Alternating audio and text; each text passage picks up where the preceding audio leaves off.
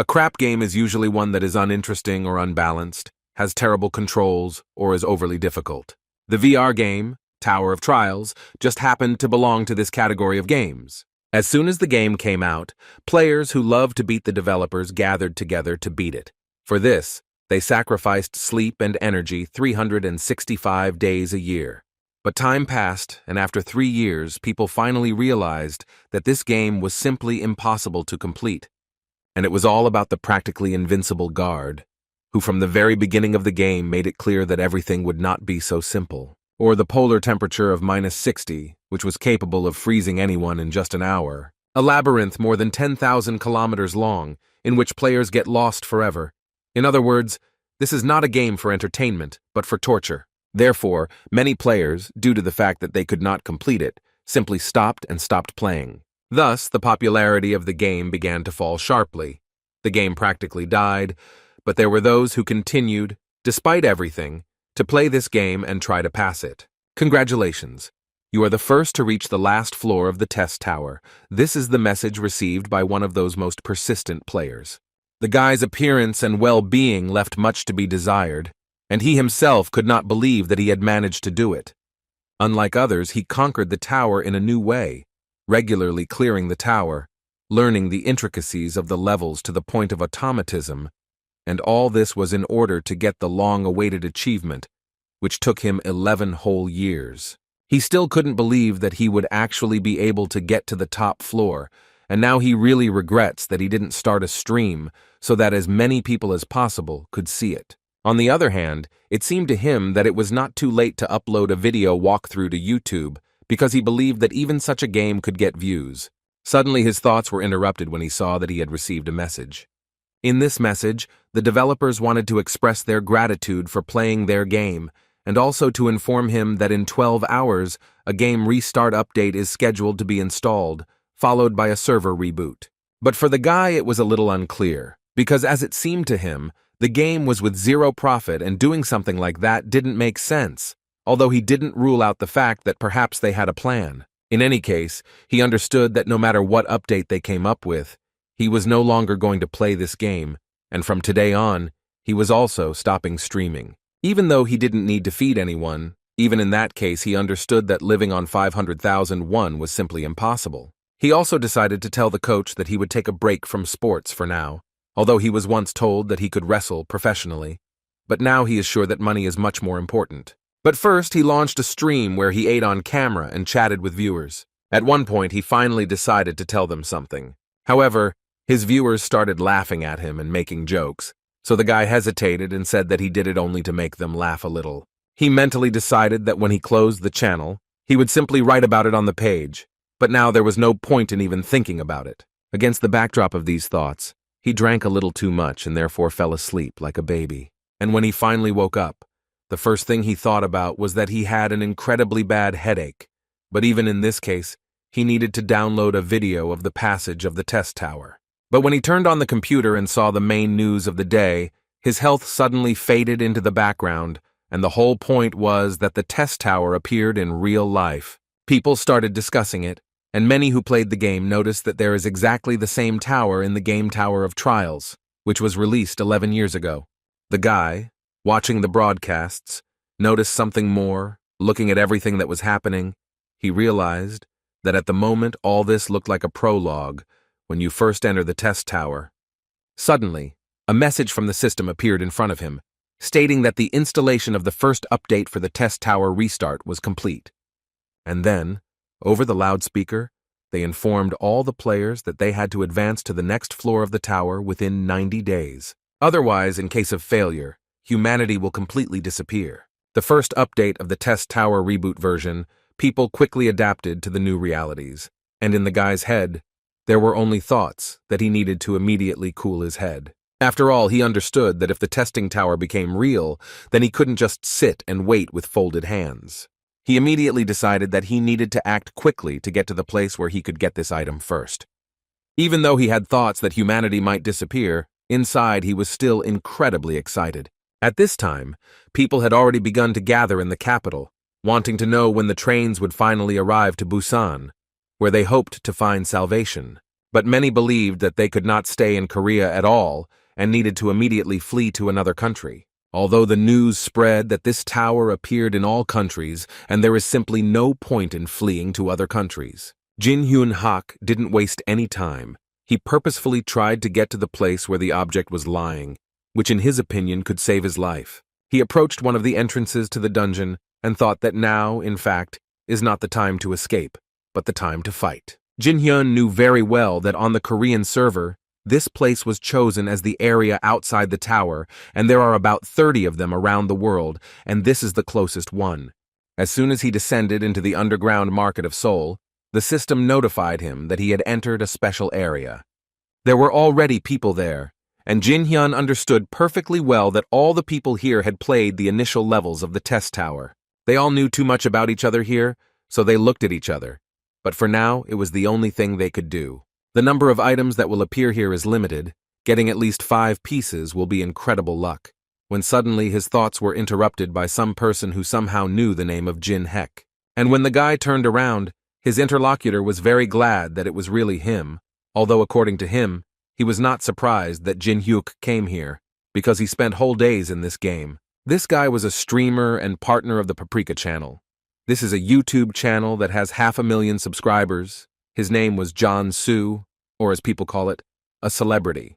And also, by a lucky coincidence, he was the president of the company he had a contract with. So Jin Hyuk confidently told him that now was the time to start streaming. John Soo didn't think so. He asked the guy to just look around. What's going on? People definitely don't have time for streams now. After which he finally decided to find out what he had approached Jin Hyuk for, namely what floor he had managed to reach. Because as far as he knew, he had been playing it all the time. And before Jin Hyuk could answer, John Soo immediately suggested taking advantage of it since they were colleagues. Jin Hyuk was disgusted even to talk to this man because he deceived streamers, forcing them to sign unfavorable contracts. Even with a large number of streams, they went into the minus. Since the contract had already entered into force, the streamers could do nothing about it and were forced to follow its terms. In the end, the comrades with whom they started working together from the very bottom left the company one after another. And now this person tells him that Jin Hyuk plays well and has interesting streams. Therefore, John Soo agreed to change the terms of the contract, and in return, he would help him get out of this horror. But Jin Hyuk did not fall for his tricks and immediately told him that the world had changed, and therefore, he suggested that Jung Suk not to speak to him in such a tone, after which he hit him. He hit him hard enough that the man started yelling at him, but Jin Hyuk only felt better. He thought that he could even breathe easier after this. But in any case, you need to be prepared, because any minute now, what he feared most at this stage should appear. From minute to minute, a heavy rain began to fall from the sky. People immediately noticed this and started shouting that it was also in the game Tower of Trials, and Jin Hyuk continued to think that his memories were accurate, and it made him happy. Immediately after this, the system notified all players that the mangrove tree of greed was beginning to grow. The ripening fruits of this tree increased the level of strength, agility, endurance, and magic. Jin Hyuk, like no one else, understood that these were incredibly good items, but unfortunately, there were only 4 of them. And not only Jin Hyuk thought about this, but also other participants in the game, who immediately began to make their way to these fruits in order to capture them. This caused animalistic attitudes towards each other. People were ready to do anything to take this fruit for themselves. Even after he was hit, John Soo tried to convey to Jin Hyuk that if they united and divided the fruit between the two, they would still be able to benefit. Jin Hyuk continued to look at him with disdain, while Jung Soo yelled at him that the fruit was already ripe, and he was late, so he also lost. However, over time, a smile began to appear on the guy's face, because he knew perfectly well that it was not yet time, and it would only get more interesting. After some time, one guy finally managed to pick one fruit from the tree, and he even managed to bite off a part of it, which immediately increased his dexterity a little. Only Jin Hyuk knew that the common citizens wouldn't even know that the tree was bearing fruit. Beginner-level players would try to eat the fruit, but players who had spent much more time in the game would enjoy the perverted and cruel process. After some time, the tree began to attack these people who were trying to eat its fruits. Here it dawned on most people that it was actually dangerous to eat all the fruits, The whole point was that most of the players hadn't played for so long that they had already forgotten everything. Amidst all this chaos and panic, only Jin Hyuk was calm, standing in the center and simply watching. He noticed that Jong-soo started to act rather strangely, which is why he decided to ask him, or did he accidentally not want to give up? Jong-soo angrily replied to him that he was only going to do this because he didn't want to die like that. Jin Hyuk replied that he felt so sorry for him, because the reward of this scenario can only be received when all the fruits are eaten. Jong-soo didn't expect to hear this, since he himself had never really played this game, but he still decided to clarify whether these words were true. This question angered Jin Hyuk a little, because it seemed to him that everything was more than logical. If it were not true, then he would hardly be standing here. Now Jong-soo began to understand why Jin Hyuk had completely ignored the fruits. Apparently it was only for this reason. However, this information only made him smile, because now he could clearly smell the victory.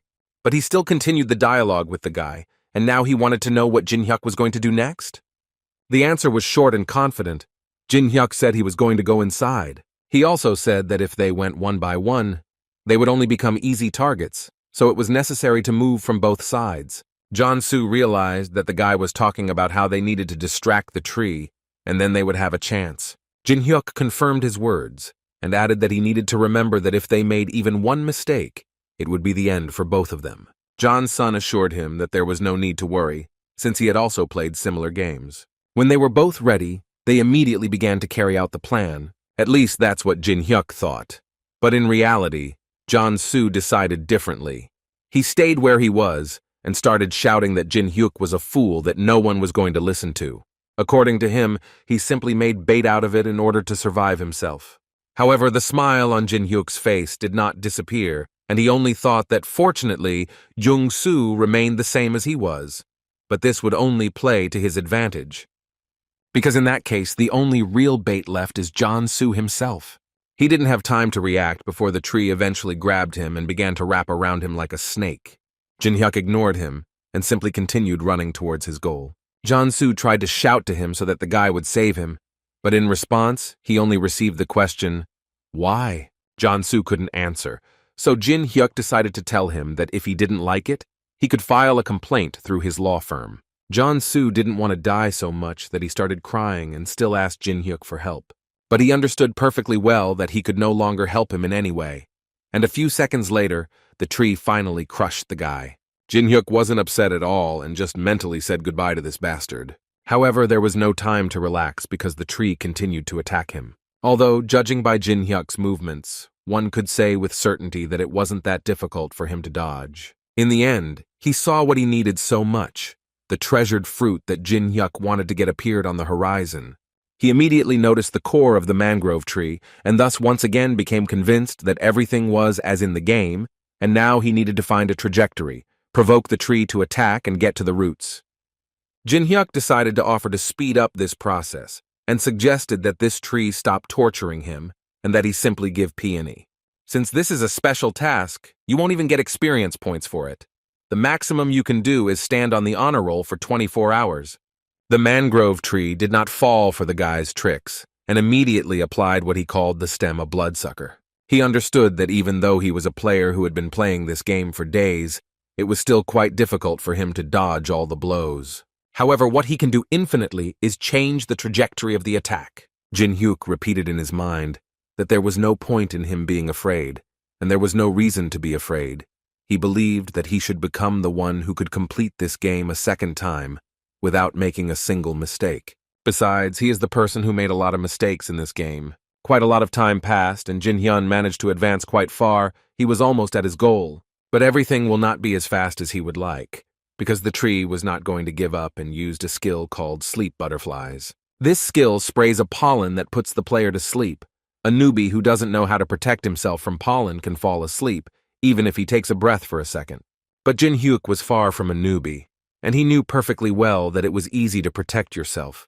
You just had to hold your breath. Therefore, in this way, at one point he still managed to get to that very core that needed to be destroyed in order to defeat this ominous tree. A few seconds after the impact, the system notified Jin Hyuk that he had managed to knock down the mangrove tree of greed for the first time. He couldn't even imagine that constant analysis and practice of defensive and offensive techniques would help him so much.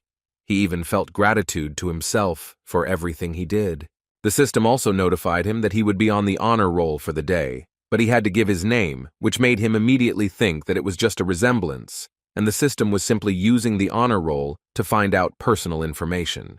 So he decided not to name the person and thought it would be better to keep it confidential. He also realized that giving information to just anyone would not lead to anything good, because if they found out that he was a player who had completed this game, then he would immediately attract attention to himself. But it was also known that it was impossible to hide all the information in the system, because by hiding the name, they were trying to find a compromise, and perhaps Jin-hyuk would later be able to find a way to keep the data secret. But now it is not so important.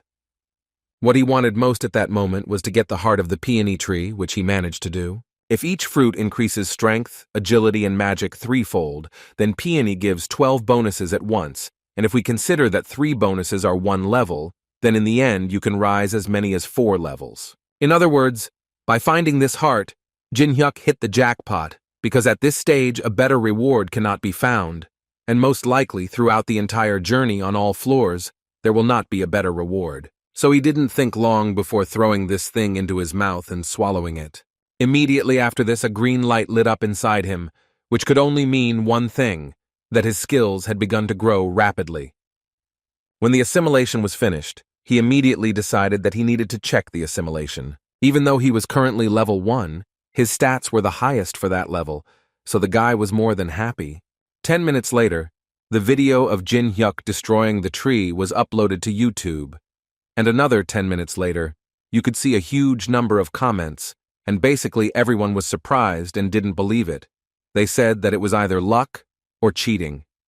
But in any case, now everyone believes that there is a player who is capable of completing this game to the end. Among those commenting, there were even those people who offered the guy millions for signing a contract. Jin-hyuk himself couldn't believe that it was so amazing, although he himself understood that it was difficult to overcome the Tree of Greed at the first level, but he didn't expect such a violent reaction. Although on the other hand, many only got to the middle, so their surprise is quite natural, his criteria for assessing complexity are different. But even in this case, he really wanted to sign the contract, because before that he had a difficult life, in which he always did not have enough money. He didn't even have the money to pay for the room, and to buy food for the stream, he would go hungry for several days, and if he had only been offered that kind of money earlier, he would have immediately agreed. But under the current circumstances, Jin-hyuk had no intention of sharing the information under any circumstances, because he was sure that the most important thing now was to keep all the information secret. Only then would he have a chance. In the game, the test tower has spread throughout Seoul. It has not brought any radical changes, except that all the relics have become real. Of course, at the moment, the guy could only think about replicas of the relics, because the original is in the tower itself, and it is these artifacts that have legendary power. But replicas are also not a bad analog of weapons that can be useful to Jin-hyuk, so he came to the place that had the most replicas, and this place was the National Museum. In the game, it was believed that if a museum contains a huge number of relics, then it can be considered a treasure trove. But on the other hand, he understood that in reality other people would also be hunting for replicas. For example, the tree appeared in 7 places, and the museum only in 1, and therefore it could be assumed that players would come from everywhere. And among them there will not be ordinary players, but those who have spent many hours in this game, which will make it quite difficult for Jin-hyuk. But he decided that there was no point in waiting, so he first entered the museum and immediately noticed that it was too quiet.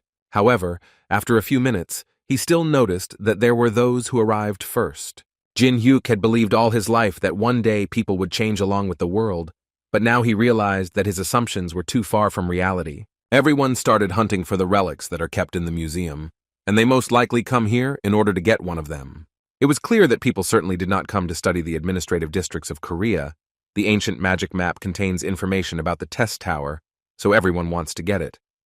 The location of labyrinths and historical places, the location of monsters and objects was also indicated there, and most likely, there is no person who would not be interested in this map. Even though it only contains information about 10 floors, it is still enough to become the item that everyone wants to get. But everyone also wants to get this map for the reason that none of them knows that the real relics are hidden below, underground. The fights between people continued until one moment they were stopped by a scream. It was created by one of the players who ordered them all to stop, and whoever did not listen to him would suffer at his hand. But the majority, although they stopped, still began to laugh at him, because in their opinion, he would not be able to scare them. And so they decided to tell him that since he was so brave, they would also play this game, and so they assured him that if his finger moved, it would cut off his head. After that, it dawned on the guy that words would clearly not be enough here, so he decided to try on his strength and show them who should behave normally here. The faces of those who spoke to him suddenly changed, because they did not expect to see that this guy already had abilities. And while they were thinking, he repeated once more, telling them that the map belonged to him, so they had better move. It seemed that no one would contradict him, but suddenly, at one point, they still disagreed with him, and it was an old man who told him that he would be forced to disagree.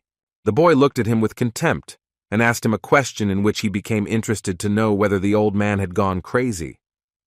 The man answered him that he was far from being an old man, but Min Jong-woo, and if his words were to be believed, then it was in his name to live in friendship and brotherhood. But the guy didn't care. He asked the old man to assess the situation and understand that he was capable of twisting his head off in a split second. Min Jong couldn't help but notice that this guy had a tongue sharper than a knife and needed to slow down a bit. But before the boy could say a word, the old man decided to ask him a question, in which he wanted to know what he thought would be faster, if he broke his neck or if he burned him to the ground.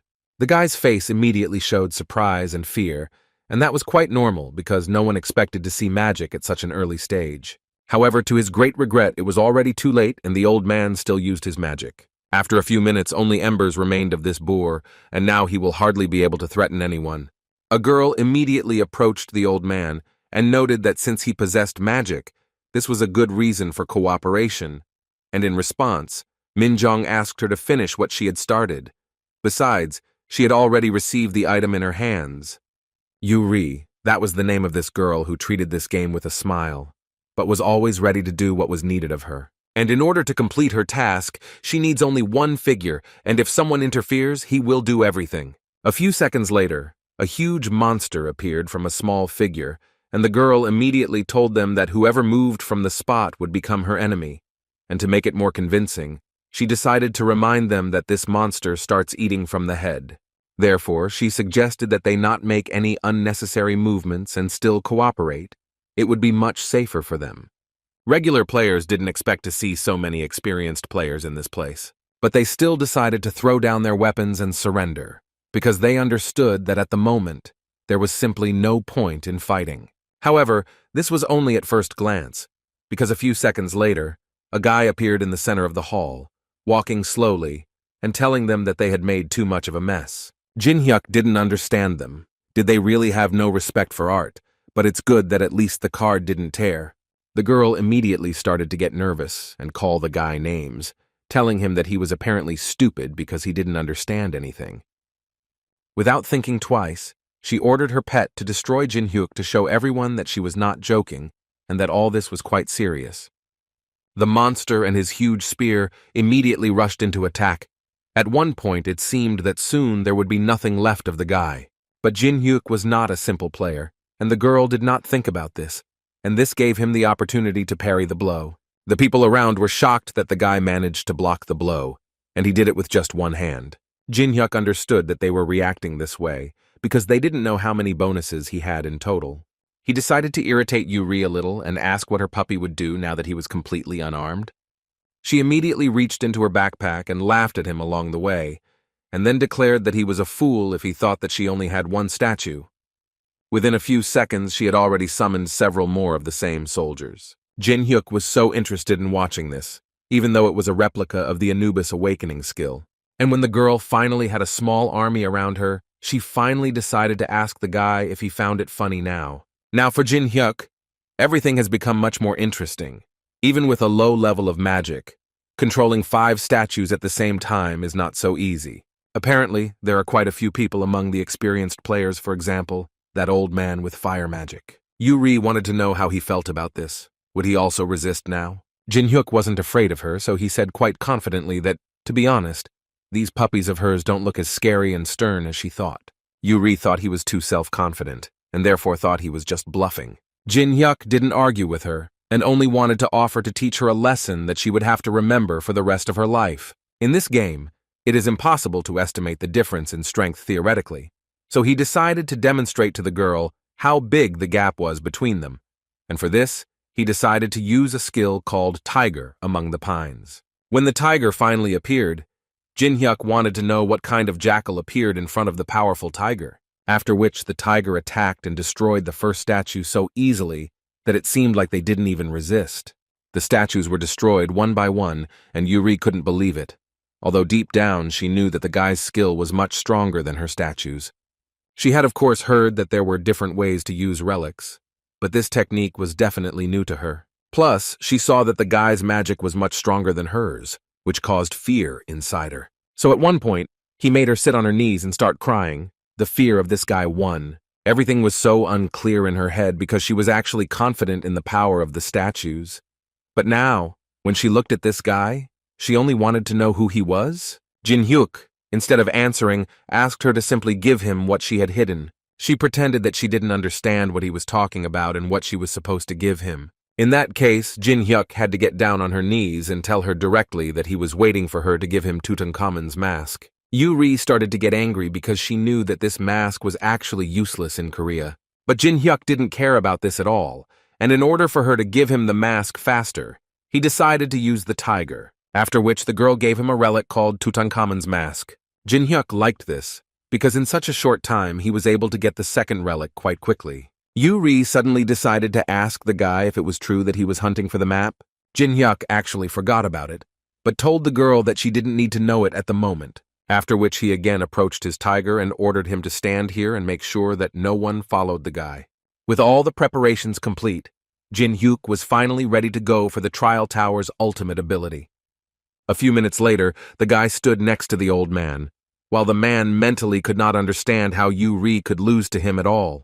In any case, now they stood together in front of the first-level passage and both were ready to enter it. However, the old man, unlike the boy, saw such a passage for the first time. He noticed that neither physical impact nor magic could help to pass such a barrier. Although Jin-hyuk knew perfectly well that in this case, magic works in a completely opposite direction, Jin-hyuk tried to read this gate, and over time he managed to find a solution to this problem, so he confidently said that he knew how to destroy this passage, but he immediately warned the old man that he had one condition. According to him, it is not very difficult, but the old man will have to use flame magic without stopping. Only in this way will they be able to weaken the passage. The old man understood him, and immediately wanted to know until when he needed to do this, to which Jin-hyuk confidently replied that this needed to be done until he collected all the necessary relics and came back. In other words, Jin-hyuk was suggesting that the old man use his magic outside while he climbed inside, which the man didn't like very much. The guy immediately told him that it was impossible to use strong magic from the inside for a long time to weaken the passage, although it was hard to believe, but at the moment, this was the only way. But Jin-hyuk promised to give him the card for this, because he really needed another relic. But the old man decided for himself that there was a lot of trouble, and absolutely no benefit for him. In other words, this was the worst outcome for him. But he still clarified, or would Jin-hyuk definitely give him the card.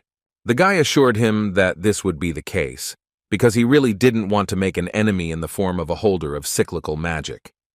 In the end, the old man came to the conclusion that no matter how much he thought about it, there was only one way out, and he basically had no choice but to take this guy's word for it. So he agreed. After a few seconds, he had already created a huge stream of fire. But Jin-hyuk didn't think for long and immediately broke through the passage that had been created after him. It was much more difficult than the old man thought at first, so he began to ask Jin-hyuk to do his business as quickly as possible and not delay. The guy answered him that he would try to do everything faster, but again, he couldn't promise anything. As he walked through this sector, he thought that, unlike the floors below, there were no traces of other players visible here. Except for one, someone did come here and stole Emperor Qianlong's iron sword. Moreover, Jin-hyuk guessed who could have done this, and most likely, he also opened the passage. And for this person, it is absolutely unimportant whether people are fighting in other places or not, because this person simply gets what he needs and leaves, as always trying not to get involved in adventures. But in any case, Jin Hyuk was glad that that guy didn't take the relics he needed. The first thing he turned his attention to was the Lee Dynasty coins. This relic allows him to use an ability that is only meant for him. To create the perfect skill, you need the final piece of the puzzle. Jin Hyun knew very well that if two relics were combined, they would begin to interact and create a completely new relic. Additionally, if the player wants an even more powerful relic, he can pay his own price, which is what Jinshin did, after which the system notified him that the interaction of the three relics was beginning. And then, they received an even more pleasant notification that the almost impossible combination of elements was successful. Thus, he managed to obtain a relic called the Eye of Truth, thanks to which one can open another person's information window and recognize whether the words spoken are false or true. This item can be used 3 times a day. Jin Hyun also realized that the Eye of Truth was the most powerful among the 5 existing ones, but the reason he came to the museum was completely different. Because he performed this manipulation, he received a new skill as a reward. The ability to copy and save various abilities, combine them and create more powerful skills. This is a great opportunity to become the strongest, a weapon that belongs only to him. This skill was called fusion, and now Jin Hyun became much stronger. Suddenly his thoughts were interrupted by the same old man who had been releasing fire all this time so that the gate would not close. At that moment, Jin Hyun decided to test his new skill that he had received, and it seemed to him that the old man was just the perfect option. When he decided to do this, the system sent him a message which said that Min Jung-woo had been wearing a mask and hiding his emotions all his life. So in order to copy his skill, he needed to expose his true self, or in other words, piss him off. The old man continued to shout at him and was already starting to get very angry with him. Jin Hyuk calmly told him that he could no longer use this skill. The old man didn't really understand what the guy was talking about and why he was suddenly asking him for such a thing. If you believe the guy's words, he had already stopped the effect of the magic a long time ago, so the old man did not play any role in blocking the passage. Jin Hyun smiled because he understood perfectly well that nothing could have happened to the passage from the beginning, because they couldn't even leave a scratch. But due to the fact that the old man had been using magic all this time, his mana was at 0. Now that he is more than sure that the old man cannot do anything to him, he is ready to move on to the next stage, that is, to start to piss the old man off. Besides, he knows absolutely everything about the tower, so he simply doesn't need a map containing information about 10 floors, but he also doesn't intend to give it to anyone just like that. Therefore, he decided to burn it completely, because he had already said that he did not need it, because he understood that if the map existed, then someone would be able to master the information of 10 floors. Then the secret of his ability would be at risk. This, of course, caused incredible anger and disappointment in the old man, which is why he began to shout and get angry at Jin Hyun. But the guy didn't care about him. He just decided that the best thing was to think only about himself and no one else. But the man could no longer be stopped. He continued to shout at the guy and say that he would now destroy him and tear him into small pieces. Thus, he helped fulfill the condition that Jin Hen needed in order to copy the old man's skill, and now the boy has mastered the element of fire. Jin Hyun couldn't help but smile, because he thought that this was just fine for a start. The old man continued to shout and say that now nothing could help Jin Hyun, and he was going to make him regret his choice. Jin Hyun only smiled even more, and asked the old man to think a little about why the guy burned this map right in front of his eyes. But without waiting for an answer from him, he used the first-level fire element to show what his body was now capable of. At that moment, the old man only thought that the guy had the same skill as him, but the difference in power was simply unreal. So it dawned on the man that Jin Hyun was not just a person, since he didn't even need a card. The man's thoughts were interrupted by Jinshin, who decided to tell the old man that if he wanted to calmly climb the floors of the tower, then he needed to listen to him. The number of players who came to the museum does not exceed 4, and the whole point is that many do not want to put their lives on the line. But they all want to be ahead of the rest and not take risks. But this will definitely not happen, and all because Jin Hyun understood perfectly well that he needed to master as many skills and abilities as possible. However, he told the old man that he would contact him soon, but for now, he advised him to raise his level, together with that girl. Jin Hyun has been given the opportunity to act at his own discretion, but his path is very long, and he needs to determine the degree of importance of abilities and begin to collect the most necessary ones. But then he realized that since he only had one body, he would physically not be able to master them all. However, the important point was that this time he would be able to cope completely alone. Suddenly, his thoughts were interrupted by his stomach, which informed the guy that he was quite hungry and it would be nice for him to have a snack. For this reason, he decided to pop into his favorite cafe, where they sold simply wonderful soup with rice, which helps to satisfy hunger quite a lot, but there were already quite a lot of people there. They all watched the TV screen attentively, where the presenter was saying that 23 corpses and more than 50 wounded had been discovered in the National Museum. But unfortunately, most of them have serious injuries, so the number of fatalities is unfortunately growing. Presumably, they were hunting for relics. The news also reported that not only Korea, but also the USA, Europe, China, Japan, and other countries are experiencing a similar story. Although this didn't surprise Jin Hyuk much, since he guessed that players from other countries wouldn't just sit still. Then the TV showed footage that clearly showed Jin Hyuk and his tiger attacking other players. People couldn't believe it. It seemed to them that an ordinary person was definitely not capable of this, although they still didn't rule out that this was the same person who was so actively discussed in the chat. But when they showed the video of the battle with the mangrove tree, people realized that this was definitely the guy the whole city was talking about, which clearly didn't please Jin Hyuk, because he understood that since many people already knew him, he should think about a disguise. The government is investigating the emergence of an unidentified structure, the testing tower. Civil servants who possess abilities are united into a group, the Association of Awakened. This made Jin Hyuk even more disappointed, because he realized that the government had reacted much faster than he had expected. He understood that if they had already created a group with those who possessed abilities, then they were probably very serious. But one thing was strange to him. He thought that they would start acting only in a couple of weeks. But he decided to think about this later, because now the report of the responsible persons would be shown on television.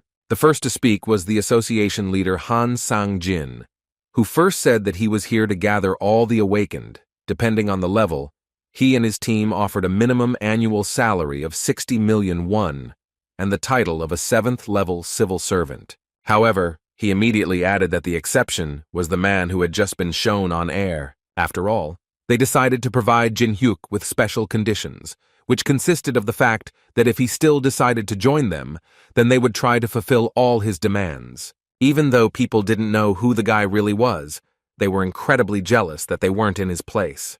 Although Jin Hyuk didn't intend to think so, because he understood perfectly well that the state was simply taking him for a fool, so he immediately decided that no matter what they offered, he wouldn't be interested in it. After all, he, like no one else, understood that one experienced player is more significant than 100 mediocre ones, and Han Sang-jin knows this, so he is trying to lure the guy. The name is an ace up his sleeve.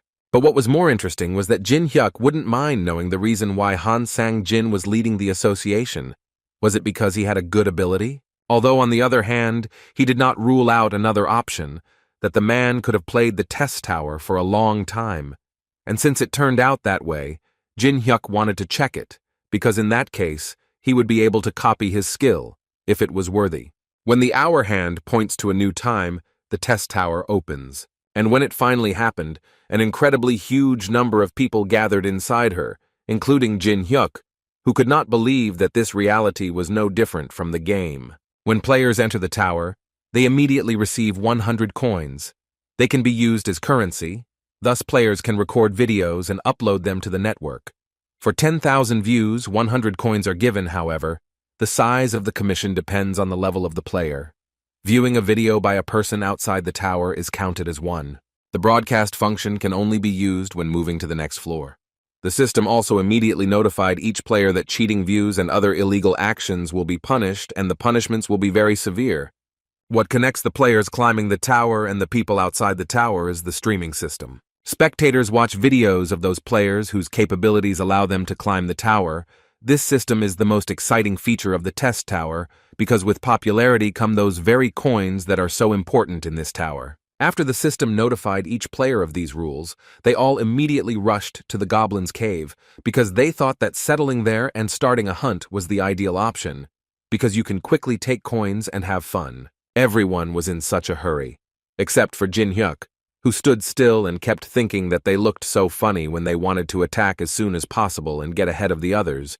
He thought that he could easily get the coins, because he knew everything, but he was not going to be the first to upload the video. Sharing the information he possesses for a handful of coins would be foolish and irrational. Besides, his plan will be a little different, and he has already decided on the initial actions at this point. In his opinion, these actions are very different from the actions of other players. When Jin Hyuk conquered the 30th floor of the tower, there was a place where it was no longer possible to play. But to do this, the guy turned over the lower floors and collected parts to go higher. He repeated the path he already knew, and in the end, he finally found the answer in some ruins. And only then did he realize that all his actions regarding character development were fundamentally wrong. In the end, the result of his labors is the hero he raised for years. He is simply nothing. This happened several times, and the guy had to delete his character and start from the very beginning, promising each time that next time he would definitely get to the end. In the end, it took about 6 years for the guy to do it. So now, standing in front of the Minotaur's labyrinth, he thought that in order to overcome 30 floors, he needed to at least collect all the basic items. The Minotaur's labyrinth has everything he needs. But most of all, he didn't think about ever returning here. It was so long ago. For him, it was not very pleasant and so exciting at the same time that he did not know what to do with himself. But in any case, he was more than ready to finally begin his journey, which he was going to walk without a single mistake. As he entered, everything around him reminded him of the past. The pungent smell and the beautiful view made him remind himself of who he was. But suddenly, his nostalgia was interrupted by a group of people who stood in front of Jin Heklim and remained silent, even after he asked them who they were. The girl in the center smiled at him and replied that they were trying to find something useful for themselves, but eventually came across this labyrinth and decided that entering it would be a good idea. But in fact, they followed the guy, because before that they doubted that they should go into this labyrinth. But when they saw the guy and how he opens the doors without a key, they stopped doubting and decided to follow him. However, at first they were not so sure that they needed to go in, because they had absolutely no idea what class the labyrinth was, and the size was also unknown to them. The girl asked him to turn on his head and think a little, or at least listen to her. She wanted to remind them that the beginning in the test tower is still the most important. Besides, she thought that the guy was on the first level, and the labyrinth wasn't that dangerous, since he was able to enter without a key, especially since the labyrinth was on the first floor. They understood this perfectly well, but they were still interested to know whether this guy would share with them. The girl smiled and answered with confidence that of course this would not happen, and so she decided to suggest that they make it so that this guy would remain in the labyrinth forever. And when they met, the girl told the guy that since they met, it would be nice for them to go through it together, because she thought that it would be easier to do it in company. Jin Hyuk immediately used the eye of truth and saw right through these people, and if he understood correctly, then this girl is their leader. Her name was Hana, and she introduced herself. She was 22 years old. In the past, she reached the second floor of the testing tower. But what interested Jin Hyuk most about this girl was one of her skills, which was called communication, which allowed her to get close to any person very quickly. Jin Hyuk understood that this skill would help him in the future. The problem was in the copying condition. The guy needed to spend 240 hours with this girl in order to copy her skill. While Jin Hyuk was thinking about this, the other guys from this group began to introduce themselves little by little. One of them was called John, and he admitted that he abandoned the game without even getting past the first floor. Next, Hee-min and Jang-mi introduced themselves, their situation no better than the guys, who also couldn't get past the first floor. There were also 2 guys there named John Min-guk and Do-gwan, who had never heard of this game before. Jin Hyuk realized that he would do his best to obtain this skill, so he introduced himself with a smile. Although in his mind, he thought that they would soon become enemies, so there was no point in remembering their names. Hana interrupted his thoughts when she came closer, hugged his hand, and wanted to know how many floors he had walked before getting here. Jin Hyuk understood perfectly well that at that moment, she used her communication skill and was thus trying to find contact with him. It was surprising to the guy that this skill worked exactly like this, and he probably would have succumbed to it if he hadn't known that it was a skill, but still the girl was unable to use it, because Jin Hyuk answered her quite coldly and said that he had gone as far as he could. Hana smiled. although she didn't understand in her mind what was wrong with this guy, because she was almost sure that the effect of the skill should have already taken effect. In any case, she asked him to tell them about this labyrinth, about its features, and about the monsters that live here, to which the guy nevertheless agreed. He began his story by saying that this labyrinth periodically changes its structure, and these words caused a corresponding reaction. At first, it seemed to them that he was talking nonsense, but their doubts were dispelled immediately after they felt that the labyrinth plates began to move. Hana didn't understand what was going on at all, because it seemed to her that this was just a first-level labyrinth, and this shouldn't be happening. But this was only the beginning. They had to be extremely careful, because due to the fact that the labyrinth began to move, the guys could easily be crushed. They immediately realized that if they stood still, they would most likely be crushed, and then there would definitely be no chance of survival.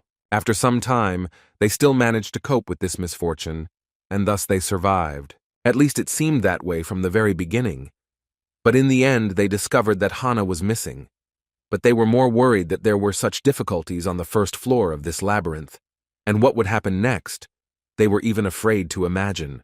Jin-hyuk was surprised that they had never been in a labyrinth that changed its terrain, although they thought it was just crazy. They immediately decided that it was too dangerous for the first level and they needed to get out of here as soon as possible. The first thing they wanted to do was ask Hee-min to use her skill to find a way out of here. But she wanted to say in tears that while the labyrinth was changing its terrain, her skill stopped working, so in this case, she would not be able to help them. In other words, she wanted to say that they were stuck here and couldn't get out. Jin-hyuk was curious to know why they entered the labyrinth so calmly.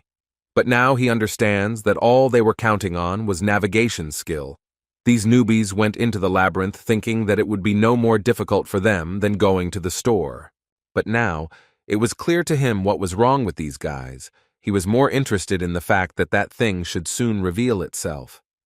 Suddenly, Hana turned to the guy and started yelling at him that he was a scoundrel for not warning them that the labyrinth could move. She also decided to blame him for the fact that they received so many wounds, even though they tried to dodge all this time. The other guys supported her, saying that he was indeed to blame for deliberately hiding the information, and Mi-na disappeared only because of him.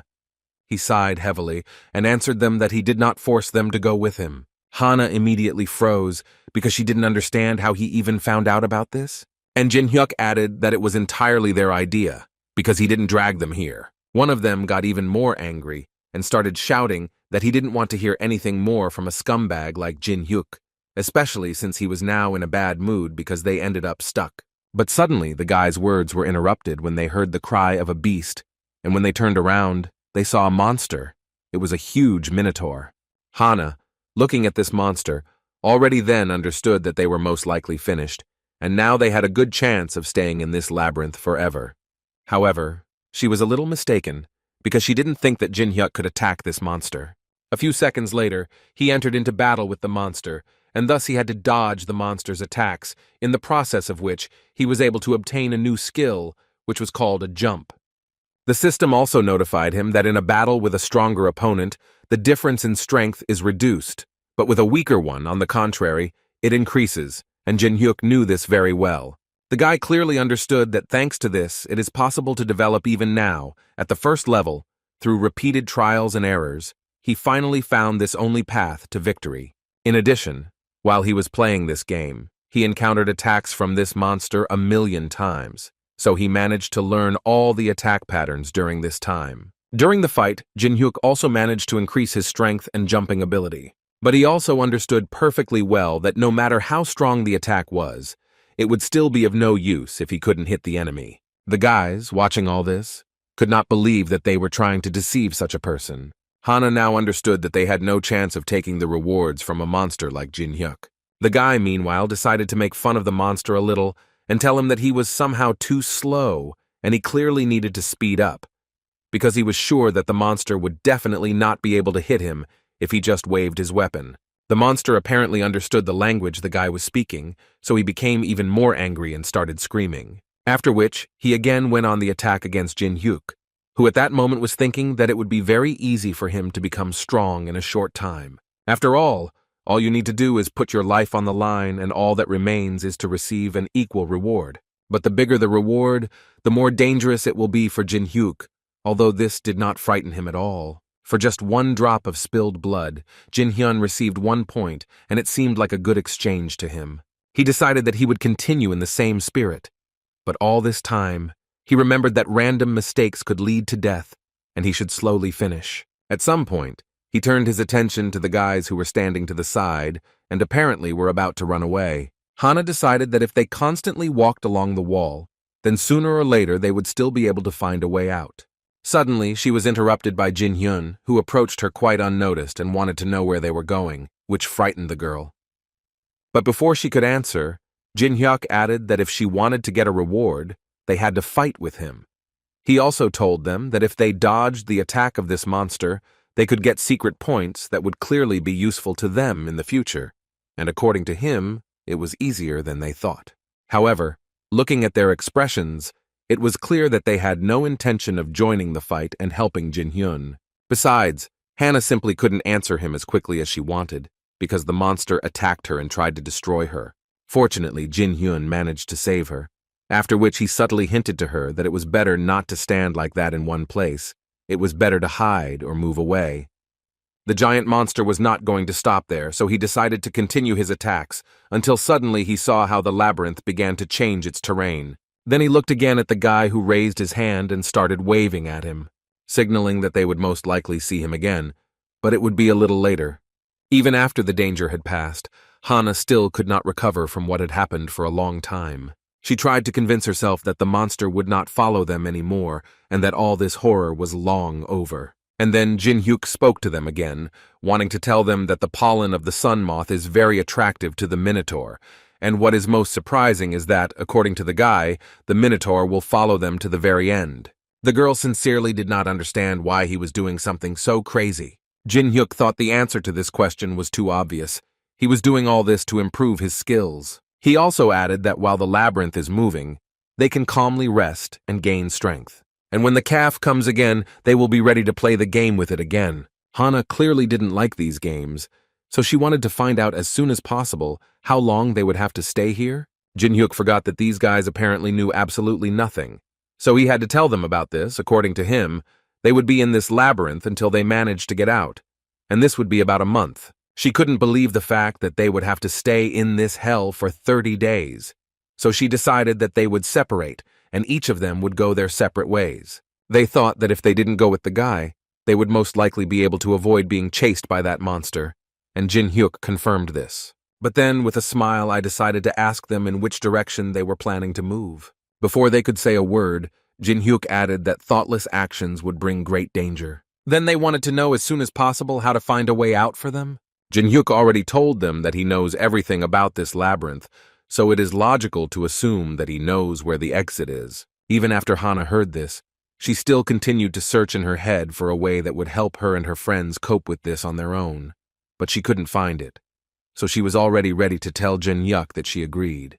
But he interrupted her in order to tell her that in this world you have to pay for everything, and for leveling up weak players, of course, too, because that's exactly what the guy will be doing. And to begin with, he wanted to get from them all the money they had, otherwise he would not tell them anything, and also promised them that they would suffer. Meanwhile, other players also continued to fight and did everything to increase their level. Many of them tried to post as many videos as possible about how they clear floors and destroy monsters, so that at least one video would gain views and give them the desired views. One guy with a strange hairstyle, people started to like the video, which made him so happy that he simply couldn't describe it.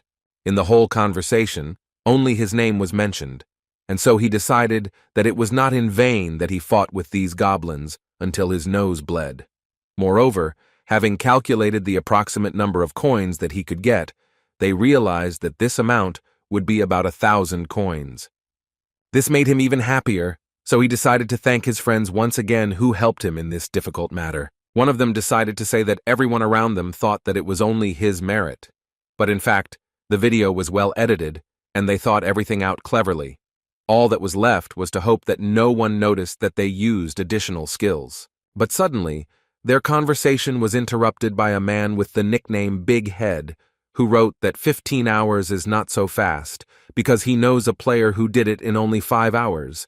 But the guy was not going to get upset, because he thought that all this was just to annoy him. However, these were not just words, because a few seconds later they saw a new video uploaded to the network, which immediately broke all the ratings and their video remained in the background, which instantly spoiled the guy's mood. The new video was about someone, for the first time, being able to boost an item by 10 levels, which seemed on the verge of fantasy.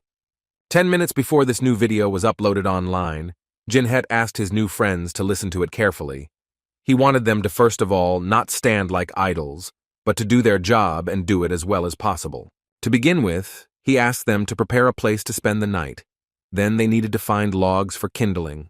In other words, they had a lot of work to do, and they needed to start doing it urgently. This, of course, could not help but anger the guys, because while they were working, the guy was resting at that moment and was only giving them his instructions. When Jinhet sent them, the system sent him a message that said it welcomed them to the exchange. The guy quickly figured it out, although it would be more correct to say that he took advantage of what he had seen 100 times already, and therefore knew so well what to do next. After a few minutes of thought, Jinhet decided to buy himself the magic tarot cards, the ancient bronze key, the remains of the wooden wheel, and the scroll of strengthening in the amount of 10 units, because he understood that even though it looked like worthless trash that no one would buy, but the guy knew that the most important thing was their application, so immediately after these items were in his hands, he immediately decided to combine them and create something completely new. And when the fusion was successful, the system notified Jin Hyuk that he had successfully received a new item called the Queen of Luck, which increased luck to the maximum for 10 minutes. Even though he received such an item, he is in no way going to forget that relying too much on luck can lead to trouble. But even in this situation, he knew the limits of what was acceptable, because he remembers everything, and therefore his luck level increased again. The probability of a successful enhancement is less than 1%, although the enhancer has such a probability, but he has the maximum level of luck, so he decided to direct all his luck to the dagger. Thanks to this, the enhancement was quite successful. Thus, he became the first person on the Korean server who managed to create an item with a gain of plus 10 units, for which he received 5,000 coins as a reward, and this achievement will also be uploaded to the Hall of Fame. Jin Hyuk was very happy that he finally got something useful, and not some junk that no one needed. 10 days of torment had passed since then, and the boys had already begun to think that they would rather die than live such a life. The whole point was that they had to make a fire out of twigs every day. At first they slept on the floor, but then they decided to make a sleeping bag out of moss, which, although it was better than the floor, was still far from what they wanted, and for food they only had mushrooms and moss. But it wasn't all that terrible, because the most terrible thing was the Minotaur, who periodically appeared in their lives. Each time, for them it is a one-way race that borders on their life, and the only one who takes the situation calmly is Jinhet. With each passing second, they thought more and more that they would soon die, and also assured themselves that Jinhet was simply using them, and then at one moment, he would take and abandon them. In the chat, people also couldn't find anything about this guy because he was constantly getting an error, but some of them were sure that he was a person who had passed at least 10 levels. And Hannah, reading all these comments, began to understand that all these people were left outside the tower only so that they could sponsor the players. But she still had one hope in the form of the Raven Guild. But in the chat, she was immediately upset when they said that she would have to wait 3 whole weeks, because the road to this labyrinth is not that short. All this forced her to propose to her friend a plan, which in her opinion was the only one that could help them. Namely, she wanted them to destroy this guy, and then take his things and hide in a recently found cave until they came for them. But in this regard, she believed that they had only one problem, and it was that she had no idea how to get rid of him. The guy who was sitting next to her suggested that she smash his head in while he was sleeping. Thus he believed that he definitely would not be able to survive. But at the last moment, right before the blow, she still stopped him and asked him not to do it, because according to her, it was a bad idea, because this guy had incredible reflexes, and if he noticed the swing, it would be the end for them. After which she said that if they attack directly or carry out a quick attack, then they have no chance of winning. Perhaps, as soon as they are about to attack, he will be able to carry out a lightning counterattack, and then they will definitely not be able to do anything. At that time, he did not understand what she wanted to offer him. because he believed that they could not simply continue to suffer like this. In response to these words, she told that her brother was a member of the Black Crow Guild, and he once gave her something in case of dangerous situations. It was a poison, a drop of which could eliminate as many as 100 trolls, that is, the poisonous saliva of a giant bee. She assured her friend that if they were to do what they had planned, they had to do it for sure, so that they would not regret it later. After some time, Jin Hyun, looking at their food, already wanted to vomit. The thing was, they were eating mushrooms and moss for dinner again, and he had the feeling that they were filming a survival show. But the girl did not understand his surprise, because it seemed to her that it was too stupid to expect good food here, and if he still wanted something better so much, then he could easily hunt rats or moths, which irritated Jin Hyuk, because Hannah had recently begun to be rude to him too often. He endured and asked her to bring him some water, which was standing behind her, and he asked Chol Sik to add some more mushrooms for him. He was absolutely not against it, because he thought that it was not food, but a complete horror. So he constantly told the guy that since he wanted them so much, he could eat as much as he wanted. Hannah, at this moment, mentally thought only about how they would get rid of this guy, and the last straw for her patience was that he made them pretend to be servants, which they are not. But Jin Hyuk still ate the mushrooms that the guys had deliberately poisoned. Smiles immediately appeared on their faces, and they were already waiting for the guy to feel bad and for them to finally be free. Suddenly, Hannah's thoughts were interrupted when she saw Ka-chil Sik start to choke after eating some mushrooms. And a few seconds later, he died completely, which the girl simply could not believe. At this time, Jin Hyuk laughed at them because they thought that he would eat what they prepared for him, and the girl was even more surprised because she realized that apparently Jin Hyuk knew that they had slipped him poison. The guy confirmed this and told her that he had switched the plates while they were not looking, but it wasn't even this that angered him the most, but the fact that they turned on a hidden broadcast, and this, in his opinion, was a very cruel violation of the rules. She pretended that he was talking complete nonsense and asked him to provide her with proof since he was so sure of it. Jin Hyuk continued to talk to her absolutely calmly and suggested that she think a little, because they both know that the broadcast can be turned on when a person fights with a boss to move to the next floor, and for cheating and other violations, certain measures are planned to be applied. But if it is established that there were no violations, then the complainant will be punished. And while Jinshin was filing a complaint, he noted that Hannah could at least control her facial expression, because everything is clearly visible on her. Well, when the complaint was officially sent, a strange circle appeared around the girl, and all the comments from the broadcast appeared behind her, and Jinhet turned out to be right. The viewers who watched this broadcast were also fined. They will not be able to watch the video for a month, and after 2 similar violations, the users will be banned forever. And as for the player, today she will find out what a cruel fate is. Immediately after these words of the system, the monster that had been chasing them for so long appeared. He was so angry that he was ready to destroy everyone in his path. Jin Hyun suddenly stood in front of Hannah, and so she had hoped that he would fight the monster this time too. He continued to ignore her, and she continued to try to call him and find out which way she should run this time. It was so surprising for him, because he did not understand how she could be so shameless. A couple of minutes ago, she tried to poison him, and now she asks him to help her. She didn't know what to answer him, so she decided to remind him of what he had been telling her all this time. Suddenly, Jinhet, looking at the girl, saw a message from the system, which notified him that the copying conditions were met, and now he could use the communication skill, after which he coldly told her that he no longer needed her. She didn't have time to ask what it meant before he left, and all that was left was to shout after him that he would regret it because her brother was in the Thieves' Guild. After these words, she heard a response from the guy, who told her that time would show who would need to be afraid. And then, he demonstratively dealt an incredibly powerful blow to this monster.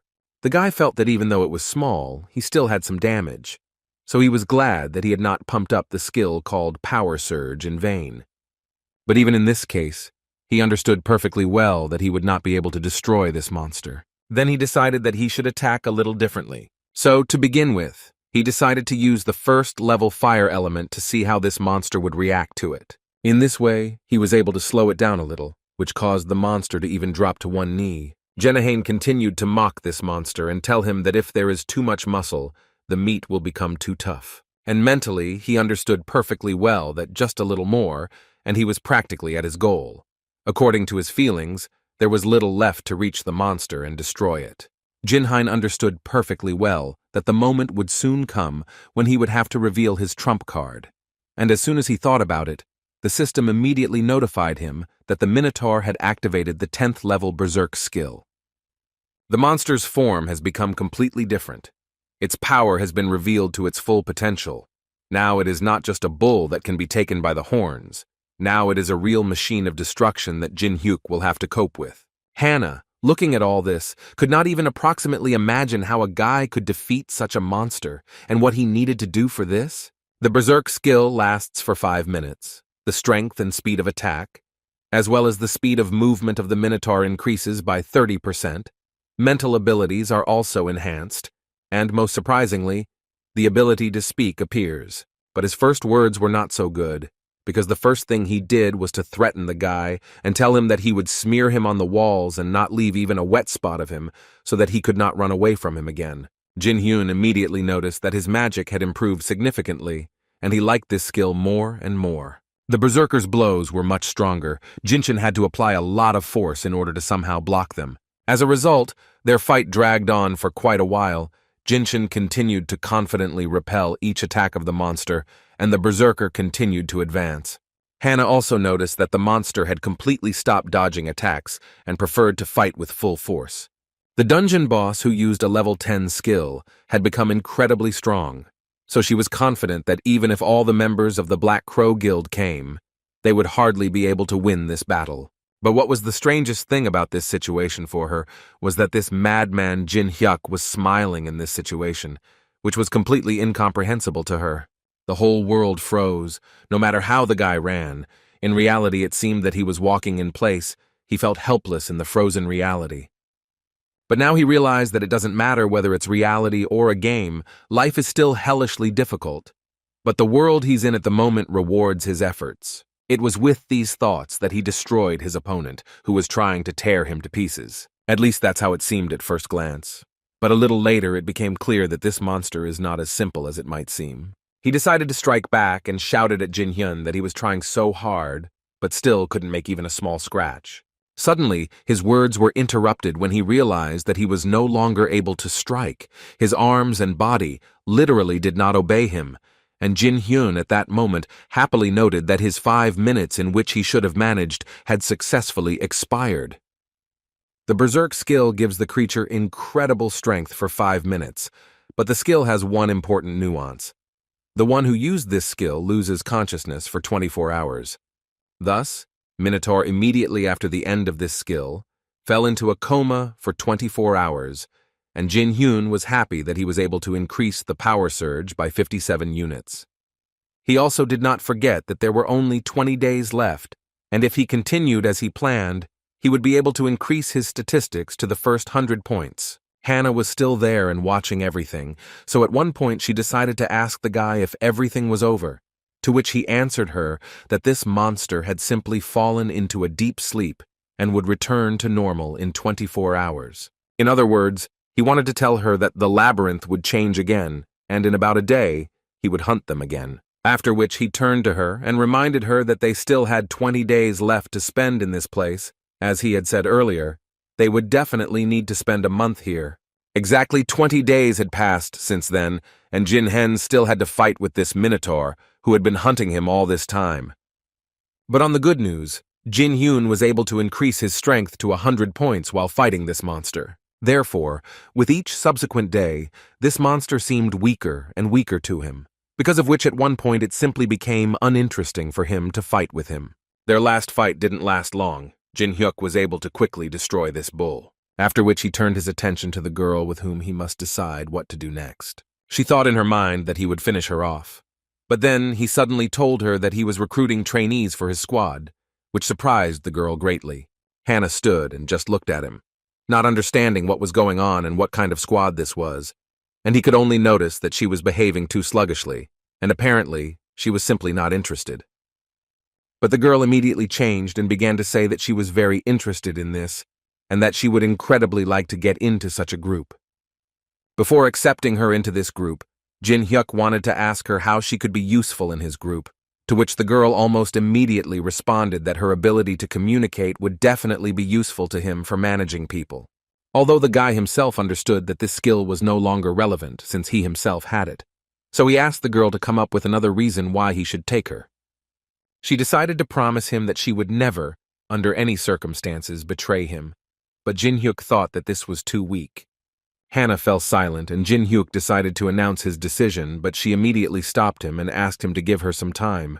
The guy immediately stated that he was not going to wait for anything. Besides, time was up, and it was time to finish with her. Therefore, the girl had to reveal her last secret, which was that she had Bram's ring, and she was ready to give it to the guy, if only he would spare her. She fell to her knees and began to tell him that her brother wanted to exchange the dynasty's ginseng for him, but now she wanted to give it to the guy, just so that he would not touch her. And then the guy froze, because he couldn't believe that Bram's ring had been with the ravens all this time, and he was looking for it in a completely different place. Bram's ring is one of the best artifacts on the first floor, increasing movement speed, resistance to magic, and can also block monster magic, 3 properties that no other artifact has. Jin Hyuk decided to use the Eye of Truth and check if Hana was telling the truth, and this skill showed that Hana was not lying, which made the guy smile, because he understood that the girl was not bluffing, and she was really ready to give up that artifact. So, after thinking a little, he still told her that she had passed the interview and was now a full-fledged member of his group, and she was glad that she had managed to survive. He immediately warned her about 2 conditions. The first is that they do not pay wages to interns, and the second is that she will have to appear at his first call, and it does not matter to him where she is and when he wants to see her. And now, when the girl heard these 2 points, Jin Hyuk offered her to sign the contract, which surprised the girl a little. She didn't think that she would have to sign the contract. Jin Hyuk didn't understand her surprise because they really had to sign this contract. But before that, he wanted to combine 2 skills, the element of fire and Hannah's skill, which was called communication. Eventually, he obtained a skill that was known as the Brand of Destruction, and with a smile on his face, he noted that from this skill, she might feel a little pain. She expected to see a completely different contract in front of her, definitely not like this, but Jin Hyuk, with a crazy smile on his face, assured her that they would definitely not sign papers or anything like that. He was going to engrave the mark of destruction on Hannah's face, and then festively announce that she had been accepted into his group. The peculiarity of this skill was that the one who was engraved with this symbol could not disobey the engraver.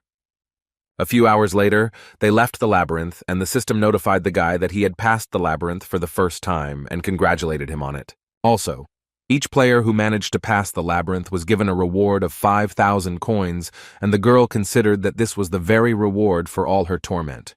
But apparently she was so happy in vain, because right after the coins appeared on her account, Jin Hyuk approached her and politely asked her to give him all the coins. Now Jin Hyuk had more than 10,000 coins in his account, and it warmed his heart that there were no other players with more coins than him. He also did not forget to tell the girl that she had to bring him Bram's ring within 3 days, although she immediately told him that it was too little. But Jin Hyuk didn't care about this, and to make her hurry, he reduced this period even more and gave her only 2 days, which was catastrophically little. Hannah realized that it was better for her not to argue with him and to do what he told her. After some time, news appeared on all the news that the strongest guild in Korea was planning to defeat the boss of the 3rd floor. The Tangan Guild is the strongest guild in Korea, and the stakes are very high for this guild, even though the tower is fought by players from the USA and Europe. Some were waiting for China's help, but one of the main experts kept saying that instead of waiting for help from the outside, it would be better to capture the tower on their own, especially since he believed that the Tangan Guild would be able to cope with it. Jin Hyuk didn't support such zeal because he understood that with the current development, going to the boss of the 3rd floor was too dangerous. But on the other hand, he understood why they were in such a hurry. They wanted to get as many resources as possible that were located on the floors of the tower. However, the thing is that 90 days are given for each floor. In other words, there is no need to go to the 3rd floor, and even to the 2nd, there is no particular point. After all, if they do not strengthen the rear, but constantly move forward, then sooner or later they will not be able to cope with the difficulty of the level, because of which they risk losing, and then there will definitely be no second attempt. Therefore, Jin Hyuk decided not to rush into this, and first decided to collect all the necessary information for the last month. To find the truth among the lies and gossip, he decided to turn to people he could trust. It was not one person, and they were all so different. Among them was a man with the nickname Bald Head, and his real name was Tae Min. Also in this group was a girl nicknamed Fire Fist, whose real name was Yu Yeon Hwa. When Jin Hyuk saw them in real life, he was a little surprised because they looked completely different. He played with these guys 2 years ago. He would never have thought that his first band would be created exactly like this. The only thing that didn't change was the skills that the guys got, as Jin Hyuk expected. This time Tae Min got the title of King of Machines. The guy didn't have any serious shortcomings and his magic was powerful. As for Yeon Hwa, her ability was called Taekwondo Master, and her ability helps in close combat. He also noticed the fact that they were almost the same level, and most likely they hunted together. And this did not surprise Jin Hyuk much, because they had gotten along well with each other before. The conditions for copying their skills were quite unusual, since the system found out that they were long-time friends of the guy. Then the condition for copying was that when they reached the 20th floor together, he would be able to copy their abilities. Suddenly, his thoughts were interrupted by Tae Mi, who tried to tell him that it was Captain Boring's turn, which made him a little angry because his name was Jin Hyuk, and he asked everyone to call him that. Although he understood perfectly well that he was also to blame for this, because his nickname was Captain Boring, and he came up with it himself 11 years ago. In any case, he decided to introduce himself once again to his old friends, who had not yet met him in this world. He told them that he was 27 years old, and that he once streamed on Paprika TV.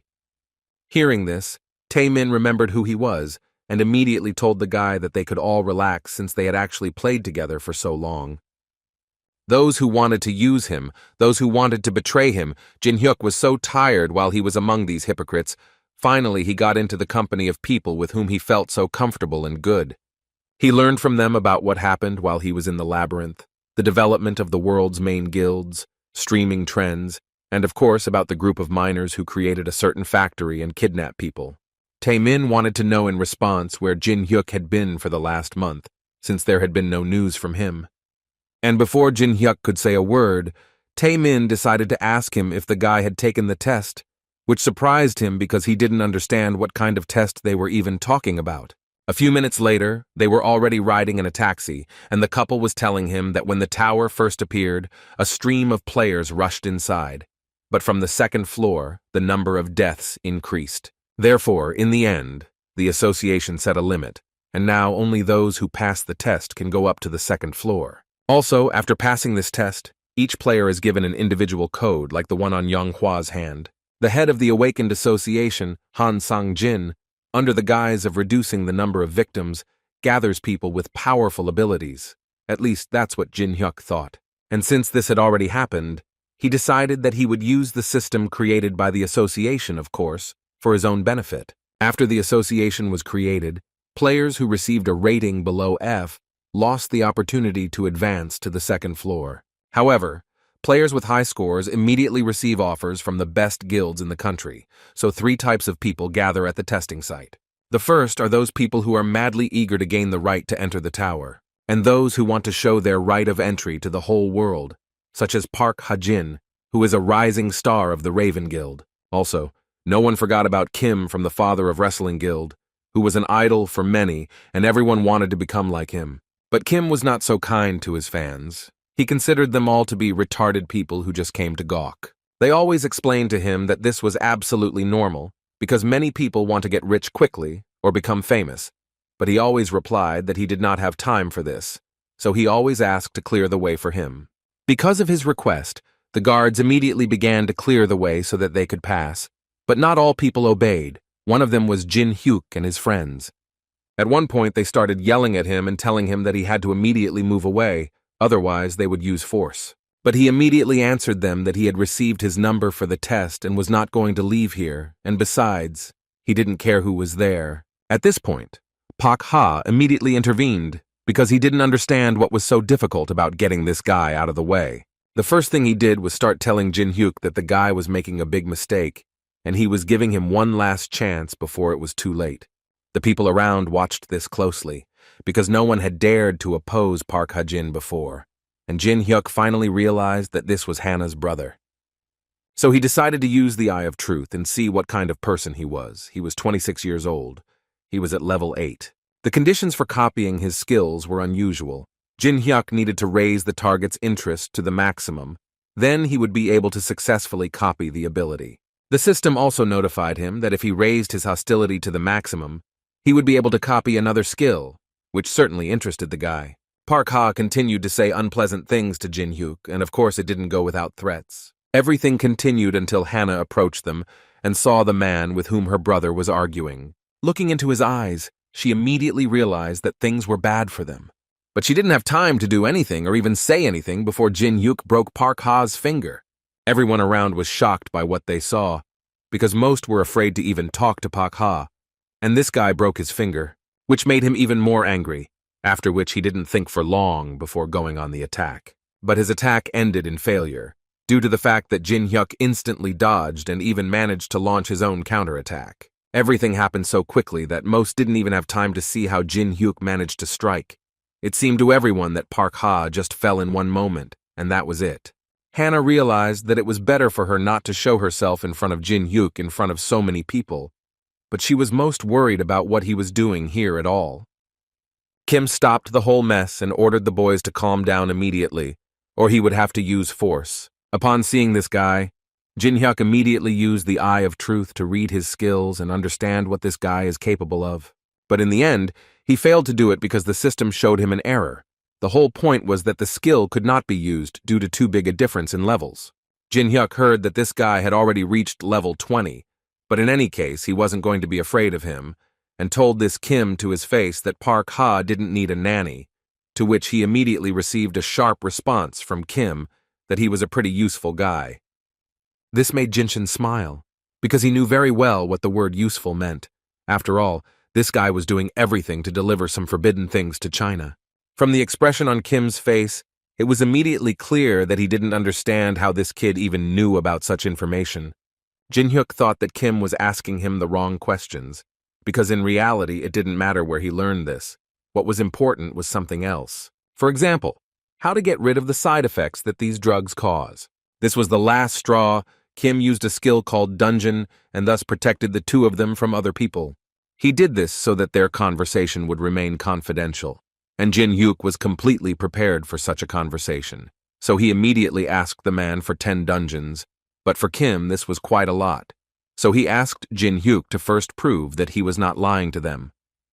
The item needed to restore stamina and mana is the Goryeo Dynasty Ginseng, but if you just eat it, there will be a side effect, or in other words, magical poisoning. Jin Hyuk assumed that Kim was currently suffering from this, but he hastened to assure him that 3 items could help with this: Carassian juice, moonstone, and most importantly, the mandrake root, and according to his feelings, they cannot find the mandrake root only, so he was ready to happily tell them where it can be found. Everything that Jin Hyuk just said matched the words of the scouts and researchers who spoke with Kim, so he began to trust the guy. But still, he doubted some things, and he wanted to know who this guy was. However, he had to believe him, even though he took out his sword and immediately warned the guy that he had to do everything as he said without tricks. Otherwise, the consequences for him would be irreparable. And in his mind, he couldn't stop thinking about the fact that this guy had asked for as many as 10 of the most valuable dungeons, and that this was an excessively high price for him. So at one point, he decided that he would do things a little differently and finish everything they started here.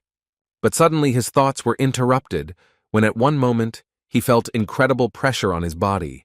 And then, when he looked at Jin Hyuk, he heard from him that if Kim had not yet understood, then his life and their deal were currently in his hands. Tae-min and his girlfriend were currently fighting with other players who were trying to interrupt Jin Hyuk's conversation.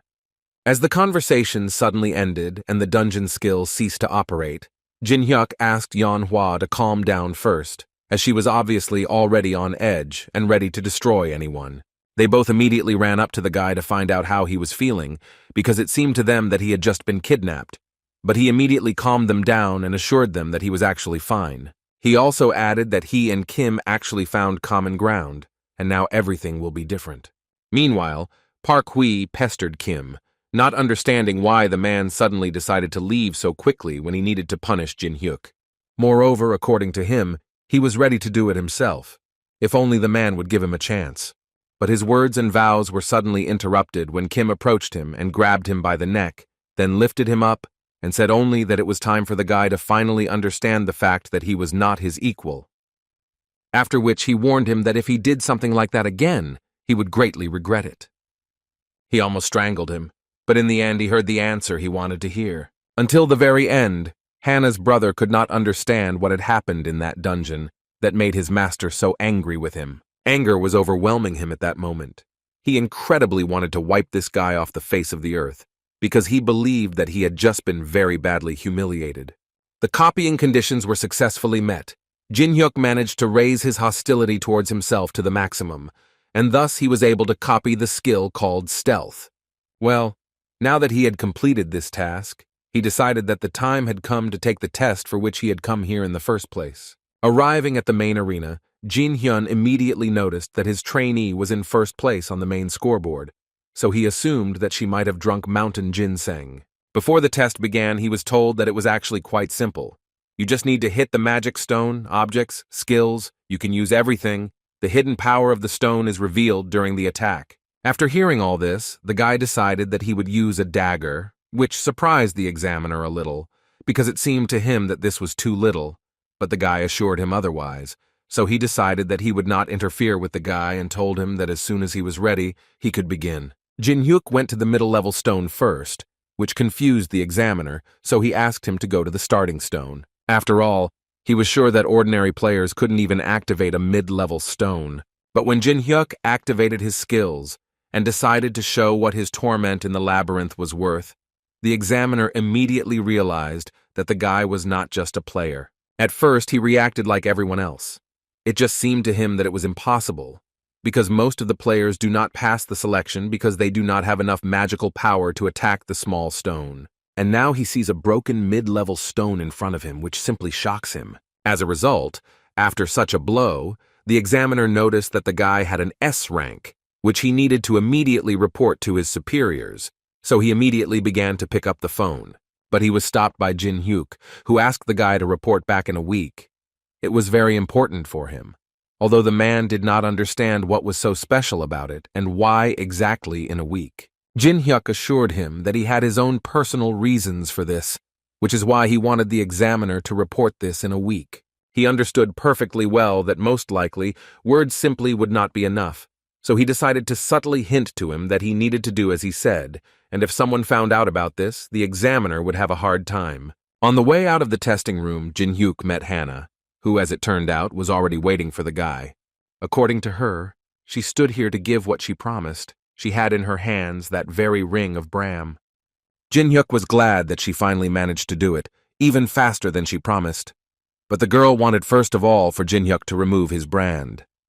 But he assured her that everything would not happen as quickly as she thought, and he would take it off if she behaved well. When Jin-hyuk came out after the testing, the guys couldn't believe their ears that he only had an F rank.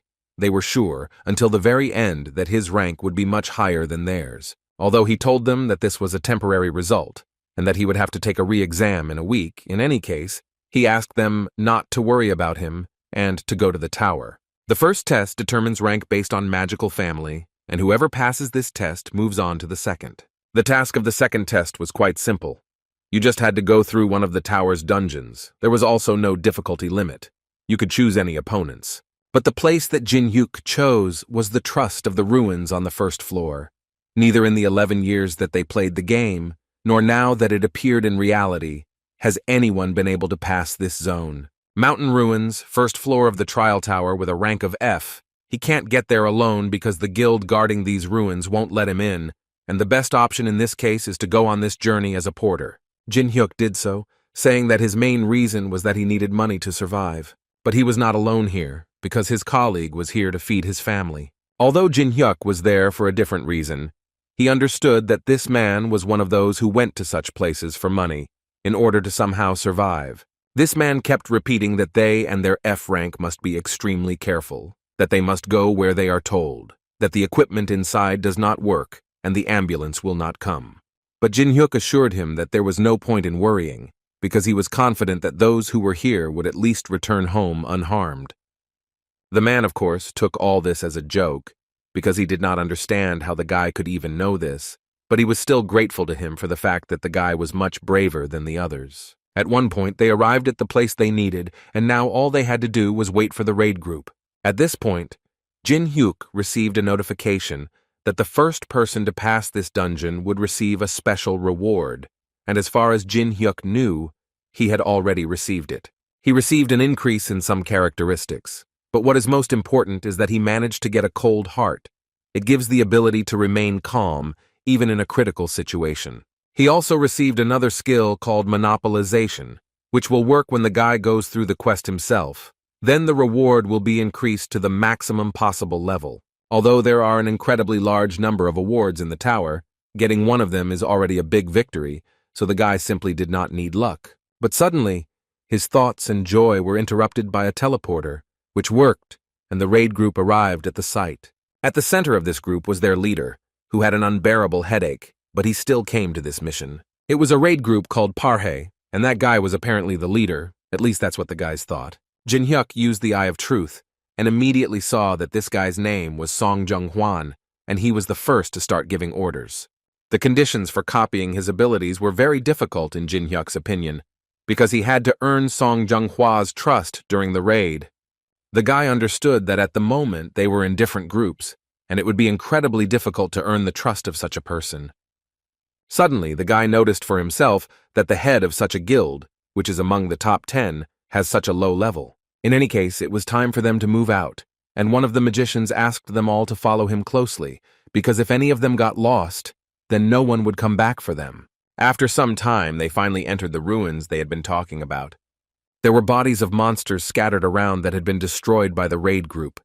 It was immediately clear that there had been a massacre here. But Jin Hyuk drew his attention to something else, that among such a large number of losses on the part of the monsters, the people in turn lost absolutely no one. And the strategy that their leader used immediately seemed strange to him. Suddenly his thoughts were interrupted when his new friend approached him and asked the guy not to stand like a statue, but to go do his job, that is, distribute food and groceries. Jin Hyuk completely forgot that he was now performing the role of a porter. Moreover, according to the man, he had to help foreigners today. When Jin Hyuk turned around and looked at the foreigners, he immediately noticed their sign. After digging around in his memory a bit, he remembered that this was the sign of the Zion Guild. However, he had an understanding that they were all fragile creatures, but he still decided to make friends with one of them. And this guy turned out to be one of the knights of that very guild, to whom the guy brought water and said that he had worked incredibly well, so he deserved to rest a little. At this time, he activated the communication skill and was already ready to gain the trust of this knight. The system almost immediately notified him that there was a slight interest in Jin Hyuk. But when this knight took off his helmet, the guy realized what was going on and why he managed to get this knight's interest so quickly. The whole thing was that she was the youngest daughter of the aristocratic family of Laurentia. She was a versatile player who was connected with divine power. She also had attack, defense, and healing skills. Laurentia was the hero who saved Amsterdam from chaos, one of the most famous players in Europe. Seeing her, the guy realized why the human side hadn't suffered any losses at all, because according to rumors, Laurentia shows herself best in battles with the undead and other evil spirits. But on the other hand, Jin Hyuk had even more questions when he saw her. He didn't understand why she was even here if there was currently a raid on the boss of the 3rd floor. He decided to find out about it, so he immediately used the Eye of Truth. But it didn't work, and the system again showed an error that the use of this skill was impossible, due to the difference in levels. But suddenly this message disappeared, and a new one appeared, which said that luck compensated for the difference in levels. In other words, the guy was now able to use the 2nd level Eye of Truth, and thus he was able to see the target's status, as well as the copying conditions, which were that the guy had to rescue her from a dangerous situation. Then he would be able to copy one of the abilities or skills. The report also said that Teresa was actually one of the top 100 players in the world, and as for her characteristics, it was amazing.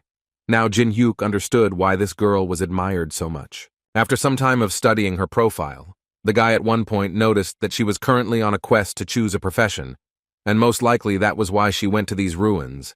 Having read up to this point, his thoughts were interrupted by Laurencia herself, who wanted to thank the guy for the water, although in his mind the guy was only thinking that in fact he should thank her, because soon he would be able to copy the ability that was highly valued by warriors. He had a huge chance to receive the patronage of the heavens. All he had to do was find out what kind of situation could be dangerous for this paladin and what he needed to do to save her, because in fact, this is one of the most difficult conditions. Yonghua was suddenly urgently called by his colleagues, who asked him in a frightened voice to come over and take a look. When he arrived, he saw that the sentries had all already died, and what was most important was that it was completely incomprehensible how this could have happened. The system notified all players that the guardians of the ruins are watching the trespassers, but this will not always be the case, or to be more precise, they only have 10 minutes left to escape. Otherwise, the ruin security system will be activated, and then the guards will come out, but if they manage to leave, then nothing will happen to them. Yonghua immediately grabbed his head and started screaming, because he couldn't even imagine what kind of idiot activated it. And he also understood that now they had no choice, because this system was already in combat mode and would most likely destroy them. The 10 minutes that this system gave the guys to leave was too little, and if they stay, then most likely they will all die, because he was well aware of the fact that fighting the guards with their forces was suicide. At least half, or even more, would die. But on the other hand, he understood that if they evacuated innocent people in 10 minutes, but thoughts were creeping in one after another, he didn't know what to do in that case. Because he had actually been working so long to become the head of the guild, and he only needed to finish one raid successfully, but apparently luck was not on his side today. In the end, he made a rather strange decision. He announced to everyone that they were still continuing the raid. This obviously caused surprise among the other players, who simply couldn't help but notice that they weren't even halfway through, and the guards would soon start attacking them from all sides. And so they thought that this was a pretty bad idea, but he wasn't going to listen to them, so he immediately asked them to stop chatting and follow him. If something happened, he would definitely take full responsibility. Besides, he believed that even without a second team, they had a great chance of success. At least he wanted to believe it, because Saint Teresa was with them, and she would help them in any case. One of the players started running around the dungeon and talking about how the guards had woken up and that they would all come to them soon. But everyone he told this to believe that there was no point in worrying, because such a huge guild as Pare would not act without countermeasures. The loners believed that all they had to do at the moment was obey the leader and then everything would definitely be fine. But suddenly one of them fell silent, because he heard a strange pressure hanging over him. It was a huge hand of one of the guards, which ultimately crushed him, leaving the guy no chance. Then they finally realized that they were not in the most advantageous and safe situation, and they urgently needed to come up with something. As soon as they saw the guards, they immediately began to prepare for battle. They sent tanks forward, porters back, thus they created a formation. All tanks received various kinds of improvements, and Sun Zhonghuan activated steel protection. Also, when they finally gathered into a full-fledged structure, he activated a skill called second-level combat concentration. The magicians also took an active part in this resistance, and the guards were getting closer and closer to them. And a few seconds later, the battle with the dungeon guards began. The battle was not easy. Many guys asked for reinforcements on their flanks, because they understood perfectly well that they might not cope. But everything was so difficult that the leader simply could not give them additional people, which is why many could not stand it and eventually died. Yonghua was well aware of the fact that there would be casualties in any case. In his opinion, it was inevitable. Besides, at such a moment he thought about solo players last of all. First, he wanted to save his people. Unlike guild players who act in a coordinated manner, solo players in such battles immediately get lost, and therefore quickly die. The solo players were shocked at how much the guild leader didn't care about them, because they asked him for help several times, and he ended up simply ignoring them, and now apparently because of this, they will die. But suddenly, hope appeared when Laurencia rushed into the battle, using a skill called the 4th level cross, and thereby destroying several guards at once. She immediately realized that 2 guards had passed through the raid group's positions, so it was obvious that the non-combat units were in danger. Laurencia immediately decided that she needed to hurry up and cover the rear. The guards of the dungeon, meanwhile, reached the carriers, who understood perfectly well that they would not be able to defeat even one of them, so they realized that most likely it would be the end for them. And as soon as one of the guards swung, his body fell apart into small pieces, and then Jikin appeared in front of the man's face, who reminded him that he had promised him from the very beginning that they would all return home alive. After which he used the element of fire and again began to destroy one guard after another. He did not destroy them completely in order to give the guild the opportunity to do so, because he understood perfectly well that he could not destroy them because he needed to remain at level 1. But still, he couldn't get the thought out of his head about what could have awakened the high-level guardians of the ruins, because in his opinion, there was absolutely no point in it. Suddenly, the porter Jin-hyuk was talking to disappeared right before his eyes, and when he turned around, he saw Laurencia,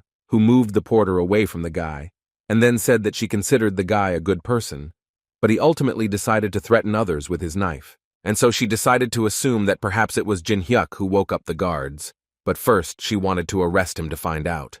Jin-hyuk definitely didn't expect things to turn out this way. He didn't expect that he could be accused of something like that at all. But he won't be able to just stand there, because Laurencia decided to attack him right away, but he was able to dodge the attack in time. This made her even more angry, and she asked him not to resist, because if he continued to do this, then she would have to harm him, which she really did not want. Jin-hyuk, in response, tried to convey to her that there was a misunderstanding between them and suggested that they calmly discuss everything, but she was not going to do this.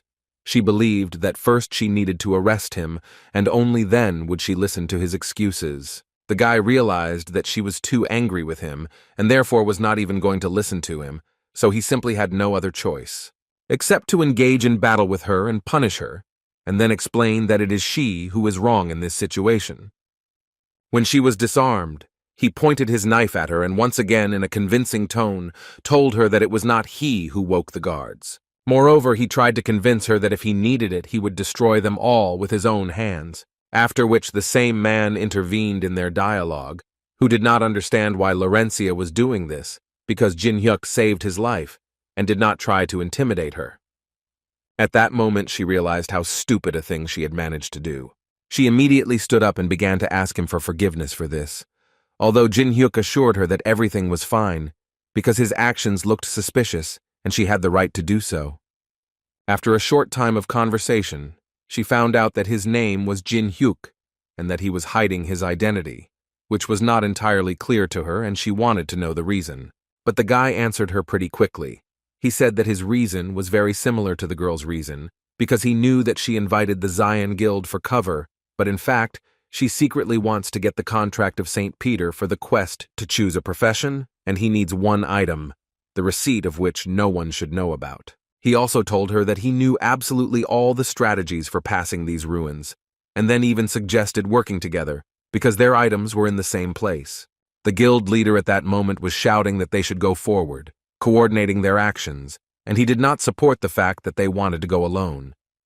Laurencia told him the opposite and added that according to her map, there were only 20 kilometers left. Besides, the strategy was known to everyone. Moreover, she believed that nothing would change if she wasn't there. Besides, according to the agreement, before the battle with the boss, all squad leaders had the same rights. Thus, she successfully pressured the guild master, and he agreed to her conditions, but only immediately added to her that she must return before they reached the boss room, to which she agreed, and promised that she would join them before the battle began. She would also like to take one of the porters, to which the head of the guild immediately agreed, saying that she could actually do whatever she wanted. He only asked her to return on time. All the porters who were there immediately realized that if they went with Laurencia, it was most likely a one-way ticket, so they looked away and tried to do everything possible that she did not choose one of them. But suddenly, from the crowd of porters, a hand was raised. It was Jin-hyuk who proposed his candidacy himself. According to him, he would not mind going with her. He was immediately attacked by other porters who believed that he, as an inexperienced person, should not do this, because they believed that there is nothing more important than life, and no matter how sacred it was for him, he still did not need to do this. Jin-hyun understood perfectly well that no matter what he said, they still wouldn't understand him, so he decided to go a little different way, and for this he wanted to ask them if they had ever had such a situation when they were so fired up by one idea that they were ready to do everything in order to bring it to life. They didn't know what to answer him, when suddenly the guy himself started screaming about how right now his love was burning inside him. According to him, it was so big that he was ready to lose his life. After these words, he simply left with Laurencia, and the other porters fell silent and were unable to say a single word. After some time traveling through this dungeon, they came to a place where they came across a huge number of monsters. Taking a closer look, they realized why so many monsters were concentrated in this particular place. It was because of that sarcophagus. They understood that the things they needed so much were located there. Jin Hyun himself understood this. He wanted to make sure that the girl understood it. She answered him that she was perfectly aware of everything. And as soon as she said this, a notification from the system immediately appeared in front of them, or rather a warning that the owner of the abode of the fallen was watching them. Jin Hyuk was sure that they were talking about the boss at the moment, because he had never been interested in the players, but now he decided to show himself. Laurencia suddenly interrupted his thoughts to point out that these words were definitely from the boss, but she didn't quite understand what these words could mean. She didn't want to believe that the boss saw them as enemies, but Jin Hyuk immediately convinced her that this was far from true, because he was more than sure that the boss recognized him, although the girl did not quite understand where he got such confidence in all this. So she decided to talk to him a little about it. She reminded him of how he told her that he knew the way to get through, and he confirmed it again. And when he did this, she wanted to ask him what she needed to do then. What was her role in this game? After a while, Laurencia jumped right into the center of the crowd of monsters and activated a skill called the Song of Battle, which increased all of her stats by 3 times for 3 minutes. Sometime before, Jin Hyuk told her that her task was actually quite simple. According to him, she had to attract the attention of the undead as much as possible. He understood in advance that if she released divine energy, then all attention would be focused only on her, which is what she did. First of all, she activated the 5th level Saint skill and began to destroy one monster after another. And while all the undead were running towards Laurencia, Jin Hyuk continued to run over their heads, with the understanding that if he ran over their heads, he would not engage in battle with them and would not accidentally increase his level. However, his plan was not as perfect as it might have seemed to him, because at one point something appeared before his eyes that the guy definitely did not expect to see here. The thing was that because of such powerful attacks by Laurencia, the elite undead were released, and after them the elite merci rose up. But in fact, Jin Hyuk was not upset and was quite happy to see a mini-boss who could carry a lot of useful things inside himself. Suddenly, he was attacked by a guard who appeared out of nowhere. Fortunately, the guy was able to dodge in time, which was a bit strange for this place, because the guy had absolutely no idea what this creature was doing here. He assumed that perhaps the matter was that the conditions had changed due to Laurencia's presence. In any case, he tried to quickly assess the situation. He immediately noticed that the fox was using his usual black lightning, and it would not be difficult to deal with him.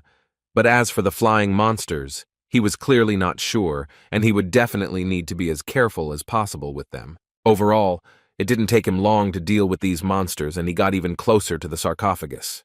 He felt that Laurencia would also finish soon, and then there would be only one left, the skeleton. The guy didn't have time to start attacking this very skeleton, when suddenly someone cut his body in half, and the blow was so strong and clear that the cut was not visible at all. And then Jin Hyuk heard a painfully familiar voice that told the guy that he had been looking for him for so long, the one who reads monsters like an open book. A few seconds later, a guy with a sword appeared in front of him, who said that he was sure that Jin Hyuk would appear here, and that's why he was waiting for him. The guy pretended that he had absolutely no idea who this guy was and what he wanted, and this made this stranger even more angry, who was ready to burst because the guy didn't recognize him. Jin Hyuk decided not to interrogate him, and so used the Eye of Truth to find out who this guy was. This guy's name was Jong Song.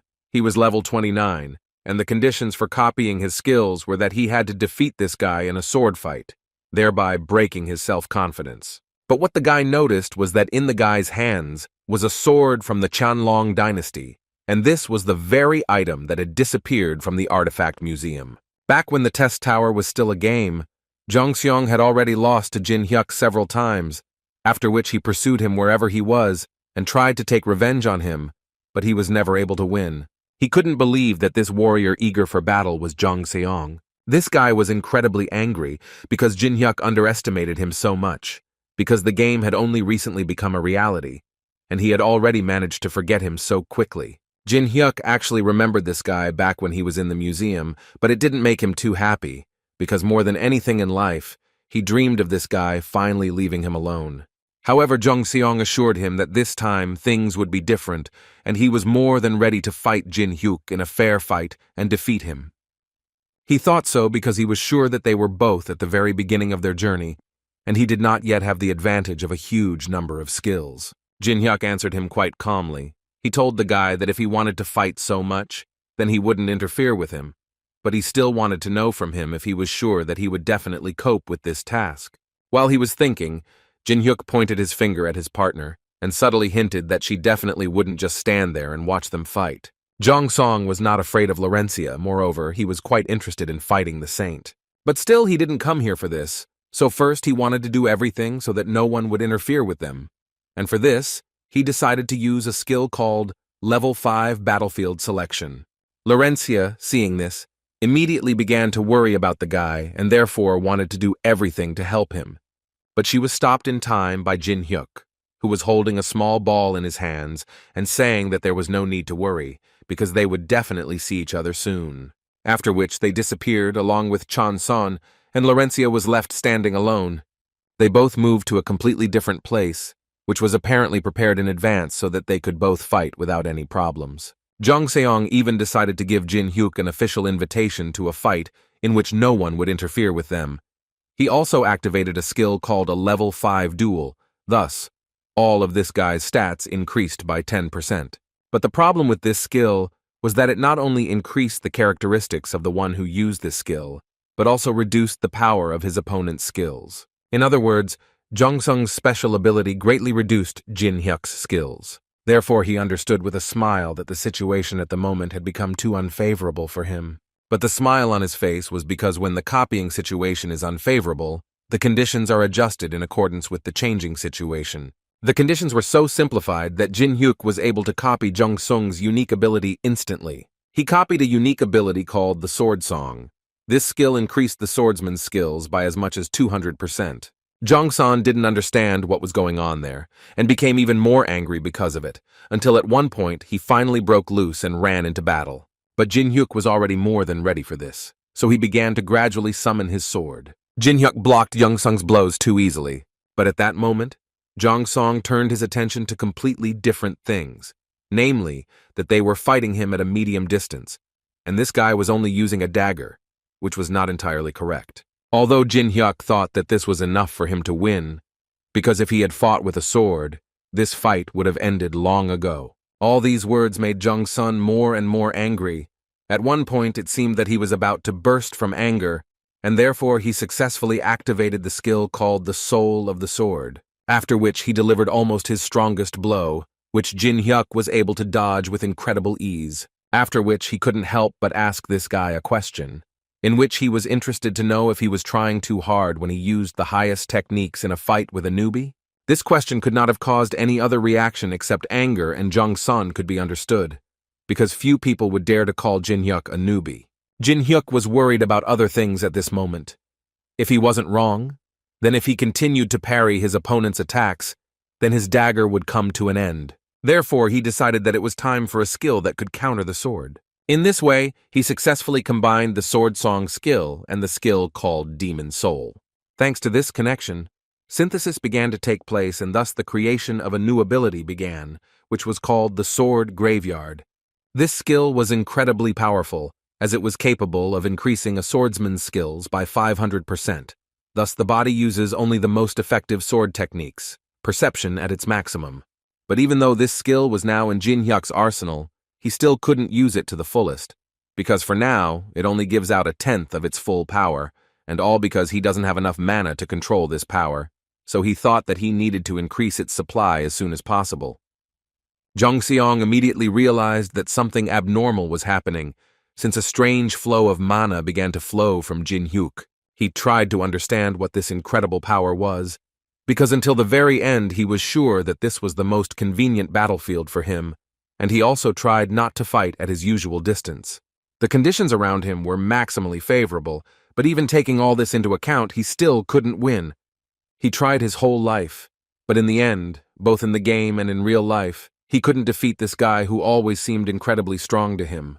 Jong Sung spent so much time but still couldn't figure out why he couldn't beat this guy. But he was not going to accept his defeat, so having collected his thoughts, he again ran into the attack.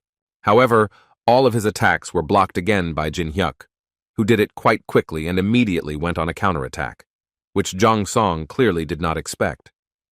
Suddenly, he heard Jin Hyuk's voice behind him, telling the guy that he had already fought with someone who was much stronger and faster for him, so he was tired of this fight and really wanted to finish it. A few seconds later, they clashed sword to sword again. Resisting such a huge force was too much for Jong Seong. Therefore, at one point he could not stand it and his sword flew away, and Jin Hyuk could only acknowledge the fact that he had won again. He had already lost count of how many times he had managed to defeat him, but Jong Song kept count and knew perfectly well that this was already the 138th fight that he had lost, which made him so sad that he asked Jin Hyuk to destroy him on the spot. But instead of this, Jin Hyuk told him that next time it would be the 138th victory, and he would not destroy anyone. After that, he reminded Jong Seong that the test tower is no joke, and even the strongest nerds sometimes die here due to carelessness, but he still believed that they needed strong players, and those who are as persistent and hardworking as Jong Song even more so he extended his hand to him, which signaled a desire to be friends. Although in his mind, he was thinking that he actually just needed to wait 60 days in order to copy the player's abilities again. Therefore, he decided that it would be wrong to waste his energy searching if there was an excellent target to copy that could always be nearby. Chon Song decided to listen to him, so this time he admitted his defeat, but immediately decided to tell Jin Hyuk that next time, the outcome would definitely be different. After which, he decided to tell the guy that during all this time, he still hadn't found out his name, although Jin Hyuk didn't quite understand why the guy needed to know it at all. Jong Sung didn't insist, and decided that if Jin Hyuk didn't want to give his name, then he would continue to call him the same as before, which definitely didn't suit him. But Jong Sung couldn't be stopped, so without thinking twice, he called him a stinker. Unfortunately for Jin Hyuk, this was heard by Laurencia, who already had a huge number of jokes in her head. One of the players noted that they apparently did not kill all the monsters, although before that, each of them was sure that they did it. But he thought so because the scanning artifact detected something, but in theory, nothing should have remained there. At least that's what they thought, because when this object came too close, they realized that it was a huge iron golem, but he was in no hurry to attack them, and apparently, it was all because there was a vampire sitting on top of this golem, who elegantly descended and introduced himself as a higher vampire named Belus. According to him, he is here because his main role is to accompany the owner of these ruins, the Lord. The guys immediately pointed their swords at him and wanted to know why he came here at all. Belus, looking at them, almost immediately determined which of them was the leader of this group. So he decided to tell him that he came here in order to provide him with one very interesting proposal. After which he began to talk about how he was now going to give them a choice, which would consist of either they all following him without arguing, or there is a second option, which is that he will destroy them all with the help of his wonderful skill, which is called Plague, the level of which is completely unknown. The leader of the group froze in one place and only heard the cries of his people asking him to help, but he continued to stand and pretend that nothing was happening. It was clear that at that moment, fear was taking over the guy and he wanted to run away. But the vampire clearly wasn't going to give any of them such a chance, because according to him, only half would be able to go with him. The other half would leave this world in this dungeon. Meanwhile, Laurencia finally got her item that she had been dreaming about for so long, and as soon as she had it in her hands, she immediately used the skill Holy Power. Everything was in order to finally obtain an ability called Frozen Tear, which, when absorbed, strengthens magic, but it could not be used immediately after receiving it. At least, that's what Jin Hyuk thought, but in reality, Laurencia had skills that helped her make it so that Jin Hyuk immediately received plus 12 points to each of his characteristics, for which he was grateful to the girl. Suddenly, their dialogue was interrupted when a message appeared in front of the girl that the owner of the monastery was inviting them to his place. Of course, if she wanted to save the members of her group, then she needed to go to the farthest room. Laurencia couldn't believe that this was serious, because how could the entire squad suddenly end up as hostages? She immediately made the decision that she needed to act as soon as possible, because she believed that if she could save even one, then she should not hesitate and should do everything she could. But still, having such power inside herself, she was far from sure that she would be able to defeat the Lord, because she knew very well how strong he was. Moreover, no one insured them against the fact that they could fall into a trap prepared for them. She was almost certain that without a raid group, they could not even think about defeating the Lord. So she began to slightly regret leaving her squad, because it seemed to her that if she had stayed with them, the outcome would have been different.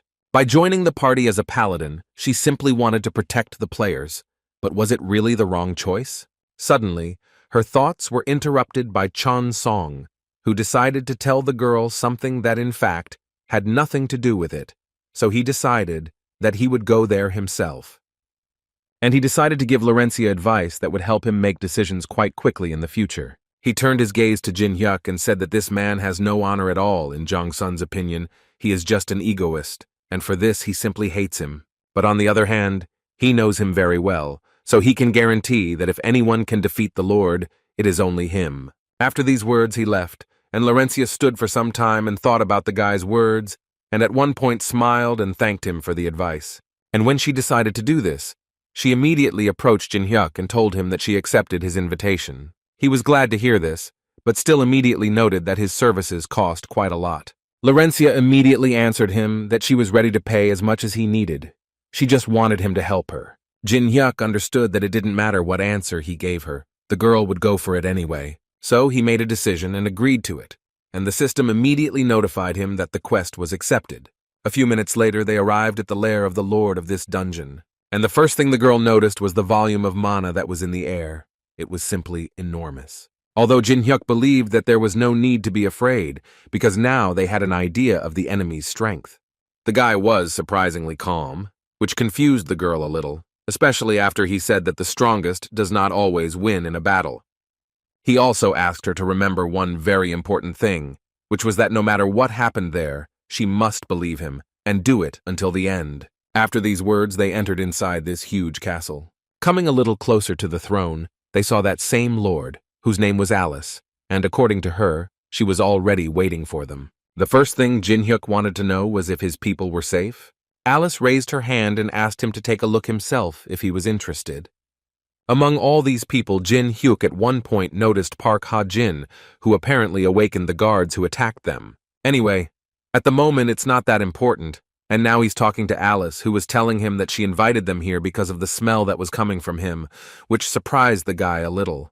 Alice told him with a smile that the guy had an incredible smell of sweetness that she had smelled for the first time when she saw him.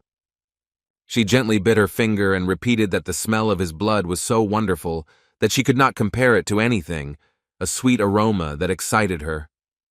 Jin Hyuk heard such words from her for the first time, and he couldn't even imagine why she suddenly started talking about some sweet blood. Alice smiled and said that the guy seemed worried, given his facial expressions.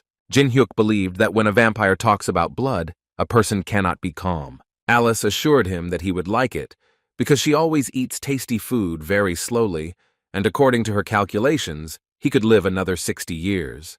Jin Hyuk knew perfectly well that this meant that she would insert a tube into him and keep him with her, so he thanked her for her concern, but immediately replied that he did not want to live as an expensive dinner. Immediately after these words, he was wounded by a small blow to his cheek, and Alice added that his opinion did not matter at all. In other words, at the moment he has no choice. He answered her with a smile that he was so scared, but still, he asked her not to forget that he was not just saying this. Then he dropped to one knee and said that he was here to give her something that would be much sweeter than blood. This clearly interested Alice, but she immediately told him that he didn't have to suck up, because for them, for vampires, there is nothing more important than blood. In other words, she believed that no matter what the guy proposed to her, her opinion would not change anyway.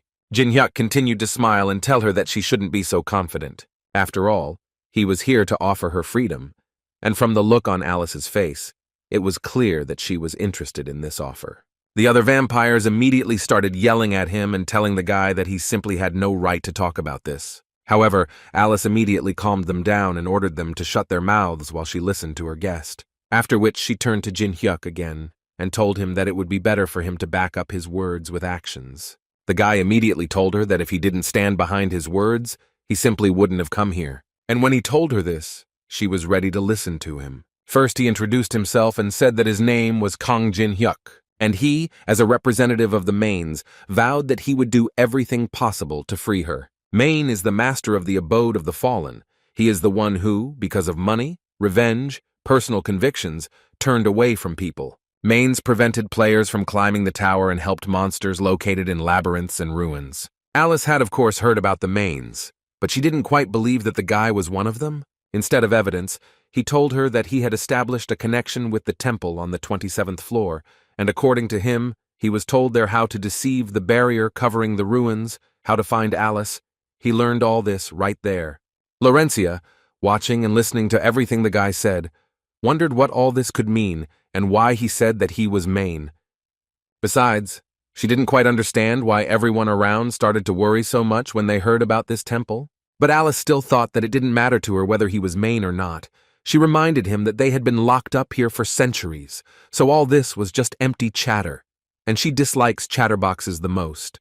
And moreover, she never believes them, and immediately after these words, she activated a skill called Blood Sphere, although she still felt very sorry to destroy the guy, because she liked the smell of his blood incredibly much. But after he lied to her, she was simply forced to destroy him. However, Laurencia came to Jin Hyuk's defense, using her new Saint's defense to block all of Alice's attacks. It was incredibly difficult for her, and she could only hope that the divine power would cope with this attack. Alice at this moment simply could not stop laughing. She was amused by the fact that the girl was trying so hard against her usual attack. But at the same time, she hated everything sacred so much that she wanted to destroy Laurencia as soon as possible. So she added power to her attacks and was going to destroy her with just one blow. Laurencia herself understood perfectly well that at this rate she definitely wouldn't last long and something needed to change. But on the other hand, she had a smile on her face because she believed in Jin Hyuk to the end, who, according to her feelings, was supposed to save them all. However, apparently this was a mistake, because a few seconds after these thoughts, the guy stuck his blade right into the girl's back, after which he turned to Alice again to tell her that if he could prove that it was not just a bluff, then she would be able to believe him. It was interesting for her, because she didn't expect that the guy could betray a comrade who had just protected him, but it still wasn't enough for her, and she wanted him to do something else. Laurencia was slowly dying, and trying to tell Jin Hyuk that he promised her to save all the members of the squad. But instead of a normal response, he dealt Laurencia a few more blows, which finished her off. So he got quite a loud laugh out of Alice when she told him that he had done a pretty good job of it, and now she was sure that he was on her side, so she decided to give him a chance to explain himself. He thanked her for this, and immediately began to tell her that in order to deceive the barrier that was hindering her, he had prepared a special spell. At that moment, he had Bram's ring in his hands, and according to him, if they placed her soul in this ring, then they would be able to deceive the barrier for a short time. It was the first time Alice had heard of such a thing, because she understood perfectly well that she needed to seal her soul. The reason why Jin Hyuk gave up all the experience points and stayed at level 1 is because of the soul transfer skill. After all, the peculiarity of this skill was that only a first-level player could activate it. Therefore, he complied with all the conditions in order to now use this skill, which can be used once a year, and can only seal one soul at a time. And when he started doing this, he told Alice that in exactly 1 minute, this magic circle would disappear forever, and if she gave her consent, the spell would work, and then she would be free. So at the moment, the decision was hers. Alice at this point decided to contact Bellis, her loyal servant.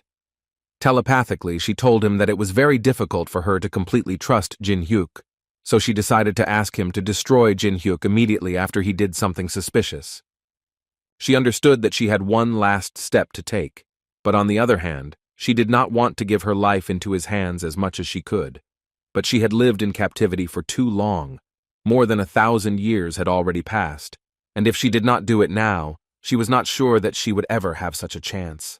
So she decided to ask him one last time, can she trust him? Jin Hyuk immediately assured her that if she trusted him, she would never regret it. At that moment, the guy activated the first-level communication skill, which helped him convince Alice of the truth of his words. And it worked, and Alice eventually allowed the soul to move. And after just a few seconds, the system notified them all that Alice's soul was being placed in Bram's ring. After a short period of time, Alice was already in the ring, and it seemed to her that it would be quite uncomfortable. But it turned out to be cozy there. Jin Hyuk took the ring and told her that he was very glad that she liked her new home, which made Alice a little confused that a guy called this place her new home. Well, after a few seconds he heard Laurencia rise up behind him, using the skill of heavenly patronage. Jin Hyuk turned around and told Laurencia with a smile that he was very happy to see her again. Patronage of the heavens is a skill that allows you to bring back to life the fallen. Instant death is an exception. After which Jin Hyuk began to take off his mask and say that he would not need it anymore, while Alice meanwhile yelled at him and said that he did not dare to treat him like that. The lord of this place immediately ordered Belus to destroy this vile deceiver. Laurencia was certainly not in the best condition, and she had a lot of questions for the guy, but she immediately realized that it would be better for her to ask them a little later. Meanwhile, Belus was seething with anger and continued calling all these people stupid. After all, he believed that they simply did not understand that after what they had done, they would not remain alive, and he would definitely take care of that. The first thing he did was activate a level 13 blood wave and thought that it would be more than enough to destroy the guys once and for all. But Jin Hyuk also had no intention of standing still and so activated his fire skill. A few seconds later, the battlefield was all on fire, and Jin Hyuk was fully prepared to fight this guy. And while he was doing this, he asked Laurencia to immediately get all the team members out of here. The head of the guild was so happy to see her, he believed to the end that she would come to their aid, and he was also interested to know what happened to the vampires. He certainly didn't expect to hear from her that one of the porters was fighting them all alone. Belus calmed down a little, because he had never encountered people who were able to repel his attack. Jin Hyuk decided to open his eyes, and told him that his magic and his fire had extinguished each other, and the guy also wanted to convey to the vampire that he apparently still did not understand that at the moment his mistress was imprisoned, they had successfully lost at that moment. After these words, he activated a skill called Sword Graveyard, but Belus was definitely not going to give up. So he shouted back at the guy that he should shut his mouth, because if he couldn't destroy him with magic, then he would do it with a sword. And while he was doing this, he ordered his monsters to break the ring and immediately free the mistress from captivity. The battle was not as long as it might have seemed at the beginning. Over time, all the vampires were destroyed, and only one Belus remained, who was kneeling before Jin Hyuk. At this point, Laurencia realized that since Jin Hyuk was still wearing a mask, he simply did not want to reveal his identity. So she told the guild leader that they met by chance and she knew little about him. When it was all over, Jin Hyuk first went to Laurencia, who told him that it was painful enough for her to die like that, and it was the first time she had died at the hands of an ally. But she was still very glad that they managed to cope in the end. She even shed a small tear, and once again thanked Jin Hyuk for the fact that only thanks to him, they were able to stay alive. And the system notified the guy at that moment that he was able to save the life of the owner of the unique ability of heavenly patronage. In other words, it could be said that the guy still managed to fulfill the conditions for successful copying, and now he also possesses the skill of patronage of heaven. But at that moment, he was more interested in finding out why the girl suddenly started crying. And then it finally dawned on her that he knew from the very beginning that she would be able to be resurrected. Jin Hyuk did not answer her directly, but only said that he was very glad when she managed to survive, and now he offered to take the relics and finally leave here. But suddenly their conversation was interrupted by the leader of the group, Sun Young-hwa, who wanted to point out that the rights to the relics obtained during this raid belonged to the guild. Jin Hyuk was surprised by such impudence, so he told this guild leader directly that it was not very nice to ask for relics from someone who had just saved his life. Although Song Jung-hwa, as it turned out, didn't mean that at all, he wanted to tell Jin Hyuk that they were willing to pay him money for all these relics, or if money wasn't enough for him, then they were willing to provide what he needed. Although he did well, Jin Hyuk still thought that even after his defeat, this leader was still acting too self-confident. but he still decided to tell him that if they needed these relics so much, they could take them without any problems. Song Yonghua was so happy about this that he immediately ran to take these relics, ignoring the fact that these relics might not satisfy him. The leader of the group did not listen to him at all for the reason that he only thought that even though most of the raid group was taken hostage, they would still be able to restore their authority while bringing good loot. But as soon as he tried to pick up one of the relics, he immediately felt incredible pain. And when I looked at my hand, I saw a strange seal on my palm, without understanding what it could be. Jin Hyuk thought to himself that this was actually a curse, because even though Merlin's staff was a precious relic, it still had a curse on it. And it will only disappear if Alice disappears completely, then it will become safe. But Alice is now locked in the ring. In Seoul, meanwhile, an association of awakened people had gathered, and among them was a manager named John Hyun, who wasn't sure if they could trust that guy, although the department head Kim Tae believed that they should at least wait a little bit before drawing conclusions. Besides, they had received a message, so he was sure that they should at least receive something. Jen Heng reminded him that experts had said the raid would last at least 3 weeks. In addition, all the members of the association told him that the seizure of the ruins would soon be completed, but Kim Tae was only worried about the fact that he was not a member of the Parhai Guild. But suddenly, all his thoughts disappeared into thin air when he received a message from the system that the ruins of the abode of the fallen had been successfully defended. And after a few minutes, players began to emerge from these ruins, but there was no delight on their faces, only disappointment and anger. Everyone around them took pictures and congratulated them on their successful cleanup of the ruins, and also wanted to interview them briefly. But when they saw the head of the guild, all their attention was focused only on him, because no one expected to see him bald and without eyebrows. Apparently the ruins were so frightening and unpredictable. Also coming out of the ruins was Laurencia, who was the first one to smile among all these players, because she wanted to announce with great joy that the ruins were actually cleared not by Sun Yonghua's raid. Everyone immediately assumed that it was the Scion Guild that she was from, but she assured them that it wasn't her either, then pointed at Jin Hyuk and told them all that the man had done it almost single-handedly. And everyone else, according to her, literally watched from the side as he destroyed all the monsters. The guys from the association immediately assumed that they urgently needed to call the leader of the association and tell him about what had happened here. The next day, Jin Hyuk didn't have time to read the news. There was so much written, but even more people just wanted to know who this man in the mask was. Jin Hyuk knew full well that this would become a topic of discussion, but even he didn't expect it to end up being blown out of proportion like this, and now he was even more glad that he was wearing a mask. The only one who eventually saw the guy's face was Laurencia, but she immediately promised him that she would keep it all a secret and there would be no need to worry about it. And when he figured all this out, he decided that it was probably time for him to talk to that very vampire that he had locked inside that ring. Before he could turn to Alice, she began to shout at him and say that he had no right to put her in an empty and smelly pocket. Jin Hyuk didn't argue with her and just started waving the ring around to help her calm down a bit and come to her senses. She immediately realized that she was wrong and asked the guy to stop shaking her immediately. When Jin Hyuk finally stopped shaking her, she asked him to put himself in her shoes and think about how she felt, and also asked him to remember that vampires never forget a grudge. The guy thought that it was too little for her and that she needed a little more, but she immediately decided to take her words back and order him to stop doing this. This was a fatal mistake because Jin Hyuk was not going to follow her orders, so he began to spin her as hard as possible. He did this for about 3 hours straight, which made her so ill that she could not say a single word. At one point, Jin Hyuk decided to tell her to stop crying and immediately get out of Bram's ring. And when she was finally free and left this prison, she immediately began to tell the guy that the very cherished moment of sweet revenge that she had dreamed of for so long had come. She was going to return to the guy everything that he had done to her, but at the same time, do it tenfold. But suddenly she noticed that she had become too small, and her strength had disappeared somewhere. Alice, of course, couldn't even imagine what it was, and Jin Hyuk laughed at her a little. But then he still explained to her that he had pulled out and materialized only a part of her body.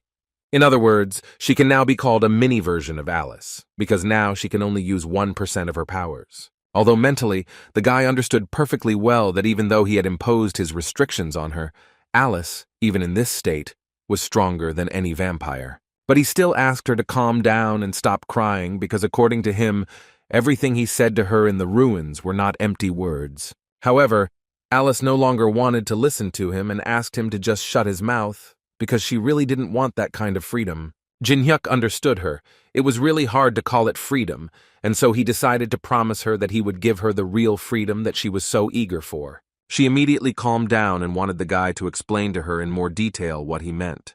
Jin-hyuk told her with a smile that if she helped him, he would gladly destroy those who had betrayed her once, and thus return her place as the head of the Ataraxia clan. The raid was supposed to fail, but the appearance of a masked player completely changed the situation. This is exactly what they were talking about for several days, on all the channels of the country, about the new hero of their time, an unknown player in a mask. Jin-hyuk himself had no intention of getting involved in the affairs of the guilds or the squabbles between them. He didn't give a damn about them.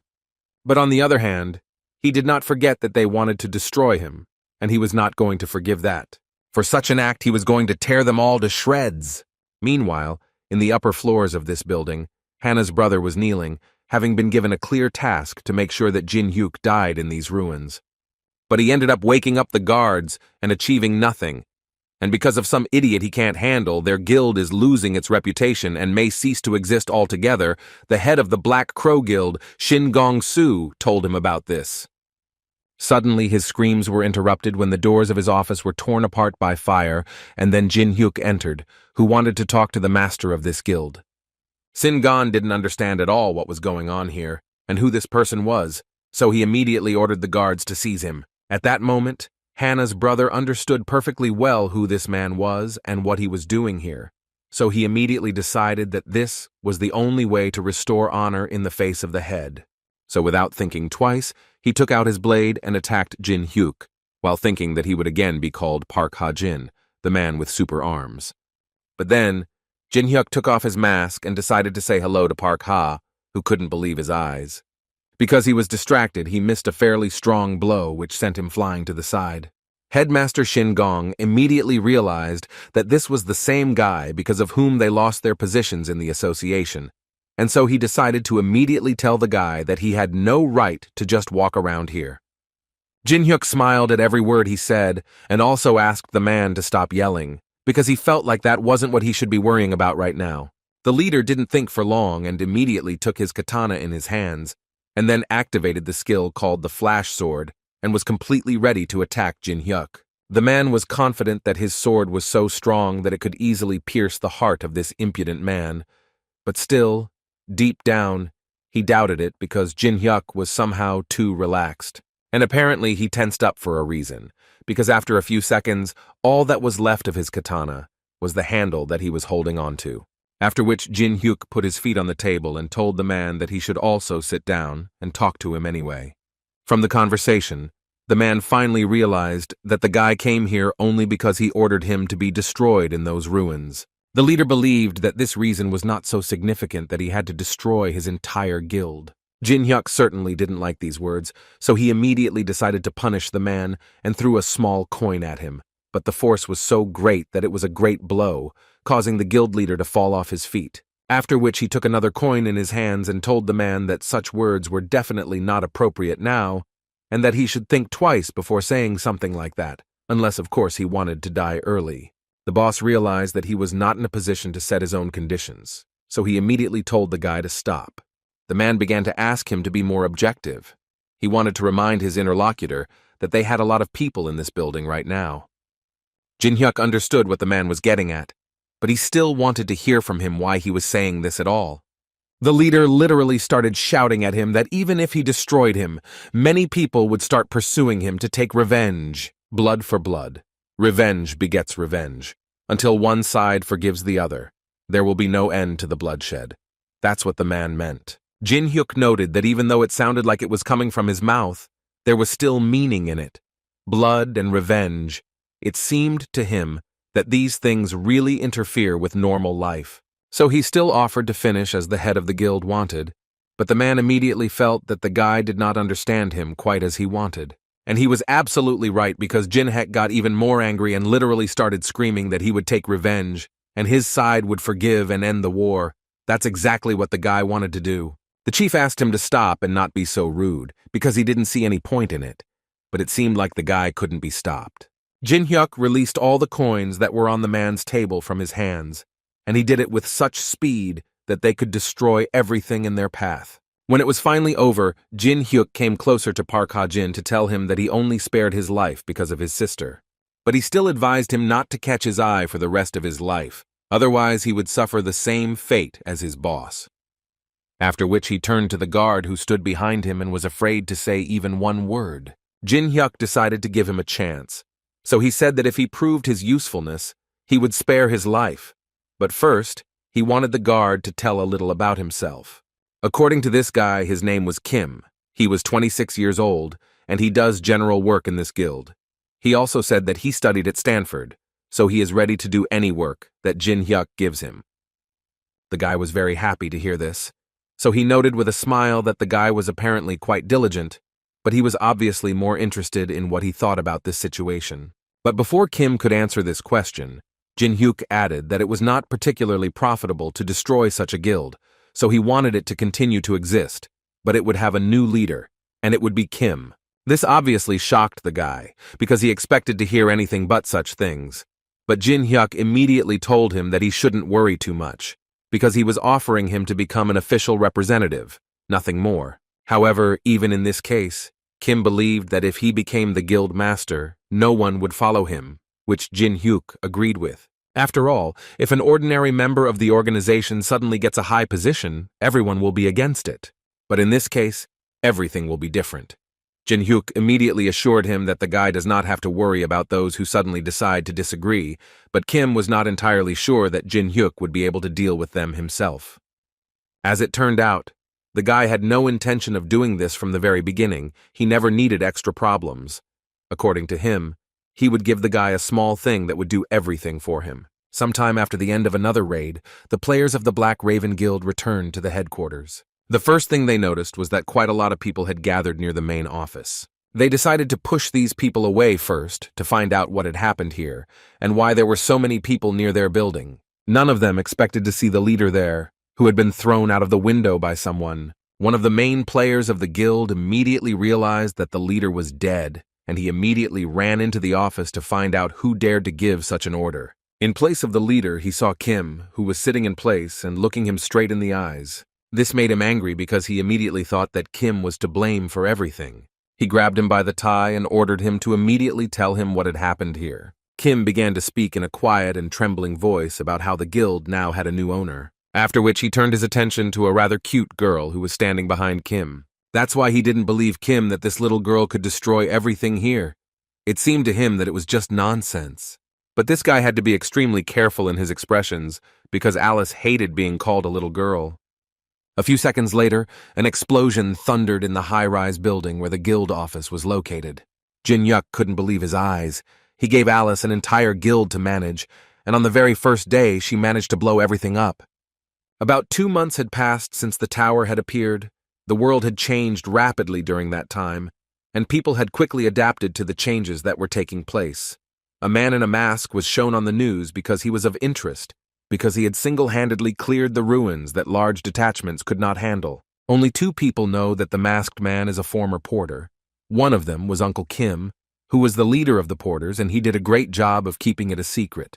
The second person was Laurencia, who also promised to keep his secret. Jin Hyuk decided from the very beginning that there is when he is wearing a mask, and there is when he is without it.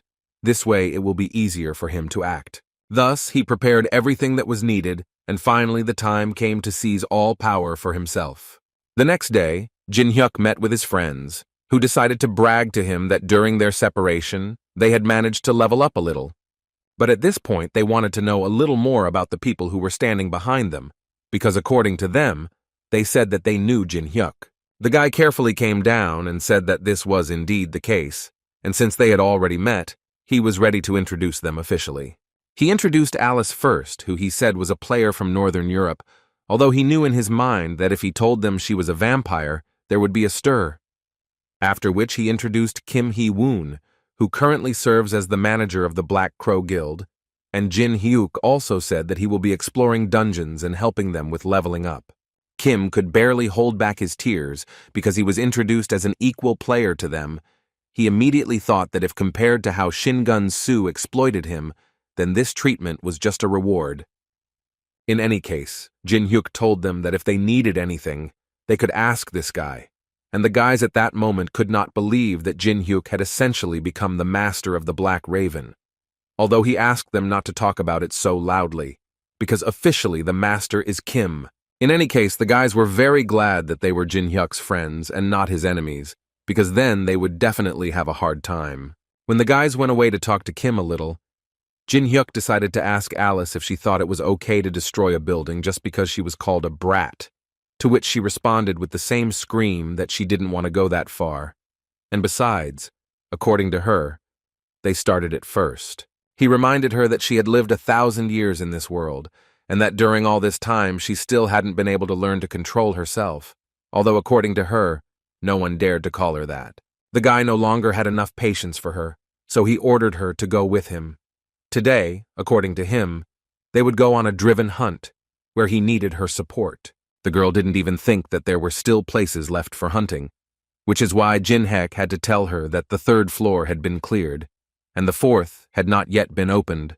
The most valuable dungeons were under the control of the guilds, and everyone thinks that there are no more good places for hunting. But Jin Hyuk was not one of them, because he always knew much more than other people. The 1st floor of the tower, or as the players called it, the Moon Lake, is a place that is famous for the most beautiful landscapes in the tower, but for this reason, no one has come here for a long time. Jin Hyuk himself hasn't been here for a long time. The fate of all humanity hangs in the balance, so he doesn't have time to enjoy the views. Alice, of course, also really liked it here, but she still wanted to ask the guy how he was going to hunt here. Instead of answering, he simply began to walk into the lake, which made Alice a little worried, because it seemed to her that the water could get into the ring, and then she would drown.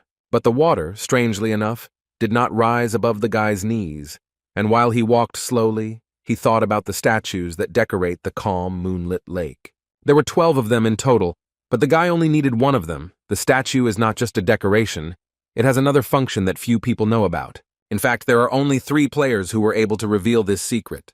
Very few people talked about it in the community, but no one could find a suitable key. It wasn't strange, because it wasn't an ordinary key, it was moonlight. Jin Hyuk knew very well that using his fingers, he needed to adjust the amount and angle of light, and when the system began to react to the reflection of light, the statue would gradually begin to open, and it will also pull the opening of the passage to the lower floors. After some time, they were able to get to the underground floor of the testing tower, which surprised Alice very much, because she never thought that this was even possible. She walked from one corner to another, and all because she had never felt anything like this. This feeling of freedom did not give her peace. Suddenly, her thoughts were interrupted by Jin Hyuk, who suddenly became interested in knowing what she thought now. Was she glad that she had signed a contract with him? At first, she blushed, but then immediately came to her senses, and began to say that his words spoken then did not seem like a complete lie, and she was even ready to believe him. Jin Hyuk didn't respond to her words, but only used the skill Patronage of Heaven, and thereby launched the 2nd stage of defrosting the frozen tier. Thus, he was able to increase his mana by 18 units. The guy at that moment was thinking that after reabsorbing the frozen tear, it became easier to control Alice, if you think about it. Suddenly, he became interested in finding out if she considered herself just part of the game, so he decided to ask her directly, and she was ready to listen to his next question. And as soon as he asked his question, suddenly a strange gap appeared between them, which blocked the guy's words and caused Alice to panic a little. Jin Hyuk didn't expect that such a question would have such an effect. Now it was clear that everything concerning the tower, all such words would be blocked. Well, or at least he understood that he could not discuss this with those who lived inside the tower and already something. Suddenly, Alice interrupted his thoughts by telling the guy that someone was approaching very quickly from behind.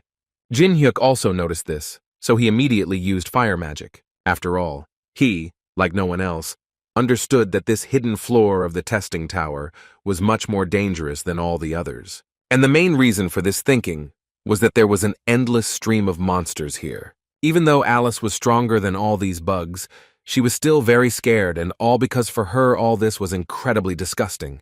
Jin Hyuk realized that she wouldn't be of much use in this fight, so he asked her to stand behind him while he destroyed each of these bugs. First of all, the guy activated a unique ability called Heavenly Patronage. With this ability, he was able to reduce the physical defense of monsters by 30%. Then he asked Alice to finally come to her senses and show all the strength she was capable of, but she believed that she, as one of the most noble vampires, should not fight with such nasty monsters. Jin Hyuk pretended not to hear what she was saying and started spinning the ring, hinting that Alice simply had no other options.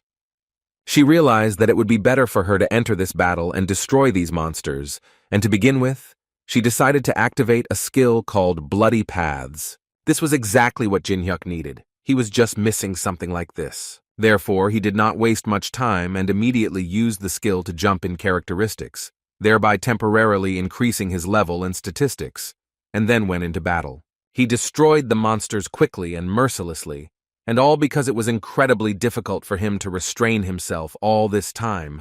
While he remained at the first level, he accumulated so much stress. So he didn't spare his mana and used his skills one after another.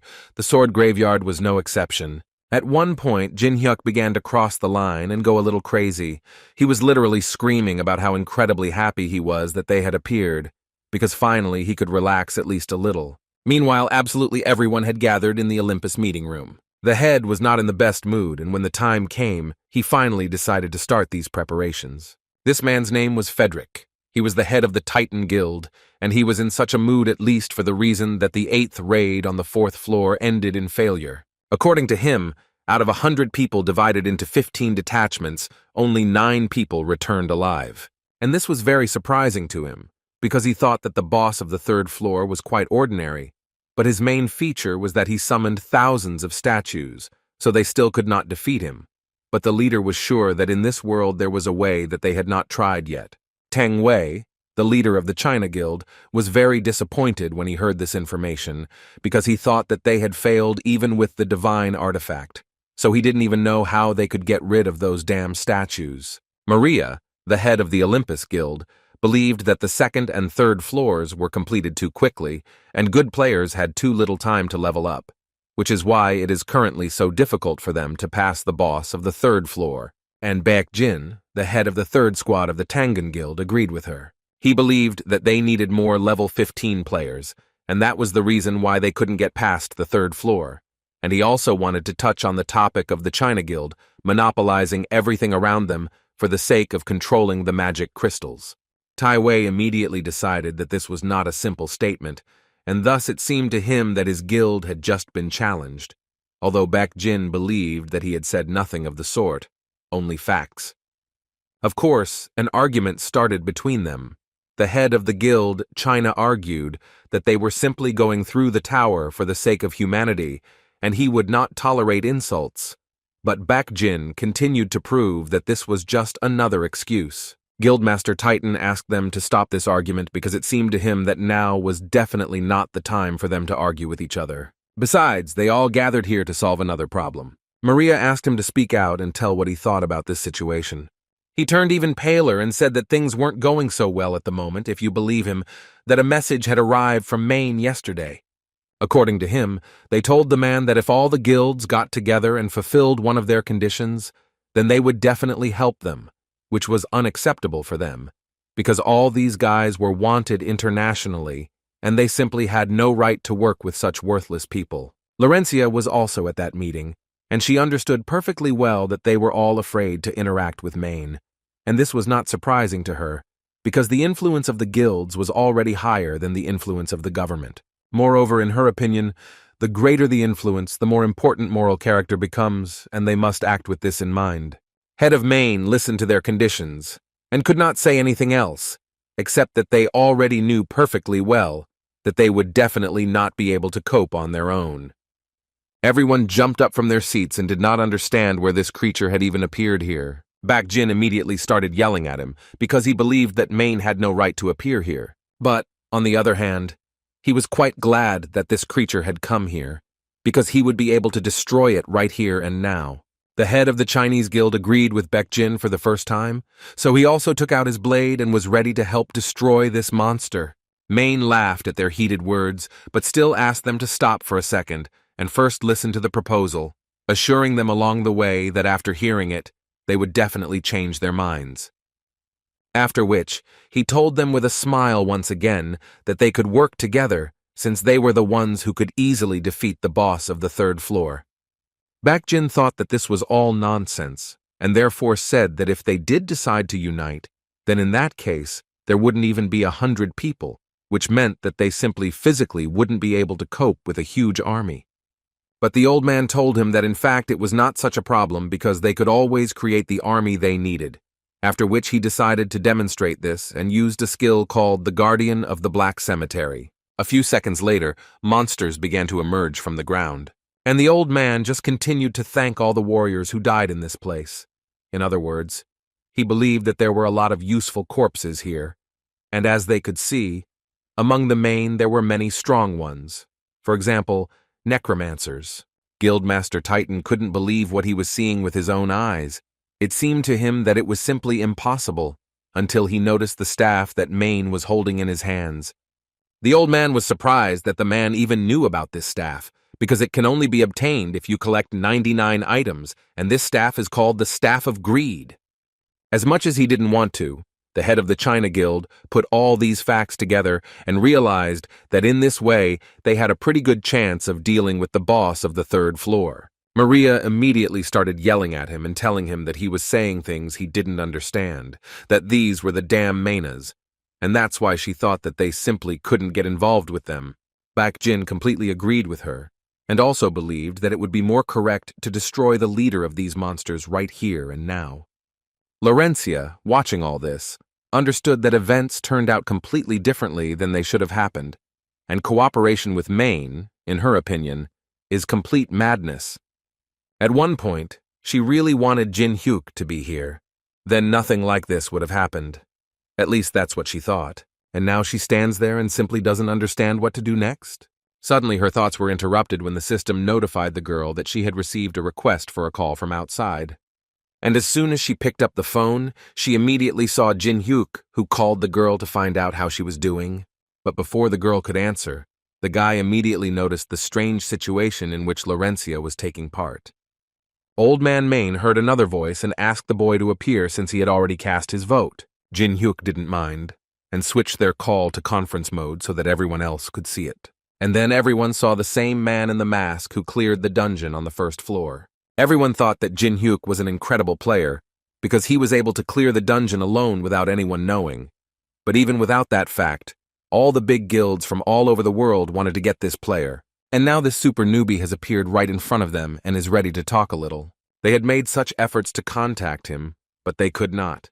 And now that they saw him, everyone concerned was left with dry mouths from joy at his unexpected appearance. Among the people who were happy to see Jin Hyuk was Old Man Mane, who had actually also heard about the guy, about the player who was able to clear the first floor alone. But even knowing this, the old man still couldn't help but notice that this time the boss's capture would be on a completely different level, which made Jin Hyuk laugh a little, because he understood perfectly well that the old man was hinting that he was the only one who could defeat him. The old man did not hesitate and pointed to his huge army, which in his opinion would be enough to defeat the boss, and the guild leaders had given their consent to this. Jin Hyuk became even funnier, and he finally decided to ask the old man if he could really deal with the boss with this fake staff, which caused misunderstanding among everyone. The heart of a saint, a prison uniform anointed with oil, these are the two necessary ingredients that must be present during the creation of this staff.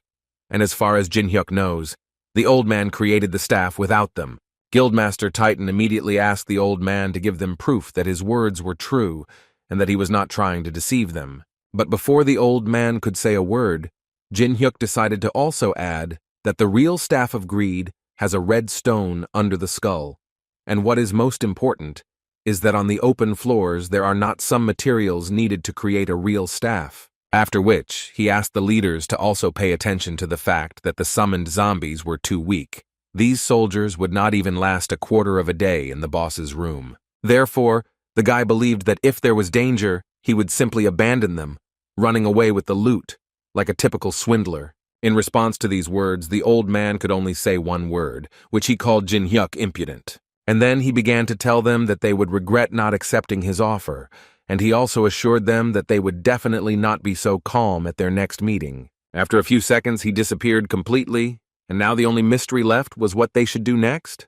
Suddenly, they heard Jinhek's voice, who told the guild leaders that they could leave this task to him so they wouldn't have to cooperate with the mains, and he was ready to take responsibility for the operation. They couldn't believe the fact that he thought he could handle it alone, although the guy confidently confirmed it and assured them that it wouldn't be as difficult as they might think. Guildmaster Titan at that moment thought that even if the guy didn't succeed, he would at least be closer to them. Maria believed that, unlike the deal with the mains, this one did not have any serious downsides and they did not lose anything. The head of the Chinese guild was also glad that the guy suggested this to them, because he always thought that they should not miss such good moments. The guy also decided to ask Jin Hyuk what kind of payment he was interested in, but he was immediately stopped by Maria, who wanted to say that Olympus would be happy to finance him. Other guilds did not agree with this. For example, Titan assured that they should provide financial support, and Baek Jin was the first to suggest that Jin Hyuk might not want money, and he was ready to give him whatever the guy wanted. But Jin Hyuk immediately assured them that he didn't need anything from them. The only thing he asked was to restrict the entrance to other players and allow him to go there alone. Then he wouldn't need a reward. Maria then wanted to know why the guy was doing this at all. If he didn't demand any reward for it, this made them doubt that he was doing it honestly. Jin Hyuk responded to them that he was actually doing this because he thought it was the right decision and also for the sake of his dear colleague. Although at that moment he himself thought that he had put too much pathos into these words, which made him feel uneasy. Baek Jin, hearing this, began to shout throughout the room that he was simply delighted with such an act, after which he stated that he, as a representative of the guild, had nothing to add. He spoke with absolute certainty about the fact that the guy's words touched him. Ordinary players would ask for good pay, but here it is worth thinking about the prospects, which is what Jin Hyuk did. A player who sacrifices a reward for the sake of his comrades thanks to these words, he will be able to receive much more than he would be paid for this work. He was also well aware of the fact that he simply couldn't conflict with the guilds, so he decided to upload the video, editing out the moment with Maine. His thinking about the plan was interrupted by Alice, who ran towards him very angry and screamed that he had acted vilely when he decided to leave everything to her again, although he believed that since she still had the strength to argue with him, then she was most likely capable of finding the strength and finishing the fight. Alice thought that this was completely unfair and that they were not in an equal partnership, but rather in slavery, although Jin Hyuk thought that she was accusing him without reason. Besides, he was just about to buy her a mana replenishment, but Alice immediately told him that it was not enough for her. According to her, this alone will not restore her strength, but if the mana runs out, then she does not even know how she can help him. So she suggested that the guy restore his mana in the traditional way. He didn't have time to say a word to her before she bit him on the neck, and it was incredibly painful. But in return, Alice ate some blood and thus fully restored her mana. Jin Hyuk didn't understand how much blood she had drunk from him, because he even started to feel dizzy because of her, although she thought that it was just one drop, and now she was able to fully restore her mana and was ready to continue doing what the guy told her. He was in no hurry, and decided that they should first buy some supplies and then continue. After he finally finished his shopping, she noticed that he hadn't bought anything particularly useful, although he thought that it only seemed that way at first. But in reality, in this tower, even junk could become a secret weapon. In any case, he asked her to think not about this, but about the fact that from this moment on they had a lot of things to do. And he was talking about how they would have to clear the Sub-Zero floor in just one day, so he advised her to hold on to him very tightly. After which, the guy jumped off the cliff without any hesitation, although Alice could not understand how he could do such things when he had absolutely no idea of the depth. He didn't want to tell her, but in fact, he knows the depth of this tunnel better than anyone in this game, because he has jumped here hundreds of times already. In addition, he did not forget that Alice was an excellent user of the reverse gravity skill, which she used quite timely, which allowed them to land softly. After such a flight, Alice could not say a word for a long time. But then she still managed to squeeze out that the guy was absolutely reckless, and she still could not understand whether it was a matter of skills or whether he was just constantly lucky. She didn't particularly like this place, so she tried to be as quiet as possible, which couldn't be said about Jin Hyuk, who managed to set fire to the torch that stood in the very center. In doing so, he attracted quite a few different monsters who were just waiting to eat someone. But Jin Hyuk was confident in himself, and he didn't just light this torch. He needed it in order to see the boss of this minus floor. And when he finally saw this giant, the guy just as boldly told him that his insects couldn't defeat him, so he would like to fight him personally. The boss was surprised that the guy even knew him, which made Jin Hyuk smile, because not only did he know this boss, he managed to defeat him in the game, which is why he was so confident in himself. And this big guy's name was Anubis. He was one of the strongest bosses in the initial stages. Anubis first decided to notice that the guy was actually the first person to come down here, so he would like to have some fun first. But Jin Hyuk brought his own death closer. The guy didn't talk to him. He just asked him to stop chatting because he came here to fight, which made Anubis laugh even more because he thought that he would never enter into a fight personally because the guy would hardly be able to cope with his subjects. Alice immediately stood in front of Jin Hyuk, who believed that Anubis was too strong for the guy, and she was ready to distract him while the guy left.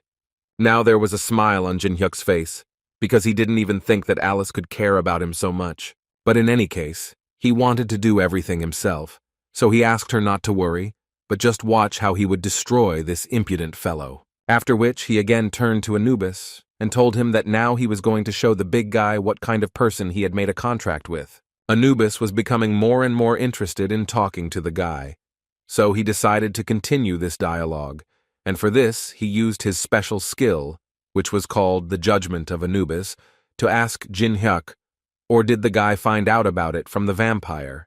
Thus he asked the first question in his court, and Jin Hyuk at that moment thought that Anubis always uses this ability on the enemy, and when the enemy answers his questions, the absolute sentence is activated. While this trial was taking place, the system notified Jin Hyuk about the conditions for copying this skill. For this, Jin Hyuk needed to destroy the incarnation of Anubis, and he understood that if he got Anubis mad, he would receive the power, thanks to which he would be able to ask questions. Therefore, he answered rather briefly, and noted that there was no other way he could have found out about this, which Anubis liked. So he asked a second question in which he wanted to find out, or did the guy come here for the hive? Jin Hyuk adopted the tactic of answering these questions quite briefly, so he answered this question in the same way, saying that it would fetch a lot of money on the black market. After which, Anubis decided to ask the guy one last question, in which he wanted to know if Jin Hyuk really thought that since he came to his territory, he would be able to stay alive. Jin Hyuk answered him quite confidently, saying that if he suddenly couldn't defeat him, then of course he would only have to pack up his things and give up. After this answer, the system notified everyone that the subject had answered all the questions, so Anubis's trial automatically began, and all of Jin Hyuk's characteristics were reduced by 50%. Now a representative would be needed to pass judgment, and Anubis took up this matter first. He became a monster named Zeont Mentis, and it is this huge praying mantis that will pass judgment on Jin Hyuk. The guy noted that he was quite impressed by his representative, but he still assured Anubis that a mini gramophone that could play one song at a time and, most importantly, could not be turned off while the music was playing would be quite enough for him. For Anubis, this was a rather strange decision, because he assumed that the guy had simply decided to cloud the representative's mind. But as soon as the representative began to suffer, his movements became constrained. But as for the guy, on the contrary, he became even stronger, constantly repeating that you need to give yourself completely to music. Only then can you know its true power. And at the moment, the music that he found through trial and error was playing, the rhythm perfectly suited to every movement of the representative of Zeont Mentis. As always, following the rhythm of the melody, Jin Hyuk controlled this battle, not giving the representative a chance. Anubis couldn't believe his eyes when he realized that the melody allowed the guy to dodge every blow.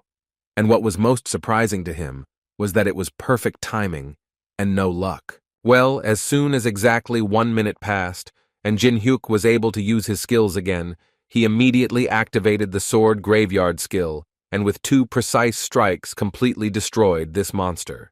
At least that's how it seemed at first glance. But then Anubis assured the guy that he wouldn't be able to destroy his representative, because Zeont was able to recover in a matter of seconds. Jin Hyuk didn't argue with him about the fact that he couldn't destroy this praying mantis now, but the guy was sure that he could make him stop wanting to live. Alice, looking at this, simply stood in a stupor. Aura could not believe that Jin Hyuk was just playing with this praying mantis, although she guessed how strong this guy was, but she could never have thought that he had so much power. And then the thought came to her that such power as this guy had could help her take revenge. At some point, the mantis stopped actively attacking, and it was clear that he no longer wanted to continue. So Anubis had to yell at him to continue attacking. A proud warrior, a representative chosen by God, and at the last stage, Jin Hyuk still manages to destroy his faith in his own victory. He simply humiliated him and forced him to surrender on his own, which was signaled by the system message that Anubis was defeated. In other words, Ximend simply committed suicide just to avoid continuing this fight, which shocked Anubis. After this, Jin Hyuk's level increased significantly, and the system also notified him that he could receive a new item, a magical tome of the Duchy of Peltaris, after studying which, one can learn ice magic, which interested the guy quite a lot, because he knew that this could only be seen on the middle floors. Without thinking twice, he used this opportunity, and after a few minutes, he received a notification from the system that he was able to obtain the skill of creating ice. At that moment, Anubis had to admit that the guy was not a simple person, but he still believed that he had no chance if the guy suddenly decided to bet on this ability of ice. Jin Hyuk started laughing at him, and then with great pleasure reminded Anubis that he couldn't even attack him directly, because in reality, he was sitting on the 42nd floor. Anubis was surprised that the guy somehow understood that in front of him was just an image, and not a real appearance. But then he was even more confused as to why the guy was challenging him. Jin Hyuk himself couldn't name the exact reason. According to him, he was just having fun, so that was enough for him to do such things. But this made Anubis even more angry, which is why he started screaming. He obviously didn't like the fact that he was just some kind of entertainment for the guy. And to punish the guy for such words, he even decided to use one of his most powerful skills, which was called a beehive, inside of which there were countless bees. After which he freed the hive and ordered all the bees to destroy Jin Hyuk, but he was more than prepared for such a development. Using both fire magic and ice magic at the same time, he destroyed the shoulders one after the other quite effectively.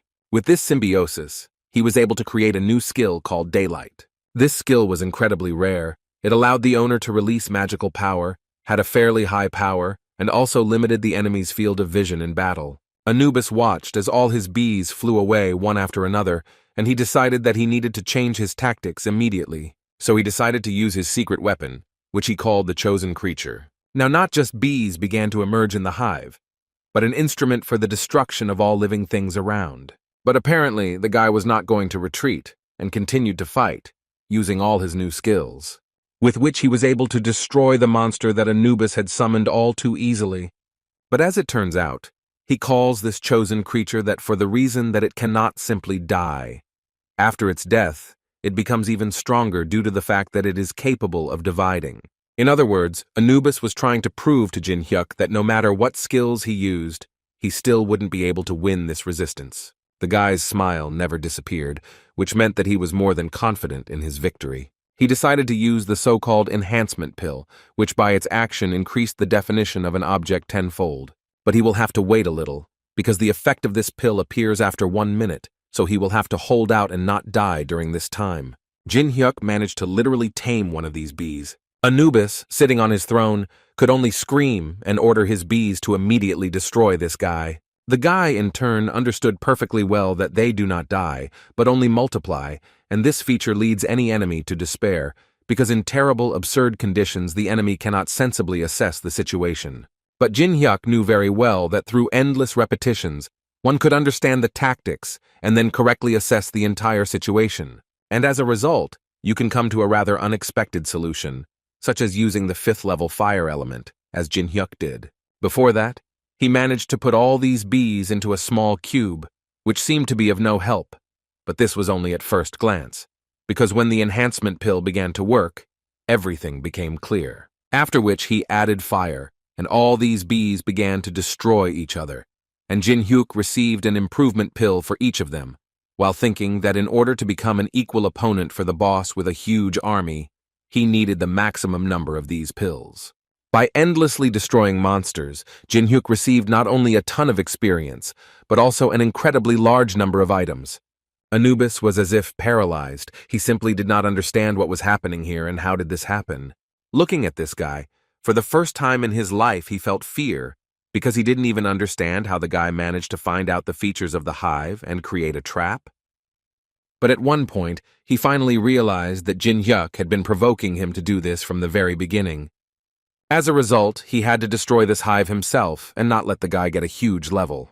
Jin-hyuk decided to continue to bully him, so he wanted to know why Anubis suddenly decided to stop it, because he was just getting into the swing of it. Every word the guy said made him angry, because Anubis had never seen a person who dared to treat him like that. Absolutely no respect. He became so angry that he began to destroy everything that was under his feet. And after he calmed down a little, he told the guy that he had to survive and go up to his floor, where they could fight for real. Jin-hyuk smiled at this, then added that Anubis might not have told him this, since he himself knew about it very well and was going to do it. At this point, their conversation ended, and the system notified Jin-hyuk that the Anubis vessel had been officially destroyed, and the copying conditions had been met. Jin-hyuk was able to obtain a new skill called Anubis's Judgment. This skill can only be used on one person once. If abused, the gods of Egypt will punish him. As soon as it was all over, Alice wanted to know what happened here. For Jin-hyuk, this was a strange question, because it was clear that Anubis was just a little tired and went to sleep. But what really made the guy happy was that for the first time he had risen to so many levels in this place. He understood that the unknown awaited him further, and therefore decided that he would pump up all his characteristics, when suddenly he was interrupted by an unexpected request for a video call. And the person who decided to talk to the guy was Young Yu-sung. Jung Seong immediately noticed that his interlocutor was in some strange place, and Jin-hyuk immediately told him that it was none of his business and that he was listening to the reason why he called him. As it turned out, he called Jin-hyuk to tell the guy that he had a proposal for him.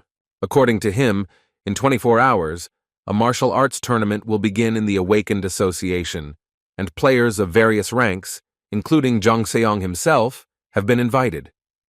It was strange for Jin-hyuk, because he didn't expect to see that someone would decide to organize a horizontal bar, although there are things much more important, like the boss of the third floor. Jung Seong called him to ask Jin-hyuk to participate in this tournament and fight him again, but he immediately told his interlocutor that it was incredibly stupid and just a waste of time. But Chan-son had a very serious argument. He took out a pass to the black market from his pocket, which in his opinion Jin-hyuk definitely needed. As Jong Song explained, the black market is not a place where players can buy things with coins, but a secret market where invited participants can purchase items exclusively with real money. The test tower had become a reality, and now people were holding these auctions, and Jin-hyuk just needed the items to go to the boss of the third floor. And he also knew that if this was a secret auction for the rich, then maybe he could buy a lot of good things. At that moment, the system notified him that his video had become a hot new item. The video was uploaded to a new channel created by an unknown person.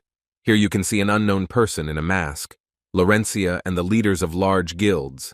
And since Jin-hyuk edited the moment with Maine, no one spoke badly about the guilds. In any case, it is not profitable to conflict with such large guilds. In his opinion, people will react too predictably, and the player who was hiding under the mask found himself in the center of attention, unknown, in front of the heads of guilds who failed several raids. Jin-hyuk confidently declares that he will go to him alone. Such a story simply cannot fail to interest. Considering that the same video can only be viewed once a day, 50 million views is a good figure. 100 coins for 10,000 views. Then for 50 million there will be 500,000 coins. And if you take into account the commission, which is 90%, then he will be able to get 50,000 coins net. This was all clear, but now he would like to quickly sort out this tournament that he had to go to. If he understood everything correctly, then the organizers selected 24 players of a rank and above. After several failed raids on the third floor, the Awakened Association and the major guilds decided to widely distribute the recordings of this tournament to show the people the strength and greatness of the top players. In short, they just put on a show, and that's okay because it was too obvious that not everyone watches YouTube, and here such an opportunity to show off the players' abilities is a pretty good way to diffuse the situation. Before he came to this tournament, he spoke with Jung Seong, who offered the guy to participate in this tournament. and in exchange he would give him access to the black market. Although Jin Hyuk immediately warned him that he had not yet reached A rank, and he could not even participate in the tournament. But Jeong Seong still insisted and continued to say that the winner of the tournament would be given a choice in which he could choose a replica of the relic from the National Museum. And according to Jong Sun, the winner can invite a player who did not participate in the tournament to fight him. All this time he was leading up to telling Jin Hyuk that this time he would do everything possible to defeat him in front of everyone. The heads of some guilds closely watched the development of this tournament, and at one point noticed that they could actually sleep peacefully, knowing that there were such players. There were many participants who could be easily recruited. But among them was also the head of the Black Fortune Guild, whose name was Hong Dok P, and according to him, he only liked one guy, whom he would gladly recruit. And he looked straight at Jong Seong, who in his opinion has excellent control of the battle, a wide view around, which allows him to notice enemies before they attack him, and most importantly, he has many types of attacks. Besides, as far as he remembered, this same guy who was the first in the history of the guild to refuse to join them, which made the man think only that he was an incredibly ambitious guy, not like these kids running around. Suddenly his thoughts were interrupted when he heard someone from the side saying that he was too uneasy and could not watch it any longer. John Do-hyun, he was a member of the Black Luck Guild, and according to him, if he had participated, he would have dealt with everyone and would have forced the one who refused to join the guild to kneel. Hong Dok immediately asked him to talk less and not think about the fights at the tournament, but about the upcoming interview, because he invested in all this for a reason and wants to see the result. Although John Do assured him that he knows how to shine in front of the cameras and will definitely show his whole self. The leader of Black Fortune knew very well that Do-hyun had every opportunity to rise to S rank, and if everyone knew that he had nurtured a rising star, the guild's prestige would increase quite a bit. While the man was thinking about this, the winner of the tournament was announced, and as expected, it was Jong Sun. And when the guy was finally asked what he would prefer, a remark or the right to choose, but before the reporter could finish speaking, the guy quite confidently said that he would choose the right to choose an opponent, which surprised quite a few people. Immediately after this, he extended his sword towards the stands and ordered his new opponent to enter the arena to fight him. Do-hyun assumed that he was pointing his sword at him, so he was about to jump up and engage him in battle, but he was stopped by the head of the Black Fortune Guild, who assured his student that no one had chosen him. Do-hyun was sure that no one except him and Do-pei could handle Jong Sung, but he still rather persistently asks some guy from the crowd to come out. As a result, after a few seconds, Jin Hyuk stood up from the crowd and couldn't help but tell Jong Sung that he simply had a talent, which consisted in the fact that he was simply great at annoying people. None of the spectators knew this guy, and this is understandable because he was without a mask, but the guild representatives immediately began to check him through various databases, hoping to find his identity. And they still managed to do it. The guy's name was Jin Hyuk, and what was most surprising for them was that he had an F rank. The head of the Black Fortune Guild understood that if Jong Song had challenged Do-hyun, the fight would have definitely been quite spectacular. But in the end, he chose a player of rank F. It is only unclear to him, because in this case he definitely will not receive any benefit. The man didn't want to believe the fact that Jong Song simply decided to publicly mock the weak. Jin Hyuk finally came out to him in the arena, and the first thing he did was ask the guy to give up if he lost this time, because he believed that it was time for Jong Sung to finally learn to admit defeat. Jong Sung responded to him in his own way, saying that Jin Hyuk was talking as if he had already lost. Jin Hyuk realized that this guy couldn't be fixed, so he noted with a smile that the guy had definitely become stronger, and he was very happy for him. But this made Jong Sung even more angry, because he didn't stop for a second and did everything to catch up with him. So today, he was going to assure Jin Hyuk that the guy would have to fight with all his might to get that ticket. And right after these words, he used a skill called Sword Soul, and he managed to pump this skill up to the 6th level. Jin Hyuk realized that he simply had no other choice, so he decided to accept this guy's challenge, and, as a result, accepted his invitation to fight. The fight was quite interesting, and as a result, Jong Sun was again on his knees from helplessness and from not understanding where Jin Hyuk got so many different skills from. But before Jin Hyuk could give him an answer, the guy fell unconscious. So he had to go up to him and pull out the ticket from his pocket himself, which Jong Song had promised him before he fell. And when he finally found him, Jin Hyuk remarked that he would gladly take advantage of the invitation to the black market. Most of the spectators who watched this fight were amazed at how Jin Hyuk fought, but it was a shock to them because the entire arena already knew that he was only an F rank. After the battle, Jin Hyuk approached his acquaintances, the old man from whom he took the fire, and the girl with whom they passed the Tower of Trials together. The old man immediately noticed that this was their first meeting since that day at the museum. The guy understood perfectly well that their first meeting was a little cruel, but everything was in the past, and now he was offering them to be friends, and apparently they weren't entirely against it, because on the other hand, they understood perfectly well that they didn't particularly want to be his enemies. And since they had already agreed to live with him peacefully, he suggested that they listen to his request. But first, he wanted to ask the girl for her phone number. He saw her doubts and immediately told her that if she suddenly didn't want to do this, then she didn't have to give him her number. The girl was about to say that she would probably refuse, but Jin Hyuk suddenly took out his phone and showed her the video, after which he added that she could of course refuse, if of course she could cope with the consequences. She immediately understood that this was only a request in words, but in reality it was ordinary blackmail, so she had to immediately give him the number. But suddenly their dialogue was interrupted. The one who did it stated that he thought that he, as a person who has an F rank, would quickly lose to a fighter like Jong Song, but it turned out to be far from the case. Jin Hyuk immediately activated the Eye of Truth, and looking at this person, he found out that his name was Do Hyun. There was quite a lot of information about him, but the guy only needed to find out the conditions for copying, which were that the object had hidden intentions and they needed to be solved. Then he would be able to copy. This time, after hearing the copying conditions, Jin Hyuk wondered how the system was able to determine the object's intentions and desires every time. It seemed to him that this was beyond its capabilities, but in any case, he needed to continue the dialogue with this guy who said he didn't come here to fight. For him, everything was much simpler, according to him. They have the same field of activity, and he thinks that they will have to collide often. So he came over here to show his colleague the usual courtesy of shaking his hand. Jin Hyuk already knew in advance what was really going on, and the Eye of Truth helped him greatly in this. The guy saw right through Do Hyun. Behind such a calm face, dark feelings are hidden: anger, fury, hatred.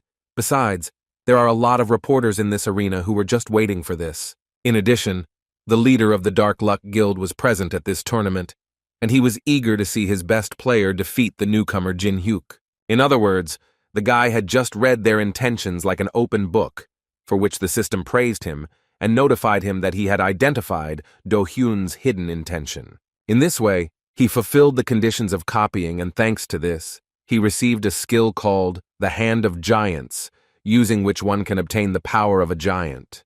When the Trial Tower was a game, there was no way to copy this skill because there were too few users who had this skill. But now that the game has become a reality, the skills that others have a hard time obtaining are just waiting for Jin Hyuk to come and take that skill away from them. After which the guy noted that this was like a greeting on behalf of the Dark Luck Guild, which Do Hyun confirmed, and also immediately added that they knew very well that he was not a member of any guild, so they would be glad if he joined them. Jin Hyuk decided to laugh at him a little and asked if they would give him a deposit if he joined their guild. Do Hyun gave him a confident and quick answer that they were ready to give him any amount he said. Jin Hyuk was glad to hear this, but he still wanted to ask one more question, in which he became interested in finding out if Do Hyun really thought that he was capable of defeating the guy with just his strength. Do Hyun seemed to be prepared for this question, so right after Jin Hyuk asked him, he began to squeeze his hand as hard as he could and started talking about how he would literally tear him into little pieces. But suddenly he realized that his skill had absolutely no effect, which shocked him.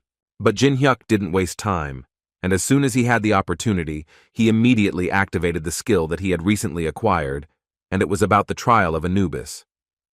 After which he began to push Do Hyun with his strength, and at some point, he simply couldn't help but notice that he was holding up quite well. Jin Hyuk also wanted to tell him that he seemed to be confident in his strength, but now he was kneeling in front of him, and so he wanted to ask the man if he was ashamed to stand in front of him like this and writhe in pain. Do Hyun couldn't answer because he was currently feeling incredible pain. At some point it became so huge that he overcame himself and started yelling at Jin Hyuk to stop doing it. But the guy couldn't be stopped just like that. He got a little angry, so he decided to punish Do-hyun for such impudence and attempt to deceive him. The guy decided to punish him for deciding to deceive him when he started lying that they were supposedly colleagues. But suddenly, his words were interrupted when an explosion thundered behind him. Jin-hyuk used the third-level Eye of Truth again, and he did this to the head of the Black Fortune Guild, who was angry that the guy dared to beat up his student, in whom he had put so much effort for this day. Jin-hyuk didn't care about his anger at all at the moment. He just carefully read the copying conditions, which consisted of him having to break Hong Dok-pyo's pride, so without thinking for long, he told the man that he needed to behave a little more restrained and didn't have to be so aggressive. This, of course, angered the man even more, causing the area around him to become incredibly hot. Jin-hyuk, of course, understood that he could easily defeat this man, but he still decided to tell him that he did not plan to defeat the guildmaster yet, in order to anger the man even more. Hong Daok immediately activated his skill called Blood Rage Energy and flew into the air to destroy Jin-hyuk for his words. The guy didn't think long and immediately activated a skill called Daylight, because of which people in the entire arena stopped seeing normally. While no one was looking, he took out his blade and also activated the Power Surge skill, which would most likely be a surprise for the man. The head of Black Luck couldn't believe his eyes because he immediately noticed that the guy managed to reflect even his energy, which seemed impossible. And he thought so because he was one of those people who were in the vanguard in the fight with the boss of the second floor, and now some boy considers himself his opponent. But suddenly their fight was interrupted by some voice, which forced them both to stop fighting, because he believed that when the entire population was looking at them, they should show themselves with dignity. The owner of this voice was the head of the association, Han Sang-jin, who appeared in the arena quite unexpectedly. Jin-hyuk was also not prepared to see the head of all awakened in Korea. The leader of Black Fortune immediately began to tell Han San that he came here at the right time because this guy had turned a player who was in his guild into a rag. Han San responded by asking the man to calm down, after which he reminded him that this was a tournament and that there was obviously a possibility of getting hurt. Well, then he didn't listen to the man and as quickly as possible approached Jin-hyuk, introduced himself to him, and said that he was glad to see him. The man admitted honestly that 20 minutes ago he knew nothing about Jin-hyuk, but the person responsible for this tournament contacted him.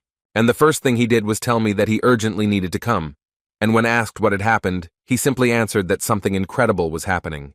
According to Han San, there were many inconsistencies, so he decided to double-check the test results, and found the fact that Jin-hyuk had influenced the examiner after all.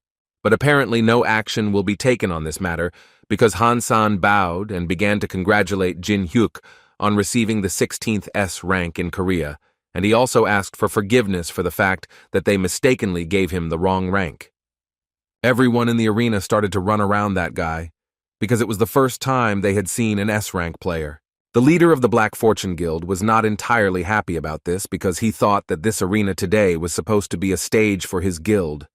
But in the end, this guy came and trampled them. So he decided that he had to take control of the situation before it was too late. He grabbed one of the reporters to tell him that his guild was planning to attack the third-floor boss. But apparently no one was interested in this anymore, just like this reporter, who immediately ran away from the man to talk to the new S-rank player. When Hyuk became completely disappointed in himself and began to leave this arena, the conditions for copying the skill were successfully fulfilled, and Jin-hyuk received another new ability to his collection. The reaction to the appearance of a new rank 16 player was good, and Jigek obviously liked it. He was also very happy that the head of the association decided to provide him with a private jet on which he would fly to Las Vegas, and all this was as an apology. Now Jin-hyuk understood perfectly why everyone wanted a high rank so much, because in that case, the attitude was completely different. His enjoyment of first class on the plane was suddenly interrupted by Alice, who asked him to pay attention to one guy. He stood next to the stewardess and spoke sweetly, and Jin-hyuk immediately noticed him. Alice wanted to say that this guy smelled really bad. She had a suspicion that there was something dangerous in his blood, which is why she was afraid to even taste his blood. Jin-hyuk didn't really want to pay attention to her words, but she asked him to take it seriously, because she was more than sure that this was not an easy guy. He still thought about it, because he understood that if Alice said so, then there was definitely something in him, because she considered all people as an ordinary bag of blood. Therefore, he still decided to use the Eye of Truth, after which he saw that this guy turned out to be Main. The conditions for copying his ability depended on the degree of closeness to the object. However, for maximum closeness, Jin-hyuk will have to join the Main association. He couldn't even imagine that that guy was one of the Mains, because he walks around with a rather imperturbable face, so it's quite difficult to believe. Suddenly, this same guy approached Jin-hyuk, because he recognized him as the same player who recently received S rank.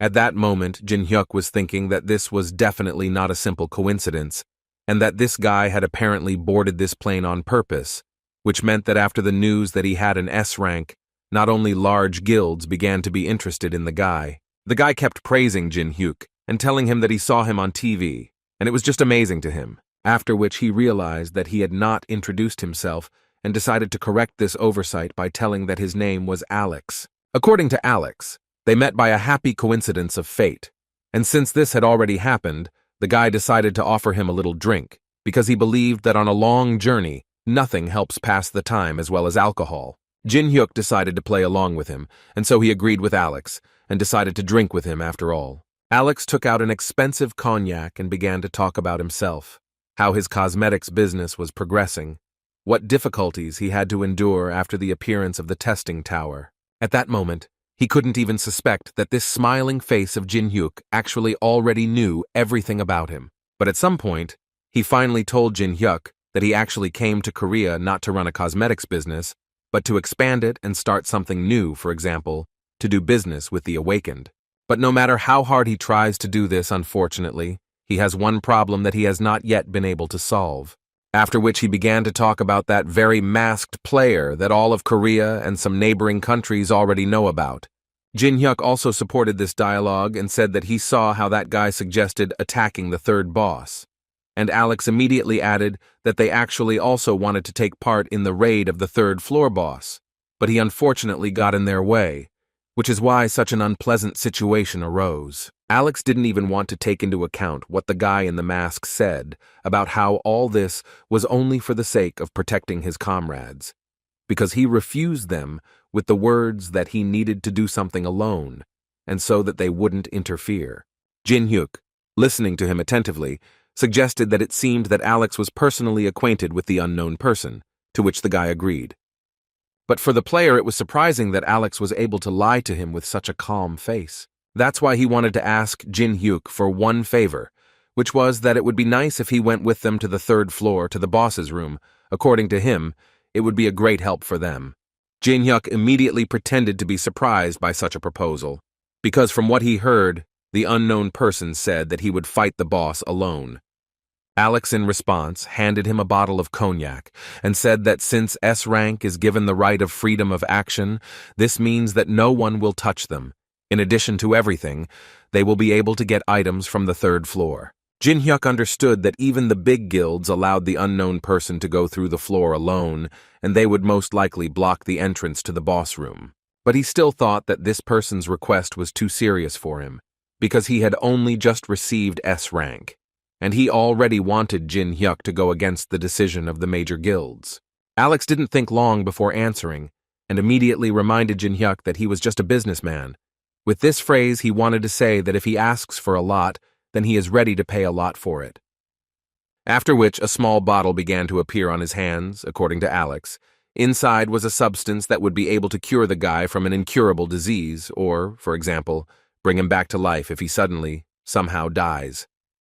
Jin-hyuk couldn't believe his eyes, because looking at this elixir, he immediately thought about what the main association could have done to get this rare thing. These thoughts eventually led Jin-hyuk to tell Alex that he was actually interested. Alex continues to stir up Jin-hyuk's interest, saying that in fact many people want to get this elixir, but today it was Jin-hyuk who got it, and if he's not lying, then this is an advance. After which, he took out of his jacket a contract that needed to be signed. It was not just a piece of paper, it was Alex's special skill, which was called a contract with a dead person. While Jin-hyuk was thinking, Alex didn't stop and continued to talk about how such a chance comes along very rarely. On the surface, it was a normal contract, but the guy understood perfectly well that if he did not fulfill the terms of the contract, he would be cursed and then killed. But the solution to this problem was quite simple. He just needed to not sign this agreement.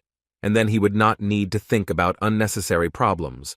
So he decided to tell Alex directly that he could not sign, because he was very reasonable, and it was dangerous for him to stand against large guilds.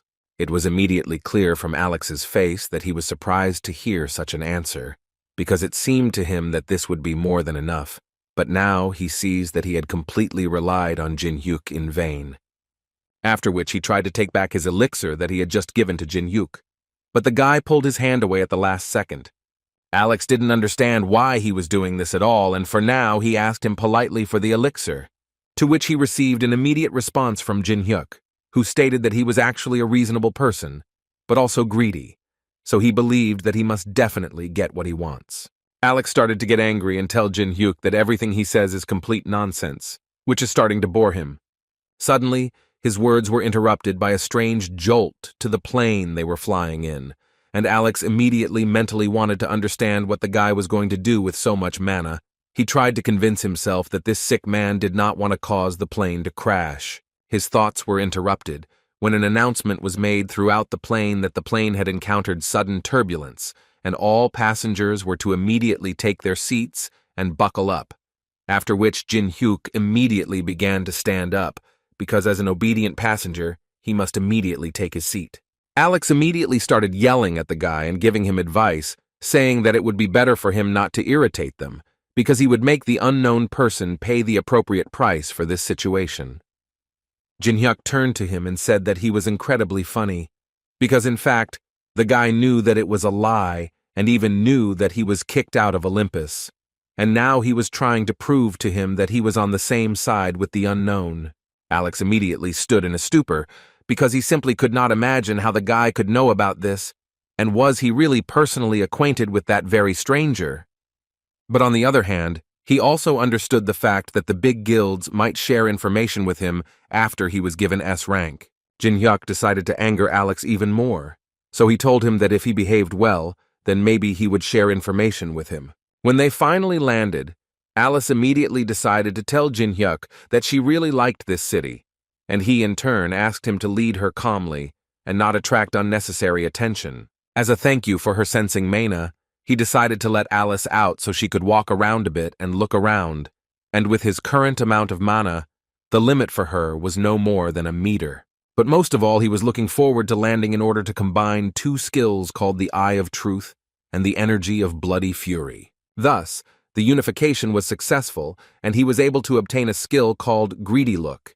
In addition to the fact that Jin-hyuk can view the status of any player, even hidden by a spell, he can now read thoughts. Jin-hyuk had wanted to create this skill for a long time, but he always wanted to do it with a safer spiritual skill. But on the other hand, he knew that he needed to do it urgently, so there was nothing he could do. Suddenly, his thoughts were interrupted by Alice, who was screaming and incredibly wanted to get into one of the local clubs. But Jin-hyuk immediately assured her that they would not go there, because they did not come here to have fun. However, the main reason was that this casino did not allow the use of skills, which was not suitable for the guy. Then she immediately wanted to know where they were heading now. Jin-hyuk decided to stir up her interest, so he started talking about how this place was completely incomparable to a regular casino. These words made the girl glow. She literally walked on the spot from the desire to immediately get into this casino. This place was called Tortuga Private Gambling House, and what Alice immediately noticed was the fact that those places were much better, at least in appearance, so Jin-hyuk had to remind her again that they didn't come here to have fun. Suddenly, their conversation was interrupted by a man who shouted at the top of his lungs that he had seen with his own eyes how someone had used the skill, which was why he had managed to win. But no one was going to believe him. Moreover, another man began to beat him because he himself used the skills, and now he was trying to twist everything to his advantage. They did not pay special attention and decided to enter this very casino, which Alice immediately liked, because there was so much interesting here, but on the other hand, she still wanted to know how it differs from other places. Jin-hyuk repeated to her once again that this was a casino where you could use magic, which is why they came here. But apparently Alice won't take part in all this, because Jin-hyuk took her and sat her at the bar counter, after which he turned to the bartender and said that he would take all the expenses upon himself, and he could pour her any drinks that she wanted to try, which Alice did not like, because she had not gone out for a walk for so long, and he was forcing her to sit still. In addition, she wanted to know what he was going to do himself, to which the guy answered quite confidently that his additional income was already waiting for him. Approaching the gaming table, one could see magic there, from the dealer, who so masterfully dealt the cards while using the skill, blocking the bases, which seemed to prevent other players from using magic. This guy's name was Pedro, and while dealing the cards this time, he immediately noticed that one of the players had a pretty good hand. The owner of this hand was Jin Hyuk, to whom the dealer had already managed to lose a whole $5,000. So he decided that this time he had to win, but before that, he decided to raise the stakes. Jin Hyuk was not afraid and decided to support the dealer, putting everything he had at stake, so there were about $5 million at stake. He wanted to know if the dealer was sure of this, but he immediately answered the guy that a dealer should always be sure of his actions. During a pause between bets, Jin Hyuk wanted to know who controlled this place, to which the dealer replied that the cleaning guild owned everything here. Pedro was a little unprepared for Jin Hyuk to start asking him questions, because before that, he had been silent all the time, but now for some reason he decided to talk. Jin Hyuk, having read his thoughts, decided to ask Pedro if he could ask him questions at all, which scared the dealer a little, so he started waving his hands and saying that since the visitor was asking, he was literally obliged to answer them. Pedro immediately realized that this player had the ability to read minds, which caused him to feel afraid because he didn't know what to do next. But at one point he realized that it really didn't matter, and right after that, he decided it was time to reveal his cards. Because Pedro was sure that if he managed to change the cards at the last moment, before they were revealed, then he would not be able to do anything. And he was going to do it with a skill called sleight of hand, but apparently it didn't work the way Pedro wanted it to. He put the same cards on the table and immediately began to play out scenarios in his head about how this could have happened, since he had used the skill and changed the cards.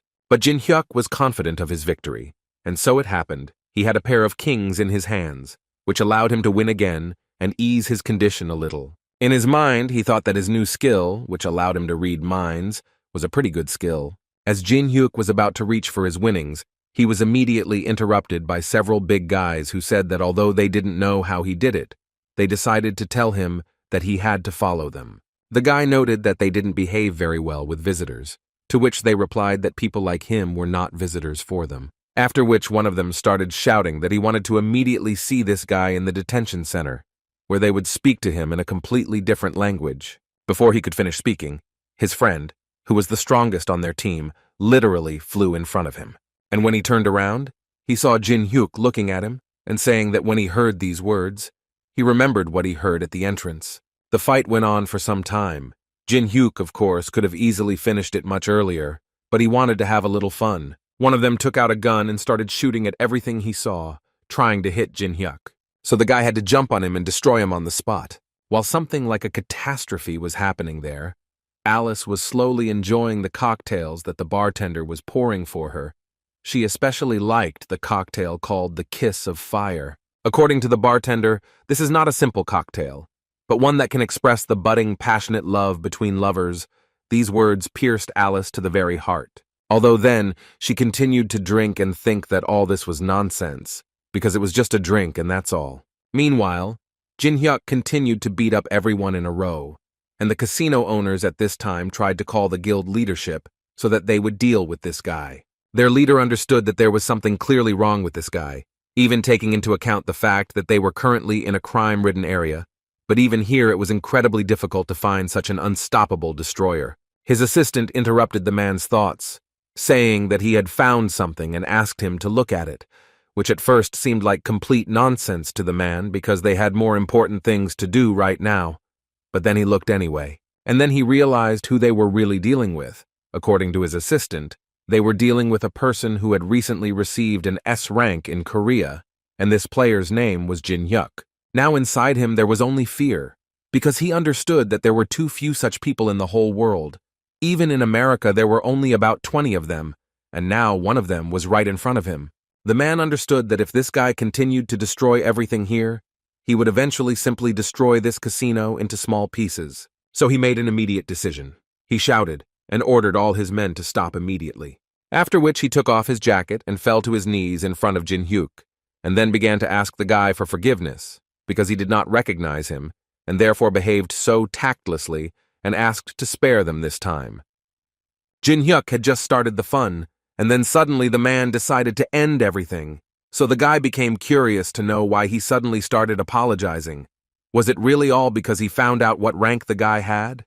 The man immediately tried to justify himself, telling the guy that he didn't really mean it.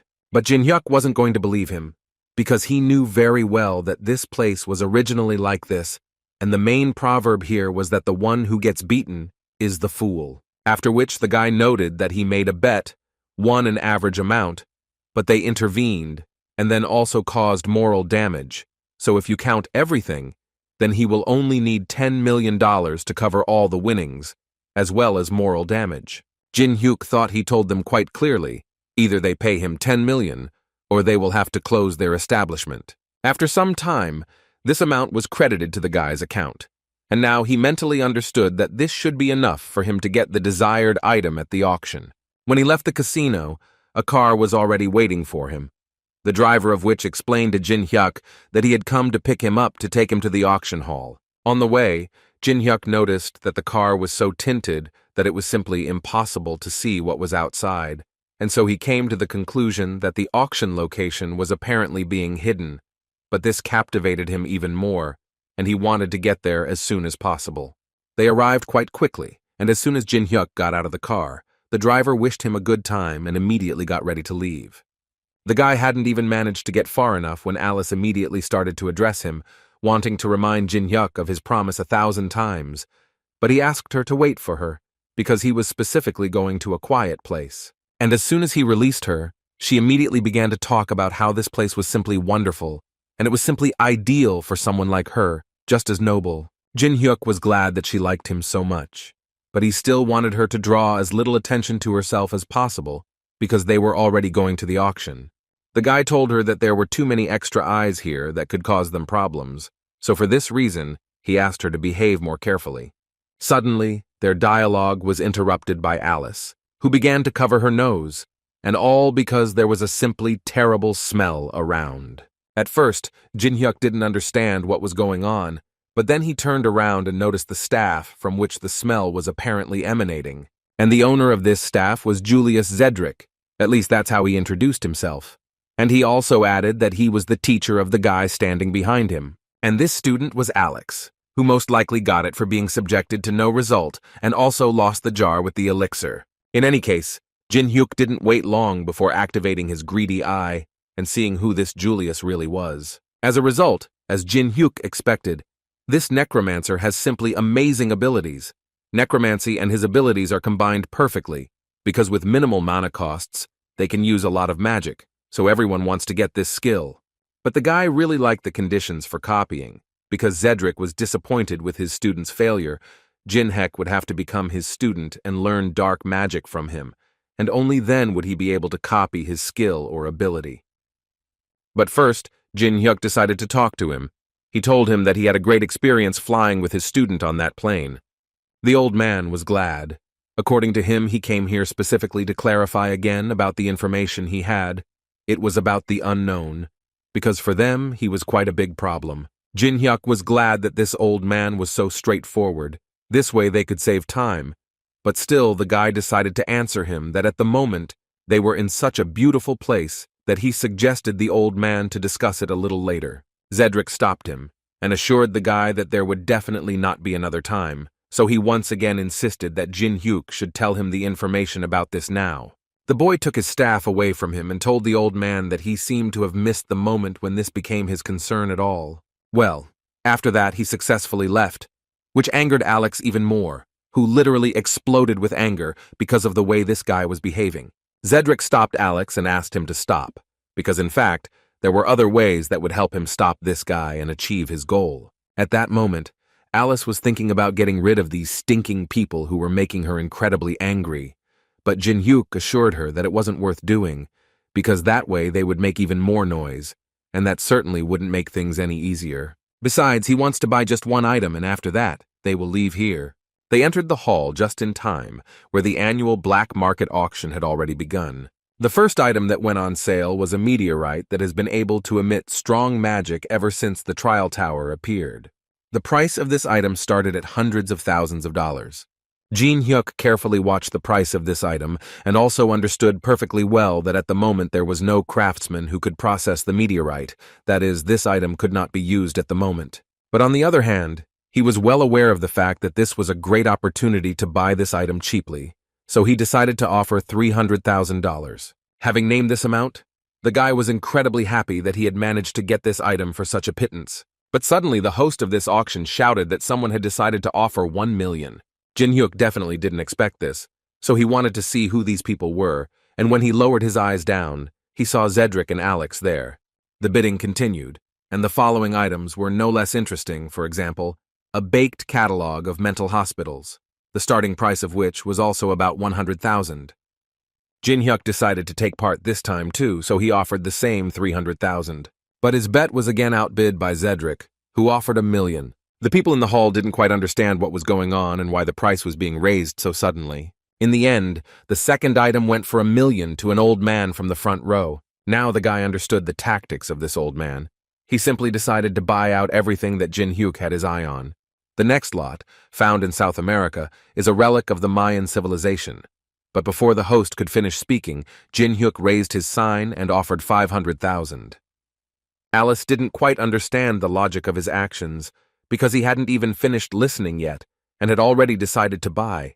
But Jin Hyuk assured her that he had a plan. A few seconds later, the bet was once again outbid by Zedric, who again offered $1 million. This time, Jin Hyuk decided not to stop so easily and offered $1.5 million. Zedric also didn't skimp and immediately offered $3 million. And as soon as he did this, the guy lowered his sign and did not continue this bargaining. So the next item was sold for $3 million to that same old gentleman in the front row. All subsequent lots were sold to Zedric, who raised his sign every time Jin Hyuk did. At one point, Alex had to ask his teacher to slow down a bit, because otherwise they would have to pay too much. For such offers, he got it again, because Zedric believed that they could not allow the guy to get what he wanted so much. The old man was sure that even though they would suffer losses, they had enough money to take away everything the guy was aiming for, and then they would be able to exchange all these items for information about the unknown. The next lot, according to the presenter, was for true connoisseurs, after which he finally presented the first chessboard. All the people in the hall thought that it was just a trinket and no one needed it, and it didn't even come with any figurines. But Jin Hyuk didn't think so, and he raised his sign and offered $50,000 for the board. Following him, Zedric traditionally raised the stakes and in turn offered a whole $100,000. After some time, the bets reached $1 million, and then the old man offered $8 million to definitely take the board from the guy. Jin Hyuk gave in when he heard the amount, and the people around him were already starting to worry that it wasn't just a simple board, since that sick guy was willing to pay $8 million for it. But apparently this was not the end. Jin Hyuk finally decided and raised his hand, offering $10 million, all he had. But Zedric definitely did not know about this. After all, as soon as the guy suggested this, the old man immediately shouted to the whole room that he was ready to offer $30 million for this board, after which he turned to the guy to tell him that he had found his limit, and it was $10 million. And now, in his opinion, he knew what the guy was really looking for and what item he came here for. He also stated that if Jin Hyuk wanted to get this thing, he would have to agree to his terms, and then he would think about giving the guy this board. Although Jin Hyuk's plan worked, he was still dissatisfied because the old man had already spent so much, but he still had so much money left. It exceeded his expectations. So he immediately started thinking that he needed to come up with a new plan that would help him win this strange battle. But as soon as the host decided to say that this board was being purchased for $30 million by an elderly man, Alice suddenly entered the game, confidently offering $100 million for this board. From the expression on the old man's face, it was clear that he would never in his life have paid so much money for some old board. Besides, he didn't understand who this girl was. The only thing he knew was that she came here with Jin Hyuk. He had the realization in his head that he had already spent more than $70 million on all sorts of trash, and if he stopped now, it would be a complete defeat. So he decided to continue this battle, and eventually offered $110 million for the old chessboard. But it was not as simple as the old man thought, because as soon as he named his price, Alice intervened again and offered $200 million for it. The old man couldn't stand it this time, and immediately turned to her to say that she most likely didn't have $200 million to make such bets. The host of the event also joined the old man's accusations and said that it was not that they did not trust her, they just wanted her to provide a certificate of the balance on her account. She didn't think twice and used her magic to show off her wealth, which was definitely enough to buy up all the items here. For people who understand, the crown alone, which was among all this goodness, is worth more than $500 million. Zedric realized that he was not dealing with an ordinary little thing, and she was definitely not just a person. But he couldn't shake the thought that the only thing more dangerous than this girl was Jin Hyuk, who was keeping this mysterious girl under his control. In other words, he understood that he apparently had an opponent who would bring him more problems than that unknown one. So he decided that their tactics had changed and they were now moving to Plan B. What Alex was waiting for most of all was that he was more than ready for this and could not wait for these words. In the end, Alice won and they were ready to hand over to her the first chessboard, which she won fairly. Alice didn't need her at all, so she asked to give her to Jin Hyuk. The guy thought she was being too kind to him, but she assured him that she had planned to sort out all this junk anyway, and besides, she couldn't stand to see these people looking down on her contractor. Jin Hyuk didn't even know that this little one was capable of saying words that were worthy of praise, but suddenly their dialogue was interrupted when an explosion thundered behind them. The place where this auction took place began to collapse literally before our eyes. People quite obviously started running away, and it was all accompanied by panic. But this was only the beginning, because Alex took out his scalpel and began to cut people, telling them along the way that they had nowhere to rush, because they were all just victims. Afterwards, he decided to activate a skill called Magic Melt. The hall literally began to sink, and most of the people were already ready to die, and among them there were children. So Jin Hyuk eventually had to intervene because he thought Alex had crossed all boundaries. The skill that Alex used was somehow disgusting to Jin Hyuk. Although Alex himself did not think so, in his opinion, the monsters he created from human souls were incredibly beautiful. On the other hand, Alex wanted to praise Jin Hyuk himself, who deservedly received the S rank, since he was standing on his feet, even under the influence of such strong magic. The man also couldn't help but add that he clearly remembers how Jin Hyuk insulted him on the plane. And now that he has been given an order that allows him to no longer hold back, he is ready to show everything he is capable of. He tried to attack the guy, but Jin Hyuk was much faster than Alex expected. But this did not stop him from continuing to attack Jin Hyuk, and also at the same time finding out where that small and impudent rich woman had gone. Jin Hyuk, without thinking for long, answered him that she did not like these nasty guys, so she ran away a long time ago, although mentally he knew that Alice's body returned back to the pendant, since it would need all the magical energy. He understood that these monsters would gradually become stronger and stronger, so he simply needed to finish this fight as soon as possible. To begin with, he decided to use a skill called Sword Graveyard, with which he destroyed most of the monsters. Alex continued to actively talk to Jin Hyuk, telling him that he was simply amazing, because he didn't even have time to keep up with him.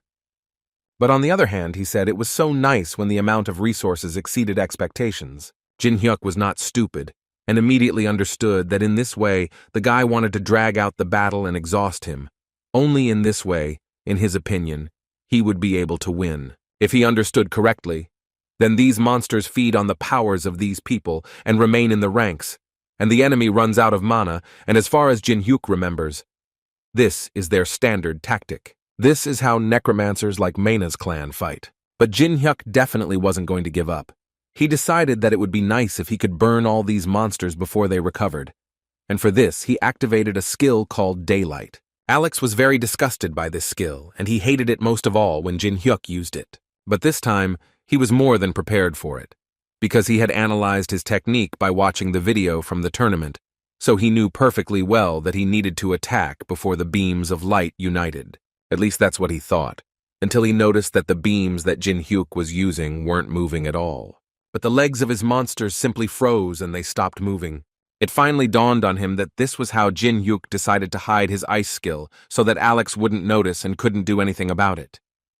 As a result, after some time, all of his monsters that he created were simply wiped off the face of the earth, and Alex found it incredibly difficult to believe it. Jin Hyuk immediately approached him to apologize for the fact that his cuties were slightly blown into little pieces.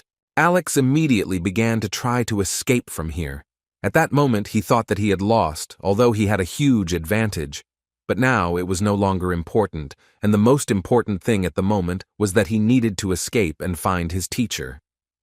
But he apparently wasn't destined to do this, because as soon as he started to run away, Jin Hyuk's blade passed right through him. When he fell, Jin Hyuk slowly approached him, wanting to tell Alex that after everything he had done today, he definitely wouldn't be able to just leave like that.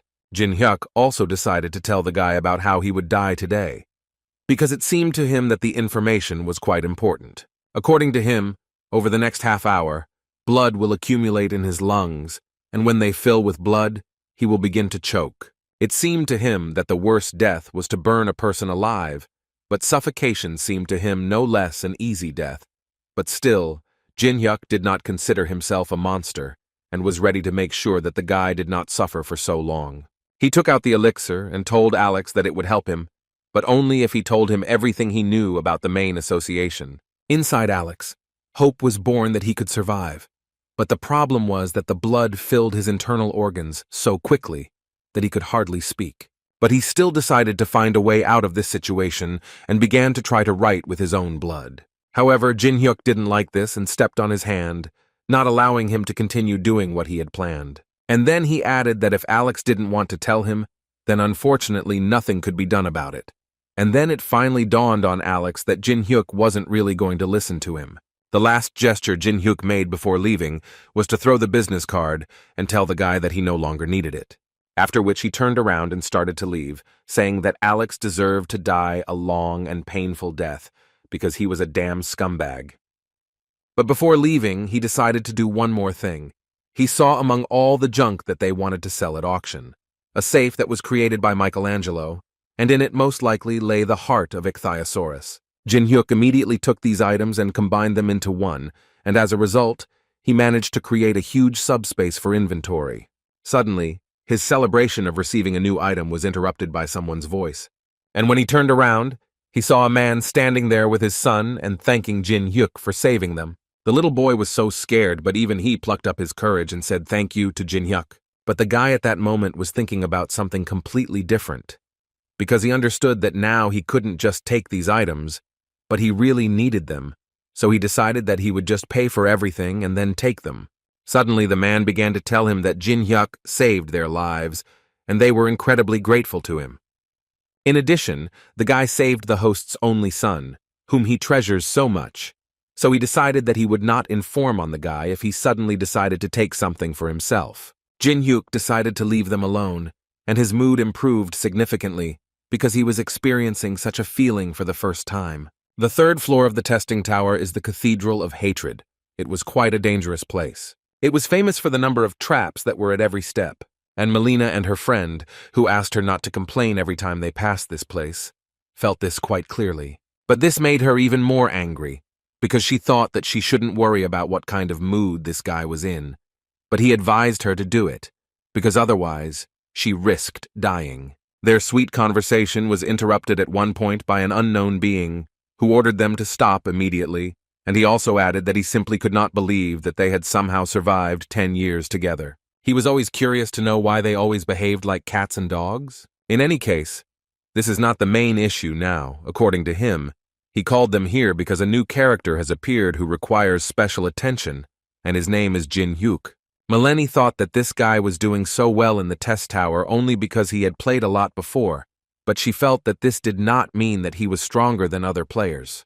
But the man in the mask thought that they had to be careful, because in his opinion, there was a chance that this guy had already risen above them, although this only made her smile, because she had not yet seen this guy rise to the 20th floor.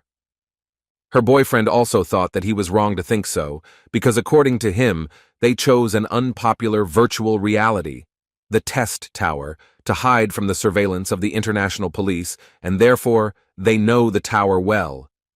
Millennia once again agreed with the guy and added that most likely, this Jin Hyuk was just playing this game because he had nothing to do, and now he is a hero who is a little better at it.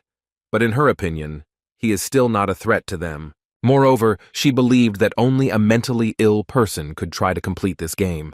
This creature understood that the guys would not take his words seriously, but he was glad at least that they understood each other, but he would continue to think that this guy simply could not be underestimated. In the end, he decided that they simply had to eliminate this potential threat, so he ordered the guys together to follow Kedrick.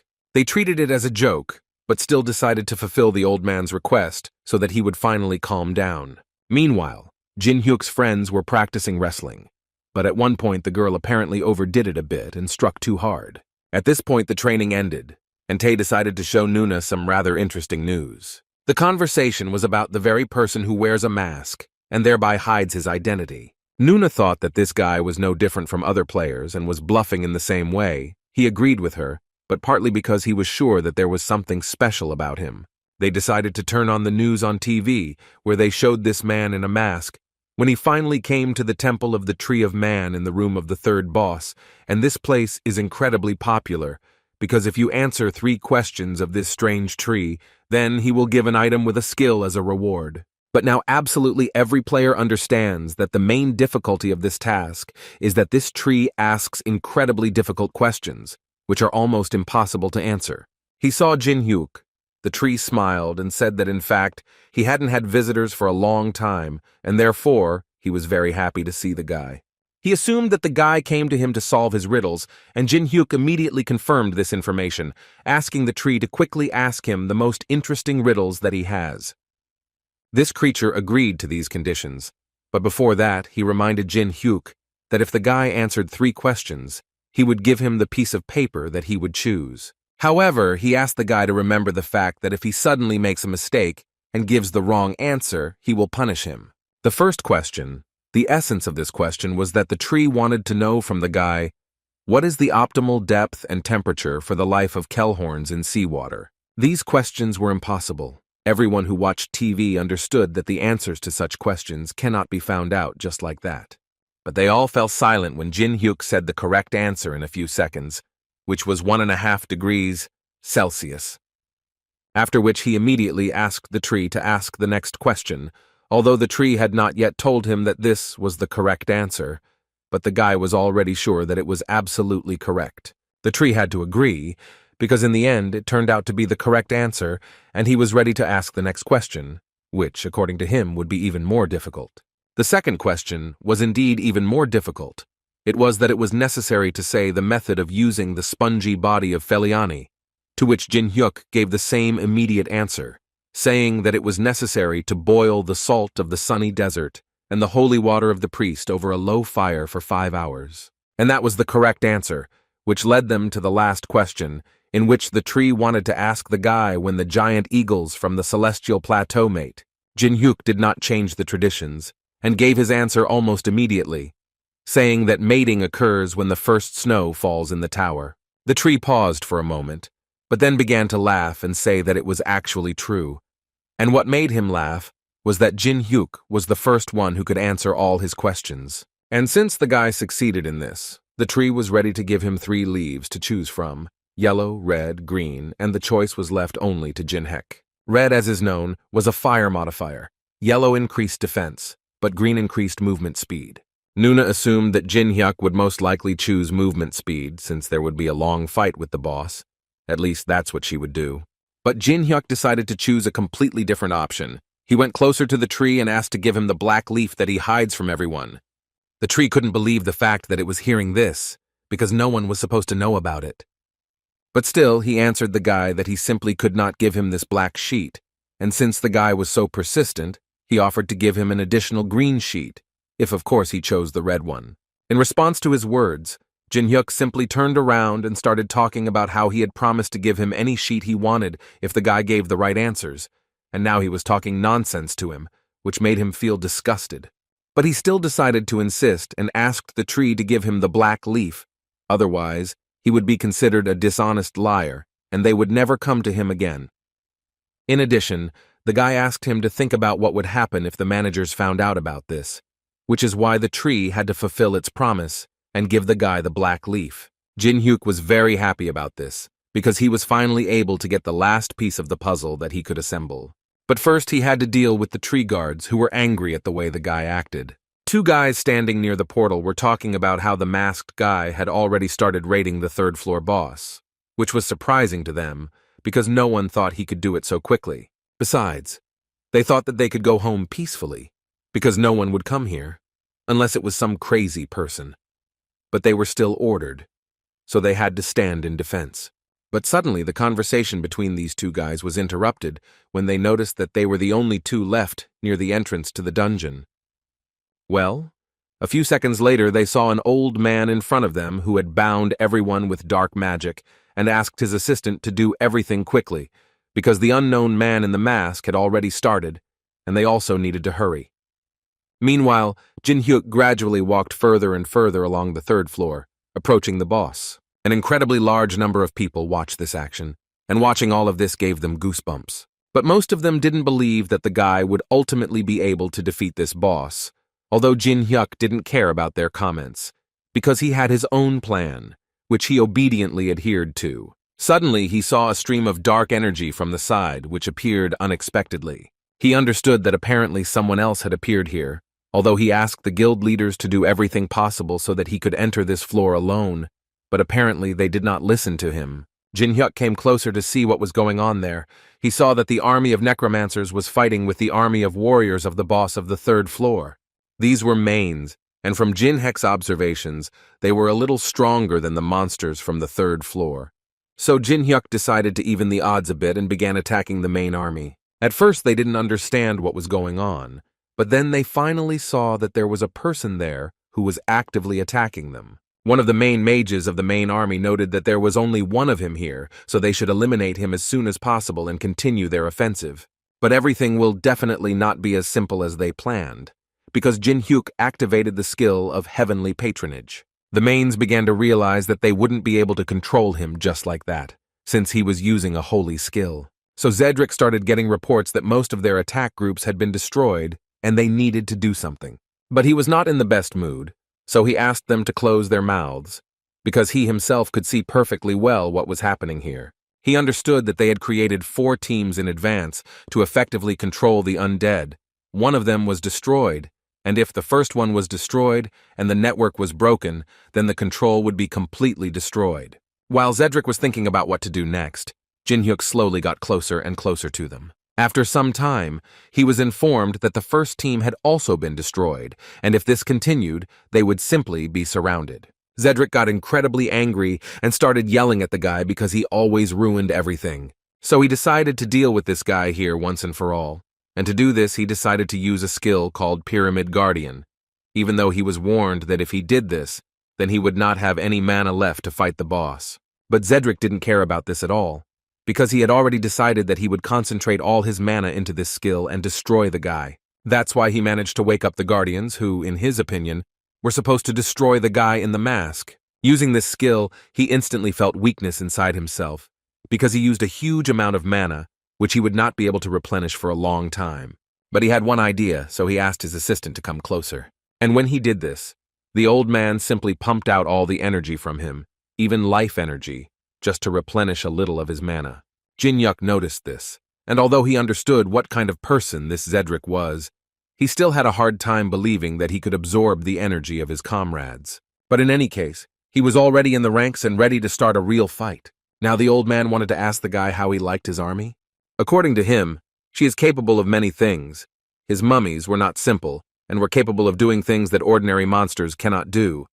He admitted that he had prepared these creatures for the third boss, but now his goal had changed dramatically, and he believed that if he could destroy Jin Hyuk here, then this risk would be justified, and he had not come down here in vain. So all he wanted to ask Jin Hyuk was to finally die, so that he would calm down and not think about it. Even though Jin Hyuk turned off the broadcast, this fight still had viewers. This was observed by Millennia and her partner, who immediately saw that this guy was simply amazing, because they had not seen Zedric give it his all for a long time. The guy noted that his plan to destroy the bases was of course good, but the fact that he didn't leave after that was at least stupid. It seemed to him that the guy in the mask had miscalculated the balance of power and would therefore pay for it.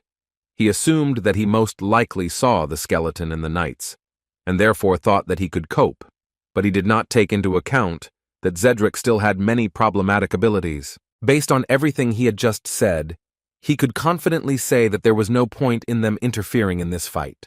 Jin Hyuk certainly didn't think so. In his head there were memories of that very experience. His teacher always told him that his sword was strong and sharp, but on the other hand, he was straining himself too much, and his mistake was that it was just a dissipation of power. He asked him to remember that a true master should always be able to deliver a good blow using a minimum of force.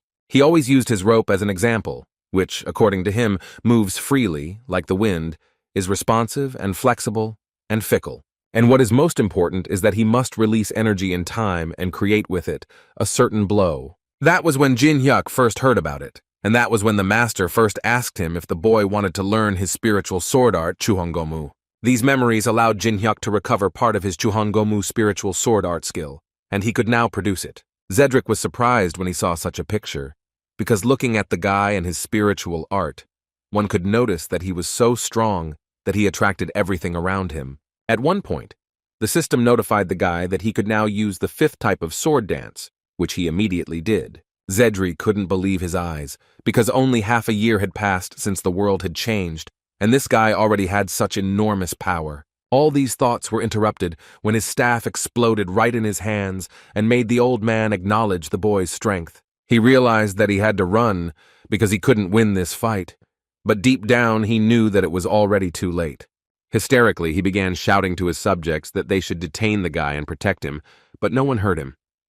At that moment, Jin Hyuk slowly approached the man and told him that he now understood where Alex got such habits from. He was just like the teacher. It was disgusting to him that he first boasted about his advantage, and when he realized that he couldn't win, he immediately ran away. Hearing these words, it finally dawned on the old man that he had already heard these words and that it was Jin Hyuk who had told him this. But unfortunately for him, it was already too late, because Jin Hyuk used fire magic and asked the man to tell his student that he was worried that he would be bored alone, so he was sending his teacher to hell as well. After Zedric's death, the summoned creatures began to come to their senses, and the dark magicians immediately noticed this. It quickly dawned on them that if this had happened, then Zedric had most likely lost, which seemed impossible to them. But it was too late to change anything. All of Zedric's warriors had gone to the next world after him. After this fight, Jin Hyuk noted to himself that it was not easy to use soul destruction at this level. He did not even deny the fact that he was overtired. And to solve this problem, he decided to purchase a solution to replenish mid-level mana. In this way, he managed to restore his energy a little, and is now fully prepared to continue the battle. On the way to the boss, he noticed a small shield on the floor, which made him feel nostalgic, because he used to be incredibly fond of shields, and it will definitely come in handy when he enters into battle with the guards of the Temple of the Lord of the Four. These monsters could not speak. Their only function was to destroy anyone who came to them. But this was to Jin Hyuk's advantage, because he definitely did not come here to talk. So as soon as they struck him for the first time, he immediately used his sword skill and destroyed them in just a few seconds. At least that's what it seemed like at first glance. But that was just the beginning, so the guy had to ask them to give him the key, because he was tired of beating them up. At some point, the key leading to the main hall reacted, and then the system notified the guy that the creature behind the gate responded to the call. Jin Hyuk understood what was happening, and it was unexpected for him that the creature behind the doors decided to act for sure. The thing is that they almost immediately decided to challenge their big brother to a fight. The big guy's first words were that it had been a long time since the 4 great heavenly kings had summoned him, so he didn't think that there would be a person among the visitors who would pose a threat sufficient to use the key. Jin Hyuk didn't say much, but only assured this creature that he was going to do everything to destroy the boss of this floor. Big Brother immediately noticed that the guy was telling him very interesting things, so he decided to point out that although he was not sure about the rest, he definitely recognized his bravery. Jin Hyuk understood that the creature he was talking to was taking all these words as a joke, but he decided to repeat once again that he was very tired and therefore wanted to end all this as soon as possible, although his big brother assured him that he would still like to continue the conversation with him. But Jin Hyuk apparently wasn't in that mood, and he confirmed it with words, saying that chatting with statues was such a fun thing. Although the statue asked him to think again, because every moment of life is the greatest gift, and whoever does not appreciate it is simply stupid. Big Brother thought that the boy would be better off enjoying this moment, because when he died, he would be missed incredibly much. But since the guy wanted it, the statue simply couldn't refuse him, so it also started the fight. It was a pretty strong attack, but Jin Hyuk still managed to block it, all thanks to the shield he picked up. Mentally, he understood that his opponent's strength was simply enormous, and when he tried to block it, his body simply crumbled, but he still forced himself to endure it. Besides, he was sure that he would definitely have one chance, which he would have to use. Big Brother was surprised that his little opponent was finally able to resist the sonic attacks, something that hadn't happened for a long time. But this couldn't help but make him happy, because in this case, this fight becomes more and more interesting. Jin Hyuk didn't wait long and used the ice creation skill. In this way, he wanted to protect himself from the massive attacks of his enemy, after which he tried to attack his big brother with his shield. But in the end, he just caught it in his hand and laughed, and told the boy that all these were such pathetic tricks. And since the boy was so persistent, the big brother decided to show him what real magic is. But suddenly he realized that his magic was not working, and there was a blade inside his hand. But it was not this that surprised him, but the fact that Jin Hyuk's poison began to work, which was literally impossible. The guy happily told this creature that this skill was called blood energy. The principle of operation was that if you wound once, you can continuously inflict damage. In any case, the big brother praised the guy for his efforts, but immediately told him that such a trick would definitely not work twice, and that there was simply no point in this technique. Moreover, as the guy himself sees, he managed to take away only one arm from his opponent, which is clearly not enough for victory. Jin Hyuk wasn't going to argue with this. He also noted that he knew that the same method couldn't be used on him twice. But in the end, Jin Hyuk decided to ask his big brother a question and find out from him if he knew that he had just received exactly what he needed. Now it dawned on the creature that the guy had not been fighting with him from the very beginning, but was trying to take away his hand with the precious stone. When the boy finally had the stone, he declared that Big Brother had only himself to blame for giving up one of his hands so easily. With the help of this stone, Jin Hyuk was able to obtain a book of magic that was written by the great Solomon, which contains a description of 72 demons, which allows one to reveal magical abilities to the limit. This was more than enough for the guy to start a real fight and finally destroy this creature. But first, he decided to use the greedy look skill. The name of this creature was Avalo. The conditions for copying it were as follows. Jin Hyuk had to irritate the enemy in 5 minutes, using ice magic and create a beautiful statue for him. But the strangest thing about all this was that the system also notified the guy that in order to fulfill the conditions, he needed suitable music and clothing. Jin Hyuk read what was in the message again, because it seemed to him that it was complete nonsense. Why did he even need a song and a costume? Now he had no doubt that the system was going more and more crazy every day, but he still decided that he would try to do it. The guy understood that even though the conditions were strange, he still couldn't give up, and if he took the lower 25 floors, then he could only get the mandala here. Jin Hyuk's preparations made Avalo very angry. He wanted to immediately find out what the boy was planning, but instead of answering, Jin Hyuk turned on the music, put on a completely different image, and asked Avalo not to ask him anything from that moment on, because he, in fact, was also far from delighted with what was happening here. Avaro became even more angry because he felt like the guy was going to play a joke on him, so he decided to destroy him using a skill called mandala. He was going to do everything he could to make Jin Hyuk feel the pain that comes with a millionth samsara. Jin Hyuk assumed that this would happen, so he immediately took action and tried to protect himself with ice magic. And this actually helped him because the guy pumped this skill almost to the maximum, so he was delighted with the result. Millennia couldn't believe that this guy was fighting Avalo while turning on music, and it was all because she had a hard time believing that his ice magic had reached such a high level. She was also quite interested in that very wig, which looked like some kind of relic that was sold in the store for pennies. She understood perfectly well that his actions were simply impossible to predict, because this unknown person had defeated Zedric and was now fighting Avalo. Avalo's strength is great, and it is difficult to deal with her even after reaching the 10th floor. She is called the second boss of the 3rd floor, and he is essentially fighting this force. So it became obvious to her friend that he had gone beyond the capabilities of ice. Now they both weren't sure if they could defeat this guy if they both attacked him. At one point, Millennia decided to tell her friend Richao that they would be better off just retreating, since they most likely wouldn't be able to deal with this guy unless they got the support of the leadership. Richao thought differently, in his opinion, than their place in the hierarchy which they so stubbornly defended, would be under threat, then she simply did not understand what he was proposing to do. Should they really just go and die? He didn't appreciate her sarcasm, and instead of answering, he took out an object that, in his opinion, would help them deal with the guy in the mask. Jin Hyuk, meanwhile, was focused on his main rival, but that didn't stop him from noticing that a strong energy had suddenly appeared behind him. He turned around and realized that apparently the mains had sent more than just Zedric. In any case, he was not going to be distracted and continued the fight with Avalo. He gradually began to lose ground, and he urgently needed to come up with something. Otherwise, the battle would be lost, so he decided to use the element of fire. But he didn't stop there and added ice magic to everything else, with which he began his new attack. During the fight, Jin Hyuk repeatedly irritated Avalo with questionable phrases. For example, he told him that only thanks to this creature, he began to worry a little. This, of course, made Big Brother even more angry, so he attacked more and more intensely each time. But Jin Hyuk, as if he had planned it this way from the very beginning, parried all the blows and waited for the right moment. Avalo at some point got tired of all this and activated his skill called Barrier Trap, after which he noted that the guy only knows how to defend himself, and it was time for him to start a real fight. But for now, he only sees that his confidence has disappeared somewhere.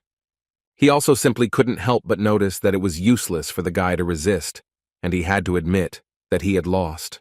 Immediately after these words, he activated the Divine Spear, with which he was going to finish off Jin Hyuk. After the blow, a smile appeared on his face because he was almost sure that his blow was successful and his opponent was destroyed. But to his great regret, his smile quickly disappeared from his face because he heard the voice of a boy who wanted to ask his big brother if he was sure that the same attacks twice would not work. Before he could answer, Jin Hyuk used the ice prison and thus trapped Avalo. And when the guy managed to do this, he finally told Avalo that he was incredibly offended by the fact that his opponent did not like ice magic, because he liked to use it the most. Besides, he always couldn't understand why someone who had achieved nirvana through self-improvement was so biased. Every word Jin Hyuk said made his big brother angry, and he wanted to destroy him forever, although later he changed his mind, and in such an unfavorable situation for himself, he began to threaten the guy, telling him that he would force him to be reborn as an insect thousands and millions of times. All this anger and Avalo's words were only to Jin Hyuk's advantage, because in this way, he was able to fulfill the copying conditions and get an ability called Mandala into his arsenal. After which, Jin Hyuk was finally able to throw off that lousy wig that irritated him, and Avalo gave him advice, which was that it would be better for him to talk less and conserve his strength as much as possible.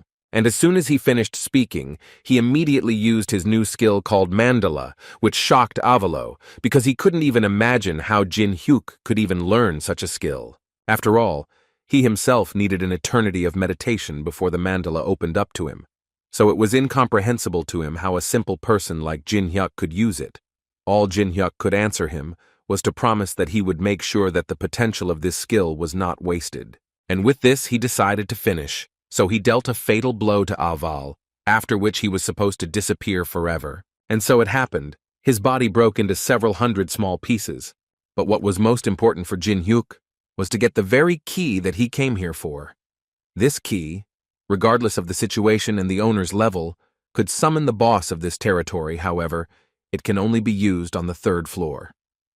Jin Hyuk was in no hurry to use it, because he understood that in life everything is much more difficult to go through and, in addition to everything, all of this became quite noticeable. He had defeated too many strong enemies lately, so it was no surprise that he was a little overtired. He decided that he would spend his level-up points on mana so that his mana reserve would be much larger than it was now. Almost immediately he felt the difference, although it was not enough, but he still decided that he needed to prepare something for mana regeneration next time. Suddenly the thought came to his mind that there were still enemies not far from him, so he had no time to rest. The Tower of Trials is a place with a special atmosphere. With the onset of night, the temperature quickly drops, and the aggressiveness and strength of monsters increases. So at night, most players leave the tower or stop hunting and look for a safe place. But Jin Hyuk decided to do something a little different from what other players do. His plans included eating and sleeping as well as possible. So he started cooking. This time he managed to catch a giant shrimp, which was found only in the river near the temple on the 3rd floor. It was incredibly delicious for him, this taste. He couldn't enjoy it outside the tower, but now he can taste it again. At that moment, the thought came to his mind that it would be nice to copy some cooking skill next time. But suddenly, he was interrupted by Melania and Richao, who asked the guy for permission so that they could join him and stay until dawn, because according to them, they had to leave before dark. But in the end, they were unable to do so. Jin Hyuk didn't mind and allowed the boys to sit down next to the fire, where, in his opinion, it wasn't as cold as in other places. They sat down and introduced themselves one by one, after which Jin Hyuk noted that from their appearance, it seemed like they had suffered a lot, considering how hard it was in the tower at night, after which he noted that he had cooked too much today, and therefore invited his guests to help themselves. It was immediately obvious from their faces that they were incredibly hungry and clearly wouldn't mind having a little something to eat. Suddenly, Richao intervened and said that they were very pleased that he offered them, but they don't really eat what strangers offer them, especially from a person who hides his face. Jin Hyuk noted that he was surprised that they were bothered by the mask, but according to Richao, this is not surprising, because in their time, they put on a mask when they want to hide something. After these words, the guy noted that he could actually take off this mask if they were so uncomfortable. After all, they were sitting at the same fire. They definitely didn't expect such a proposal, so they were all for Jin Hyuk doing it. But before he took off his mask, he suggested that they play a very interesting game. It seemed to him that they were all very interested in learning as much information about each other as possible. So he suggested asking each other 3 questions, and if they answered all his questions, he would gladly take off his mask. Richao was carefully considering this proposal at this moment. He understood that on the one hand this was an incredibly easy task, because they only needed to answer questions, but at the same time no one was forcing them to tell the truth, so in any case, he believed that they were in a winning position. These thoughts made him agree, and Melania was not against playing such a game from the very beginning. And once they agreed, Melania suggested using a coin to decide who they would start with. It was not an easy coin, it behaved as the girl ordered it to, so it was not surprising that Jin Hyuk would be the first to answer the questions. This coin was called Caligula.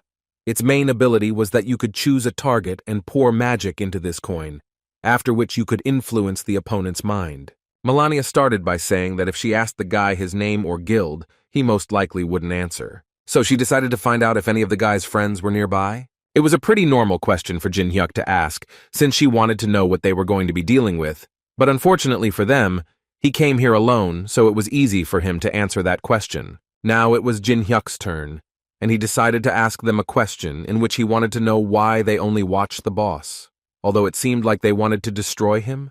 The girl did not think long about the answer, and immediately said that they were actually waiting for the right moment to enter the temple.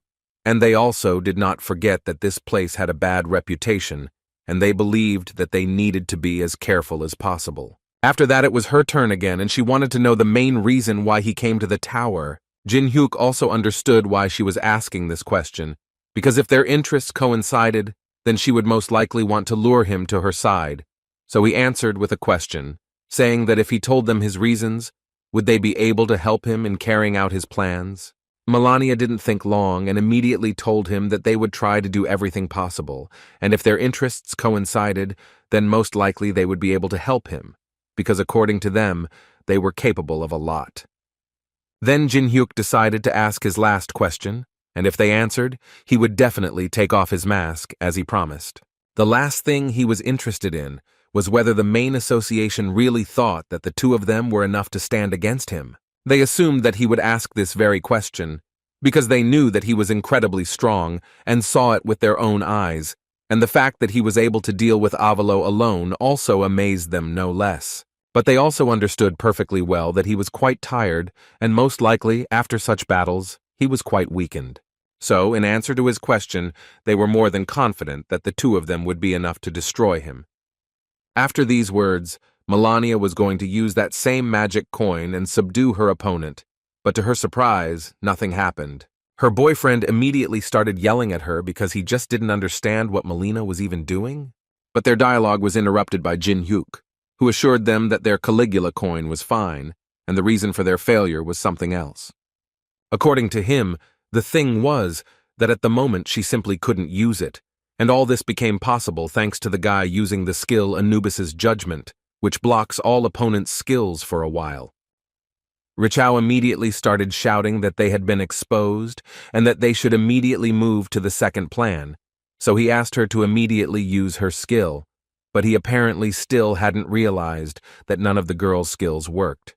While they were trying to figure out what they would do next, Jin-hyuk continued to enjoy his dinner and watched as the Anubis gods chose their victim.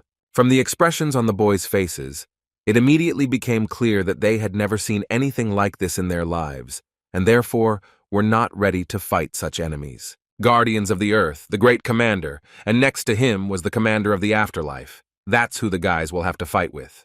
Richao realized at that moment that the sacrifice had awakened the pillars, meaning that those shrimp were not just food. While they were fighting, Jin-hyuk decided to lie down and rest a bit, because he was pretty tired lately. The only thing he told his guests was that they better think carefully about how to move correctly, because they wouldn't be able to escape anyway. And so that they would not be tempted to do this, the Afterlife commander activated a skill called Exit Ban, which significantly limited the battle zone. Richao believed that he had found a solution to this problem quite quickly.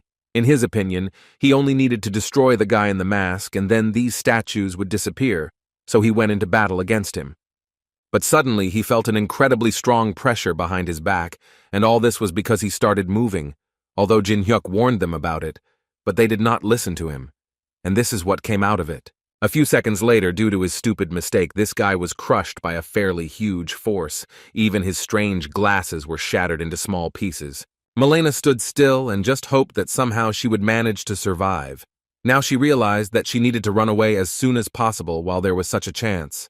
But now it turns out they made a big mistake. Suddenly, her thoughts were interrupted when she heard Jin-hyuk's voice, who noted that they had successfully sorted out her situation. So he decided to offer her to move straight to the conversation. Before that, he activated the greedy eye. But to Jin-hyuk's great regret, the system notified him that the skill's effect was cancelled due to the difference in levels, which upset him, because even the skill luck didn't help this time. In any case, he did not despair and still decided to talk to the girl, only this time he warned her that she must answer his questions sincerely. Otherwise, the same thing awaits her as her friend. Jin-hyuk decided to start by telling the girl that he had heard about the mains, but he couldn't understand their motives. His question was that if they didn't climb the tower, then humanity would disappear. And the gist of the question was that he simply didn't understand why they were bothering the players at all. The girl was about to answer, when suddenly she was interrupted by Richao, who reminded her that she had no right to say this, and that it would be better for her to die than to tell about this, and that immediately after this act, punishment awaited him. The statue literally crushed the guy in front of the girl, and Jin-hyuk immediately after that told her that she should be true to the idea to the end, and if she is, then it's cool. But he still asked her to think about what time is best to do this, and, most importantly, in what place. In other words, Jin-hyuk asked her to remember that he does not leave alive those who attempt on his life. Only if she tells him the necessary information, then he will spare her life. She hardly believed it, but the guy assured her that information was expensive and at the moment he could equate it to the girl's life. The girl fell for it, and nevertheless began to tell him that she actually did not know the real names of those who sent them here, because they call them Lancelots. In addition, according to the girl, there is another group of 11 people, but she is in the group of hired exterminators, so she knows little about this. These words were true because Jin-hyuk was still able to use a greedy look, which showed that the girl was telling the truth, so he asked her to continue. She started talking about how if they collected the 12 cursed relics of the tower, then even if humanity disappeared, they would still be able to survive and, moreover, they would have to receive a large reward for it. This is where her story ended, because she convinced the guy that, unfortunately, she didn't know anything else. And this was also true. She really didn't know anything else. Jin-hyuk was thinking at this moment that he had managed to get too little information, but even based on this, he was now sure that these people were just crazy, and they were much worse than he could have imagined. He understood that the main's goal was to summon the devil. By doing this, they were confident that they could survive even if humanity disappeared. This gave him the understanding that they were crazy, and now he would act based on this information. After these thoughts, He thanked the girl and said that her information was quite useful for him, and then she was glad that she could finally leave. But the guy immediately upset her by saying that this was not entirely true, which caused the girl to panic because he clearly told her that he would leave her alive if she told him everything she knew. He began to smoothly approach her and along the way tell her that she shouldn't worry because he's not one of those people who doesn't keep his promises. But there was one thing: he was ready to let her go only after they signed an agreement, after which the guy used a skill called the Soul Brand. After signing this agreement, she would be obliged to obey him. She immediately understood what this could mean for her, and if she was right, then it was 100 times worse than simply dying. The next day, Jin-hyuk successfully reached the very place where the boss of the third floor lived, although it seemed like there was an absolutely ordinary settlement around here, and at that very moment, he needed to use the very key that he was able to obtain during the last test. When Jin-hyuk used the key as intended, a purple flash appeared in front of him, which meant that the guy was doing everything correctly. A few seconds later, the guy received a notification from the system, which informed him that the boss of the third floor was responding to his call. The gates gradually began to open, and later, body parts slowly began to appear from them, and then a huge stone statue appeared, along with its small army. But that was not the end, because as soon as these statues finished coming out, a man came out through this small portal, who wanted to know who dared to disturb his peace. Jin-hyuk immediately activated his greedy gaze to see who this person was. Luckily, this time the skill compensated for the difference in levels, and Jin-hyuk learned that this was the boss of the third floor, and his name was Mukon. But the main problem was that due to the huge difference in levels, copying was simply impossible. Mukon interrupted his thoughts when he began to tell about how many tried to fight against his army, but only he summoned him using the key. Only he couldn't understand one thing. Where was the guy's army? He wouldn't fight alone against Mukon's 100,000-strong army. Hearing this question, Jin-hyuk, of course, smiled and decided to show Mukon his army using the first chessboard. In doing so, he summoned almost 3,000 chess pieces, but it was too obvious that these were not simple pieces. Mukon smiled and noted that this was actually an interesting idea. With this method, it seemed to him that one could become a replacement for an entire army. But it seemed to him that this little thing would not be able to do anything against his huge army. Although Jin-hyuk interrupted him and asked him to wait a little, because he was not finished yet, and he would still show what his army was really capable of. After which he used the same amount of enhancement pills as his soldiers had and applied them to each of the soldiers. This was already more interesting for Mukon, and he wanted to watch what would happen next. Long before this, the old man, who was an excellent fire handler, asked his assistant to prepare a few more pieces without him, because his joints were hurting very badly. Yu-ri was very angry about this, because they didn't even have a goal, which made her very angry. She would at least understand how much time they had left, but as it is, they just make sculptures until they are told that it's enough. Meanwhile, Jin-hyuk was saying that he was very pleased that his opponent, the boss of the third floor, recognized him so quickly, because hearing recognition from someone who was just sitting on his third floor and hiding behind the servants was very honorable. Although all these words were sarcasm, and Jin-hyuk made it clear to him that he did not consider him a strong enemy. Mukon heard such words addressed to him for the first time. He was always considered a strong boss and was always feared. But this guy clearly doesn't think so. Jin-hyuk continued to tell him that since Mukon had defeated weak players a couple of times, it didn't mean that he was strong. But the fact that he was stuck on the third floor could only mean that he didn't have the ability to go higher. The guy knew very well that the monsters of the test tower guard each of their floors, and using the energy of this floor, moreover, not only players, but also bosses can climb the tower and increase their strength. These words eventually caused Mukon to burst into laughter. He praised Jin-hyuk for his humor and told the guy that he was a good guy if he thought that Mukon couldn't go higher than the fourth floor just because he didn't have enough strength. Jin-hyuk didn't quite understand why he was laughing, but he confirmed this information once again. Mukon did not argue with him and told the guy that he could think whatever he wanted. But in Mukon's opinion, the guy's main plan was to piss off his opponent. Only now, he asked the guy not to forget that the difference in the size of the army and the level of tactics was obvious. So he was almost certain that the guy simply would not be able to win. After these words, he simply sent the 1st Battalion, which had about 1,000 statues in the vanguard, And then Jin Hyuk understood perfectly well that in this way, Mukon wanted to see how he would react. But the guy did not retreat, but on the contrary, was ready to accept this fight, and for this he used a skill called the first chessboard. Then, as an experienced chess player, he began to control his army, ordering them to move according to the rules of chess. The battle began, and Mukon's soldiers began to actively attack Jin Hyuk's chess army, but the guy forbade them to move and ordered them to stand still and not let them pass. And after some time, he himself began to attack with the help of the rook chess pieces, which used a hail of arrows. In this way, he was able to inflict quite a lot of damage on the soldiers of Mukon's army. But this was only the beginning, because then his figures began to use the fire skill, which allowed the guy to deal with the first detachment of Mukon's army. The boss continued to smile, although he was surprised that the guy was able to deal with the advance group so quickly. But he did not wait, and immediately sent the 2nd, 3rd, and 4th battalions into battle, which, in his opinion, should have finished this battle. Jin Hyuk also did not remain idle, and ordered his knight figures to activate a wedge formation, with which he intended to break through their formation faster than lightning.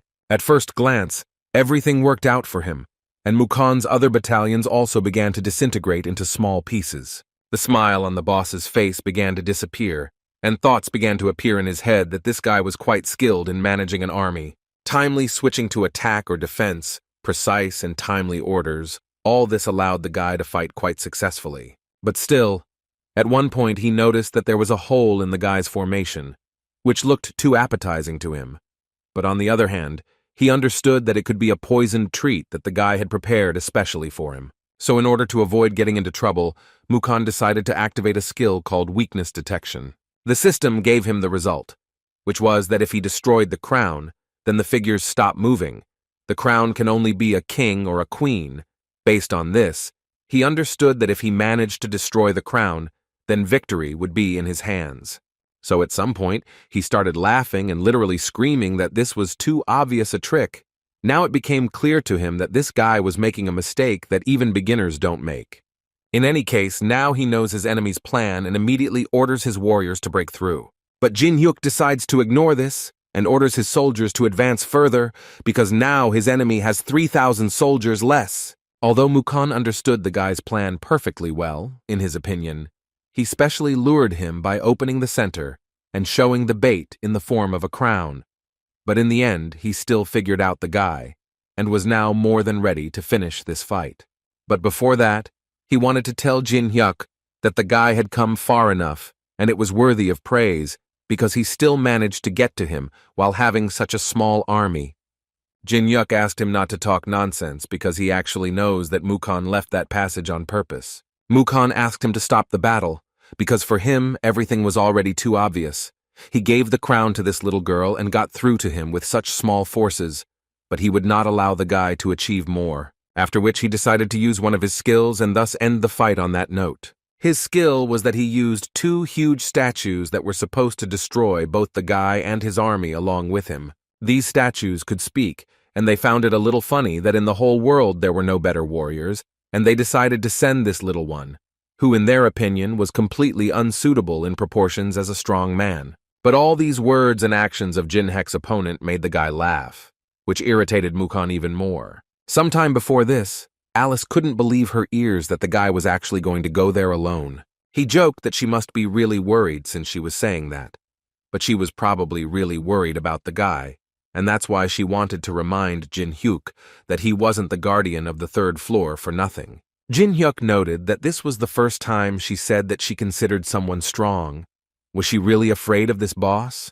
Which angered the girl, because the guy dared to compare the Lord of the Night with this lazy guy. In any case, she was more than sure that if he had not imprisoned her then, she would clearly have been a real queen. But now she can only play this role in the chess game that Jin Hyuk created. She was more than confident that even in the state she was in, she would still be able to deal with a dozen of these stone soldiers. And so it happened, she activated her blood spear skill and successfully began to destroy one monster after another. These statues apparently had no idea who they were currently fighting, but Alice was completely ready to smash them. Literally a few minutes later, absolutely nothing was left of Mukon's soldiers, which made him simply burst with anger, because he did not understand how such a fragile girl could have such strength. But for Jin Hyuk, all this was only to his advantage, because while Mukon was thinking that he would now defeat the queen and thereby win, he unfortunately made a mistake and let Jin Hyuk get even closer to him. Now that everyone knew what was coming next, Jin Hyuk focused and simply delivered the final attack on his opponent, using a new type of attack. Because of this, the warriors of Mukon began to fight among themselves and destroy each other. The boss himself could not believe that his army, tactics, and everything that he had developed over the years could be ruined by just one person who came to him with such a small army of chess pieces. Suddenly, Jin Hyuk interrupted his panic and asked him to finally pull himself together, because he looked pretty pathetic when he was worried like this. After which, the guy used ice magic, thanks to which he was able to cut off the rear. But Mukon didn't quite understand why the guy was doing this at all. However, after a few minutes, he finally realized what was happening here, so he immediately began ordering his warriors to stop this guy. Jin Hyuk did not retreat, but on the contrary, began to attack even more. Using the mandala skill, he thought that as soon as it smelled like something was going to get fried, Mukon immediately decided to leave everything to his servants and tried to escape. But there was only a smile on his face, because he was finally able to use two of his favorite skills at the same time, which worked in unison. Thanks to which, in the end, he still managed to checkmate, destroying the boss of the third floor, leaving him no chance. A few seconds after that very blow from the guy, the system notified him that Mukon, the boss of the third floor, was defeated, thanks to which the entrance to the fourth floor was opened, the time for conquering which was 3 months. After defeating the boss, Jin Hyuk, without thinking twice, invested all the points he had received back into developing his mana, after which he decided to look at the drop he had received. The treasures that can be obtained after eliminating a monster are divided into ranks by color. From the first 10 floors, only red ones drop, and this is the lowest rank. But this time, the guy's surprise knew no bounds, because he came across an orange box, which usually begins to appear to players after the 10th level. He guessed that it might be due to the effect of the monopolized skill that was triggered when he received a reward alone. In any case, he hurried and opened the box, which contained a pink diamond, a primary right, soft grain, living water, a sunseed, and a snail that could breathe fire. The guy definitely didn't expect to see such a number of items, so he was happy. But as it turned out later, this was not the end, because at the very bottom of this box, there was something else that would clearly be useful to the guy in the future. His face was crazy, because he was sure that thanks to this item, he would be able to pass the 4th floor quite easily. But Alice at that moment once again caught herself thinking that she still couldn't get used to this expression. The guild leaders gathered together again to discuss the fact that the masked guy actually managed to do it, despite all the doubts. But this couldn't help but make them happy, because in addition to the fact that they received the birth of a new hero, now they have as many as 90 days to prepare for the next floor, during which time they will need to have time to pump up as hard as possible. However, as it turned out later, not everyone was happy about this. One of the guild leaders stood up and started shouting that they were idiots if they thought that this raid would benefit them, and all because the guy got all the items and points, and they didn't get anything out of it. Laurencia couldn't stand it, so she immediately intervened in this conversation and reminded the gentlemen that they were so desperate that they almost united with the Manes. But thanks to this guy, humanity got another 90 days without involving the Manes. So she just didn't understand how he could say such a thing after the guy helped them cope with such a crisis. She even asked Beck and Maria to tell him something, but at that moment they seemed to swallow their tongues and just listened silently. Laurencia couldn't believe it. She thought they were on her side, but apparently they agreed with him. The girls simply didn't want to believe that everyone thought the same way as Teng Wei. Their silence meant consent, so she decided that she simply had no other choice, and therefore she announced that she was immediately leaving this organization. Maria immediately started yelling at her and asking her to say that it was a stupid joke, and if not, then she asked her to think about it. After all, she had done so much so that she could join here. The Titan leader also noted that their associations are not a walk-through yard where you can't just enter or leave.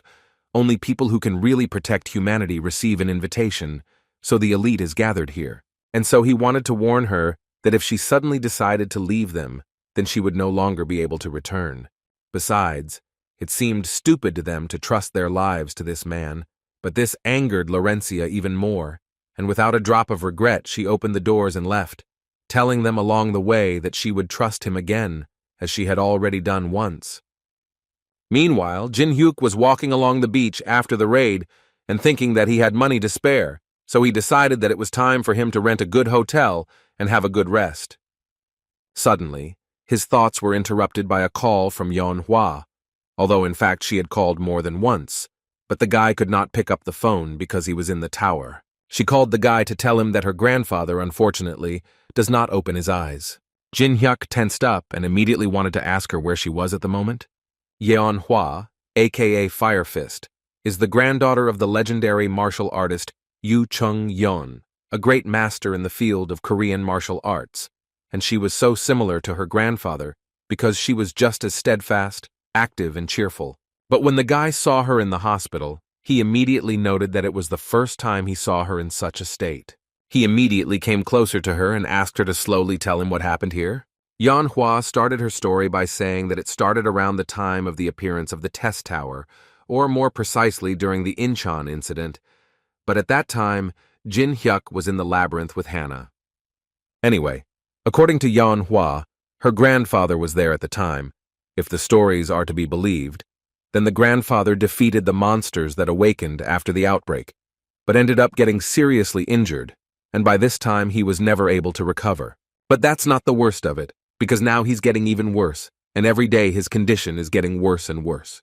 Looking at this big guy, the guy couldn't believe that this was the same Yoo Chun-yeon, who was always considered the strongest man in Korea. In any case, Jin-hyuk did not wait long, and at the first opportunity decided to copy his skill. But for this, he would have to save his life.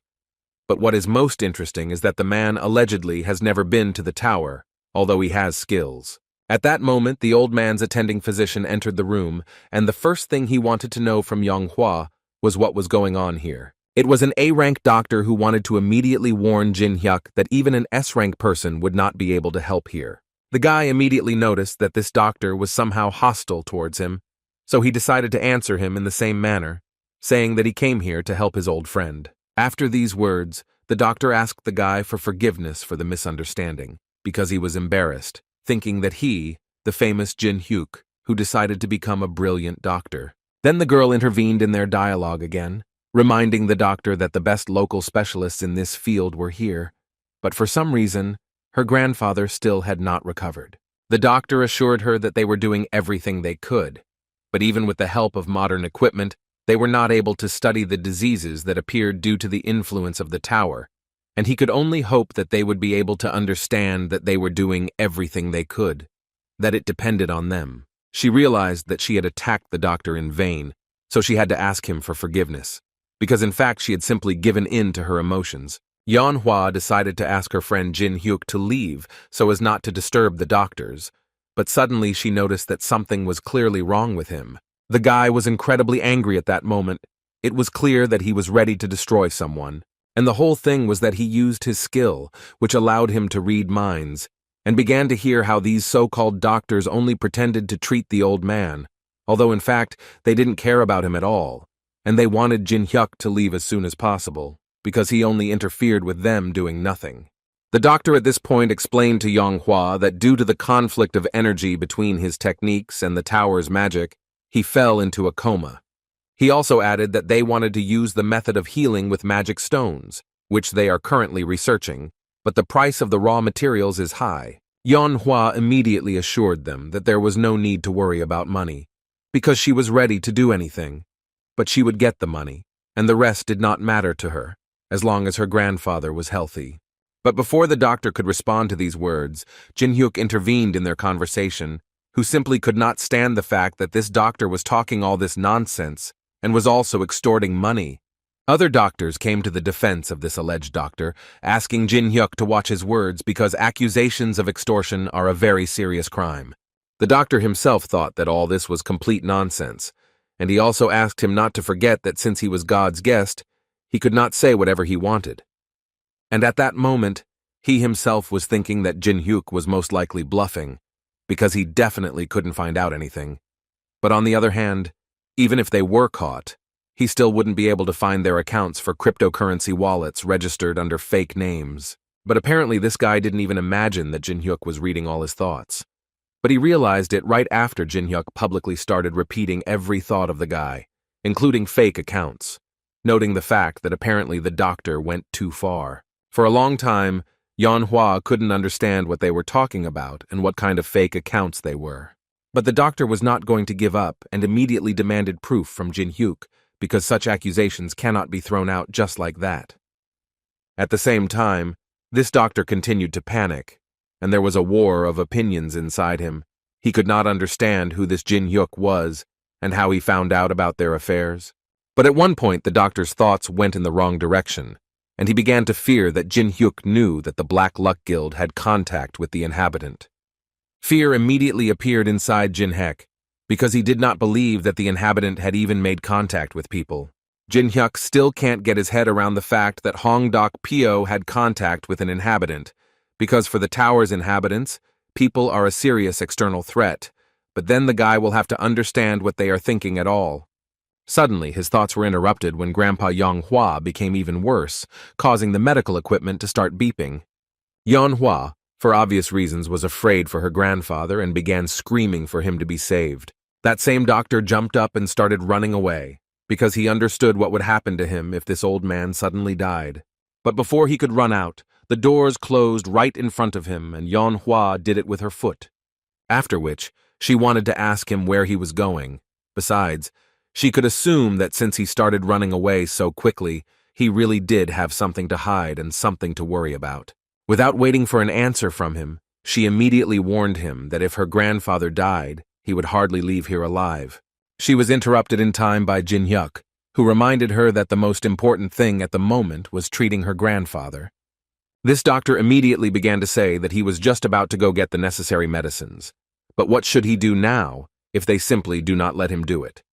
Besides, he asked not to forget that only thanks to them, Yu Chun-yong is somehow holding on. Jin Hyuk reminded him that he had already been caught, and it was time to stop talking nonsense, and to make sure he got it, he asked Yeonhwa to hit him on the head once, which she did happily, and made it clear that it would be better for this doctor to remain silent until he was told to speak. While she was doing this, Jin Hyuk stood next to the man and thought about how the overflow of mana made this case incredibly difficult. He also understood that an ordinary person would have long since gone to the next world, but in any case, the guy was convinced that he simply could not leave him to die like this.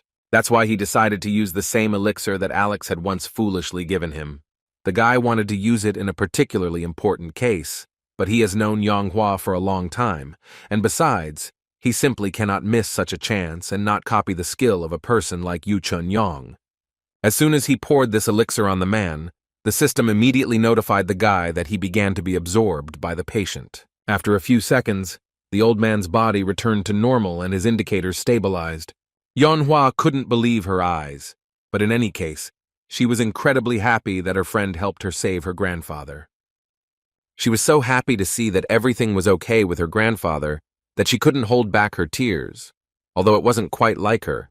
While she was crying, the system notified the guy that he had managed to fulfill the copying conditions, and now he possessed the technique of cultivating the heavenly flower. This technique can absorb the magic that is in the atmosphere. When using it, the speed of mana recovery will increase by 30%.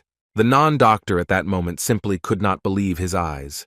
Could the old man really be cured, which was simply impossible for him? In any case, he immediately realized that he had to leave as soon as possible. But before he could do this, Jin Hyuk helped him a little with this. He pushed him out of the room and immediately said that they would talk to him separately. The guy immediately wanted to know from Jin Hyuk what he was going to do with him, destroy him. Jin Hyuk immediately calmed him down and said that he was not going to destroy him just because he had appropriated some money, but he would only let him go after he returned the money that he had managed to steal during this time. The guy thought that this was a pretty good offer, especially since he would explain everything to Yong Hui himself. This little doctor didn't really believe that the guy would just let him go.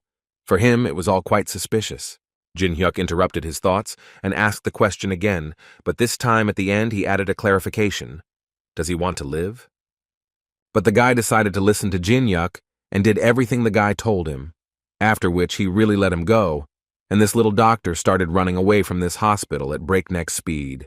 At least it seemed that way at first glance. But in fact, Jin Hyuk let him go. and Alice asked him to follow him because Jin-hyuk was very interested to know where this guy was in such a hurry. Alice couldn't believe that Jin-hyuk ended up letting this guy go on purpose. He explained to her that in reality, even if they had put pressure on this guy, they still wouldn't have gotten much information, so he decided to find out where their base was, as well as where their leaders were. Now it dawned on her why the guy had done this, after which she immediately flew off to follow the little doctor. Jin-hyuk himself decided to return to the old man's room to check how the elixir had been absorbed, and Yeonhwa asked to leave.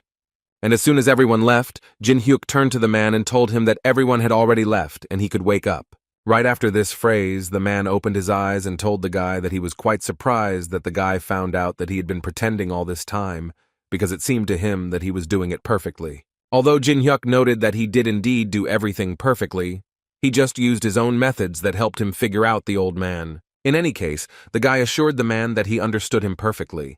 He appeared so suddenly and cured him. So being on guard is exactly what is needed in this situation. He himself would have treated himself with suspicion. These words made the old man laugh incredibly hard. He literally started to burst out laughing and talking about how the guy understands people incredibly well. So much so that he guessed all his thoughts, that he didn't even have anything to add.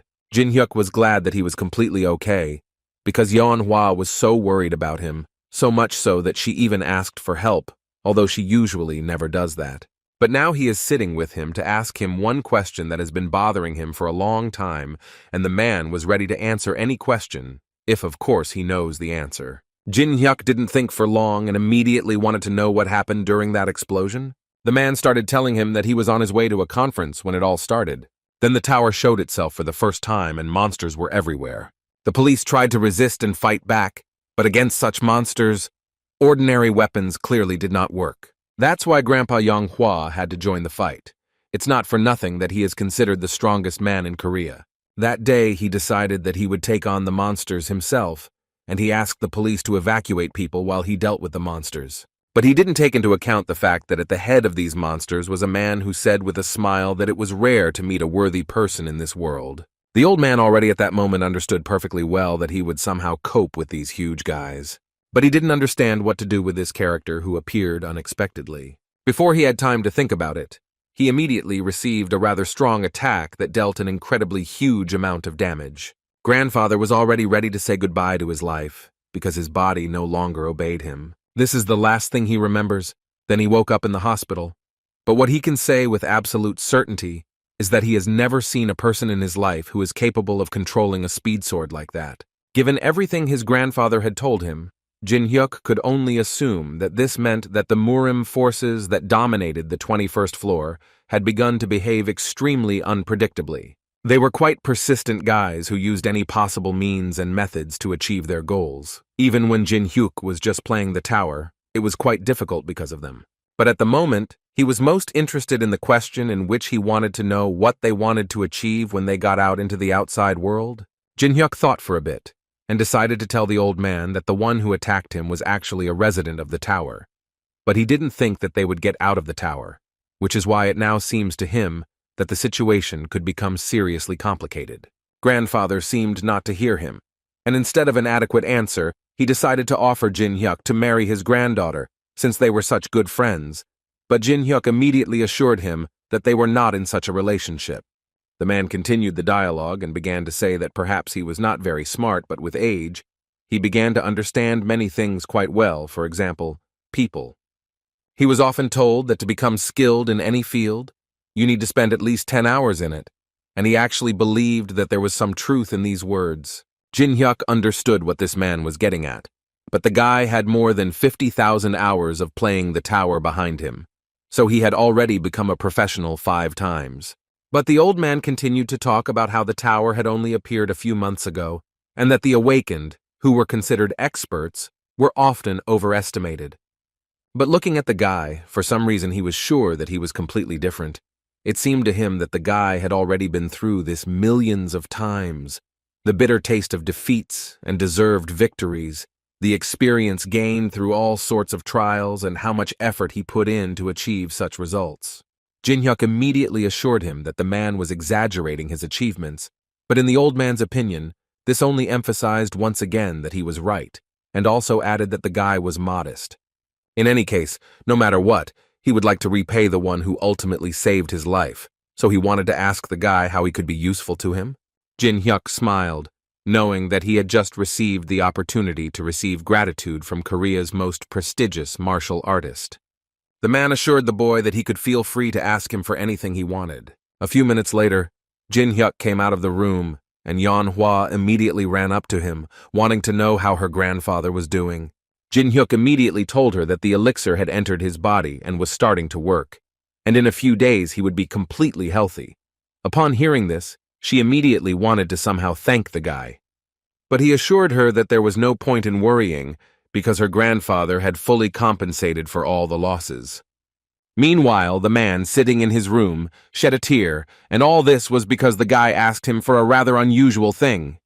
After that, the guy went to the nearest hotel and booked the best room possible, which once again confirmed the fact that money is still a good thing. Besides, he felt like he had come to a good place where he could safely spend this money, for example, on a wonderful dinner which Jin Hyuk had ordered for himself. He couldn't believe that just a few months ago he was eating whatever he could find, often instant ramen, and now his life had changed dramatically. While he was eating, he decided to turn on the TV, where a show called Through the Tower was just on, to which the most famous experts in this field were invited.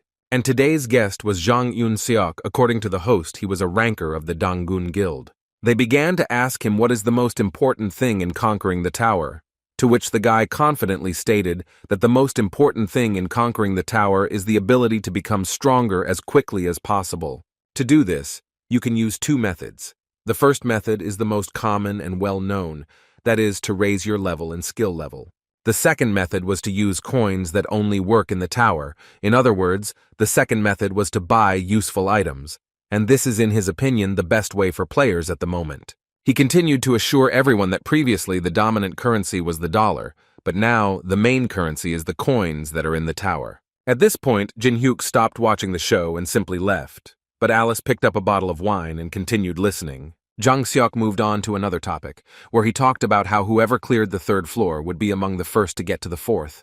The guy also decided to make a special emphasis on the fact that this dungeon is special, because it has 100 attack waves, which are not so easy to withstand. So the key to clearing and capturing is holding the base. The problem was that if the player who entered was unable to defend the stronghold, the fourth floor would be completely blocked for 20 days. According to him, there is a huge risk that something irreparable will happen if the floor is not cleared within 90 days. So it seemed to him that even an unknown person would not act rashly. The host of this show also wanted to know if humanity could disappear after 90 days, to which the guy answered quite directly, saying that it was quite possible, because the tower is now the supreme ruler of the world. After the broadcast ended, the host decided to talk a little more with Jin Suk, who told her that out of the allotted 90 days, at least a month should be allocated for preparation. And since they had already met her, the guy simply couldn't help but offer her a month's vacation together, to which she quickly agreed. But as soon as they got into the car and started driving, Jin Seok received a notification from the system that an unknown person had announced the start of passing the fourth floor. The system also asked all players who plan to participate in the passage of this dungeon to prepare, because the first wave will begin in 8 hours. Without thinking twice, he jumped up and immediately started driving to the base, ordering all the players to gather together, because an emergency had occurred.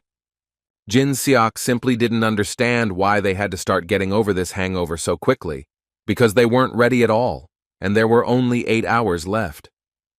The next morning, Jin Hyuk woke up and noted to himself that he had slept like a baby that night, and was now more than ready to start a new adventure. The fourth floor of the testing tower was special because it had the so-called 100 waves consisting of ordinary and special zombies. Players could defend them in 2 ways, but to do this, they needed to prepare different types of defensive towers. But on the other hand, there was another option, which was that they could choose a base where they could effectively hold the defense, and usually players choose this option. But Jin Hyuk didn't know yet what he should choose, but even in that case, he decided to enter the fourth floor, which other players would only be able to get to in 20 minutes, and he himself couldn't help but notice that it was creepy here, as always. Anyway, he only had 20 minutes, so he had to hurry to get into position, so he arrived at the World Cup Stadium. It was in this place that he decided to exercise his right to establish a base. Immediately after this, the guy used his soft grains and also applied living water, which allowed him to grow some plants in this area. At this point, his preparations were complete, and he could finally return. While he was doing this, there were already players in the starting area, and there were quite a lot of them, because everyone wanted to pump up their abilities as quickly as possible. Jin-hyuk watched them from above, and immediately noticed that all the famous guilds had sent their players. Laurencia and his friends also came here, but they certainly didn't expect to see Laurencia here, who seemed to hold a good position in the council. Jin-hyuk immediately asked them for forgiveness for this confusion, because according to him, he had to act quickly. But they were not angry with him at all, and were only glad that he called them. The only reason the guys were worried was that they weren't sure that they were well prepared, because the zombies that live here are so strong that they always make you sick at some point. Jin-hyuk tried to calm them down by saying that in reality, if it was too easy, it wouldn't be fun at all, and besides, he specifically chose the stadium as a base. But from their reaction, it was clear that they were not entirely happy about this, and asked the guy to say that he was just joking, because they understood perfectly well that in order to hold such territory, at least 100 people would be needed. They didn't understand how this could be fun at all, because it was definitely not a game anymore, and if they died, they would not be able to be reborn again. Laurencia, listening to all this, began to think that Jin-hyuk was just a pervert, since he decided that all this was just fun. Although at that moment he continued to convince them that there was simply no point in killing themselves like that, because it seemed to him that the stadium was the best place to destroy hordes of opponents. But suddenly, his speech was interrupted by Laurencia, who really wanted to ask him one question. But before that, she reminded the guy that 5 people would be needed to protect the base, and as you can see, there were only 4 of them here. Jin-hyuk smiled in response to this question and assured the girl that there was no point in worrying, because the 5th player would soon arrive here. Almost immediately after these words, another strange player appeared. It was Jin-hyuk's old friend who was so angry at him that he dreamed of destroying him again. A few hours before this moment, the guy was just training with his sword, when suddenly he received a notification from the system, which contained a message from Jin-hyuk, who invited him to come to the start of the 4th dungeon. It was a little funny to the guy, because it seemed so stupid to him that Jin-hyuk thought that he would come just because he called him. But then he saw the continuation of this message, in which Jin-hyuk informed him that if he came, he would fight him and would not use his left hand and right leg. However, even after these words, he thought that this was a stupid provocation that even a child would hardly fall for. But he had such thoughts also, because he understood that if he fell for the bait, then Jin-hyuk would most likely twist his nose again. But Jin-hyuk seemed to know that he would have such a reaction. So he added that he could also close his eyes, and after that it would be harder to endure. But he still continued to force himself to endure, because he was sure that anger would be fuel for his future revenge. Jin-hyuk realized that he definitely wouldn't be able to get to him this way, so he had to say that apparently Yu-sung was just scared, and the guy couldn't stand it anymore. That's why he came here, to show how wrong Jin-hyuk was when he said such words to him. As soon as Jin-hyuk saw it, he immediately thought that the attribute sword is an item that is capable of conducting elemental magic, and also allows you to eliminate the main weakness of swordsmen, which is long-range combat. Meanwhile, Yu-sung was boiling with anger even more, because Jin-hyuk called him a coward and he came here solely to show him here and now who he really is. Jin-hyuk immediately answered him and said that this was all very well, of course, but he would like to remind him that the guy was still walking around with an unfinished sword. Yu-sung didn't really understand what Jin-hyuk was talking about and asked him to explain what it meant. Without thinking twice, Jin-hyuk said that this is what it means. The attribute sword, according to him, is certainly not a bad thing, but only in its finished state does it fully reveal itself as a weapon. He also immediately added that the random drop on this floor contains an item that will complement the sword, and as far as Jin-hyuk knows, the guy just needs the fire attribute. After these words, Yu-sung began to yell at him even more, because he could not stand another bluff from Jin-hyuk, because he knew that a random bluff is random for a reason, because no one could ever know what would fall out of it. But Jin-hyuk reminded Yu-sung that he had his own methods of getting what he wanted, and so he gave a small hint to Yu-sung that if he joined the defense of the base, He would give him an item with which he could upgrade his sword enough, and then they could fight. As much as he didn't want to, the desire to become stronger and defeat Jin Hyuk still outweighed his anger, and he had to put away his sword and agree to this offer. In this way, Jin Hyuk was able to gather a minimum number of players to defend the base. Laurencia was still a little worried about this because it seemed to her that Yu Song was, to put it mildly, not in a good mood. But Jin Hyuk calmed her down and assured her that as long as the agreement was in effect, he would definitely not betray them. Although he made a terrible impression on the other guys, everyone considered him a man of honor. Yan Hua suddenly interrupted this situation when she took out the swords that she was asked to give to him. These swords were called the Twin Dragon Swords, and Jin Hyuk understood perfectly well that because of the test tower, the ancient relics received magical power comparable to the power of artifacts, and he was even a little scared to hold such things in his hands. Yan Hua was surprised that her grandfather decided to give these swords after all, because he treasured them so much, to which Jin Hyuk responded with a smile and assured her that he simply treated the guy well, so he did not feel sorry for anything for him. During these conversations, they came to their new base, which had previously been captured by Jin Hyuk. Seeing this stadium, they again began to worry about the fact that the 5 of them had to protect this huge place. So he again had to tell them that they should not worry about it, because he had a plan. Suddenly their dialogue was interrupted by other players, who were standing and thinking about who had chosen the stadium as their base. Jin Hyuk immediately noticed a distinctive pattern on the sword of one of them. He thought about the fact that first the Dark Fortune Guild, now the Triad. All this indicated to him that the inhabitants of the tower were really getting out, which could not frighten him. And the guy who had this sword with a special design was called Namgun Hyun. But before Namgun could finish speaking, Jin Hyuk interrupted him and said that he didn't even want to hear him, because he already knew him well enough. Namgun wasn't ready to hear that, so he asked the guy to explain what he meant. Laurencia also didn't understand anything and asked Jin Hyuk to explain what was going on and how they knew each other. At that moment, he was thinking about the fact that they were familiar, the clan of masters of the Murim world, the inhabitants of the 21st floor of the tower, elite warriors with simply incredible self-esteem. Namgun was clearly hurt by these words, so he began to boil with anger and already wanted to say everything he thought about Jin Hyuk. But the guy got ahead of him and started to twist his words, saying words that Namgun would most likely have said, after which he stopped and asked Namgun to skip this part, because he was already tired of these low-grade villainous phrases. Besides, as far as he knew, the Namgun clan still had pride that they were protecting, although this also seemed like a lie to him, because in his opinion, all they had left was their name, which angered Namgun even more.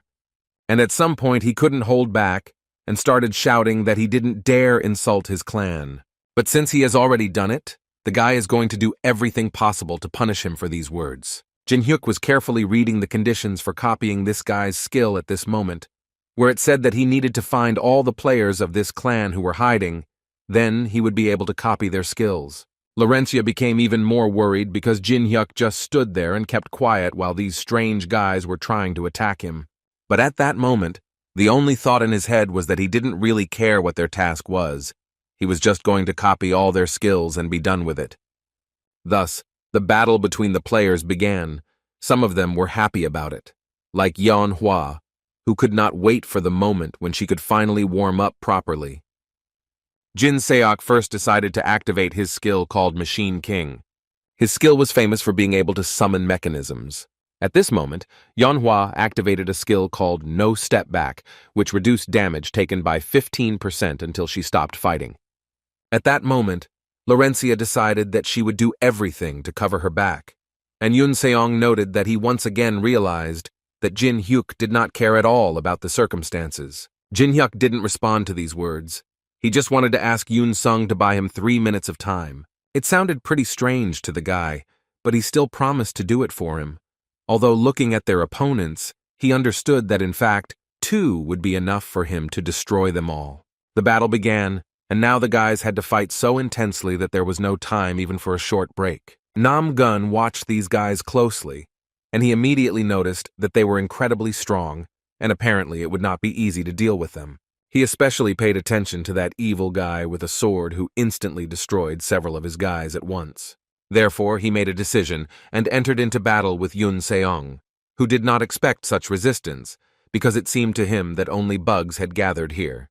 After the first blow, Namgun noticed that Yun Seong apparently knew something, but he immediately wanted to tell him that without knowing the basics, it was almost impossible to become a swordsman, and therefore he personally was going to show him what the art of the sword of a real master was like. Well, then followed a rather logical attack, before which he used a skill called the Imperial Sword. Yun Seong immediately felt that this guy's punches were quite heavy and not so easy to block. However, he definitely wasn't going to give up, so he stood until the very end, even though Namgun's blows were close enough to destroy the guy. Laurencia noticed this, so she had to intervene in the fight and block one of Namgun's attacks. Right after that, Jin-Hyuk was finally ready to join the fight, and he decided to use the fire element first. Namgun immediately stated that he definitely would not be able to defeat him with such simple magic, no matter how much he wanted it. Besides, he thought that Jin-Hyuk was a fool, who didn't understand that there was no way he could dodge his attack in that position. At least it seemed that way to him at first, but then he realized that everything was not as simple as it seemed to him, because his legs were chained to the ground with ice, which made him practically immobile. But Jin-Hyuk at that moment continued his attack, simultaneously saying that people do not check what has already been checked, but it would be worth doing sometimes. And in order to finally end this fight, he used a skill called Daylight, which he used to deliver another attack. It seemed that Namgun's story would end there, but suddenly, out of nowhere, another mysterious player appeared and used a cross-strike, thereby reflecting Jin-Hyuk's Daylight, after which he turned to the guy and said that in fact, it had exceeded his expectations. So he decided to appear personally, because he understood that his student would hardly be able to cope with such an enemy. This man stood and thought for some time about the fact that he could not even think that there was someone outside the tower who had so much internal energy, with which his girlfriend could not but agree, who, in fact, also saw such a thing for the first time. Jin-Hyuk was so happy to see them, because his main task from the very beginning was to make sure that this entire clan appeared in full force. In this way, he managed to find all the residents of the Triad and fulfill the copying conditions. Now he successfully mastered the Endless Step skill, which he immediately combined with the Sword Cemetery. After this unification, he was able to obtain a skill called Demonic Sword King Steps. Meanwhile, the Triad members stood next to Namgun and joked a little about him, saying that he couldn't defeat some person, and they also didn't forget to point out that he was apparently out of shape. That's why at one point he simply couldn't hold back and started yelling at them, saying that he could actually handle it on his own and no one asked them to interfere. But according to them, they did not doubt his skills. They were rather here to remind him that the leader ordered them to reach an agreement and not to destroy everyone around. The girl who was with them noted that their brother Huangbo was absolutely right, and also said that if the guy wanted to continue working with them, then he needed to create fewer conflicts. Namgun was angry that they were explaining everything to him like a child, although he wanted to explain to them that their enemy was not what they thought, because he came here already knowing that they were from the tower. It was clear from the faces of his friends that something had finally dawned on them. They certainly weren't expecting to hear something like this. So Namgun believed that no matter what their plans were, they literally had to destroy this guy because he didn't like him at the very least. But he was stopped by Huangbo, who wanted to tell the guy that he understood his feelings, but he asked him to gather his strength and go further. In addition, a wave of zombies was already approaching from the right side, which forced them even more to collect their things and leave immediately. Jin-Hyuk intervened in their conversation to say that the stadium was their place, and it was time for them to leave. To which Huangbo replied that they were already going to leave, because they would never have chosen such a terrible place as a base. According to him, their base was much better than this open stadium, and the only request that Huangbo had was for them to survive until they returned after the first wave. Namgun also decided to tell Jin-Hyuk before leaving that he was not really just lucky. Next time he would fight him with full force. They left, and Yeonhwa was finally able to breathe a sigh of relief, because she really didn't like the fact that they had to fight before the zombies even came. Jin Seok summoned several drones with his skills, and when he saw the number of these monsters, he doubted that they would be able to cope with this. They thought that he had again decided to choose a strange place in order to enjoy extreme sports. but he again repeated to them that there was no point in worrying about it. And apparently he knew what he was talking about, because literally a few minutes after his words, huge trees grew behind him, although the guy himself called them flowers, which, in his opinion, are much more useful than it might seem at first glance. After which he asked them to come closer to him, so that he could explain to them the essence of their plan. The goal of defending the base is to prevent the flag from being captured, so he decided to place the flag right in the center so that it would always remain in sight. He also told them that their stadium has 4 entrances, north, west, east, and of course south. In front of each entrance he planted 1 large plant. In other words, he wanted to say that if they could save these plants, then they would be able to flood their base. Moreover, due to its size, they would be able to count on a reward for the maximum number of zombies destroyed. But still, the plants also had their limit. According to him, they will be able to clear almost the entire wave of zombies, but they also need to be given about half a minute to recharge, and just at this time, the entire horde of zombies will have to be held back by them. Yu Sung was the first to make a decision, and decided to take on the West, which Jin Hyuk agreed with, but still asked him to be extremely careful and not let the zombie bite him. After these words, anger was immediately felt on Yusan's part, because he was angry that the guy thought that Yusan could defeat some pieces of rotten flesh. But Jin Hyuk spoke to him sincerely this time, and since Yusor was so confident, he decided to remind him that the guy had just almost lost to a guy from the Triad. In any case, the dialogue did not continue, and Jin Hyuk switched to other members of their group. For example, he asked Tae-min to cover them in the center and simultaneously assess the situation. He also asked him not to forget to use drones and monitor all directions. Yeonhwa decided that she would go north, and Laurencia would not mind working in the southern direction. When they all took their positions, Jin Hyuk began to prepare to help them on all flanks, and he didn't like it, because finally, he would be able to use his twin dragon swords. After a few minutes, the zombies began to advance, and as expected, there were an incredibly large number of them. The flowers that Jin Hyuk planted immediately began to perform their function, burning the zombies one after another. The guys definitely didn't expect these flowers to be so strong. They felt like they were definitely much stronger than regular defensive towers. After some time, the very moment came when the flowers could not perform their function, so Jin Hyuk informed the guys that from this second the real battle began. After some time, the first wave of zombies came to an end and people still managed to repel their attack. According to the system notification, the second wave should start in about 3 hours, and this was too fast for the players, because most of them barely survived the first wave. The head of the Dangun Guild, Sun Jong-hwan, assured his guys that there was really nothing to worry about.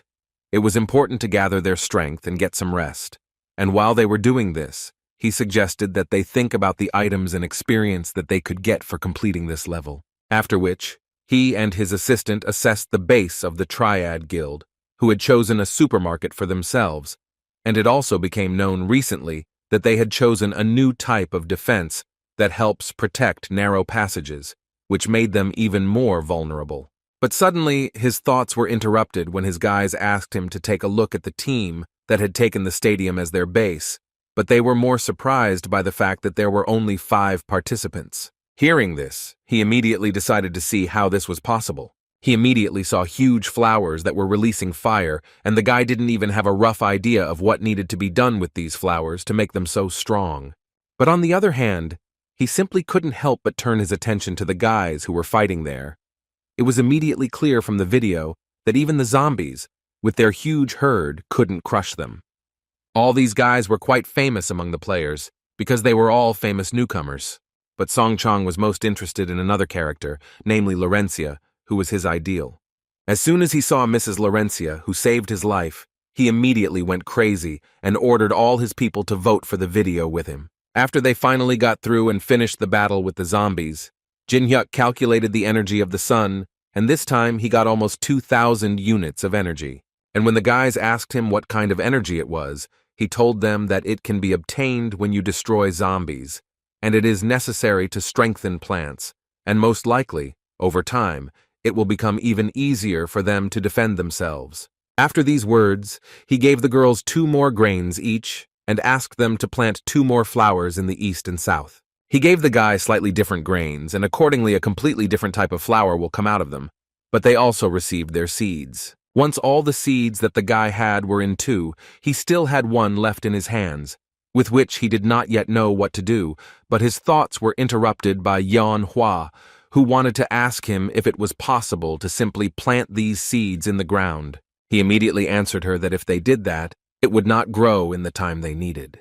The thing was that in order for them to grow quickly, they needed to use a special fertilizer that Jin Hyuk created with his magic. He literally fed these little monsters this fertilizer and begged them like crazy to grow as fast as possible. At one point, the guys began to think that Jin Hyuk was finally going crazy, and they became interested in finding out how long they would need to stay in the tower to turn into such a person.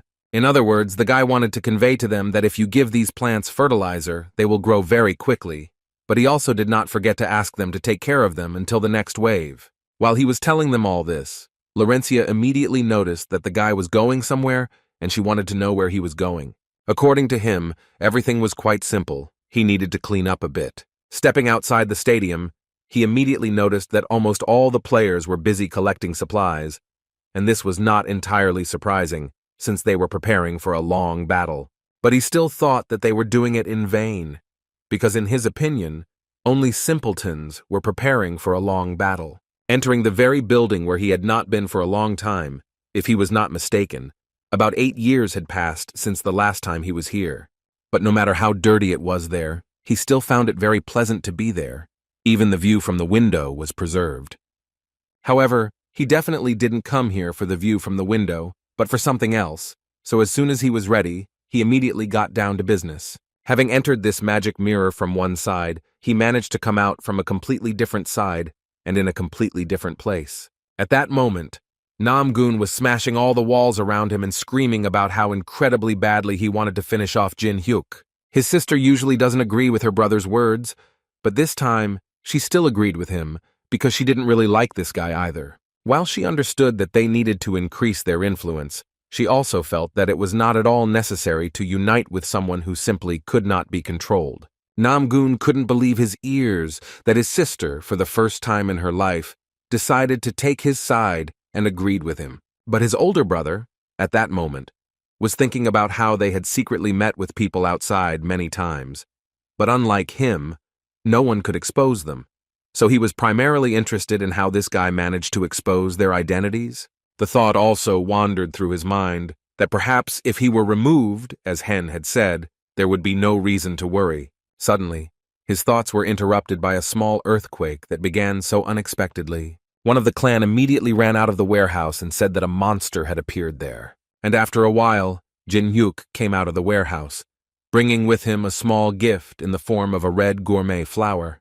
However, he immediately had to ask for forgiveness for the fact that this flower ate all the food that was in the warehouse. They immediately started yelling at him and saying that although they didn't yet know what he was planning, they asked him to stop immediately before things got even worse. Jin Hyuk immediately gave them a clear answer that he would not do this without a good reason, which made his older brother even more angry, so he continued to tell Jin Hyuk that he had no idea what he was getting himself into.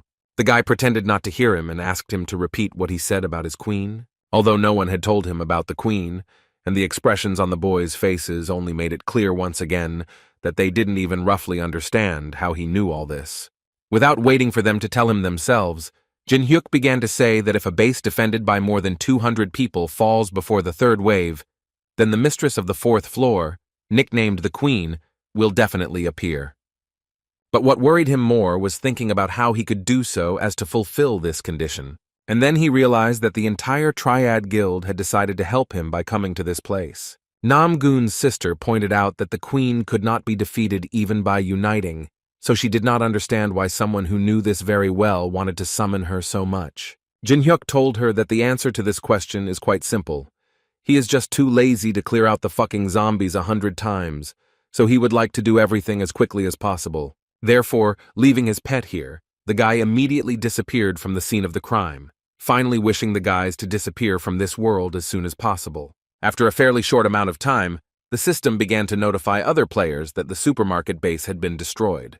Ten saw with the help of a drone that the supermarket was being destroyed, which was a bit of a shock for the guys, because they knew perfectly well that this was the base of those who were fighting them. Yan Hua just wanted it to have nothing to do with Jin Hyuk, although Yu Sung was almost certain that it had something to do with him. The system also notified the guys that special conditions had been met, so from that second, a unique event would begin. In other words, the boss of the fourth floor, whose name was Pedarial, was born, and she was not in the best mood, so she was going to punish the humans for making her wake up. The guys thought that it was just a system error, because they didn't understand how the boss of the fourth floor could come to the battle so quickly, because they had just cleared the floor of zombies. So where did the boss come from?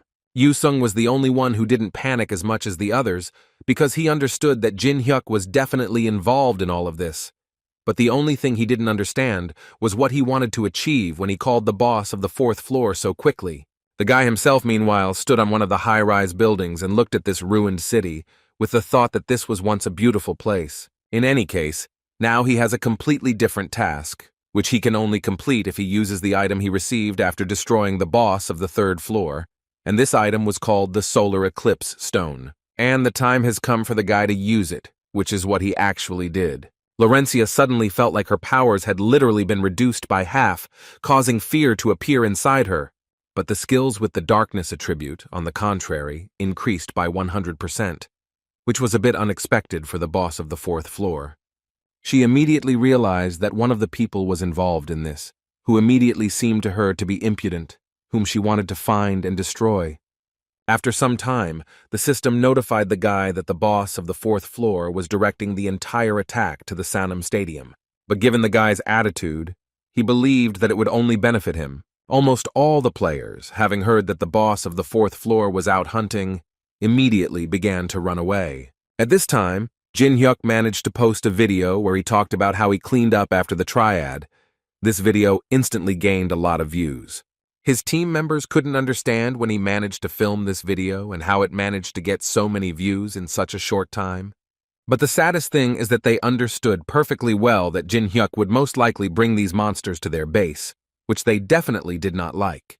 Laurencia still hoped that the destruction of the Triad base was not their doing, but Jin Hyuk did not give her a final answer, which made her doubt even more. Yu Song also wanted to ask the guy if he did it or not, because it was important for them to know. But without waiting for an answer from him, Yu Song immediately wanted to ask the guy if he had a way to defeat the queen.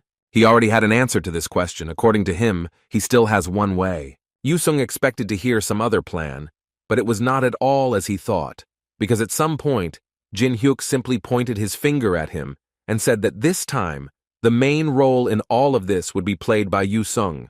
While they were talking and discussing what they would do next, the queen slowly approached them. And when she finally came to the stadium, she immediately saw the very guy she had been looking for so long. So she immediately said that he was her target, and she ordered the rest to be destroyed. The guys immediately entered into battle with them, and almost immediately realized that these were not the ordinary zombies that they destroyed in the first stage, but some special ones. The queen of this floor continued to attack until at one point she was stopped by a huge block of ice, inside which was the entire Jin Hyuk team. They were all frozen and therefore did not move. Looking around, she found a small diamond that she immediately liked, so she picked it up. Sometime before this, Yu Sung transferred 100,000 coins to Jin Hyuk's account and constantly repeated that Jin Hyuk would not live to see the end of the tower. With this money, he bought something that, in his opinion, would help them in destroying the boss, and he also warned the guys that from this second, they all became bait in his mini-trap. And when the zombie queen finally picked up this crystal, it began to glow brightly, but this did not bother her. But when she finally realized that this was not normal, it was already too late. Thanks to this strange object, which the guy acquired a few minutes before her arrival, he was able to trap her and drive her into an icy prison. Although this stopped her for a while, she still had no intention of stopping there, so she used a skill called Plague. And as soon as she threw off the ice prison, she immediately went on the attack again. But her problem was that they were all in ice and she couldn't just attack them. While the queen was trying to do all this, Jin Hyuk decided to use another skill of his, which was called Demonic Sword King's Steps, to attack her fortress. This is something the queen definitely did not want to allow, and she immediately chased after him. Pendarial, the womb of the dead, nicknamed the queen, her level, her skills, and especially her deadly poison attacks. The essence of passing the fourth floor is to protect the base, but this rule applies not only to players, but also to zombies. And now, since the queen is in the stadium, it means that the defense of her base is weakened. But considering that she was already chasing him, it could be said that she somehow figured out his plan too quickly. But in his opinion, it was already too late, because he had had a good time and he should have enough time to do everything he had planned. And as soon as he reached the queen's base, he immediately used the sword graveyard skill, which destroyed the first defending zombies.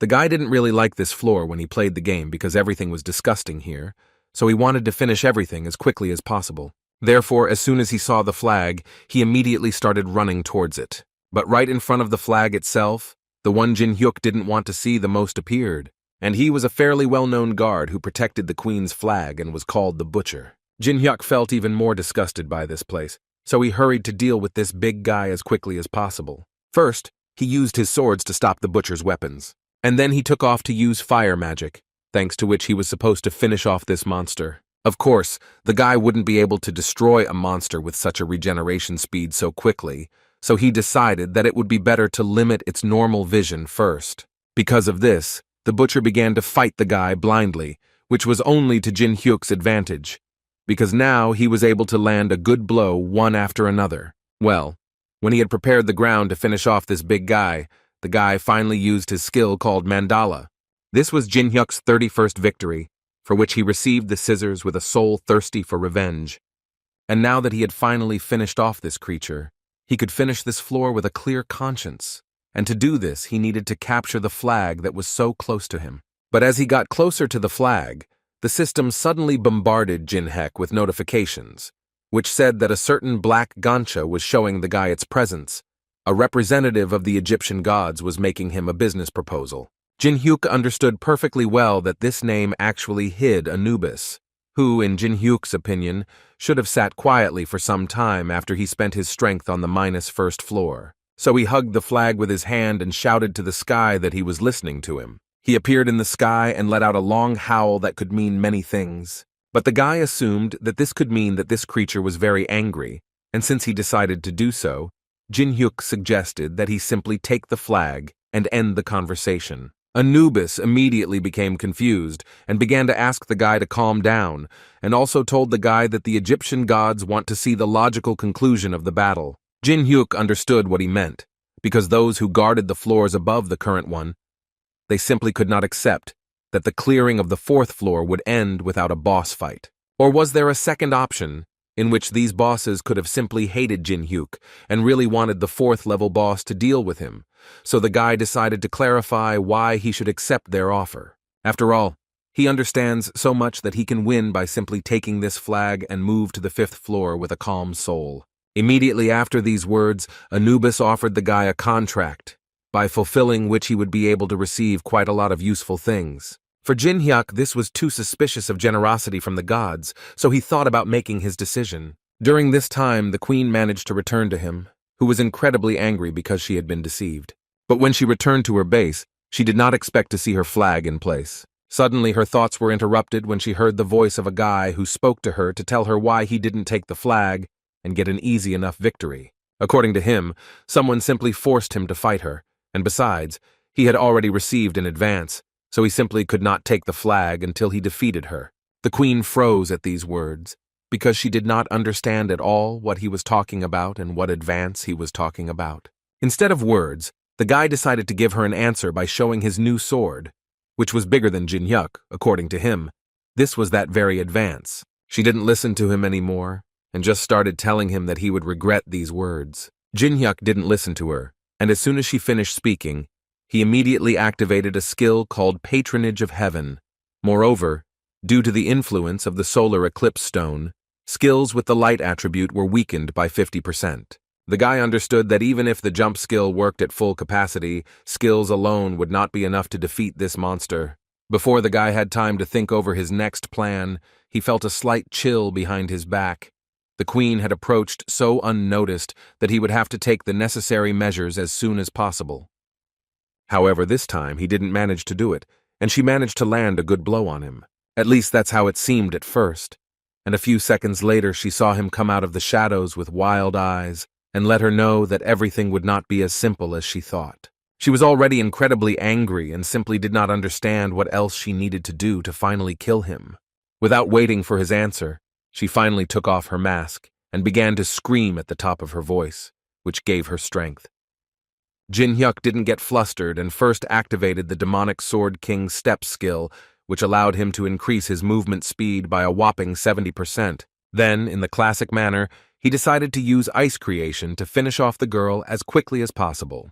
But she immediately made it clear to him that he couldn't just destroy her. Jin Hyuk himself knew very well that this was too weak for her. Therefore, when she once again went on the attack, he used the ice creation skill, with the help of which he was able to freeze her eyes. Afterwards, he accelerated and dealt her an incredible amount of damage to her eyes. This blow was the last straw for the queen's patience. I have never seen any human being so strong. But in any case, she thought that he made a big mistake when he decided to come here. Her attacks became even more intense and difficult to block, so Jin Hyuk was clearly having a hard time. At one point, she made a decision and activated a skill called Funeral March. Anubis watched this closely, and that's why he was happy, because it seemed to him that in a little while this bastard would finally be finished. Sometime before this battle, Anubis offered Jin Hyeku a Jackal Fang as an advance. This item is capable of increasing attack speed by 10%, but the force of the blow will be increased by 30%. But even such a rare item was not enough for Jin Hyuk, and according to him, he would only agree to this battle if Anubis agreed to one more of his conditions. The guy immediately calmed him down and said that in fact he wasn't going to ask for anything special. He just knew that among the A-rank items there was an item called a White Branch, which Jin Hyuk asked to give him. The White Branch is used mainly for medicinal purposes. It is a very common item and can be easily obtained on the 10th floor. And for Anubis, who was on the 42nd floor, it seemed like worthless trash. So with a smile on her face, the Black Hound named Anubis happily accepted the boy's agreement, in which Jin Hyuk could not take the flag until he defeated the queen. But apparently Anubis didn't even think about how the guy could use this branch. He combined the Jackal's Fang, the scissors that he took from the butcher, and the last ingredient was this branch. Thanks to this connection, he got a scythe that can tear space. The system immediately intervened, because a relic appeared that definitely did not correspond to the 4th floor. But the restriction was conditional, because the system allowed this relic to be used once. But this would definitely be enough for Jin Hyuk to finish off the queen. The 4th level boss was well aware that given this threat, it was almost impossible to evade this attack. Her thoughts turned out to be, unfortunately, true, because she really didn't manage to dodge, and Jin Hyuk delivered a direct blow to her body. After this blow, the guy smiled and told her that the boss of the 3rd floor, Mukon, was much weaker than her, and he also believed that she was just unlucky to be in this place. These were the last words the queen heard before she passed away. Thanks to this victory, the guy was able to raise his level quite a bit. The system also notified each member of Jin Hyuk's guild that they were able to defend their base, and therefore each of them received one random box. As a result, only 24 hours have passed since the opening of the 4th floor, and it will already pass, which was hard to believe for anyone who followed this event. But no one forgot who made it possible to achieve this victory. Now people could see the real strength of an S-rank player. The entire Jin Hyuk guild decided to celebrate the completion of this floor, and for this purpose they gathered in a local cafe. At this meeting, the guy decided to introduce another friend of his. And this friend was Alice, whose first words were that this place had a bit of a shabby setting for a banquet hall, but the guys immediately recognized Alice, whom they had already seen. Jin Hyuk noticed that one of his guild members was still missing, and it was about Laurencia, who, according to Yeonhwa, asked to start without her. After which, Jin Hyuk noticed that even Yu Sung came to this meeting, which surprised him even more, but the guy immediately asked him not to be so surprised, because he was here only to get the promised drop. Jin Hyuk didn't argue with him, but only asked him not to ruin the atmosphere and to have a few drinks with them. The arrival of guests did not stop there. Other guys also came to this place, who essentially already work for Jin Hyuk. The first thing they did was bow to him and congratulate him on his successful clearing of the 4th floor. Jin Hyuk was very pleased to hear all this, so he told the guys that they could treat themselves and eat whatever they wanted, and he also knew very well that Alice, who had enough money, would pay for this party. After a while, Alice just couldn't believe that she could get so much food for just 2 coins. And in fact, she had tried meat many times, but this method of preparation seemed to her to be on a completely different level. That's why she didn't want anyone else to touch her food. She wanted to eat everything herself, and Jin Hyuk decided not to break this desire. Jin Hyuk, looking at Alice, couldn't even imagine that one of the most powerful creatures in the tower would eat wings with him like this. The guys were actively relaxing and eating meat, and also decided to talk about who they were before the tower appeared. Yu-sung told everyone that he was a medical student, which was hard to believe. Their conversations and meal were interrupted at one point by Laurencia, who entered the cafe and first of all asked them for forgiveness for being late. Jin Hyuk couldn't help but smile, because looking at all the guys, he thought about how before he had to go through the tower only by himself. And now he is surrounded by friends who are always ready to lend him a shoulder and help him if he needs it, and he liked it incredibly much. After this small feast, Jin Hyuk, sitting alone, looked at his characteristics, and thought that before it seemed to him that he was pumping up his character quite quickly. But now that he was doing it in real life, he realized that his pace had become even faster. Now it has become clear that the changes that have arisen after the game became a reality greatly affect the progress of the players, and so far, this has played into their hands. But sooner or later it will happen that everything will turn out the other way around, and then it will bring more harm than good. But in any case, this will be later, and now the guy decided that it was high time to see what reward he received for completing the 4th floor, and it was a scroll of high-quality enhancement. Jin Hyuk decided to use this scroll on the skill that he uses most often, and it was the ice creation skill, which he has been using quite often lately. Thanks to this scroll, the guy was able to improve his skill up to the 8th level. Then he opened a random A-rank box, but in fact it turned out to be a roulette, thanks to which the guy could get a random A-rank item. The system notified him that he needed to press the red button, which was located in the middle, and also that time was limited, and the guy needed to do it as quickly as possible.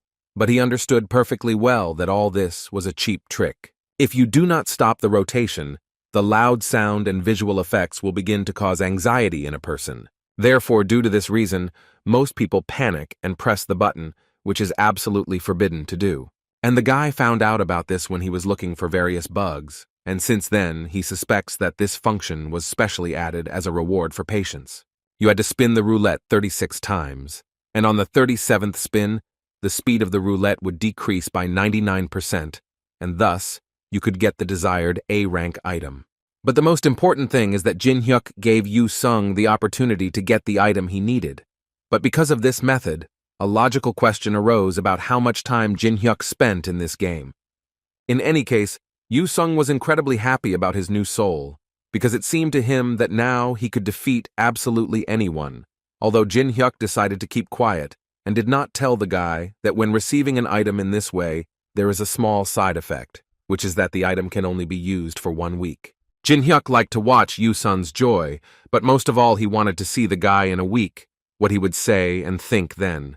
But Jin Hyuk himself, in turn, received a 3-colored medicine, and considering the fact that the item can only be used for 1 week, the guy thought that this was the best option with which he could clear the next floor. And finally, the last thing he will need in order to pass the next floor, and probably the most important, is a pass to the large library of magic. Thanks to this pass, he was still able to get into the great library, and as soon as he entered there, he immediately decided that it was high time to visit one old man. The man sat at his desk in the middle of this library and continued writing some documents. Suddenly he heard footsteps, and immediately began to think that he, of course, was aware that the 4th floor had been cleared, but he did not even suspect that guests would come to him so quickly. But he didn't forget his manners, so he immediately stood up and introduced himself as the librarian, Rick Hennessy. Rick Hennessy is an influential middle-level manager who runs the magic library in the tower, and Jin Hyuk knew this very well, so he really wanted to meet someone from the manager, so he introduced himself in response. Rick Hennessy noted that today, in his opinion, a rather interesting and unusual event had happened, and now a man had come to his library, which was even more surprising. Although then he was even more surprised when the guy in the huge labyrinth of the library was able to immediately find him, although he had come here for the first time. Jin Hyuk didn't tell him anything, but simply decided to point out that luck was always with him. Rick Hennessy told him after these words that the guy could take and look at any books, but there would not be a single one here that the guy could read. After all, according to the man, he needs to at least know the runic script. But Jin-hyuk suddenly interrupted him to say that he had information that the recommendation for entering the sixth circle was written by the court magician Telemos. Rick Hennessy didn't expect the guy to understand the runic language. The guy told the man that in his case there was no need to be surprised, because he had been inquisitive all his life, so at the moment he knew a lot of things. Rick Hennessy saw for the first time a player who was only going to climb to the 5th floor, but already knew the runic language. Considering this information, Jin-hyuk wanted to ask the guy one question, in which he was interested to know if the guy had any special support. Jin-hyuk turned around and immediately activated Anubis's court, after which he added that, in truth, the Egyptian gods were behind him, and thanks to them, he was able to come here and get information about the tower.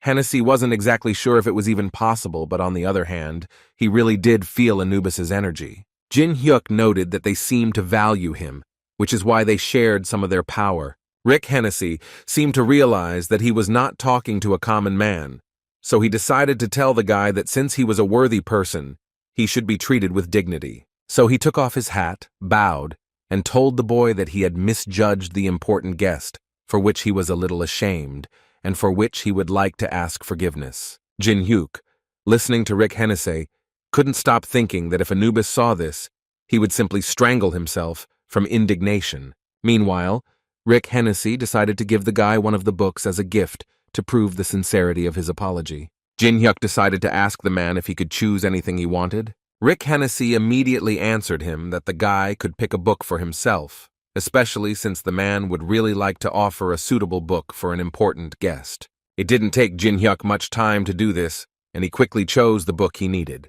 The man immediately asked the boy to think again, although he thought that it was a pretty good grimoire, but it seemed to him that he would only be able to read it when he mastered the ancient runic language. But Jin-hyuk thought that it wasn't as complicated as the man said, and he could read it without any problem, so he wanted to choose it. Rick Hennessy obviously smiled and laughed, and then remarked that he should have expected nothing less from a man who had received the blessing of the gods. Then he used his magic and noted, and before he was preparing to disappear, he noted that he would look forward to when he and the guy met again. It was just awful. The 5th floor seemed like the world of a lost civilization, a world in which someone had to be sacrificed all the time. That's why this place seemed like a huge mental hospital. The host of the daily show about the tower decided to say that if we talk about fanatics, then at first glance they do not seem so scary, so he wanted to know why he did not fight, but simply started to run away. The guy answered him pretty quickly. He told him that at the very beginning he tried to resist them, using skills, but on the 5th floor there is an incredible and unpleasant condition, which was that you can't use skills there. The player, remembering this, almost immediately began to cry, because he could not even call up the inventory window, so he had to use the stone of return, which was in his pocket. Thus he was barely able to save his life. Laurencia immediately showed this video to Jin-hyuk and then asked the guy to take her with him. He didn't think long and immediately answered her that he wouldn't do it, although she couldn't understand why he was so against it. Besides, according to Laurencia, she couldn't allow the mage to go to such a place alone, but Jin-hyuk didn't understand at all why the girl suddenly became so persistent, but he still told her that he wouldn't do it no matter how much she begged him, because he thought it would be much easier for him to sneak in unnoticed if he did it alone, so he asked her to back off from the idea. Jin-hyuk didn't have time to turn around and continue doing his business, when suddenly the girl took him by the hand and stopped him. The thing was that she wanted the guy to promise that he wouldn't jump above his head. These words stuck in the guy's head for a long time.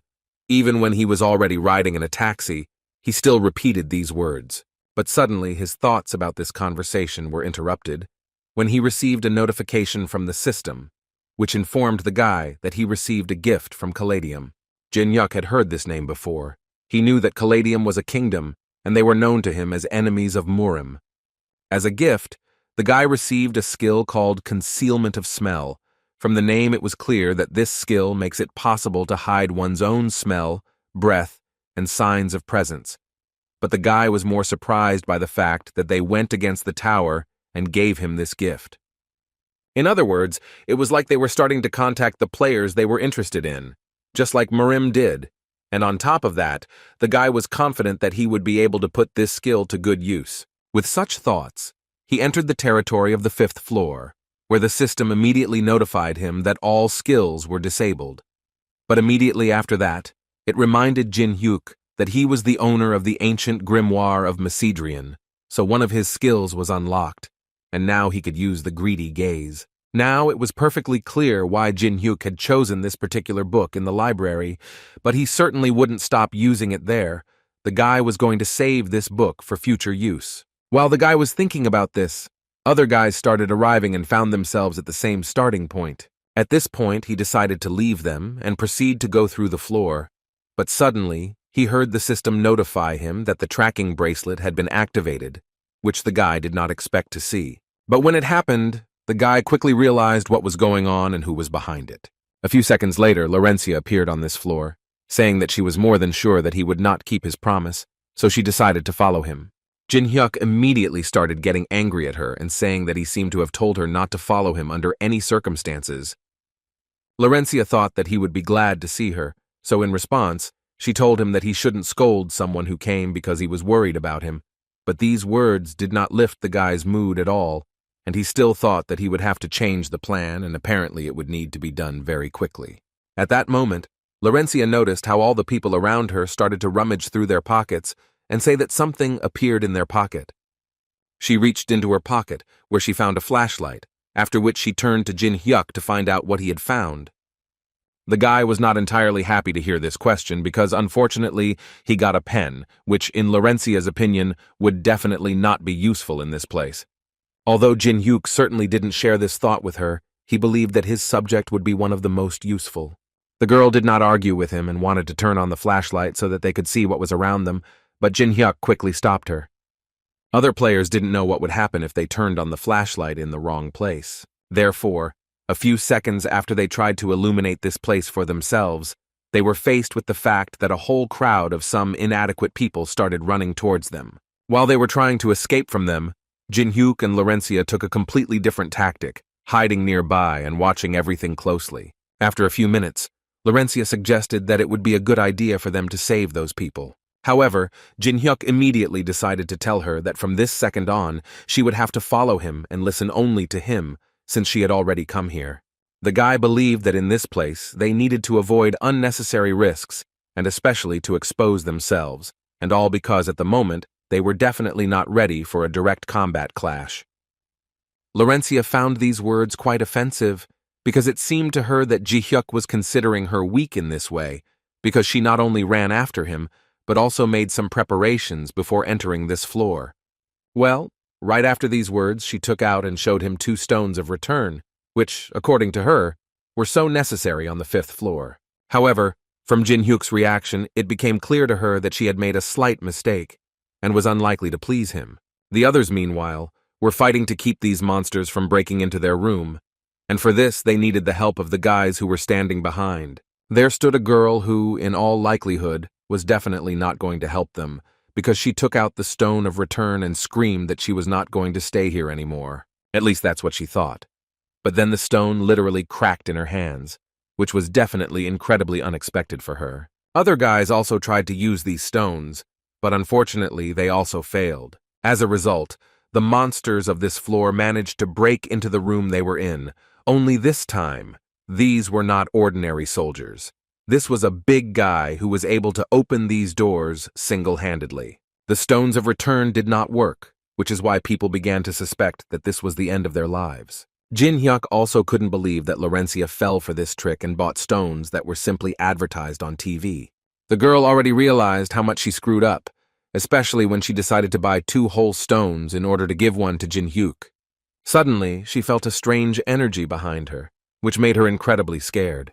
And a few seconds later, a madman jumped out at her, who was going to do everything possible to sacrifice the girl to his god.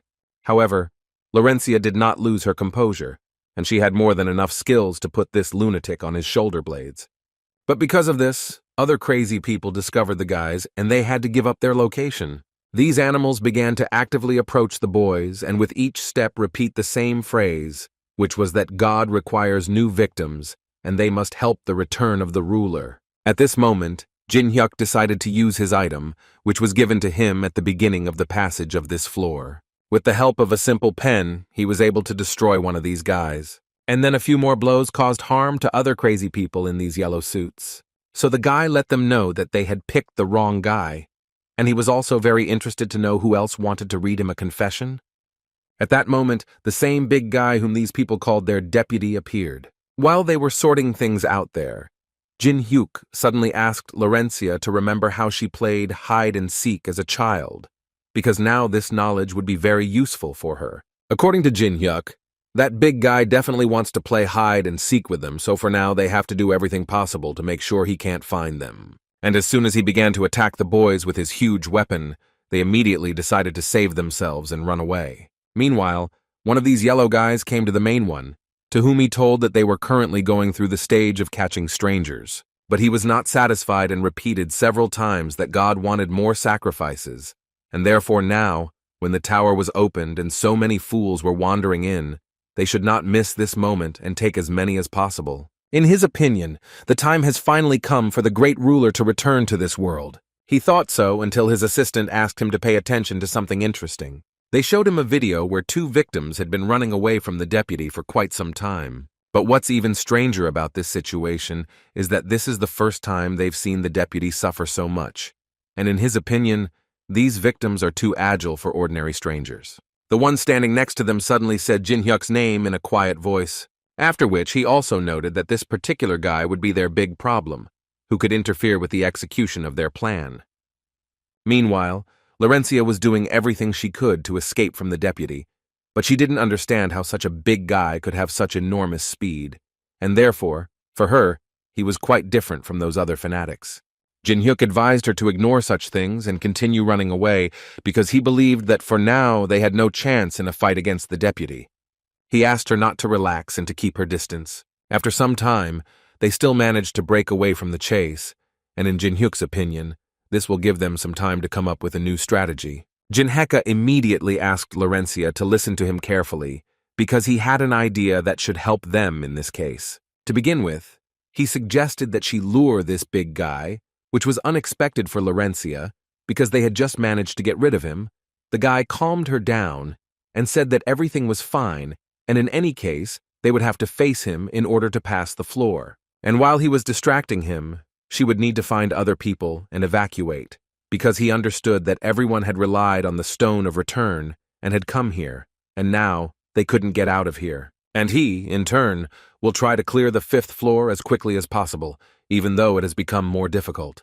And at that moment, Laurencia finally realized that she had actually been in his way from the very beginning. When they finally discussed the plan, the guy took a small stone and immediately showed himself to the big guy, telling him that he was pretty bad at playing hide and seek. The deputy didn't think for long and immediately ran after the guy, and the first phase of their plan was successful. But before starting, Jin Hyuk gave her something and said that she could use this item, but she should do it when she felt it was necessary. She found a small hockey stick and immediately began to convince herself that when the time came, she would try to do everything possible not to let Jin Hyuk down. But first, she needed to save those people. At that moment, the guy had already run quite far from the place where the chase began, so he assumed that Laurencia had definitely begun to carry out her part of the plan. So he activated the greedy look, immediately after which the system notified him that an action had been detected that violated the existing rules of the 5th floor. He was also informed that the rotting heart was showing interest in the guy and was also offering him to change his occupation.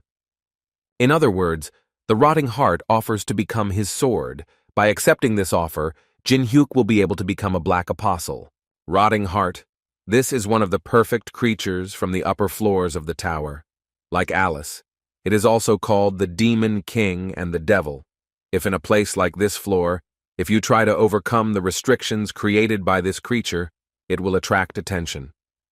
Jin Hyuk also understood that the Black Apostle grants enormous power, but there is an equally enormous downside, that one can spend one's whole life in subordination to the devil, and the guys from the main association probably agreed to this proposal. But Jin Hyuk didn't understand one thing. How could a tiger like him become a servant of such a bald dog as Rotting Heart? Therefore, without thinking twice, he refused this offer and continued his fight. The Rotting Heart, according to the system's messages, was furious and therefore was going to do everything possible to finish off the guy and do it as soon as possible. So after a few seconds, Jin-hyuk received the devil's curse for refusing his offer. In other words, the guy became a target for all demons. This curse will haunt him for the rest of his life. Of course, it was incredibly painful for him from all of this, but he just didn't understand why these guys were just standing there and continuing to look at him. Didn't they really want to finally start attacking him? These strange guys immediately decided to fix this and started running towards him. Meanwhile, Laurencia continued to actively carry out her part of the plan, and the time had come to finally start attacking these madmen. She freed one girl, whom she asked to free the other boys so that they could escape. But she had very serious mental problems. She just didn't understand why she should do this if they would die anyway. Laurencia understood that everything would not be as simple as she had assumed, because all these guys were clearly very scared. But she also had no right to be distracted, so she again took her hockey stick as tightly as she could, and again entered into resistance with these madmen. So far she's managed to hold off the onslaught, but without her skills and against such a large number of monsters, she definitely won't be able to hold out for too long. Therefore, she once again turned to the girl whom she asked not to give up and gather her strength, because only together they could get out of here. Besides, they have weapons now, and her comrade is currently actively clearing this floor. Sitting in a prison cell, two guys were talking about how they definitely shouldn't have gone to that horrible place, but they just wanted to make a little money and come back with the help of that ball. One of the guards immediately decided to shut their mouths, so he ordered them to close their mouths, otherwise he would start torturing them. After which he turned to the main ones and said that he had calmed them all down, and now they could calmly continue their conversation. For the first time, they saw in person that same Jin-hyuk, about whom even in the tower there were already rumors. The guy himself at that moment thought that this magical power that emanated from this creature definitely belonged to a person. And it didn't take him long to understand that he was probably Maine, since he was working together with the boss of the 5th floor. Therefore, he decided to activate his greedy gaze and take another look at it. But unfortunately, he was unable to do so because the object was using a high-level mental barrier that did not allow his status to be revealed. The guy had to go to extreme measures. He wanted to use it during the fight with the top, but nothing can be done, so he will have to use this item right now. He used a white pill that doubled one of his stats for a full 10 minutes. Thus, he was able to break through the man's defense and still look into his status, where he saw that his name was Hosenbelt. He was a Knight of the Round Table, which meant that he was the important person in the main association that Melina had spoken of, and he was a much more important person than he could have initially assumed. After looking at the skills that this person possessed, Jin-hyuk immediately realized that his goal was to obtain a mental barrier, because in the future this skill would be very useful in the fight against deities. But when he decided to look at the copying conditions, he froze a little on the spot, because he needed to make the target say his knightly name, and also until he found out the name, he needed to behave like a schoolboy with 8th grader syndrome. Every time he sees these conditions, he becomes more and more interested in finding out which patient attributes these conditions to the tower system. His thoughts were interrupted at one point by Hosenbelt, who wanted to know from the boy whether he really had nothing that he could tell him. Jin-hyuk at this moment was trying to collect his thoughts and still turn into an 8th grader, so he answered the man that he had just suppressed the great darkness within himself, so he was busy with this and could not answer him. This caused a rather expected reaction from them, or to be more precise, the silence that arose between them described the situation exactly. One of them decided to make sure once again that this was the man Hosenbelt had told him about, because at first glance he seemed incredibly strange to them. Alice sat inside the amulet and was simply bursting with laughter, and Jin-hyuk hid his face, because he was actually ready to fall through the ground from his words, and he wanted to finish everything that was happening here as quickly as possible. Hosenbelt decided to tell the guy that he apparently didn't understand the situation yet, so he decided to remind him that he had just been captured to be sacrificed. Jin-hyuk continued to talk like a retard, saying that this pathetic cage could not contain his madness that was bursting out. This caused even more awkwardness between them. Hosenbelt couldn't even imagine what had happened to this guy that he was behaving like this. He of course understood that he could be hiding some kind of trump card, and it was quite possible that he would still show himself. The man, despite his words, still continued to say that he knew perfectly well that the guy had a lot of strength, But he also did not forget to remind the guy that he would hardly be able to survive in a place where his skills did not work. Suddenly, his words were interrupted by a terrible scream coming from the neighboring cell. The man, without thinking twice, used this chance to scare the boys once again, telling them that these were the screams of a victim and that soon they would all feel it for themselves. According to him, a painful and terrible death awaits them, which is almost impossible to endure in a sane mind. But he had a proposal on this matter, which was that if the guy told him everything he knew about the unknown, then he would give him the key. Jin Hyuk continued to speak like a schoolboy, which made him feel very bad. But the essence of his words was that he would only tell the true name of the unknown person if his interlocutor told him his name. Hosenbelt understood that his name would soon cease to exist anyway, and so for him it was a fairly equal exchange, and without thinking twice he introduced himself and called himself Lancelot. Jin Hyuk immediately received a notification that he had managed to fulfill the copying conditions, and now he had access to the mental barrier skill, which protects the guy's consciousness from being read. And when he did this, the man expected that now the guy would do the same and finally name the name of the unknown person. The boy smiled and said that he would only say that name once, so he asked Hosenbelt to listen carefully. Immediately after the boy kept his promise and said the name, the man threw him the key and stated that he also wanted to keep his promise. After that, he put on a mask, and all he could wish for the guy in the end was an easy death. While they were talking, one of the prisoners picked up the key and immediately tried to open the cage. But his disappointment knew no bounds when he realized that in fact this key did not fit this lock.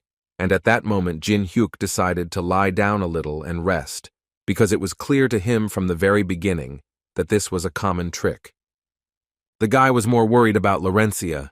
He tried to believe that everything was okay with her. Meanwhile, the girl found herself in a similar situation to Jin Hyuk.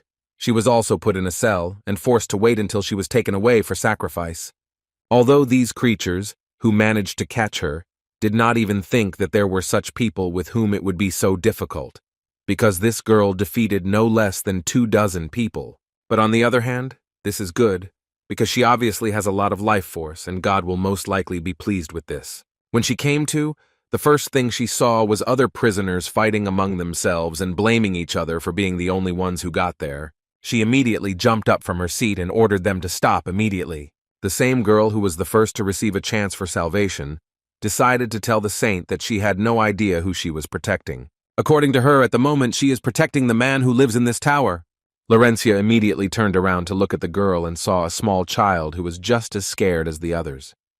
The players all believed that if it weren't for people like her, then the tower wouldn't exist at all, and accordingly, they wouldn't have ended up here either. But Laurencia certainly didn't think so, so she grabbed the girl's hand and said that it really didn't matter whether she was a resident of the tower or not. Here they were all equal, since they were destined to be victims. After such a tense conversation, the guys finally calmed down, and Laurencia decided to talk a little with this girl and find out her name, and also promised that while she was next to her, no one would harm her. She definitely didn't have to worry about that. Having heard these words, the girl nevertheless accepted these words and said her name. Her name was Andrea. Laurencia told her with a smile that the girl had a very beautiful name, and then introduced herself. The little girl told how one day these believers came to their village and said that if they sacrificed one person, they would save the lives of the rest of the people. Hearing this, the villagers almost immediately decided to choose Adria, and their main argument in this case was that she had no parents and no one would be sad for her. They also stated that this was a good deed on her part, and that she had thus saved many lives, and they, in turn, would always be grateful to her. Laurencia decided to hug the girl and told her that she understood perfectly well that she must have been very lonely since she had gone through something like that. At that moment, the girl had a thought in her head that even though Andrea was a resident of the tower, she was still no different from ordinary people. Suddenly, her thoughts were interrupted by a conversation between two guards, who were discussing the fact that they already needed to prepare people for the next sacrifice, and they were planning to take one person from each cell. One of them noted that if they themselves could not choose who would go, then they would send everyone, so he advised the prisoners to do everything possible to save their lives and live a few more minutes. Most of them, of course, started to panic from such words. It was quite obvious that they didn't want to die. But suddenly the realization came to them that they could give away this little girl, whom no one considered a human being anyway. Laurencia immediately stood up for her and asked her to understand that there was no point in rushing yet. The guard who was watching all this was only glad that they were arguing among themselves, because that way God would be even more pleased. In the cell where Jin Hyuk was, everything was quite simple. The guy himself put forward his candidacy, and no one really argued with it. Everyone who was chosen for sacrifice this time had their hands tied and were sent to a room where it was unclear what awaited them. But Jin Hyuk wasn't at all scared by this, and on the way, all he did was swallow one of the pills that he managed to get at the previous stage. And when he finally did this, then all the preparations were completed and he could begin to act.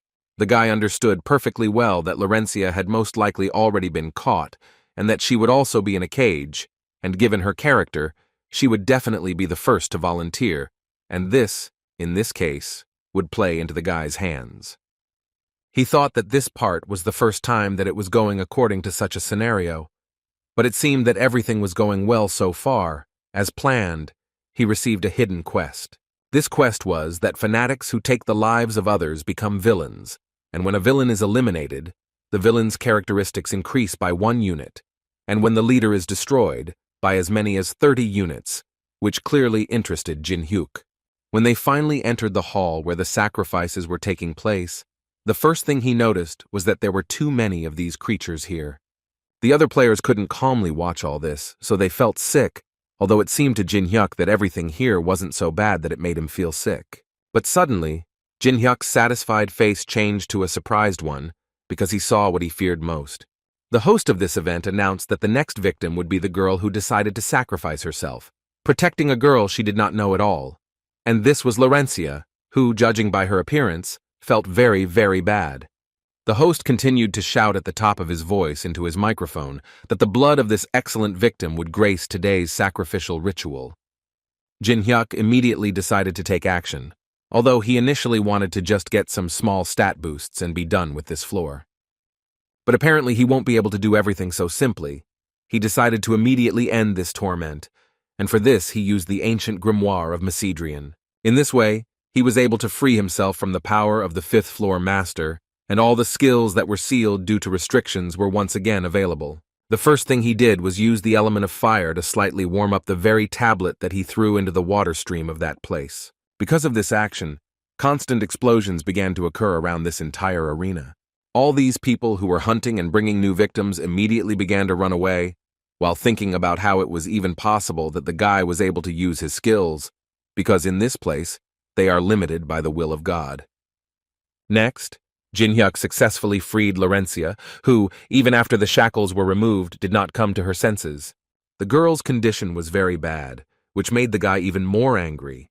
He absolutely didn't care about all the improvements in characteristics and similar things for which he came here. Now he has a new goal, which was that he was going to simply destroy them all. And for this he used a dark pill, the effect of which was not fully known. But immediately after that, a huge smoke screen appeared around the entire arena. Jin Hyuk specifically created such an invisible dome so that these guys could not even try to escape or dodge his attacks. And in order to do this much faster, he decided to use a skill called the Sword Graveyard. Some of them tried to fight back, but most just fell to their knees and began to pray for their god to help them. But considering that they saw the energy of demons with their own eyes, it gave them an understanding that prayers were unlikely to help them today. After a few seconds, Jin Hyuk began to destroy them one by one, increasing his stats in the process. A few hours before, the players tried to take the child away from Laurencia in order to give her up to be torn apart. But they didn't even imagine that Laurencia would be able to fight back, because her skills were unavailable, and this was their main mistake. Laurencia immediately made it clear to them that she was capable of defeating them even if they attacked at the same time. They realized that it would probably be Laurencia who would choose the victim. After they calmed down a bit, she turned to Andrea and told the girl not to worry and just stay here for a bit, because she would soon return and take her with her. This was the last thing Laurencia remembered, and when she regained consciousness, she saw Jin Hyuk in front of her, who declared that apparently the only one here who tried to jump above her head was Laurencia. She didn't argue with him, Jin Hyuk freed her and immediately began to develop a plan on how he would deal with the boss of this floor. Laurencia interrupted his thoughts when she told him that she urgently needed to look somewhere. A few minutes later, they were already in the section where the prison cells were, and Laurencia was still able to fulfill her promise and return to pick up Andrea, who was waiting for her impatiently. Jin Hyuk, looking at this picture, did not quite understand what was going on here. Laurencia tried to explain to him that the girl was a resident of the tower and she was captured by fanatics so that she would become a victim. The guy wasn't entirely happy that he was wasting his precious 10 minutes on such things, because the grimoire wouldn't last forever, and he still needed to destroy the boss. But suddenly a perfect thought came into his head when he realized that this girl was a resident of the tower. Then a lot changed for the guy. To begin with, Jin Hyuk decided to ask the girl why she did not become a believer, because the locals ardently believe in their god. Andrea thought for a bit, and still answered him that she did not want to believe that such a god existed. According to her, the villagers sold her because she had no parents who could protect her. So now she thought that if God really exists, then he is the creator of a real hell, in which there is only despair. And if God had such plans for her life from the start, then she considered him a complete bastard. After these words, Jin Hyuk decided to tell her that perhaps this would not completely console her, but according to him, his story was similar. Immediately after birth, he was left in an orphanage and had to survive alone. So he knows better than anyone that it is very difficult to live without parents. This was the first time Laurencia had seen Jin Hyuk share his personal life with someone. Meanwhile, he continued to convince the girl that in the end, she still needed to move on with her life, because nothing would change, even if she hated everything and suffered. Andrea actually thought about this herself often, but she believed that she would not be able to live normally as long as the cult leader was alive. Jin Hyuk agreed with her and noted that as long as he was alive, nothing would change, but the guy in turn was going to make this place a little cleaner. He promised the girl that he would try to make sure that she tried to live in a world that would be freed from the oppression of this scoundrel's will. And to do this, he activated a skill called the Brand of Destruction and told her that in exchange, she should become his subordinate. Andrea was not against such a deal, because in this case, she saw only advantages for herself. And when the guy performed his ritual, he noticed that now he and the girl were one and would try to do everything together. Laurencia watched this closely and was happy at first, but then it suddenly dawned on her that Jin Hyuk hadn't done anything like that to her. At this point, they ended their conversations and began searching for the boss of the 5th floor. And also at this point, Jin Hyuk's grimoire expired, and now all his skills were blocked again.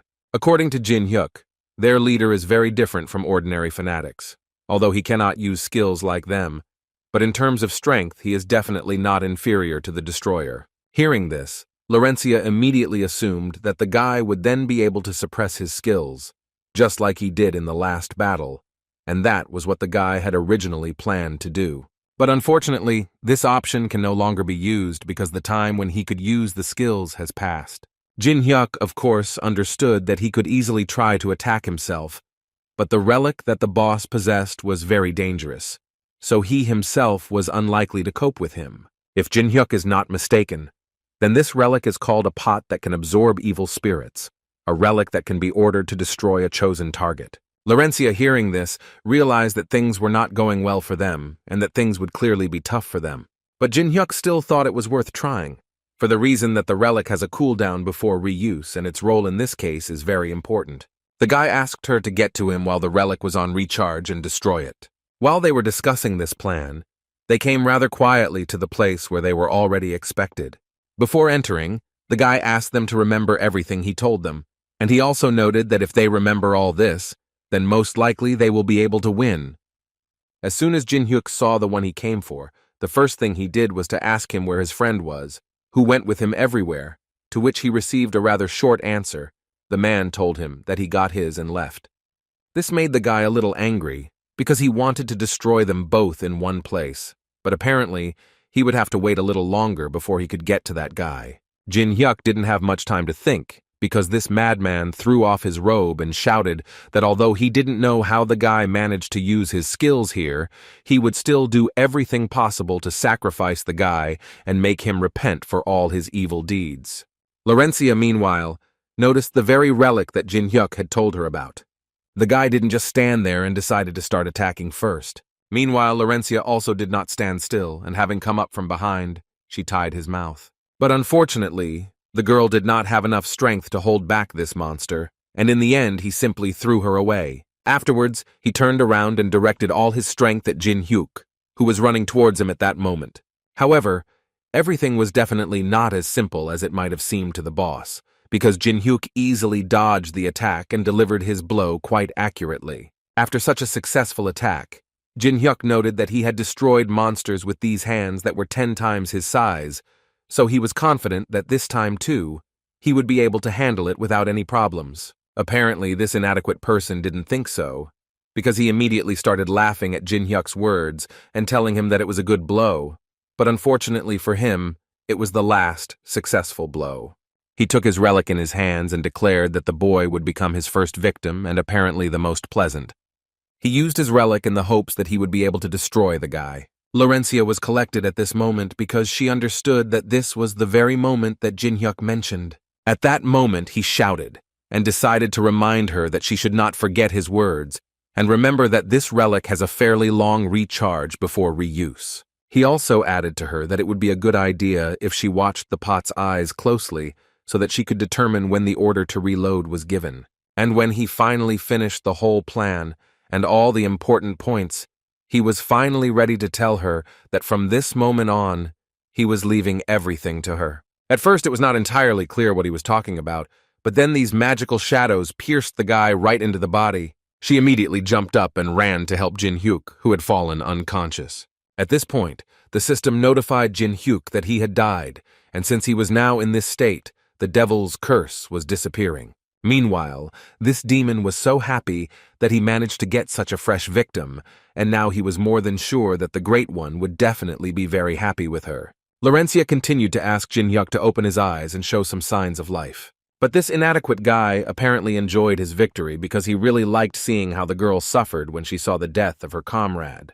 But when she raised her gaze to him, he immediately added that if she didn't have enough torment, then he was simply obliged to add it to her. Adria became too scared because in her eyes everything was very bad. Because she started crying, she was seen by a man in a mask who was not averse to profiting from another small victim who came to him. But he did not take into account the fact that Laurencia could not be destroyed so easily and that she was still capable of continuing the fight. And when she finally landed a successful blow on this creature, she immediately told him that he could not even count on getting Adria into his hands. Although this madman was only glad that the victim still had strength, because this way he could play with her a little more. Laurencia finally realized that it would be very difficult for her to defeat this monster without her skills. While she was making a plan of action, she had to dodge all the attacks for as long as possible, and so far she was doing quite well at it. At one point, a very interesting thought came into her head, but first, she needed to turn off the light, which she did with the help of the shards. The madman still thought that the girl was trying in vain, because it wouldn't help her anyway. Laurencia found a place where she could rest a little until she figured out what to do next. She also thought that after this, his view should be greatly reduced. She understood that first she had to take his artifact from him, because if he used it again, then she definitely wouldn't have a chance of success. Suddenly her thoughts were interrupted when he began to attack her again, and she barely managed to dodge, while simply not understanding how he was able to find her so quickly. The big guy noted that she was actually quite agile, but he also asked her not to forget that if he got her, then it would definitely be the end for her. But still, he considered himself not so bad, so he decided to give her a hint, saying that her golden hair really caught his eye, which is why he found her so easily several times. She didn't answer him a word, but he continued to actively talk about how he was going to knock her out first, and then go look for the hiding girl, and when she finally wakes up, he will show her how the girl becomes a beautiful victim. Laurencia was prepared for this blow, so she was able to dodge it, and then continued to run away from him. But every time she dodged and withstood his blows, this madman became even more happy, and thought only about how his god would be very happy when he finally sacrificed her.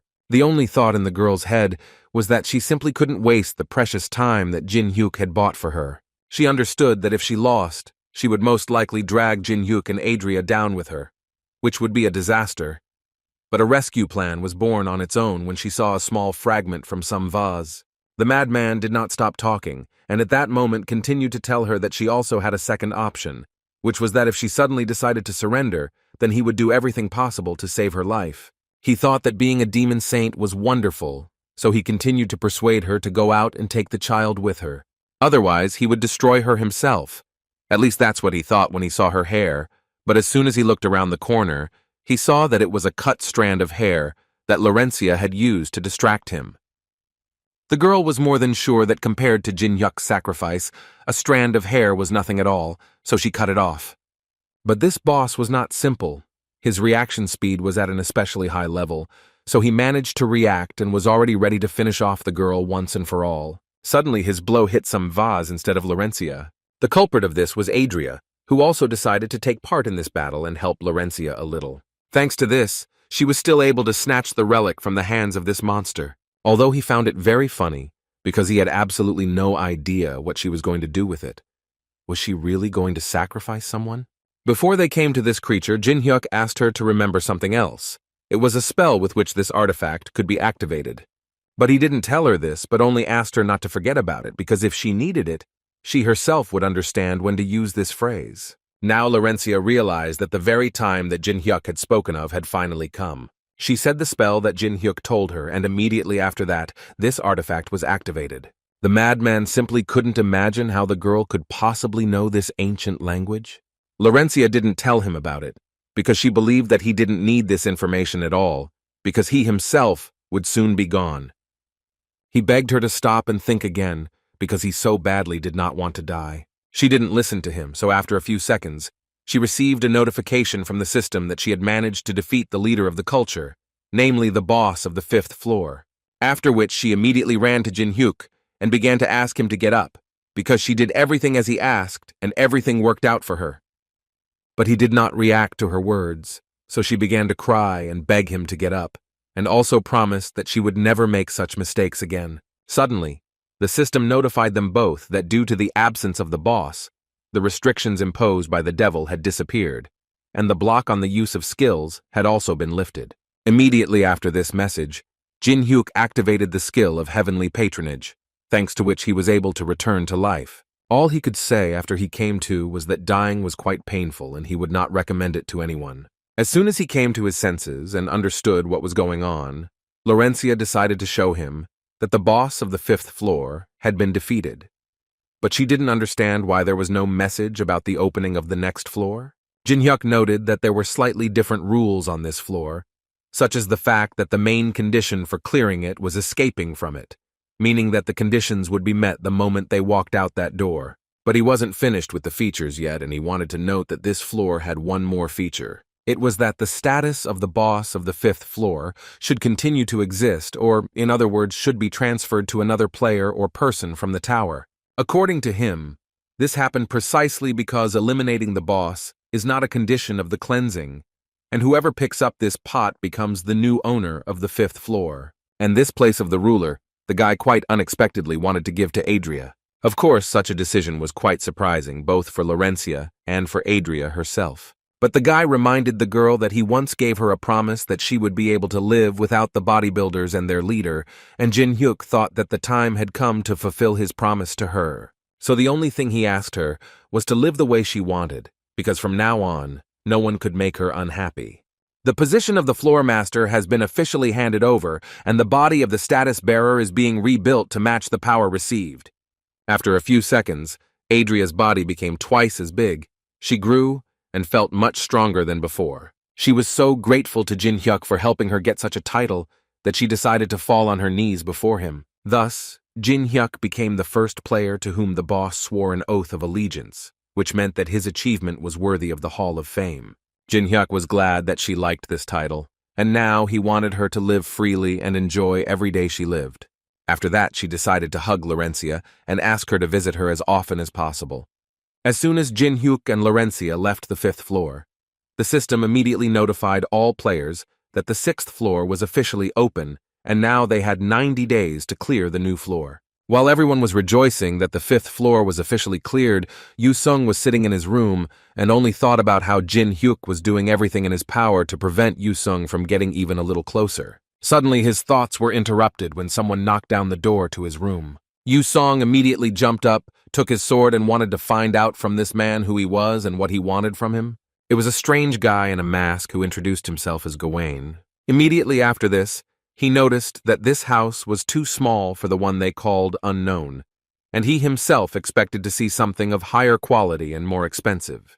From the expression on Yu Sun's face, it was clear that he had absolutely no idea what was being discussed and why he was being called Unknown. He didn't yet know that the culprit of this celebration was Jin Hyuk, who said a little too much. Meanwhile, Jin Hyuk himself was with Alice, who decided to enter the jewelry store and buy up everything they had in stock.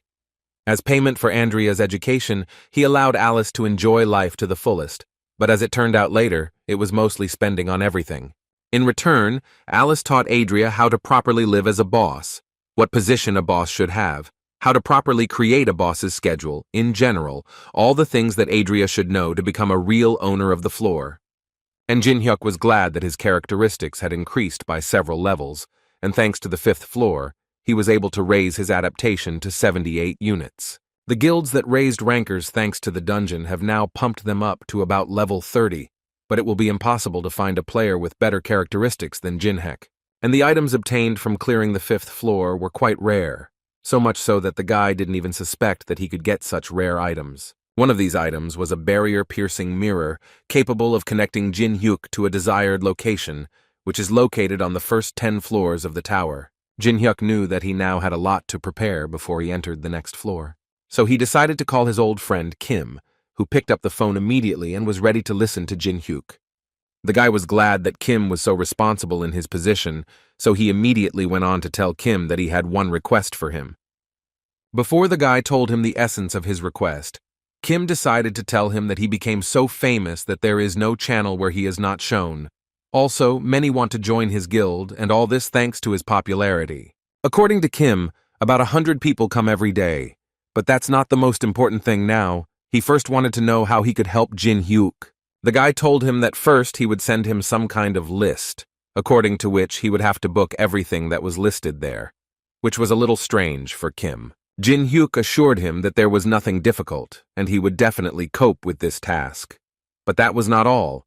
He also wanted Kim to arrange a meeting for him with representatives of one guild. A few hours later, Kim Gi-tae, who was a member of the Fathers of Fighting Guild, was already sitting in front of Jin Hyuk, and, according to him, he had been waiting for his message for quite a long time. Jin Hyuk told him that their first meeting after that test was indeed delayed, but he thought that there was nothing wrong with that, and they would try to make the most of it.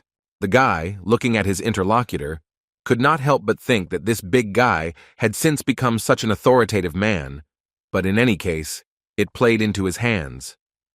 Jin Hyuk first decided to ask Geet to forgive him for the incident with the mandrake, because he was too busy clearing the tower. Geet assured him that he understood all this perfectly well, so he asked the guy not to worry about it. But the guy actually came here to ask him for forgiveness, and as an apology, he would like to offer him to change the terms of the contract, because as far as he knows, his guild owns about 10 A-rank dungeons on the 3rd floor. And when the man confirmed this information, Jin Hyuk noted that in that case, he would only like to receive 1 dungeon. Jeet clearly started to get angry, because the guy ended up asking for 1 A-rank dungeon on the 3rd floor instead of 10 dungeons on the 1st floor. And he started to get so angry because the guy wouldn't tell the promised recipe for the antidote, but at the same time would increase the price that Gita's side would have to pay. Jin Hyuk didn't hide it and confirmed everything that Gita had just told him. Geet was slightly shocked by such impudence, but he still really wanted to know the reason why Jin Hyuk eventually changed the conditions. The guy was prepared for this question, so he immediately said that everything depended on the fact that the cost of raw materials had begun to rise sharply. Inflation had also increased, and of course wages had increased. Geet began to get even more angry, and therefore told the guy that they were not actually a charity organization, and he did not come here to listen to such incomprehensible demands. After these words, he got up from the table and told the guy that he apparently came here only to waste time, and it would be easier for him to pretend that this conversation simply did not happen. And as soon as he finished speaking, Jin Hyuk told him that the Grey Temple, the labyrinth of the 3rd floor, which he owns but they can't cope with its passage, Geet had to stop and ask the guy where he even got access to such information. Jin-hyuk smiled and reminded the man that he was also a guild master and that he could get this kind of information quite easily. The guy started to tell about what he knows about the fact that they have already tried several times to pass the Grey Temple, which they monopolized, but they were never able to achieve success, so their reputation suffers because of failed raids.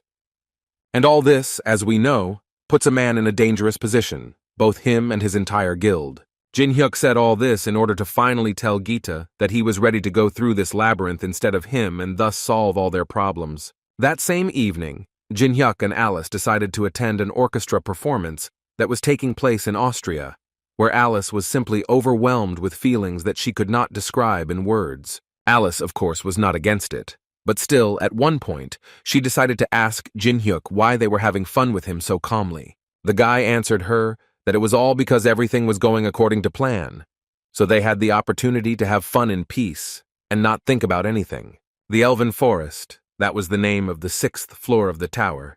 The elves protect this beautiful forest, and if you just live there for 90 days, the door to the next floor will open. Most players focus on leveling up and simply check in on the 6th floor and move on to leveling up on the next floor.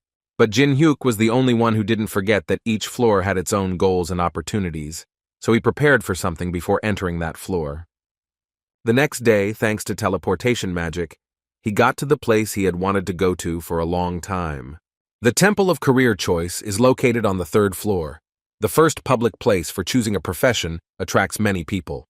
Many come to meet with a mentor before changing professions and do not even suspect the existence of a terrible labyrinth somewhere beneath them. Geet and his guys came to the meeting on time because, according to him, this is an incredibly serious matter for them, and they want most of all for everything to go smoothly. According to him, all members of today's raid are present here. One of the players and guild members immediately wanted to tell Jin-hyuk that meeting him is an honor for him, and his name is Lien. He is the captain of the 2nd group of the raid. He also didn't forget to tell Jin-hyuk that he watched all of his videos and didn't miss a single one. And at that moment, Jin-hyuk understood that this guy was the most famous commander from the guild of the Fathers of the Fight. But he wasn't the only one who was a fan of Jin-hyuk. There were many players who watched absolutely all of Jin-hyuk's videos and were therefore incredibly happy that they were able to see him with their own eyes. Geet already regretted taking them all, because it seemed to him that they were going on a raid and not to Jin-hyuk's fan meeting. But on the other hand, he understood that even the best guys from his guild were fans of Jin-hyuk, and this only once again confirmed his great strength. Therefore, he decided to say that although Lien was formally the leader, Jin-hyuk would still exercise overall command, and he also informed him that he had the right to take whatever he liked from the spoils. According to him, only one thing was important to him. He wanted them to win. Jin-hyuk was glad that Geet said that, because he thought he would kill him if he suddenly lied, but in reality there was no need for that anymore. He gave them 30 minutes to do some preparation, and also asked them to gather at the entrance so that they would not delay it. The guy himself went to the abbot of the first place of choosing a profession, who, as soon as she saw Jin-hyuk, immediately told him that in order to become stronger, he needed a profession. But before that, she wanted to ask him one question, in which she wanted to know what he was striving for. Popular professions, he had already tried everything when he played through an additional character, so Jin-hyuk didn't even know what he was striving for. And in order to choose, he decided to sort these professions by popularity, and also to show them from the end. And from this list, he wanted to choose unpopular and difficult to comprehend professions. The choice was not as long as it might seem, and in the end the guy accepted the quest of a profession called Barrier Master. While Jin-hyuk was busy choosing a profession, he noticed that there were too many people gathered downstairs who definitely didn't come here with good intentions. It was the Samurai Guild who came to talk to Gita. As soon as the man saw them, he immediately came out of the crowd to find out what they were doing and why they had come, because last time he had already told them that they would not allow them to participate in the capture of the Grey Temple. One of the samurai decided to ask him, or does he know how many people are disappointed that he still hasn't been able to get through the labyrinth? Without waiting for an answer to his question, he decided to tell him that instead of beating his head against a wall that he could not overcome, it seemed to him that it would be better for the good of humanity to do it together. The Samurai Guild has been growing rapidly lately, and all this is due to the excellent organization and competent collection of information, so they are strengthening at a tremendous speed, and most likely they will be able to cope with the Grey Temple, which cannot be said about the Jeet Guild. But the man himself certainly didn't think so, because he understood perfectly well that these guys were very skillful in taking advantage of the mood in society, but for him, the situation was in any case quite unpleasant.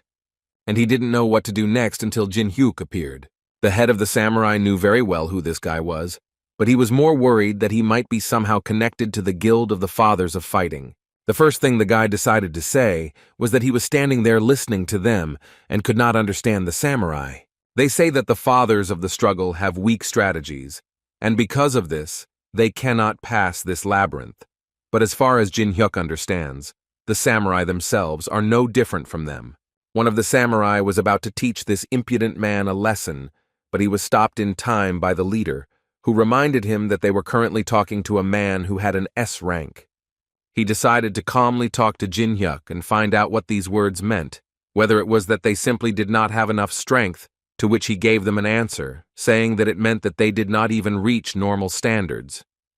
Lien, listening to this, was a little shocked, because at first he was glad that Jin Hyuk stood up for them, but then he realized that they were the same weaklings as the samurai. The head of the samurai decided not to argue with Jin Hyuk, and immediately told him that his guild absolutely didn't care what the guy was talking about, because according to him, they had a power that couldn't compare to his. And if we believe his words, then this power was that they had a master who rose to the 30th floor of the tower, an absolute master.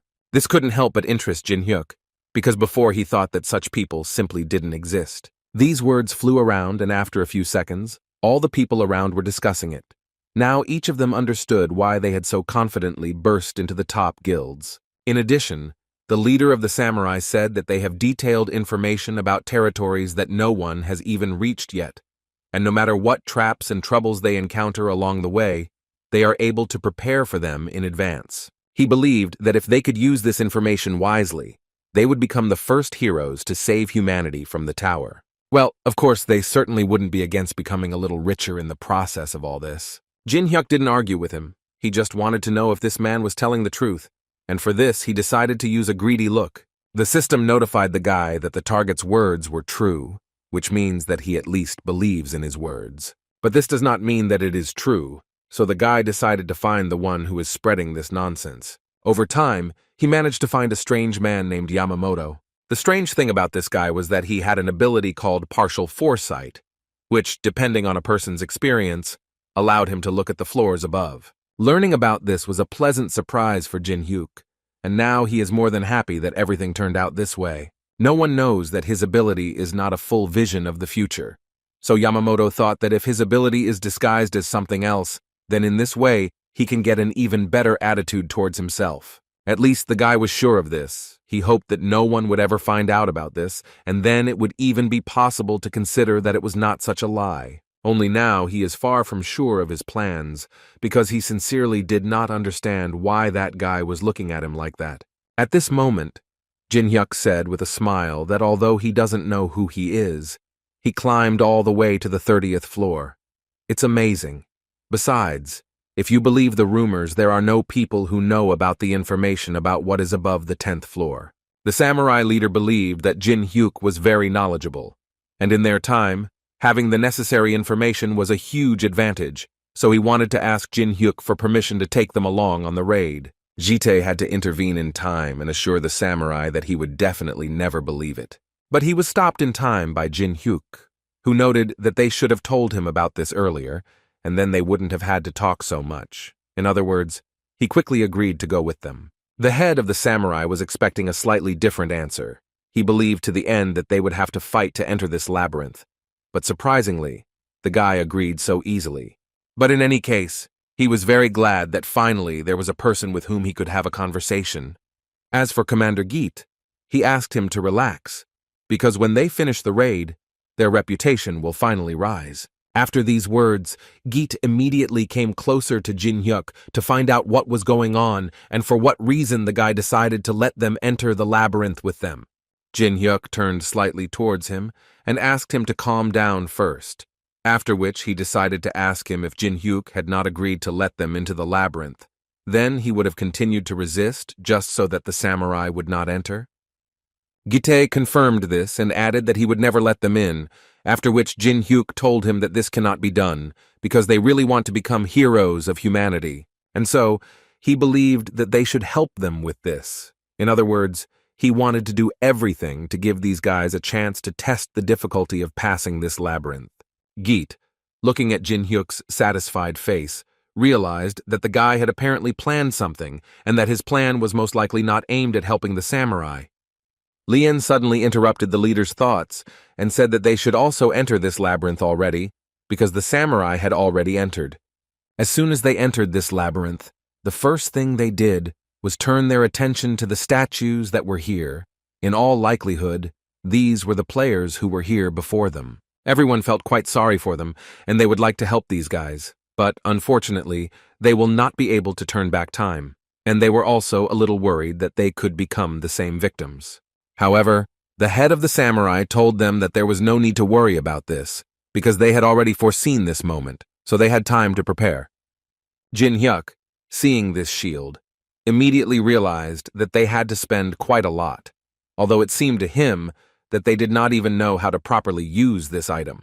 Suddenly, the system interrupted his thoughts when it sent him a message that a new task had appeared for him as the person who had first passed the tower. It was quite unexpected for the guy that he received the task at such a moment, and apparently the fact that he took the profession quest before starting the passage became a trigger for the quest, and as soon as he accepted the conditions, he received the Lunar Seal skill. This skill starts to work after completing the first part of the job quest. This skill allowed to reduce the activation time of all barriers by 20%, and if you master all forgotten languages perfectly, you can get the skill of nameless barriers. Jin-hyuk understood perfectly well what was being discussed, because he saw these symbols when he passed the tower, but he was never able to decipher them. Now it dawned on him that this was a reward that was given to the one who passed the tower first. But the most important thing for him was that in this place there were still things that were unknown to him, and this could not but please him. Meanwhile, Yamamoto whispered something to the head of the samurai for a very long time, and after their little conversation, he shouted that they needed to immediately prepare for battle, and he didn't say this for nothing, because a few seconds later, a giant cobra appeared in front of them. The head of the samurai was very happy that his advisor was right again, and they managed to prepare for the fight with this monster. Now nothing prevents them from destroying this monster. He immediately ordered the main damage dealers and mages to attack, and the cobra, who considered people easy prey, received quite a lot of damage. Well, then he himself entered into an attack with this monster in order to deal her the final crushing blow. And he still managed to do it after a few minutes. The cobra was defeated, and the samurai rejoiced at another victory. Lien was even a little confused when he saw how good the samurai were, so he didn't even know what to do next. Jin-hyuk, looking at them, understood that these guys had a very long way ahead, although this guy was already depressed, considering that he essentially didn't see anything like that. Moreover, he was sure that even Alice would have laid them all down here in 1 minute. Alice, meanwhile, was on the 5th floor and was still teaching Adria all the features of the floor boss. At the moment, she was teaching the girl how to give orders correctly so that everyone around her would listen to her. Adria wasn't very good at it, which couldn't be said about Alice, who had been practicing it for many years. After defeating the cobra, the leader of the samurai decided to ask his advisor where to go next. Yamamoto thought about the fact that the light part of the entrance seemed safe. On the other hand, there was a right side where the presence of an ambush would not be a surprise, so it was quite difficult for him to choose where to go. And when he chose the left side, Jin-hyuk immediately began to tell him that he was a great guy, and he expected such a choice from a veteran, because ordinary players, in his opinion, thinking that this was a psychological trap, would choose the right side, which at first glance seems dangerous. But now Jin-hyuk was sure that the guy seemed to know that those who have such beliefs are sent to hell by this labyrinth. So Jin-hyuk was ready to trust him and follow him. As they walked, Jin-hyuk realized that apparently the accuracy of his prediction was not so great. And all because the guy doubted which way they should go, because in reality, no matter where they went, both sides would lead them to hell. As soon as he thought about it, they immediately reached the very place where the trap begins to work. But Yamamoto immediately calmed them down and said that this was just a small trap that they had to avoid, and that no one should worry about it. However, these lasers were not a simple trap that could be bypassed and forgotten, but the guys still used a skill called mana release and started moving forward. Their defenses ultimately weren't strong enough to withstand something like that. The leader immediately decided to take action and ordered his guys to immediately pour in as much mana as possible to strengthen the defense, although deep down, he knew that this was unlikely to help them. Yamamoto understood that he was mistaken, only because Jin Hyuk was nearby, although the guy sincerely did not understand what Jin Hyuk himself had achieved in this case, if he too was in danger. But the answer to this question quickly came, because Jin Hyuk finally entered the passage of this labyrinth, and in order to safely pass this trap, he used an imperfect physical barrier, and thus he was able to fulfill the first condition of the quest. Everyone around was shocked by this skill, because it was the first time they saw such a skill. Jin Hyuk understood that until he received a profession, this skill would not be as strong as he would like, although on the other hand, the task of the quest was simply to activate this barrier, so it did not matter how strong it should be. He told everyone who followed him that they should stay under this barrier and then nothing would happen to them. He, in turn, began to leave this barrier, and he did this in order to go and pick up the items. According to him, if you dodge the lasers about 300 times, then you can get quite rare items that are not on other floors, and he immediately invited several guys to follow him, because according to him, it was not as difficult as it might seem to them. He simply felt the rhythm of these lasers, so he easily dodged each of them. He did it so easily that everyone else thought it was just a walk in the park for him. Watching all this, it seemed to the guys that it was simply impossible, because the guys from the Samurai Guild tried so hard to walk a few meters without hurting themselves, and still found themselves in such a difficult situation. And Jin Hyuk, in turn, goes through this labyrinth incredibly easily and still manages to smile. Before they entered the labyrinth, Lian approached Gite to ask him if it was a mistake to give such great powers to Jin Hyuk. The man gave him a short and clear answer, in which he told the guy that he was too young, so he did not quite understand that there are times when you need to accept the situation, even if you have to suffer losses. And if a guy is not sure that he can withstand it, then he will have to step back and give in to others. Now the guy understood perfectly why the head of his guild gave so much authority to Jin Hyuk, because this guy is just a madman who is capable of anything. Meanwhile, Jin Hyuk was able to dodge the lasers the required number of times, thereby completing the secret quest that the system offered him. For completing this quest, he received a burning flame, and he was very happy that the reward for his efforts turned out to be wonderful. But the samurai were not as lucky as Jin Hyuk, and many of them suffered serious losses. Many guys received injuries that were incompatible with life. Therefore, the head of this guild ordered them all to immediately rise and count the number of wounded and dead in order to more accurately assess their situation. Jin Hyuk, seeing that they were having such problems, decided to anger the samurai leader even more. So he told him that there was a limited number of places in his barrier and he could no longer recruit people there. This obviously made the man even more angry, which is why he immediately ran up to the guy and started telling him that he was a scoundrel, because they were all safe and sound, which is why it seemed to him that they knew long before that there would be a trap further on. Jin Hyuk, to the surprise of the samurai leader, answered quite calmly that he really knew that there would be a trap next, but he didn't quite understand what the problem was. The guy also decided to point out that no one pulled his tongue when he was talking some nonsense about a master who had climbed all the way to the 30th floor, so he agreed to go together because they had straightened up so much and considered themselves much stronger. And now they have something against him, so Jin Hyuk asked him to think again and not shift the blame from the sick head to the healthy one. Besides, no one forced them to go with them. In response to these words, the man again began to insult the guy and tell him that their guild would definitely never forget such an act on his part. But apparently, he did not understand that Jin Hyuk absolutely did not care about them. Besides, according to the guy, they are not in a good position to say such things now, but Jin Hyuk, in the meantime, managed to fulfill special conditions, which consisted of more than half of the raid group dying due to traps. Right after that, Jin Hyuk asked them not to relax because the most interesting part was just beginning. And if they have something else to say, they will be able to do it only after they survive, if of course they manage to do it. A few seconds later, a huge snake appeared in front of them, which was enveloped in fire, and defeating it like a cobra would not be easy, because physical attacks would not cause damage to it. The leader of the samurai immediately realized that they had big problems, because they didn't even have time to regroup, and the enemy was much stronger than the one who was before.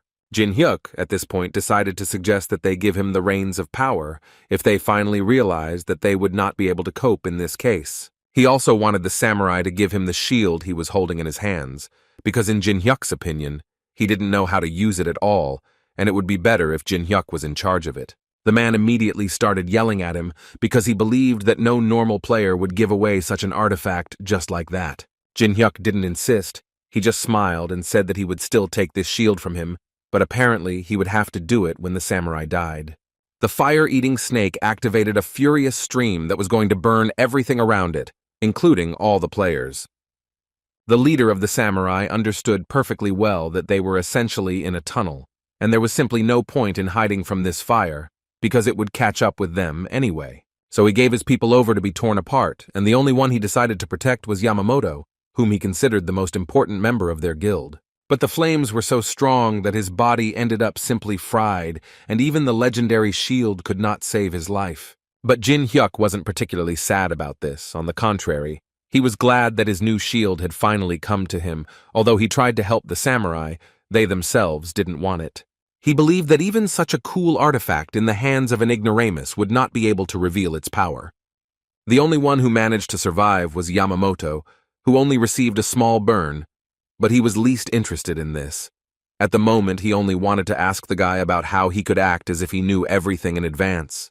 Jin Hyuk thought that he could not give him an answer to this question, because he himself could find out with the help of his skill, which amazed the guy, because he did not even imagine how Jin Hyuk could know about this.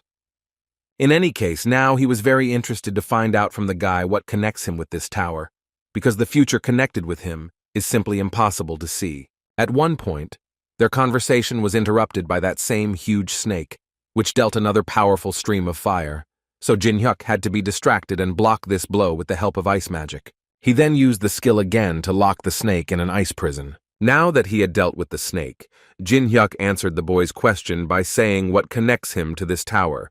According to him, he can be called the god of this place, who was banished.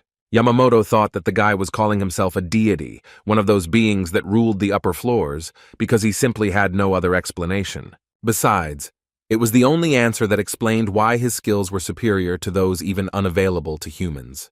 These thoughts made him fall to his knees and start begging Jin Hyuk for forgiveness for making such a big mistake.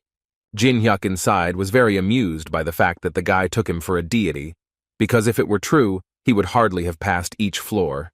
At the very least, he had made something like an elevator, but he did not say that to Yamamoto. He told him that he was now banished to a human body, which is why he appeared before them in this form. But he immediately wanted to assure him that when he goes to conquer the upper floors, it seems to him that Yamamoto will be very useful to him. The guy immediately began to thank him for being so generous and for appreciating him so highly. He also understood perfectly well that this was apparently the very chance that people get once in their lives when the deity itself paid attention to him. Therefore, he did not think long before accepting this invitation and said that it would be a great honor for him. Jin Hyuk was happy about this, but before making a contract with this guy, he told him that he must accept this mark, which gives him a guarantee that the guy will always be faithful to him. Otherwise, she will simply burn him to ashes.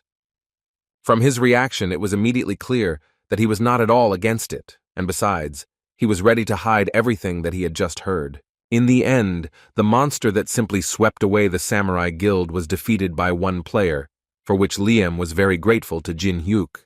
He was just a little annoyed that they weren't of any help.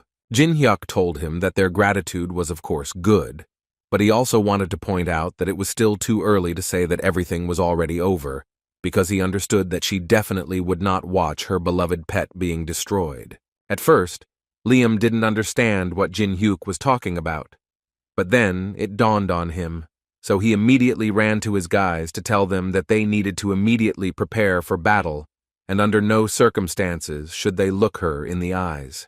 But unfortunately, it was already too late, because one of them was already in the hands of this monster, who with just one look was able to make a person freeze in place. He screamed at the sight of her, and then turned into a stone statue, thereby dying. She was very angry that they all broke into her castle, so she was ready to destroy each of them.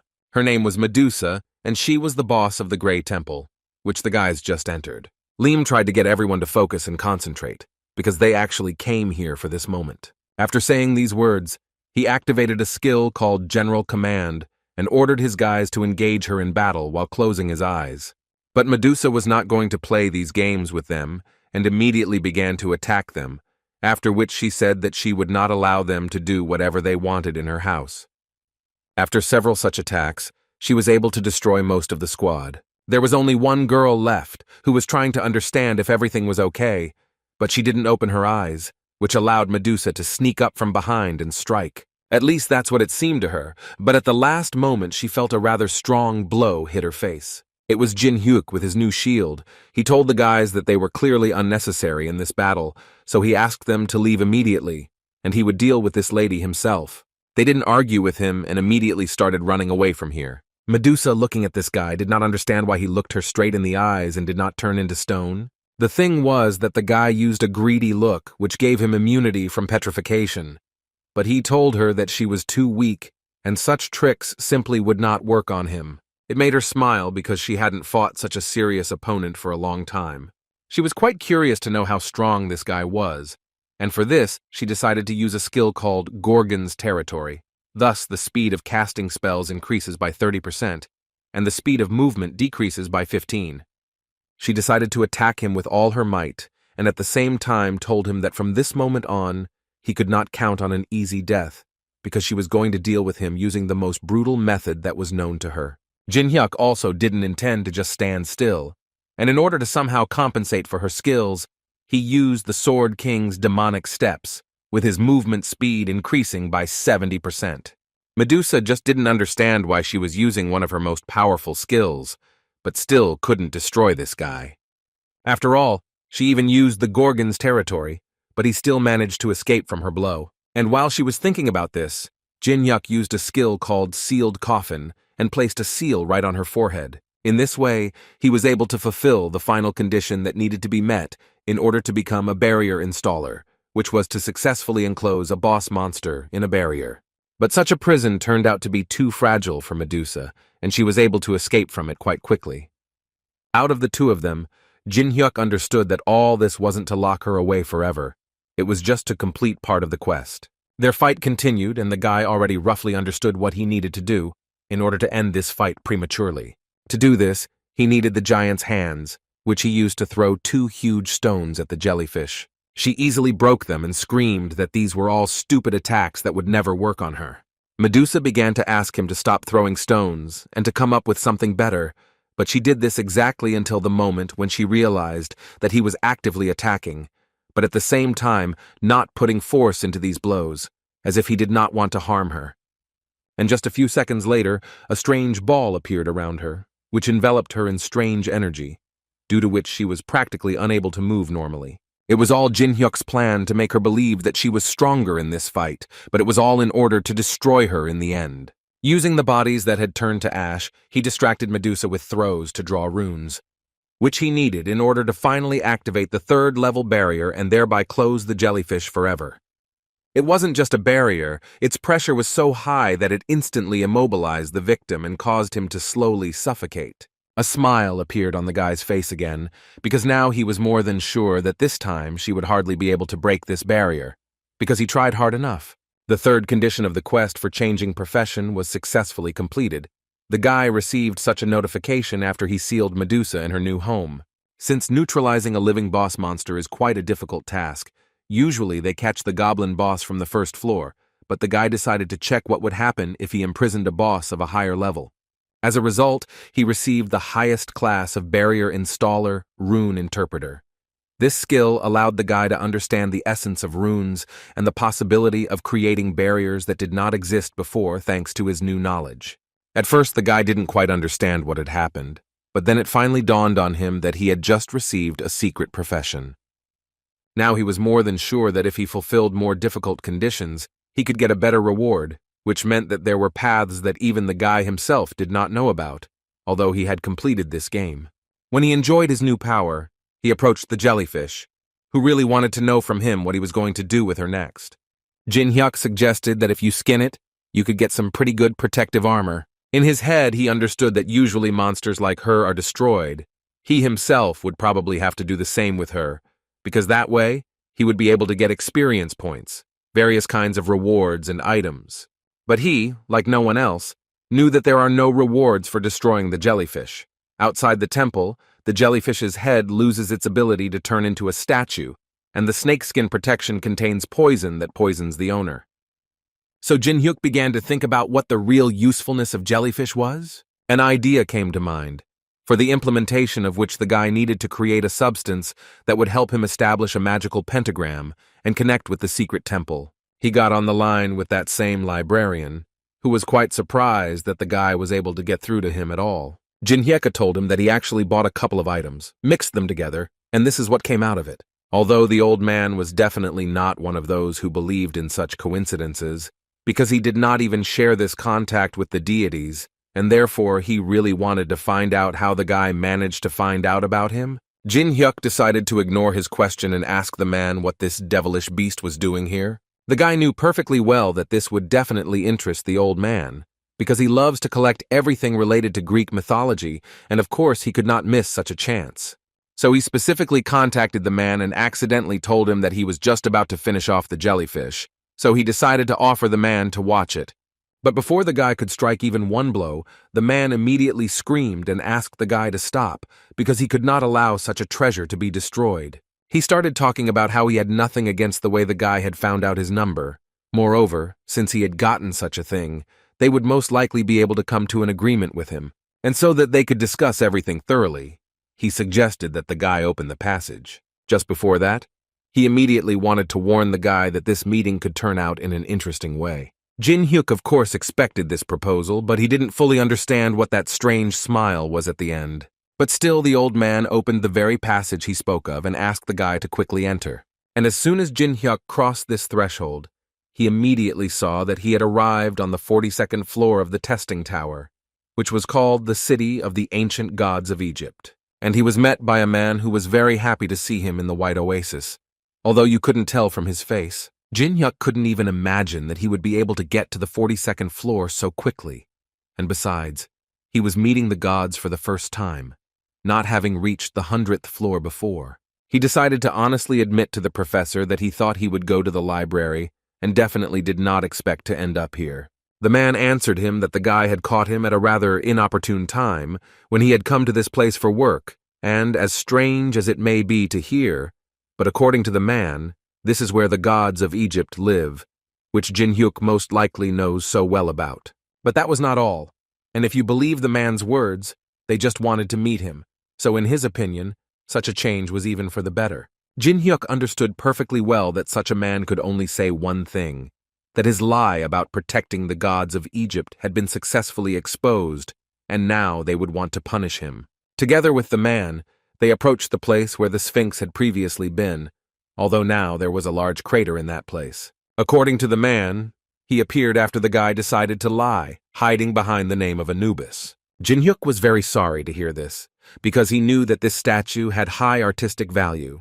The man was surprised that the guy was not at all afraid to realize that he had touched these incredibly strong and absolute creatures that ruled the upper floors of the tower. Although Jin Hyuk didn't really understand the reason why he should be afraid of them at all, they weren't on the upper floors of the tower after all. This caused an incredible laugh from the man, because he understood how simple and true it sounded. After this conversation, they met Anubis and his friend Osiris, who was very angry because Jin Hyuk insulted him so much. The guy answered him that he had no intention of coming here at all, and that this uncle had brought him here.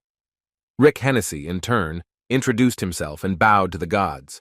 This made Anubis even more angry, so he wanted to crush him, but his leg felt resistance, which did not allow him to do so, after which he heard words from the man, who assured Anubis that the guy really came here as his guest, and he would really hate to see Anubis break the laws of the tower in front of him, because then he would have to take measures that he would really hate to take. Anubis was torn apart with anger because not only Jin Hyuk was laughing at him, but also his friend God. Rick Hennessy immediately noticed that Jin Hyuk didn't even flinch when such an attack was launched at him, as if he knew about the laws of the tower and therefore understood perfectly well that Anubis would not be able to touch him.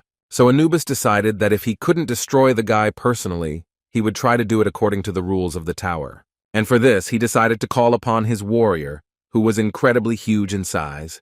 This was the strongest enemy that could be summoned against a player from the 6th floor. The man understood that with his current skills, Jin-hyuk would never be able to win. Anubis, meanwhile, was talking to the guy about how if he could stand up to his warrior for 5 seconds, he would give him the opportunity to take one of the treasures of this temple. Jin-hyuk smiled and asked Anubis again, or did he really only need to hold out for 5 seconds?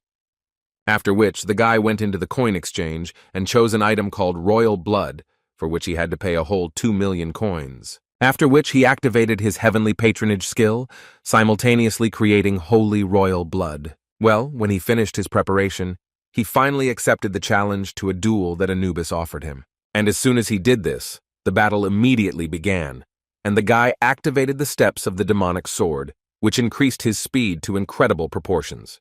This whole combination of items and abilities allowed the guy to increase his damage to such a level that any blow he landed was fatal. Therefore, not even 5 seconds passed before the warrior chosen by Anubis fell. For both gods, this was an incredible surprise. They simply could not believe that the guy managed to do something like this, because no one even thought that a person who was only on the 6th floor could defeat the warrior chosen by Anubis. Jin-hyuk's face was full of smiles at this moment, because he understood that now he could finally choose an item from the treasury. But Anubis immediately ordered him not to rush to do this, because he believed that it was unfair, since one cannot attack immediately after accepting the duel. However, before Anubis could finish speaking, he was interrupted by Horus, the god of the sun, who noted that he himself had made the promise, and no one had forced him to do so, and he also wanted to remind him of the consequences that awaited him if he suddenly decided to break the rules of the tower. Anubis could not stand this, and left the room, and Horus asked them for forgiveness, and asked Jin-hyuk and his friend to follow him, so that he could show them the treasury. The treasure trove was truly huge, and there was a huge selection of items to take for yourself. But before the guy chooses his treasure, Horus decided to tell him that since he got to this floor, the guy can choose one of them as a governor. In this case, according to Horus, the guy will receive not these jewels, but enormous power, which no other person in the world has ever possessed. Hennis understood that what Horus was saying was the same as choosing a patron, which could only be done once. In other words, he wanted to offer this to a person who had only reached the 6th floor. But on the other hand, it was very funny for him to watch how one of the people could receive God's patronage on such a small floor. However, his thoughts were interrupted by Jin-hyuk's words, who assured Horus that such things did not interest him at all. The sun god certainly didn't expect to hear something like that and decided to ask again, but the guy gave him the same answer without thinking. He also added that he was going to rise much higher, and in that case, he simply did not need this kind of help. It was quite bold for a human, but Horus liked it. After Jin-hyuk chose an item for himself, Horus exited the treasury, where Anubis was already waiting for him, to whom he wanted to tell that his impulsiveness was causing him problems, but Anubis clearly didn't want to listen to all this. He was more interested in what Jin-hyuk had chosen. According to Horus, he chose a black ancient egg, although he could not check whether the guy even knew how to use it. The only thing he was sure of was that depending on what he did with this egg, it could become a great disaster for humanity. When Alice saw what Jin-hyuk had chosen, she immediately wanted to ask him why he needed it, because she was sure that he understood that if the incubation was done incorrectly, trouble would be inevitable. She allowed for the possibility that the guy would still manage to do it right, but she really doubted that the whole city wouldn't be destroyed because of this. Instead of answering her questions, Jin-hyuk decided to call her back, which made her very angry, because she had already asked him 1,000 times not to do this without warning, but the guy needed peace of mind while he was dealing with this egg, so he made this decision. For the first time in a long time, Jin-hyuk's hands shook before he did something. But this did not stop him, but on the contrary, encouraged him to continue doing it. The only thing he knows about the ancients is one phrase said by the strange adventurer Thesis. One day this strange man said that the key to everything is delicious mana, and with such thoughts the guy began his ritual. He activated all of his strongest skills that he had, and a few seconds later, The system notified the guy that the ancient egg had begun to absorb mana from the atmosphere. After enduring this for some time, the guy began to open the egg little by little, hoping that he had managed to do everything correctly. A few minutes later, there was already a small dragon on his table, looking for the mana that he had just fed on. Jin-hyuk decided to gather all the mana he had, materialize it, and thus feed the little one. He got a small ball, which he carefully brought under the baby's nose so that he could smell it and appreciate it. The smell was simply wonderful to him, so he ate the ball. He also really liked the taste, so this creature began to look at Jin-hyuk with loving eyes. And at that moment the system notified him that the guy was added to the Hall of Fame as the first one who was able to tame the ancient animal. The system also advised him to give the pet a name so that they could strengthen the bond between them. Jin-hyuk thought for a bit and decided to name this miracle Sweet Potato, because he was black and his eyes were golden. However, the guy still had one problem. Although Sweet Potato was a very cute pet, feeding him was a big problem because the guy didn't have that much mana yet. The next day, Kang Ben-chan was sitting in front of Jin-hyuk. He was the manager of one of the most popular channels in the city, and he wanted to conduct a short interview with the guy. Jin-hyuk carefully sipped his coffee and read the script, after which he noted that he always thought that big shots definitely didn't do such things. Kang Byung-chan assured him that he actually came here personally because it was very important for their channel, because they wanted the guy to share with them some tips on how to get through it, which the viewers would probably be delighted with. Jin-hyuk knew that he was currently talking to one of the representatives of the channel that had risen in the ratings after the tower appeared. But the guy still didn't understand whether the man was pretending or whether he really had memory problems. How could he not recognize the guy at all?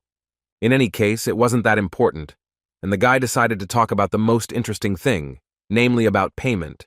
According to him, he wants to receive it in the form of magic stones. Kang Ben-chan assured him that this was not a problem at all, and that recently all players preferred to receive payments in this currency. Moreover, if we believe the words of this journalist, then for the sake of a star like Jin-hyuk, they can prepare a special unlimited offer.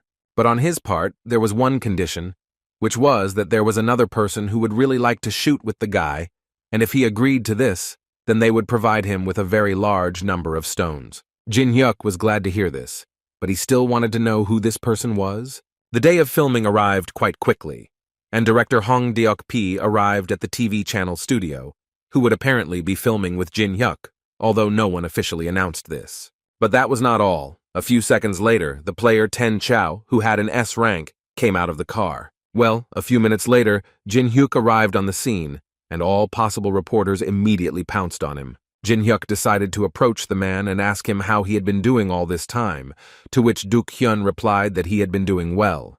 Thanks to the guy, he had been busy restoring his image and reputation. Jin-hyuk immediately noticed that the man decided to invite two of his friends to show how many connections he had, and according to the man, he simply couldn't do otherwise. But apparently, Jin-hyuk also decided to take a few friends with him so as not to be alone, so a few minutes later, Laurencia arrived on the scene. And behind her was the famous martial arts master, who was known throughout Korea, Yu Chung-yeon. Well, after these famous personalities, the sword master Young Yu-seong appeared. Most of the reporters turned their attention to Yu-sung, because they knew that he had refused all offers to join the guild, but accepted Jin-hyuk's offer, and so they wanted to know the reason for this decision. He ignored all the questions until someone suggested that they were just friends, and then Yu-sung couldn't take it anymore, and he ended up turning around and shouting that they were definitely not comrades. And his main reason was that he wanted to defeat Jin-hyuk, and he was willing to do a lot to do that. Dong-hyun and his friends whom he called were a little shocked to see such people in front of them. How suddenly, the guys whom Dong-hyun called turned around and started to leave, and he quickly wanted to know the reason for such departure. The S-rank player turned around and told him that they had fulfilled all the conditions, so now they were not obliged to follow him, especially since such characters had appeared. Jin-hyuk immediately noticed this and decided to tell the man that if he wanted to brag about his connections, he could have prepared much better. The man could not believe that this was really happening because he had worked so hard to get this chance. And now everyone had turned away from him again, so he tried to fix everything.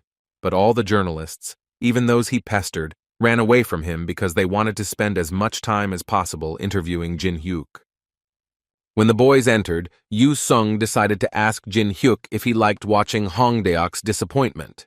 Jin Hyuk was of course very grateful to him, but he immediately asked Yu Sun not to interfere in his personal life, which angered the guy even more, because he did not understand at all what his personal life had to do with it. And he also remembered that because of Jin Hyuk, his house was destroyed. That's what he called his personal life. He had already forgotten that he had told Mainam that Yu Song was the unknown person, but he began to tell the guy that he actually didn't understand at all what he was talking about. Yu Sung was sure that Jin Hyuk was pretending, because if you look at the 16 videos he had filmed of him, it would immediately become clear that the unknown person was him. Jin Hyuk didn't expect that Yu Sung was so quick-witted, but he still decided to suggest that they postpone this conversation, because now they have more important things to do. But before that, he wanted to ask Yu Sung what he thought about the main association. Yu Song told him that the man who came to him, his name was Gawain, and he was incredibly strong.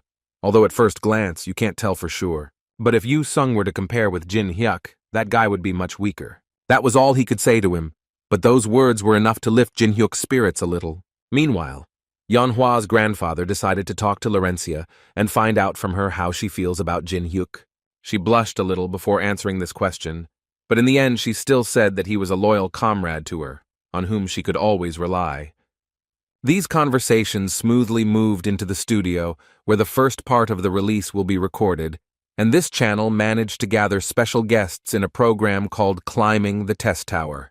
The host of this program was a girl who decided to start by noticing that the player Jin Hyuk was gaining popularity due to the huge speed of completing the tower, and therefore she wanted to ask him if he had any advice for other players. The guy thought for a bit, and still said that he had one piece of advice, which was that you just need to try again and again, and only in this case, a person will be able to achieve success. The presenter immediately noticed that the guy was answering quite accurately and succinctly, which was something she couldn't help but like, after which she began asking questions about specific floors. According to the guy, on the 3rd floor, you just need to avoid everything. As for the 4th floor, the guy recommends simply learning to hide well. This entire episode was shown to Jin Hyuk in a recording by the same manager who found Jin Hyuk and offered him such a job, but now that they filmed the episode, it became clear that he would only suffer losses. But as for Jin Hyuk himself, he didn't care at all. He came for his reward with a calm soul. But since the man was so unhappy with what they ended up with, Jin Hyuk decided to point out that he had answered the questions as it was written in the contract, and therefore he believed that he had fulfilled all his conditions absolutely well. But the man still continued to press the guy and tell him that they had definitely not agreed on that. Jin Hyuk couldn't stand this attitude towards himself, so he decided to come closer to him and remind him of one name, Lee Jung-soo. The guy believed that a man simply had to remember this name. From the expression on the man's face, it was immediately clear that he remembered everything perfectly well, because this name belonged to his brother. He could be said to be a colleague who held the position of director of the streamer's agency, and together with him, they forced streamers to broadcast under slave contracts. And one time, the streamers came to protest and get their way, and if you believe Jin Hyuk's words, he was also among those people that day. That's why the guy, like no one else, remembers that thanks to him he understood a lot about this life. For example, in order not to suddenly become a homeless person, you need to not be a weakling, whom no one takes into account in this world. Because of the unclear contract terms they used, they had to suffer so much. Jin Hyuk told all this very impulsively, and when he finished, he finally wanted to find out from the man what he thought now, in his opinion, was he still thinking too naively. Their conversation ended with the man taking the guy to their warehouse with stones, which immediately amazed Jin Hyuk, because he had never seen such a quantity of stones. According to the man, following the agreement, he gives him the opportunity to use these supplies without limit for 2 hours. Jin Hyuk didn't like this last phrase at all, so he decided to ask the man again if he was sure that 2 hours was right. He realized that arguing with Jin Hyuk was dangerous for his life, so he made a decision and told him that he could use these stones as he wished, but he still asked him to remember that the stones had anti-theft protection, so they could not be sent to the player's inventory. Jin Hyuk understood that in this case, the only option was to absorb precious stones, but the problem was that even a low-level stone required an average of 5 minutes. The owner of the channel understood perfectly well that no matter how many stones the guy used, very few would be spent in just 2 hours, so he wasn't particularly worried about it. So he told the guy with a smile that if he needed anything, he could contact their staff. Jin Hyuk understood that these guys were not stupid and had thought of everything long ago, and if he just tried to take out these stones by force, they would most likely ruin his reputation. But he still decided to take advantage of this offer, even if it was limited in time. The man did not argue with him and began to quickly leave, and along the way tell the guy that they would meet him in 2 hours. When he was left alone with the man's workers, Jin Hyuk suggested that they put on a little show. The owner of the TV channel, meanwhile, returned to his office, where he took the photo with Young-soo and threw it in the trash. Of course, he was always sorry that he died in the accident, but he was irritated by the fact that even after his death, he managed to interfere with him. But in his head, the plan he came up with was almost perfect, because he managed to minimize the waste of stones, and all that was left for him to do was get rid of Jin Hyuk. But he doesn't yet know how best to do this. He had one idea, which was to set as many journalists on this guy as possible and blow up a small scandal. But he would have to think about this when the guy came out of the storage facility. In the meantime, he needed to check how he was doing, so he entered the storage with a smile and asked how Jin Hyuk was doing. But his smile quickly disappeared from his face when he saw that all the shelves were empty, where a pile of stones used to lie, and the girls he left behind played with his pet sweet potato, who ate all the stones. The man certainly did not expect to see anything like this. He was confident until the very end that he would be able to save the number of stones. Jin Hyuk understood perfectly well that the man still did not know how to conduct business correctly, and therefore was trying to pull off something like this.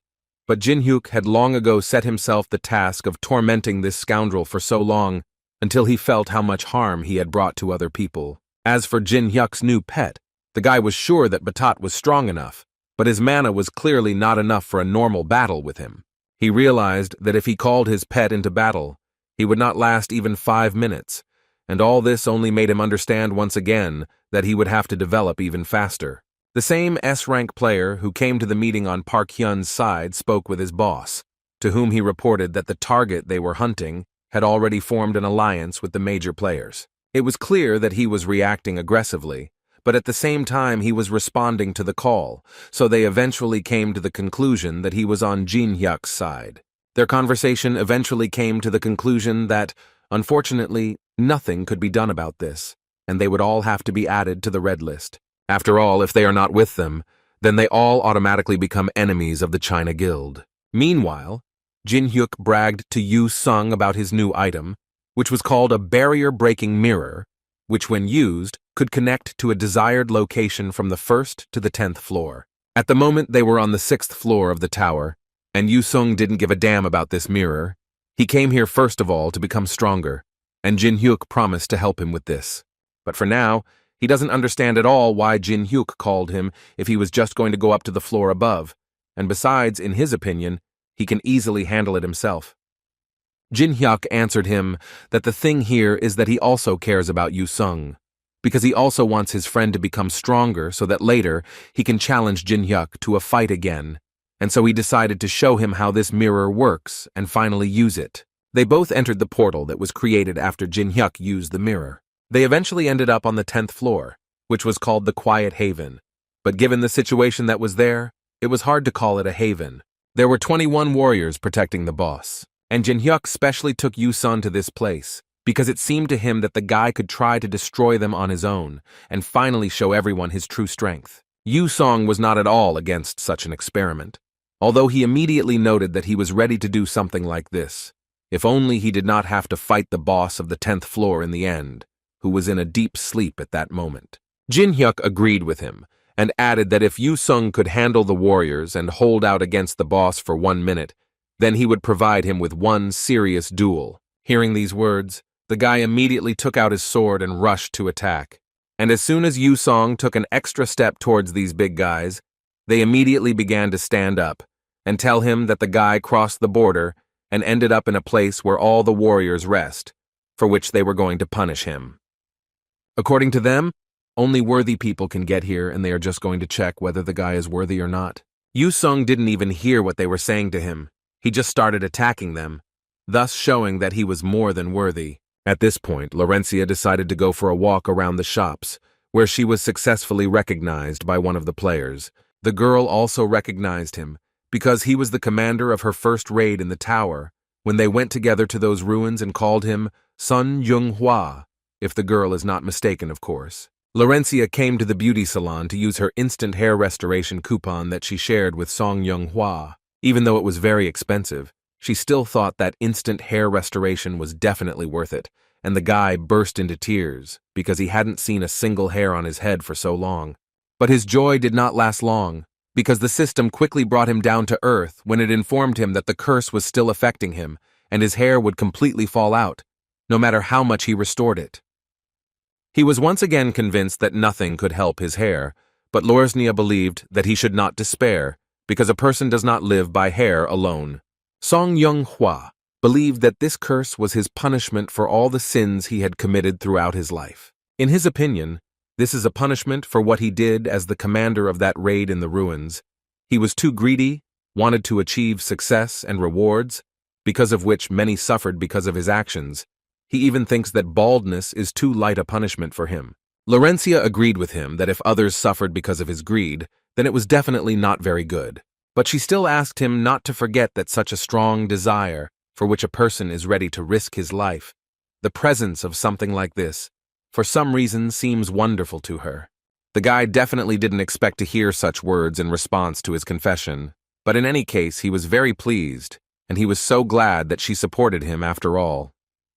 Yu Sung got too into character and therefore miscalculated the strength with which he approached this battle. He was able to deal with all the warriors that were around the boss, and when he did that, he basically only had to hold out for 1 minute against this big guy. Yu Sung didn't forget that if he could only last 1 minute against this big guy, he would eventually be able to fight Jin Hyuk. That's why he didn't think long before risking his life and trying to destroy this boss.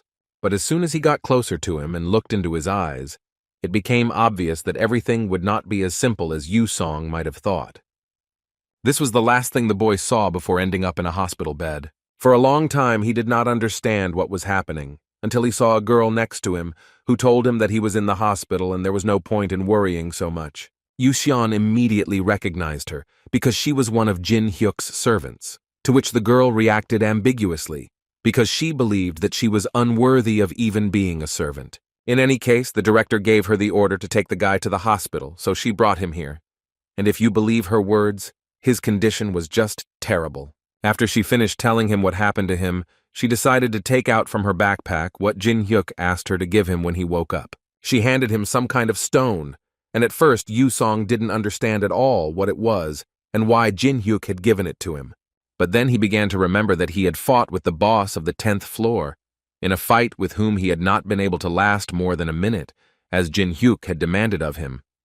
Moreover, Yu Sung was unable to land a single blow, and both physical and magical attacks failed to reach their target, and his elemental sword broke during the battle. And Jin Hyuk used this moment only to mock Yu Sung and tell him that he was only able to hold out for 21 seconds, which was clearly not enough to even get a little closer to him. After these words, he himself entered into battle with this big guy and was able to dodge all the attacks, and he did it with incredible ease.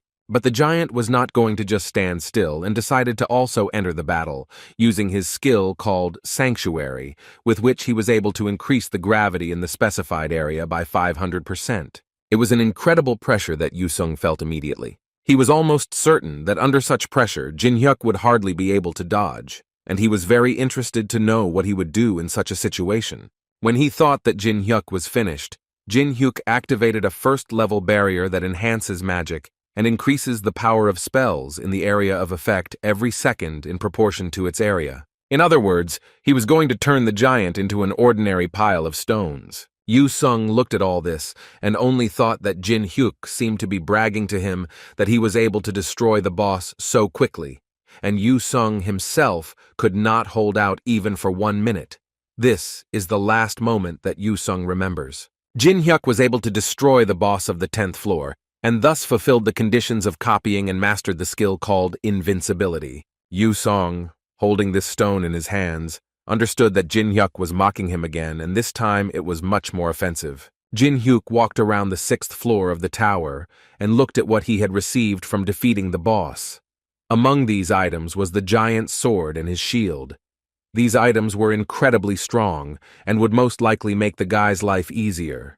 He understood that for this reason, he simply could not give up the tower, and even though he had not posted a video on behalf of an unknown person for a long time, he would still be able to replenish the coins he had lost during the battle with Anubis. His plan from the beginning was for Yu Xiong to eliminate all the small fry and all of the boss's defenders so that he could finally focus on that very expensive barrier. Suddenly, his thoughts were interrupted by Alice, who decided to tell him that some person had been following them for quite a long time. But according to Jin Hyuk, he was aware and it was not time to reveal it yet. Alice didn't understand what the point was if he knew he was being followed, but didn't do anything about it. According to him, it was all pretty simple. They were just going to a place that didn't accept outsiders, and they wouldn't get anything out of fighting this guy, so he didn't mind having someone following him further. This unknown creature was watching Jin Hyuk and reporting his every move to his superiors. Meanwhile, in Beijing, the three guys were kneeling and listening to the boss of the China Guild scold them because Jin Hyuk was able to destroy the boss of the 10th floor and they couldn't even clear the 5th floor yet. Among them was Liko Chan, who took the brunt of the blow, the leader cutting off his ear with one blow. He had to endure this pain and continue to listen in silence that they could not do any serious work.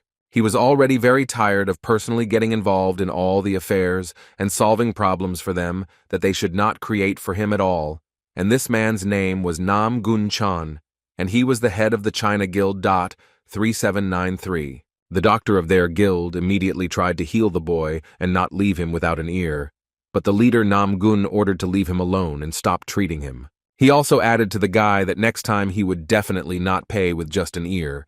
Moreover, he wanted the guy to remember this every time she looked at the wound. Now that he had resolved the issue with him, Nam Gun decided to go to Jin Hyuk, who for some unknown reason remained on the 6th floor. But this was only to their advantage. At least that's what Nam Gun thought.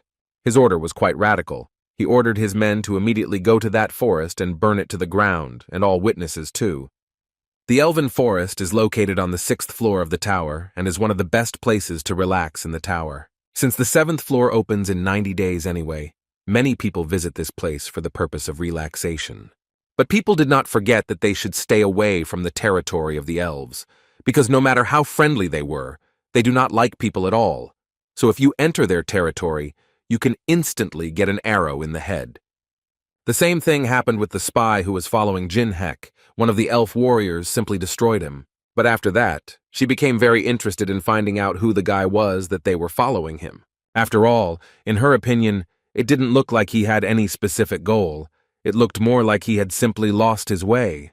Besides, no one forgot that only an experienced person can navigate in this forest. So if this guy doesn't stop wandering like this, then most likely he will get lost and won't be able to get out. But the girl changed her mind when she saw how the guy determined the direction of his movement by smell, because she understood that in order to determine the road like that, you need to spend a long time in the forest. Now she wanted to find out as soon as possible where this man even knew about this road detection technique. But on the other hand, she understood that they had both already approached the Veil of Illusions, and if they got into this barrier, then the person would end up simply walking in circles in endless hallucinations and would eventually fall from lack of strength.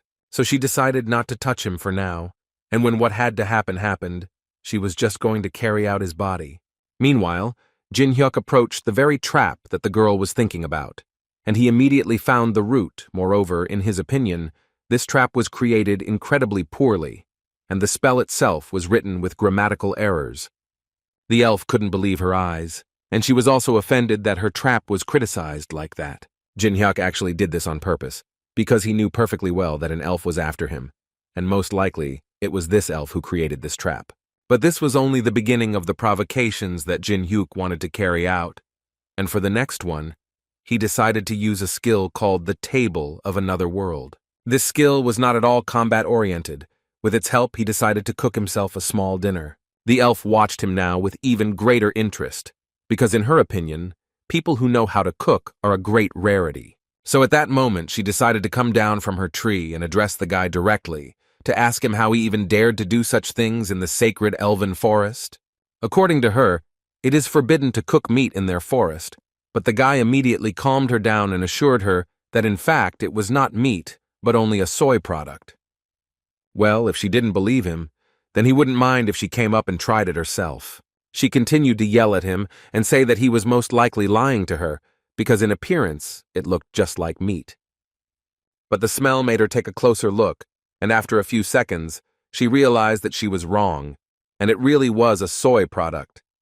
And Jin Hyuk at that moment thought that the elves in this forest loved cooking and music the most, so he was able to easily attract the attention of this elf to himself. But among them there was a strict ban on animal meat products. They were a kind of vegetarians. So an idea came to Jin Hyuk's mind. He thought about what would happen if he let the elf try his food. He was almost certain that such creatures would simply not be able to contain their curiosity, and would most likely try what he had managed to prepare. The elf picked up a fork and decided to check with the guy again if it was definitely not meat.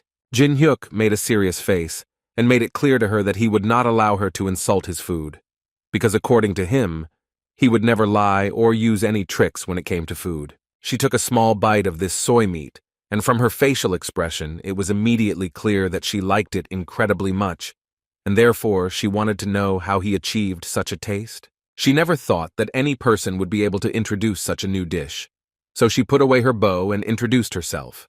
Her name was Sylvia. According to her, she was a ranger of this forest. She also decided to ask for forgiveness for her behavior, because she realized that she was wrong. And as an apology, she asked the guy to tell her what she had to do to make him forgive her. Jin Hyuk was waiting for this the most, because the request and the task were already ready. He wanted her to take him to the elf village. As it turned out, it wasn't such a big problem. After a while, the guy was already standing in front of the head of the elves, who seemed quite hospitable and was glad to see the guy. His name was Penheim. But the politeness ended there, because immediately after that, several elves pointed their bows at the guy and began to tell him that he was a stranger and that no one would greet him with hugs here. Teslon, that was the name of one of the main warriors, and he immediately told the guy that they, people, had no right to be in this sacred forest. But Jin Hyuk heard everything.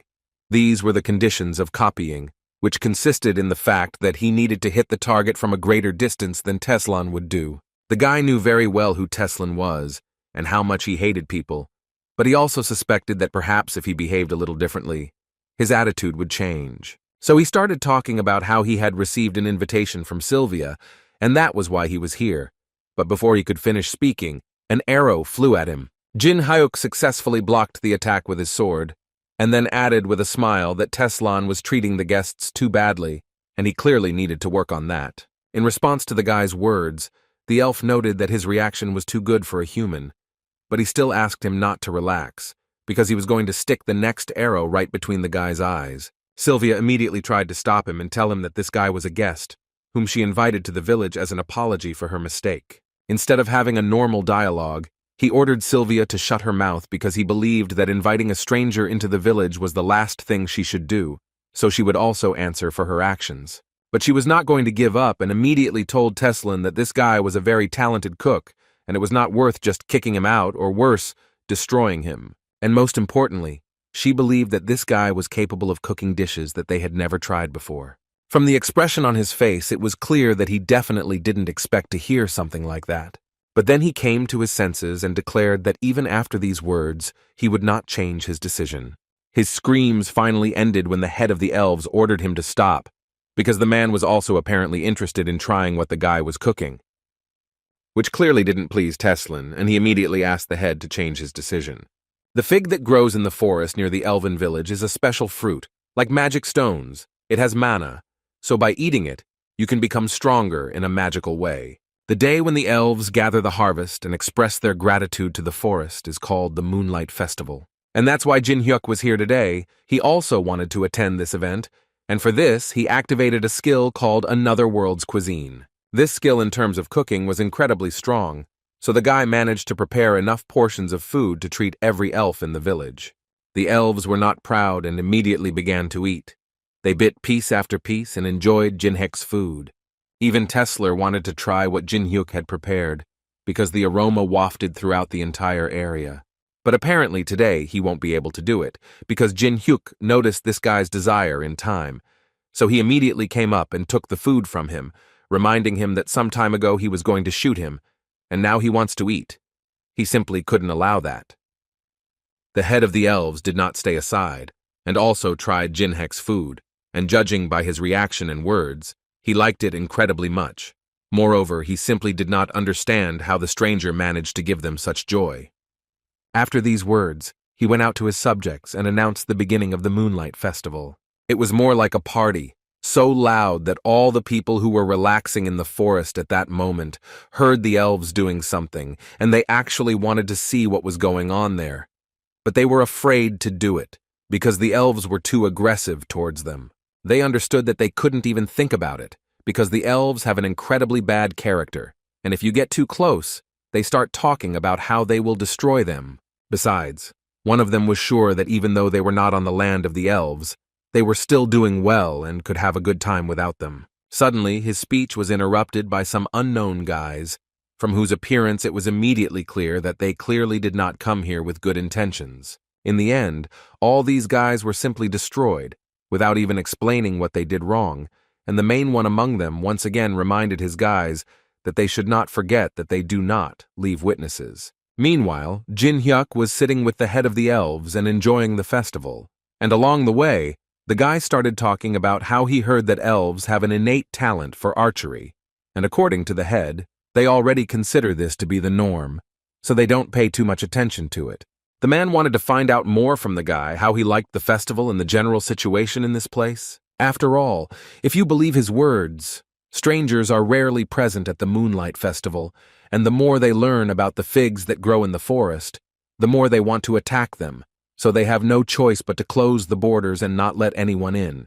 But the leader was sure that elves love music and cooking no less than others, and no less than others, elves love peace and quiet. Jin Hyuk, in response to these words, could only say one thing, that the philosophy of the elves cannot fail to impress. But before he could finish speaking, Tesler intervened in their conversation, believing that the guy knew nothing about their people, and therefore had no right to say anything about them. Ji Hyuk, instead of responding to these words, noted that the guy was apparently simply offended that they didn't share food with him. Tesler believed that this had nothing to do with it, because in his opinion, no matter how well he cooked, Jinhek still remained a human, and his presence here desecrated the holy elven forest. Jin Hyuk couldn't take it anymore, so he started insulting him back, saying that his face was better suited to desecrate his people. But then he calmed down and decided to offer this guy a peaceful solution to their dispute. So as not to spoil the festival, he offered him an archery competition, and whoever loses will leave this place. This made Tesler laugh, because he couldn't believe that the guy was going to compete with him in what he does best in this life. But in any case, he did not refuse, and therefore asked his people to prepare targets. As soon as the other elves heard that there was going to be an archery competition, they immediately started running towards it to watch it. All the elves, oddly enough, supported their hero Tesler, who, according to rumors, was the best archer in the history of the elves. For Jin Hyuk, it was a little offensive that no one supported him, but he was not upset. But for Tesler, it was another reason to remind the guy that he was an outsider here, so it was not at all surprising that no one supported him here. The guy was a little hurt by these words, so he decided to call for support too, and for this he used his subspace inventory. A few seconds later, Sweet Potato appeared. He was so happy, because he thought that he would be fed now. Tesler, seeing this little animal, immediately thought that the guy had a pretty cute pet, but it still didn't mean anything to him. So he asked Jin Hyuk to shoot first. He said to hit that target on the tree. Jin Hyuk completed the task with ease, hitting the target. Tesler certainly laughed at him, considering that he didn't hit the center, but for a human, he thought the guy did a good job. It just seemed to him that the guy was still far from his skills, and so he was going to show how it was done. However, everything will not be as simple as Tesler assumed, because at that moment, right before his shot, Batat appeared, which activated fear. This effect causes the target to become fearful for 3 seconds, and the target in this case was Tesler.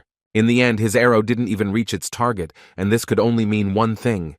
Tesler lost. And Jin Hyuk couldn't help but be happy, because he believed that victory was victory, and there were no special prohibitions.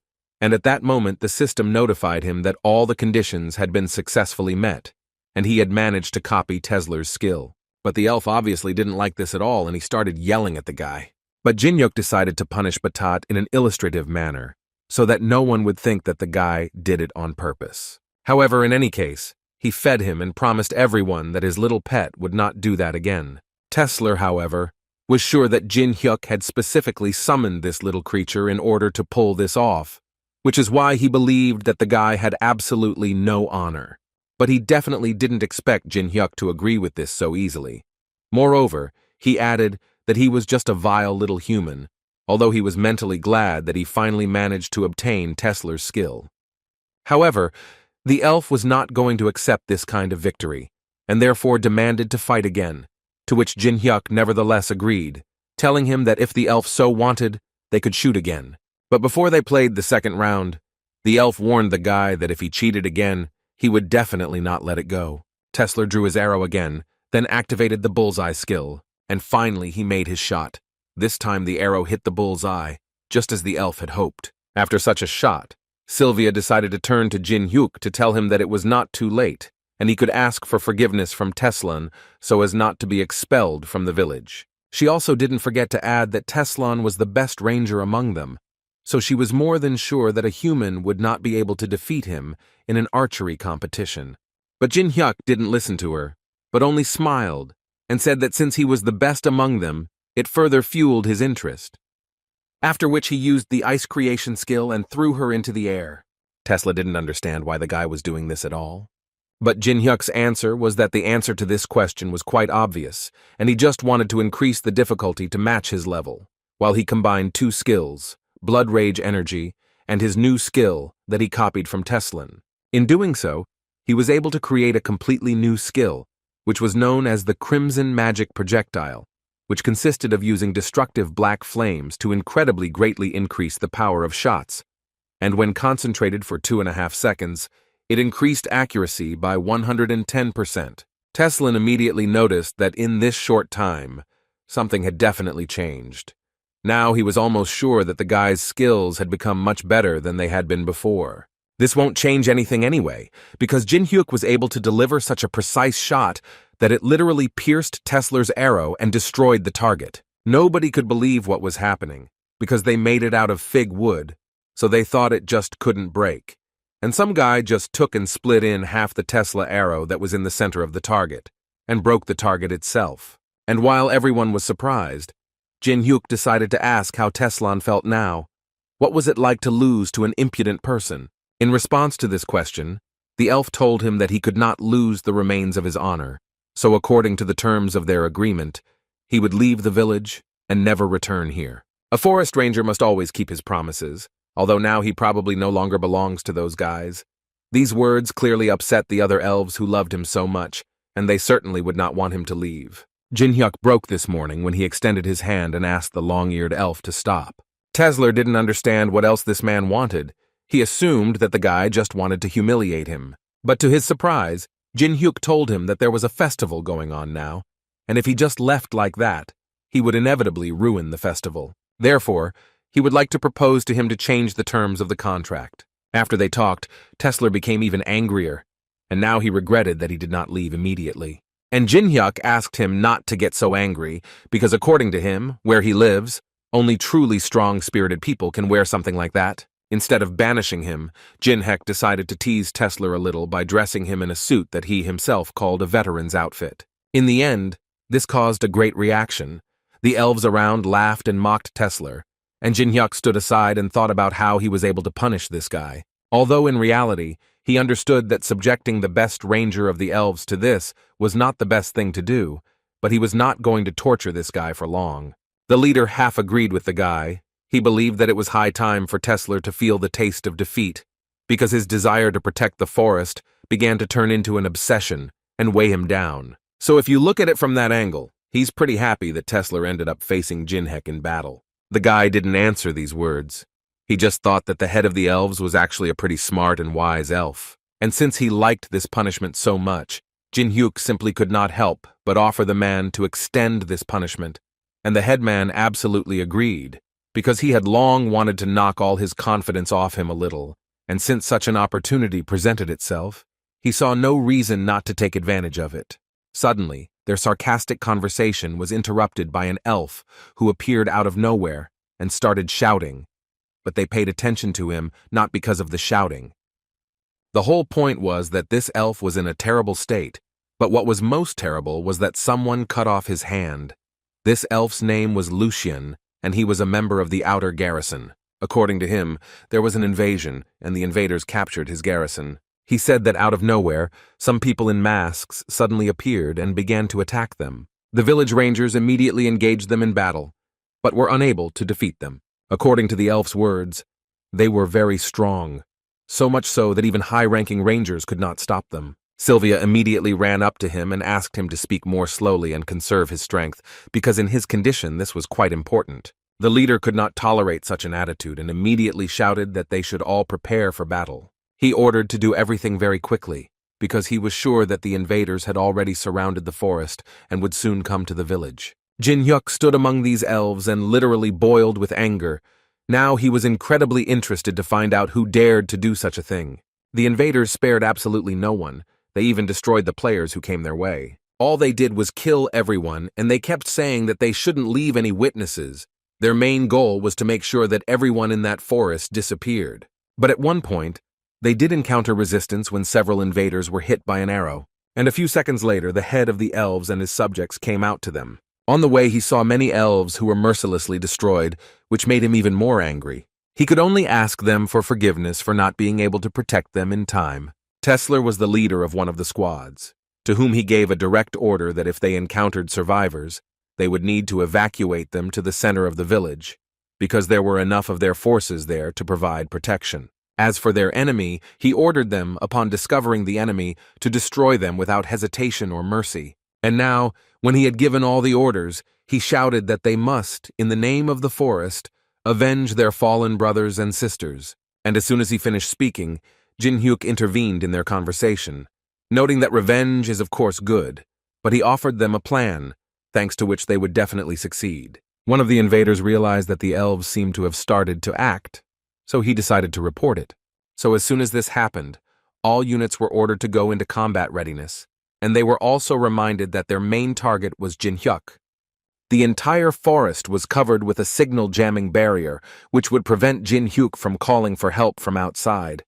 One of the main people in this detachment ordered her people to immediately establish surveillance, and then they were to comb the forest and the village until they found the target. Their forces numbered about 150 players, among whom were even several S-rank guys, so they were confident that they would be able to surround the forest and begin advancing deeper, and the squad that managed to find Jin Hyuk first would detain him and report the coordinates to the others. Once the target has been found and all forces have been gathered, it is time to attack. They believed that no matter how strong the guy was, he still wouldn't be able to stand up to 3 S-rank players. So one of them was more than sure that her main enemy named Jin Hyuk would simply disappear and not even a memory of him would remain. But suddenly her thoughts were interrupted when she suddenly received a blow to the head. They immediately landed on the ground and looked up where Jin Hyuk stood, who was saying that he was wondering who could have come to this place and done something like this. But now he understands.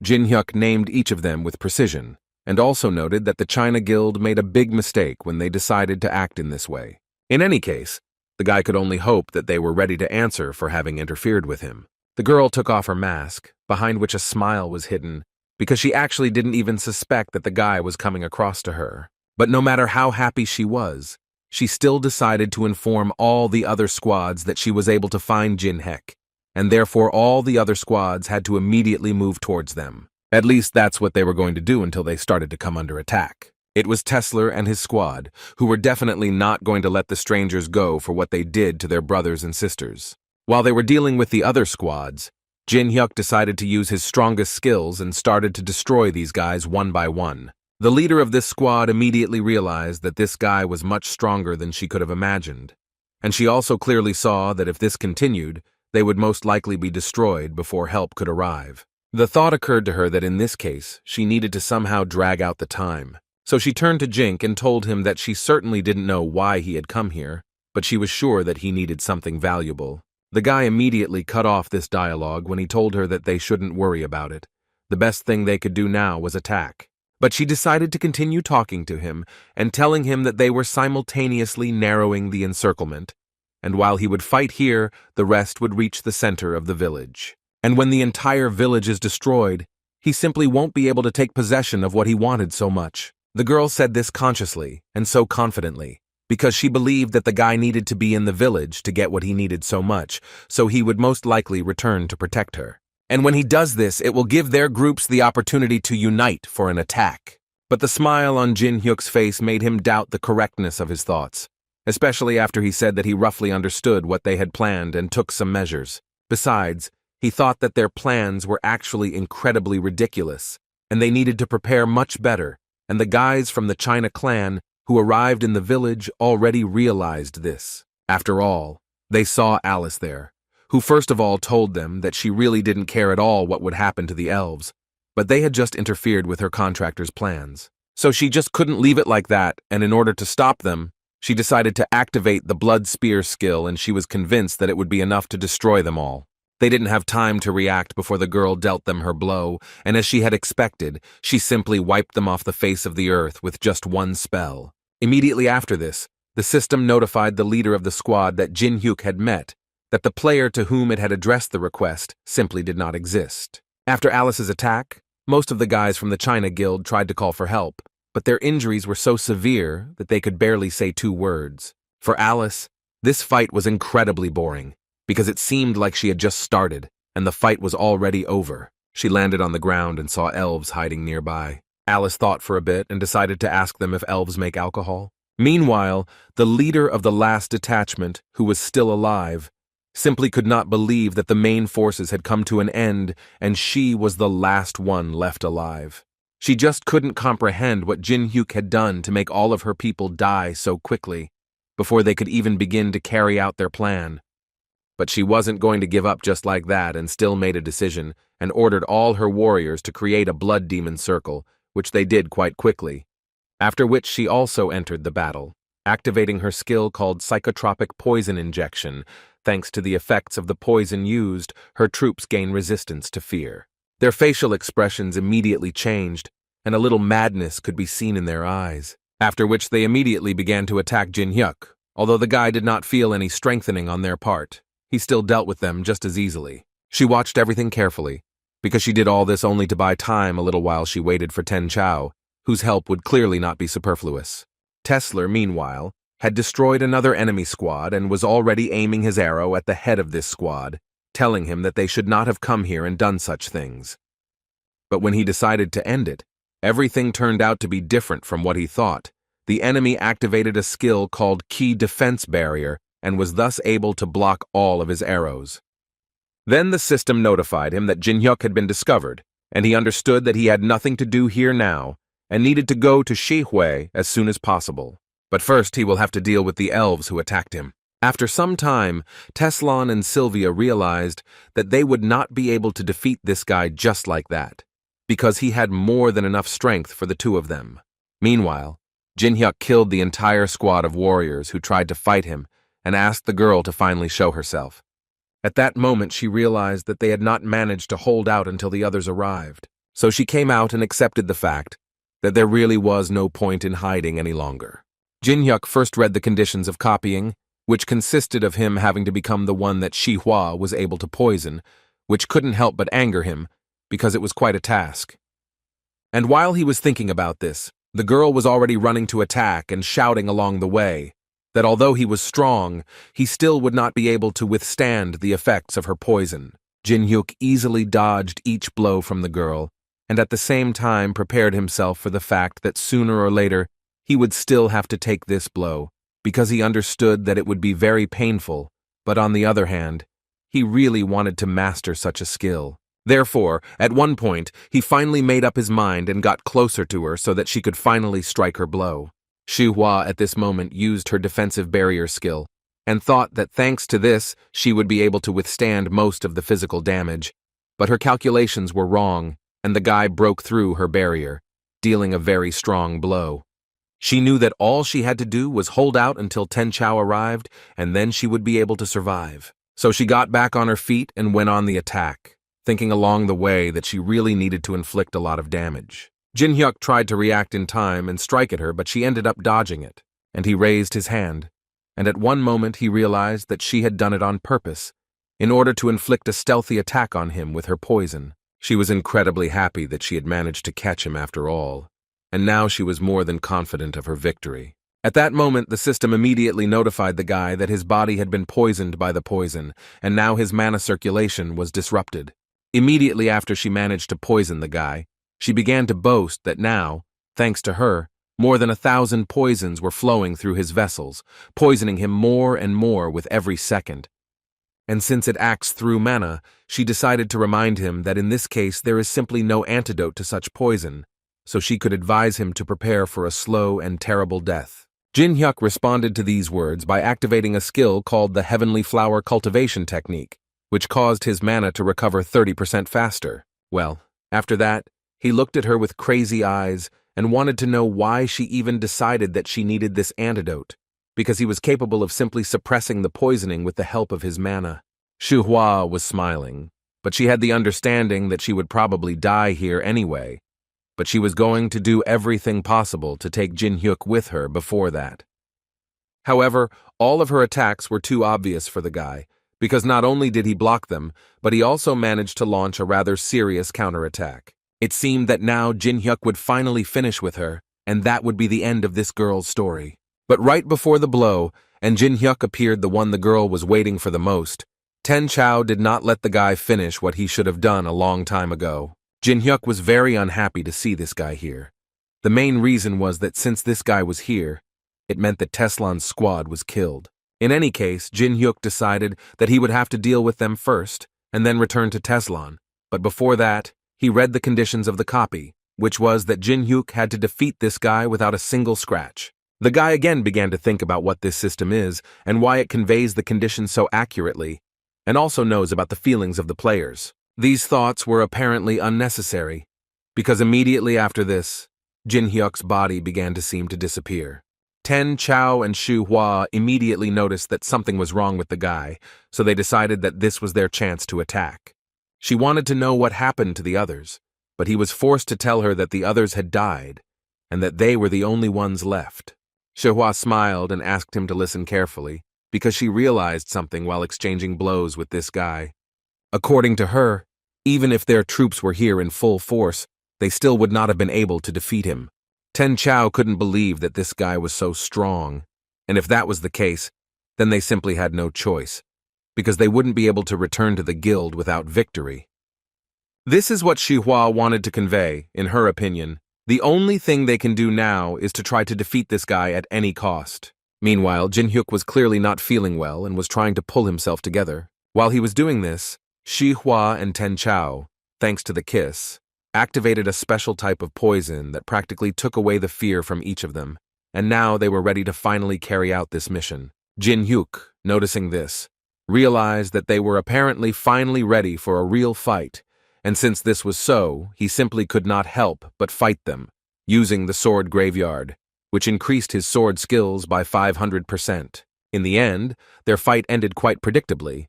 Jin Hyuk was able to finish the fight without a single scratch, which could not be said about Ten Chao. But Jin Hyuk was clearly doing much better because he managed to copy 1,000 poisons, as well as a skill called source detection. At this point, he decided to finish off the guys, but not their guild. He still promised to return and deal with them. Thus, the attempt to destroy it failed, but at the same time, a quarter of the elven forest fell into flames, and many elves lost their lives. Teslan lost the battle with Ten Chao and was seriously injured. Only thanks to the fact that Sylvia was nearby, he was able to survive. Perhaps the head of the village was in shock, but all he did was give commands, and didn't even think about leaving the house. After her spectacular performance, Alice became an idol for many little elves, but she didn't really like it. She preferred to drink. And Jin Hyuk, as the hidden and main reason why this tragedy happened, decided to protect the village population once and for all, and for this he created a barrier that was supposed to protect everyone. Vice Guild leader China couldn't believe that a group of 150 people were simply wiped out, including a few S-rank players. He thought that their S-rank players were capable of resisting Jin Hyuk, since they had more than 10,000 magical power, but even they couldn't stop him. but his assistant couldn't help but tell him that the ranking had not yet been perfected, and everyone who had more than 10,000 magical power was considered S rank. What she wanted to say was that at the moment, it was simply impossible to put ordinary S-rank players on the same level as Jin Hyuk. Another guy listened to the girl and immediately decided to suggest that they send destroyers who belong to the liquidation squad and have a power of more than 20,000. But his idea was immediately rejected by other members of the guild because they believed that thanks to this, a war could arise, and the risk was not worth it. The vice chief of the guild, listening to all this, understood like no one else that Namgun would definitely not sit quietly, and therefore he urgently needed to do something. Suddenly, their conversation was interrupted by the inhabitant of Murim, the 21st floor, and the head of the Soin Guild, Mo Yeon, who entered the conference room. He sat down carefully at the table and first of all reminded them that assessing the enemy's strength is the foundation of the foundations, which they apparently forgot. Or maybe they just don't understand them. But in any case, he believed that if they don't do what's needed, then they'll most likely lose, and he also believed that it would be better for him and his guild to take on the elimination of Jin Hyuk. Vice Guild Master China tried to say something about this, but the old man immediately ordered him to shut his mouth and listen only to what he was telling him, and not to interrupt under any circumstances, after all. At that moment he was trying to convey to him that if he hadn't understood yet, then they definitely didn't have enough strength to deal with this guy. The old man thought so, if only because the technique shown at the end of the video was definitely the 8th form of one art. He understood that this was a sword dance technique, and people who mastered this technique were hard to find even in Murim, and he was an outsider who managed to master this technique, and although it scared him, he was still confident that they still had a chance to deal with the guy. The leader of the elves came out on stage in front of all the elves to say a few words to them. But first, he would like to remind them that this invasion had brought them much pain, and despite the dedication and sacrifices of the Rangers, many had died. But he asked them not to despair, and not to think that this was the end, according to him. Now they must gather all their strength into a fist and continue to move only forward, and all this for the sake of restoring their home, so that the elves could continue to prosper in the depths of this beautiful forest.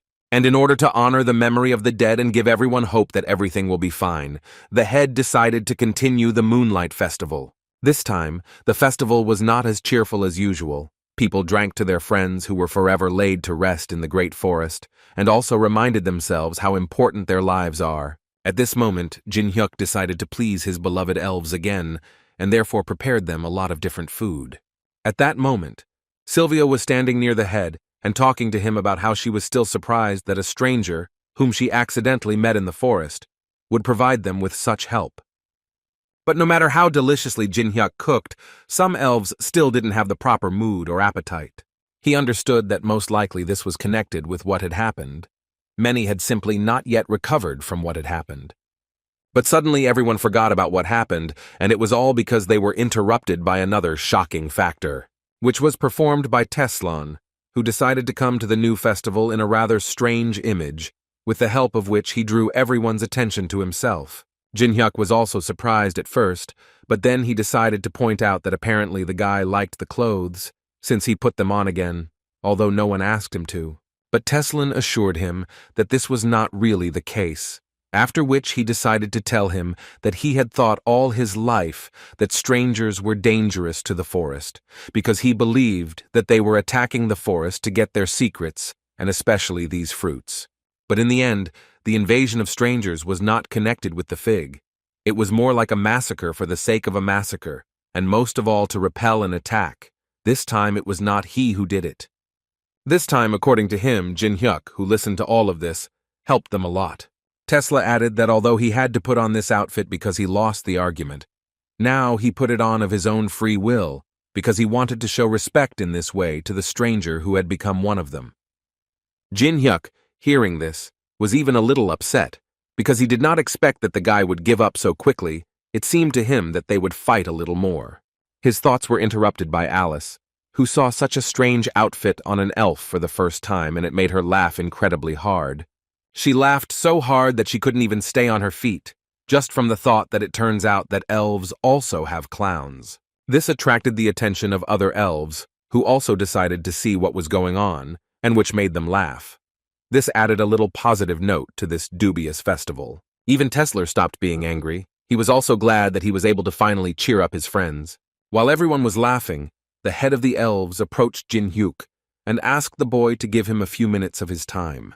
They packed some things and headed to a fairly new place for the guy. According to the head, this was an ancient warehouse where the village's treasures were stored, and no one could enter without his permission. Jin Hyuk didn't know about this place, so he didn't expect the boss to invite him to such a place. The leader brought him to this place in order to hand him a Descartes, a musical instrument of the elves, playing which can enhance the effects imposed. He stated that this was his gift to the boy. In gratitude for saving the forest, according to him, they will remember him forever. Jin Hyuk was of course incredibly grateful to him for this gift, but still he immediately decided to tell the man that in fact, he did not really need this harp, and if they already wanted to give him a gift, then he would not be against picking something from the items that were on the shelf nearby. The guy pointed to the place where Pentagris's fang and tooth were kept. These items are the legacy of their ancestors, which they pass on through worship, a gift received by their ancestors for treating a powerful being. But the chief still handed the harp to the guy and said that if it were up to him, he would gladly give the guy those items. But even he, being the chief, did not have the right to do so. All he could tell Jin Hyuk was that according to the prophecy, the artifacts would pass into the hands of someone worthy of them. And this already interested the guy, because he actually didn't even know that these artifacts were here. Alice, meanwhile, continued to drink the wine that the elves made and tell them that if she ever took over this place, she would definitely do everything possible to keep them alive so that they could continue to make such wonderful wine. The fun continued. Jin Hyuk and the leader returned to all the elves. The chief thought that he had pleased the guy and was glad to drink with him for it. The guy pretended that he was also pleased, although in his head he was only thinking about the objects that the leader showed him. So at night, when everyone was asleep, the guy returned to that warehouse again because he believed that there was only a second-level barrier there, which he should easily bypass. A few minutes passed, and the guy came out of this storage with 2 new items, and now he had a sincere smile on his face. Meanwhile, in the testing tower on the 3rd floor, in the Temple of Hatred, the mains gathered, discussing the situation, which was not the most pleasant for them, because at the moment, without the permission of the unknown, they cannot even enter the 10th floor. And if this continues, they risk missing out on all the relics that will be available for the first 10 days after the floor opens, which irritated their leader even more, because they were already having a hard time because of Jin Hyuk, and now this unknown person is constantly getting in the way. Melina suddenly jumped up from her seat and started to leave, and when she was asked where she was going, the girl answered rather rudely that she urgently needed to rest. The thing was, she was angry because she was surrounded by all these idiots who still didn't realize that Jin Hyuk was the unknown person. Because of such thoughts, Jin Hyuk's brand immediately burned in her, which brought her incredible pain, but it gave her the understanding that if she suddenly told about this, she would most likely die. Suddenly her thoughts were interrupted when she realized that she was surrounded by creatures unknown to her, so she took out her knife and was in full combat readiness. After a few minutes, Melina was already in a very bad condition, and she could only watch how her enemy would behave. One of them was incredibly similar to an elf, who said that as bad as a person is, so is his blood. The girlfriend of this strange creature immediately told him that he should control his desire to taste everything, because in reality, people with tasty blood are rare. Melina was still recovering from the shock at this moment, because she had just encountered enemies whose speed was incredibly huge. Her gaze simply could not keep up with them, so she rather wanted to know who they were. Suddenly, her thoughts were interrupted by this monster, who decided that the time had come to taste the blood of this girl. But they were suddenly interrupted by Lancelot, who appeared so unexpectedly. He immediately assumed a pose in which he began to ask forgiveness from his guests, telling them that they had not intentionally received them so inappropriately, and now that they seemed to have gotten to know each other, he would like to know what the grateful night that had come to him suddenly needed. The girl finally took off her hood and smiled, because she believed that finally someone had appeared with whom they could find a common language. 90 days after the opening of the Elven Forest on the 6th floor, the 7th floor opened automatically, and preparations began to explore the new territories. The girl stood at that moment and thought that she only had a year left, and then she would finally be able to graduate, although she did not dismiss the fact that by that time the world could collapse. Suddenly, the system decided to notify the girl that a general meeting of shareholders of the veteran corporation was planned, which everyone had been waiting for so long. The message said that all employees should gather near the Moon Lake on the first floor at 2 o'clock in the afternoon. In case of being late or absent, the players would come in person, which made the girl very angry, and so she started shouting to the whole area that she was tired of Jin Hyuk, and she was already incredibly dreaming about him leaving her alone. As a result, everyone arrived at the Moon Lake without delay, where Jin Hyuk was already there. But most of the guys were clearly unhappy, because they had been making those chess pieces all night, and it seemed to them that it was time for the guy to let them go. Jin Hyuk immediately told them that if they were so unhappy, then they could officially quit. And as soon as he said this, they immediately started lining up to quit. The guy was ready to do it, but before that he took out his new blade and told them that in the event of their death, they were entitled to a cash payment, so he asked to give him their bank account numbers. The guys understood his hint, so they immediately decided to change their minds and started telling him that it was quite difficult to find a job at the moment. And besides, they now had a fairly stable position, which was better not to change. And when the desire to quit disappeared for the majority, Jin Hyuk wanted to move on to the main part of their gathering, which was supposed to begin with everyone telling a little about themselves, since they were not yet familiar with each other. And he also asked to report on what had been happening to them all this time. Kim was the first to start, telling that instead of the company's director, he manages the Black Raven Guild. Hannah continued and told that she carries out various assignments for the director. Kim further stated that he had information that Jang Seok from the second raid group of the Tangan Guild had begun clearing the 7th floor, and according to an inside source, he was trying to get some kind of feather.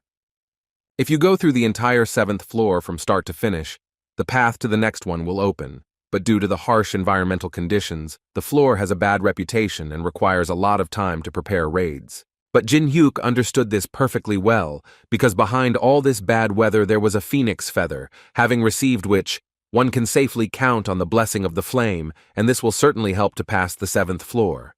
Hannah, in turn, said that Jung Yu-sung had recovered from his wounds and was discharged from the hospital, and he also asked to convey a message to Jin Hyuk, in which he wanted to convey to him that he would soon come for him and destroy him. Hearing this, Jin Hyuk immediately believed that Yu-sung had truly recovered, because only he could say that. Next up was Takeshi from the Samurai Guild, and he was honored to see Jin Hyuk again. And he came here to tell the guy that he stole the item for him that he asked to take from the Temple of Medusa. And he also couldn't help but tell him that at the moment everyone was going crazy because the national treasure was missing. Although Jin Hyuk was grateful to him for this, he mentally understood that he already had an elven weapon, and he didn't really need it, so he decided that it would be better to exchange it for something useful later. Next came Andrea, who introduced herself as being responsible for the 5th floor. She decided to tell that the distribution of power on the 5th floor has ended. There are practically no players coming to the 5th floor, but just in case, she still continues to increase the number of soldiers. Everyone immediately turned their attention to her because they didn't quite understand what it meant that she was responsible for the 5th floor. Jin Hyuk came closer to her to introduce the new boss of the 5th floor, Andrea, and he also praised the girl for doing well, although he knew very well how hard it was for the girl. The rest of the guys immediately started to panic because they realized that they were talking to the boss of the test tower, which made them incredibly scared. They immediately started to run away in all directions, and Jin Hyuk thought only about the fact that Andrea had grown a lot during this time and, as it seemed to him, this was the result of training with Alice. The next employee of Jin Hyuk's small company was Melina, who works for the main association, which further shocked the other participants of this gathering. Jin Hyuk didn't like that she was silent for so long, so he immediately asked her to quickly report, and the girl still had to tell that something serious had happened. According to her, the faction from the upper floors encountered them, and they introduced themselves as members of the Decasis family, who were standing next to Mr. Amulam. They came to tell Lancelot that if he helped them, they would help him get what he wanted, and in their opinion, they needed the relic from the 11th floor. Lancelot immediately told them that these were rather intriguing words, and he wanted to quickly find out what they wanted to get from them. They began to talk about how a prisoner, whom they had imprisoned in the ruins on the 1st floor, had escaped, and they had to help find this fugitive and return him to his place. From this whole story, Jin Hyuk only wanted to know about this, or was the condition of the deal to receive the traitor's bracelet, which is on the 11th floor. And as soon as Milana confirmed the fact that her superiors were incredibly eager to obtain this item, Alice began to spew incredible energy, and Jin Hyuk noticed it. He dismissed everyone and said that the meeting was over for today, after which he released Alice, and she immediately began to get angry at the Decauses, because according to her, they betrayed her, which is why she so badly wanted to make sure that they never existed again. She was literally ready to find each one and tear these scumbags apart. And then she suddenly calmed down, because she remembered that Jin Hyuk had once promised to help her take the revenge that she had been dreaming about for so long. She felt like this was the perfect chance for something like this, so she really hoped that Jin Hyuk would help her. And after thinking for a bit, he told her that if he promised to help her take revenge for her betrayal, then he would fulfill this promise, no matter what happened, and she definitely didn't have to worry about it. Only now, he believed that they should be more reasonable, which Alice certainly did not expect to hear. According to the guy, at the moment he doesn't have enough mana to embody it with full force, so he thought that at this stage, appearing in front of them and exposing himself to their attack was quite dangerous and unwise. In other words, he wanted to tell her that she would sit in the ring for some time and not appear at all. She tried to tell him something, of course, but Jin Hyuk interrupted her and with a smile asked her to trust her contractor. Alice knew that the guy was actually right, so she accepted his offer, and all she wanted at the moment was to eat as many chicken wings as possible, which Jin Hyuk could do very easily. Although in his mind he kept thinking that even though he had calmed her down for a while, he still needed to prepare in advance. The 7th floor of the testing tower, or tundra as players commonly called it, brought with it incredibly bad weather conditions that were very difficult to be in. The East Sea is frozen. There are many glaciers that you can't even walk through, and the temperature is so low that it's hard to even start a fire. Also, every player throughout this entire floor faced a problem when they could not decide where to go at all, because due to the snowstorm, it was impossible to establish a route. Jan Seok, the leader of the 2nd raid group of the Tangun Guild, found himself in approximately the same situation. All his people did was complain that it was hard to move forward in such a state. Because of this, he constantly had to tell them that there was no point in talking. It didn't work. Instead, he asked them to find another way, because he believed that even if they all froze, they should still go first. Suddenly, one of his subjects entered the tent where Jan Sok was and asked the chief to come out and see who had come to see them. And as soon as he opened the tent, he saw Jin Hyuk there, according to whom he came here exclusively to go through the 7th floor. Jang Seok immediately decided to tell him that they didn't need his help, because he was more than confident that they could get through this floor on their own. Jin Hyuk pretended that he didn't understand at all what the guy was talking about, because according to him, he didn't come here to help them. He also added that he came here only because he was interested in the phoenix feather, and he ended up here only because he was passing by. But Jack Suk immediately decided to tell him that their guild controlled this path, and if Jin Hyuk continued to follow it, it would mean that he literally invaded their territory. Jin Hyuk immediately started laughing at this because he thought that the guy was probably joking. And if not, then he immediately reminded him that the Tangan Guild definitely does not own the entire 7th floor, so he can go where he wants, and no one can stop him. Jin Suk immediately started yelling at Jin Hyuk and telling the guy that he was just provoking them into a conflict. Jin Hyuk didn't respond to his shout, and simply noted that this was actually a fair competition.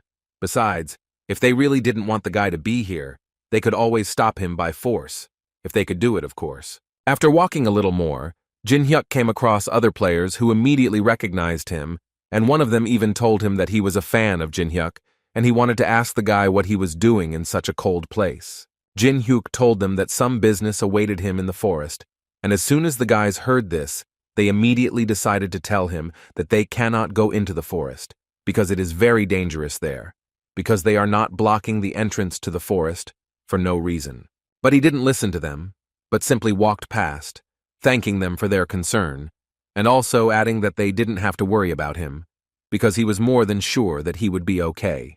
The guys didn't stop him because they understood that he was an S-rank player who knew exactly what he was doing and where he was going. However, a few minutes later, one of them received a call from Jen Seok, who ordered them to gather a small group and follow Jin Hyuk, because he said that he came here to get the feather. That is, if they follow him, they will be able to find out the way to get it. That's why he wanted his guys to follow the guy and find out everything, and this is not just a request from him, this is an order from the head of the guild. Meanwhile, Jin Hyuk reached the place where he saw small traces of human blood, and immediately assumed that the guys from the Tangun Guild were here, although he did not see the body, which confused him a little. Suddenly his thoughts were interrupted when he saw several guys from the Tangun Guild following him, and as soon as he saw them, he decided to ask them why they followed him, because they themselves said that it was dangerous here. They told him that the reason was simply that they simply could not leave the guy alone in this place, so they immediately went after him, and they also assumed that he would need an escort and support in this place. Looking at these poor players, Jin Hyuk wasn't sure that they would be the ones to accompany him. Rather, he would have to take care of these guys' lives. First, he decided to warm these guys up, and for this he created a small shelter from the ice, and then used fire magic to start a fire.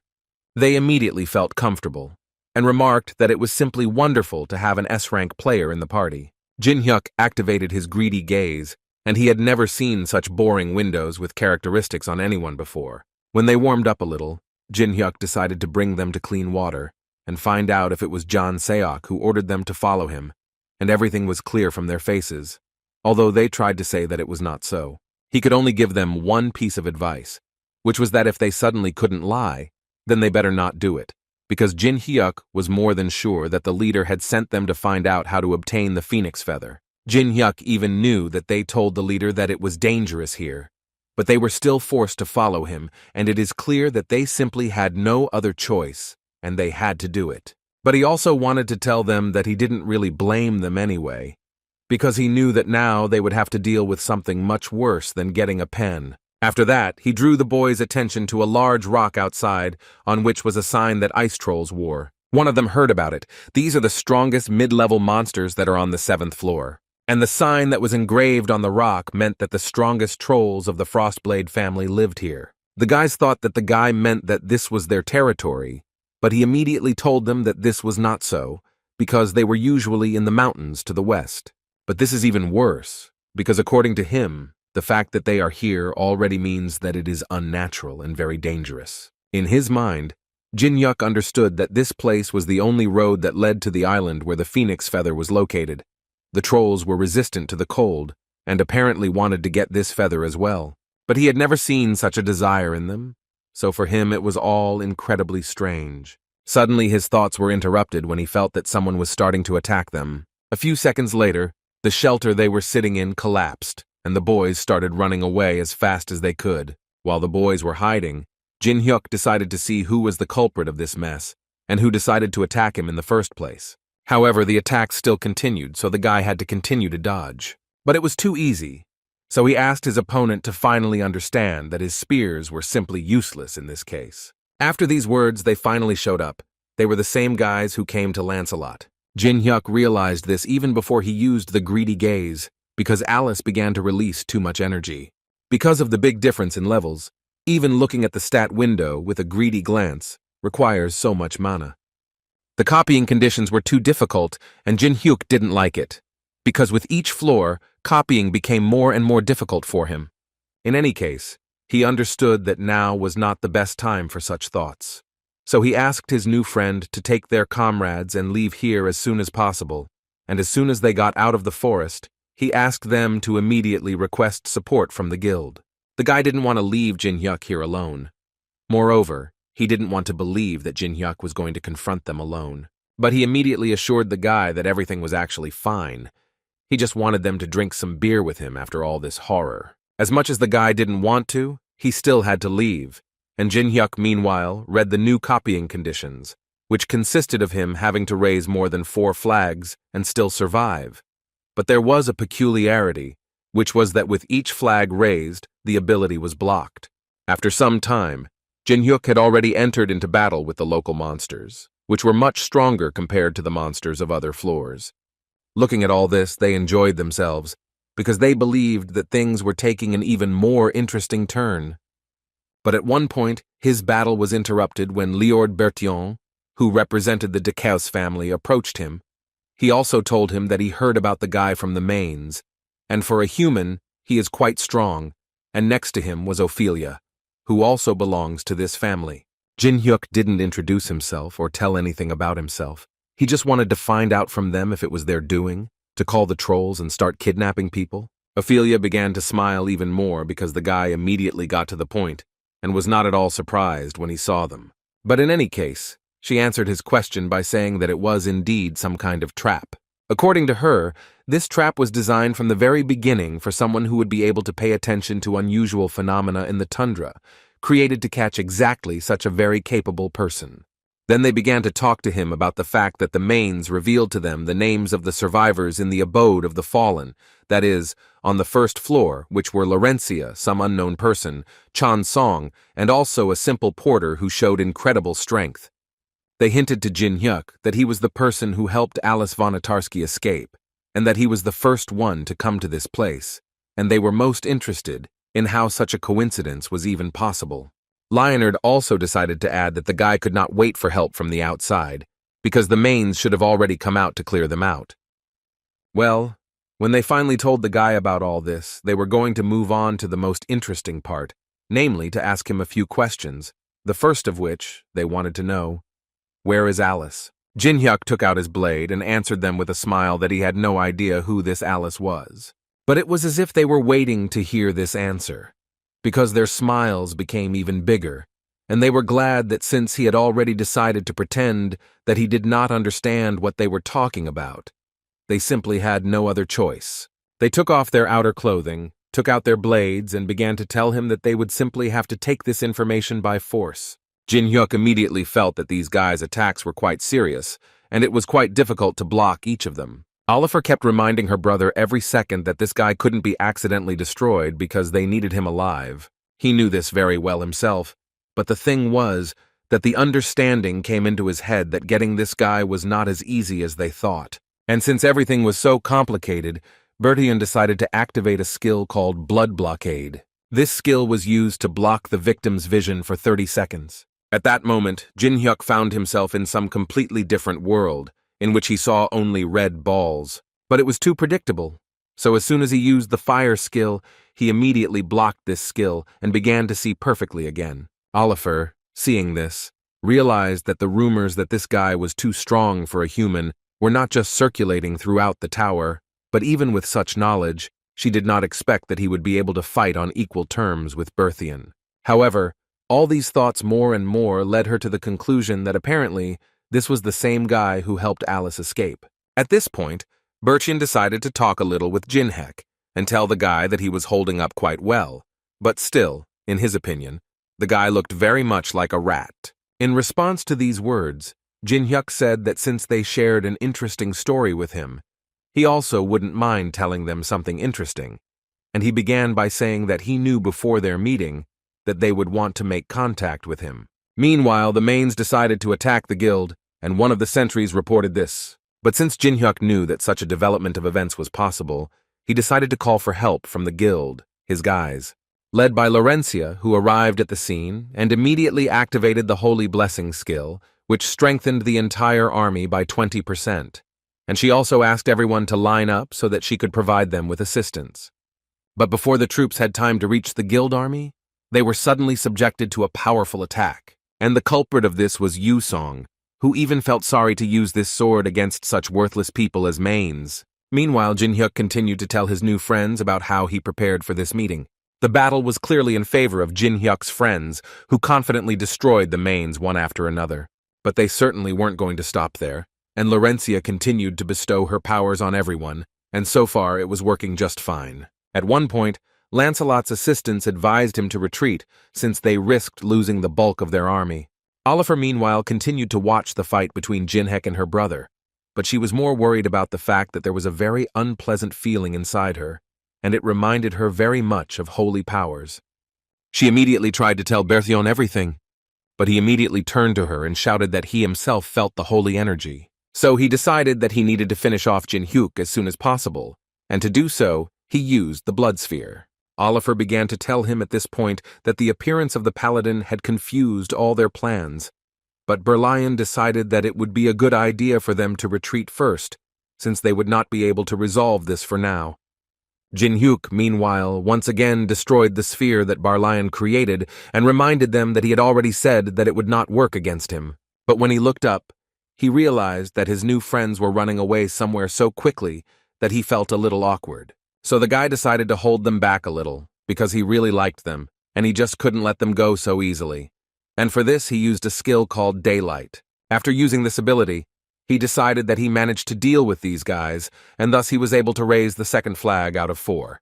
But because of this, his fire element was blocked, and now this skill cannot be used. Alice was simply torn at this moment and wanted to get out of the ring as quickly as possible to also enter into a fight with these guys, but Jin-hyuk asked her to calm down because that time had not yet come. Meanwhile, the Tangan Guild camp was in a terrible state. Due to the long battle, it was literally destroyed. But the guys from the guild were still very grateful to Laurencia for helping them so much. After all, they understood perfectly well that if she had not come to their aid, they would hardly have remained alive, although she believed that it was her duty. And besides, she was always happy to help her friends. After which, she decided to talk to the head of the guild to find out from him what he was going to do next, because the camp had suffered incredibly serious damage, and this was far from the end, because the Manes would most likely return again and continue to attack. And while he was silent, Laurencia decided to offer him her option, which was that they would retreat outside the tower, and while they were doing this, Laurencia and Jin-hyuk would take responsibility and cover them.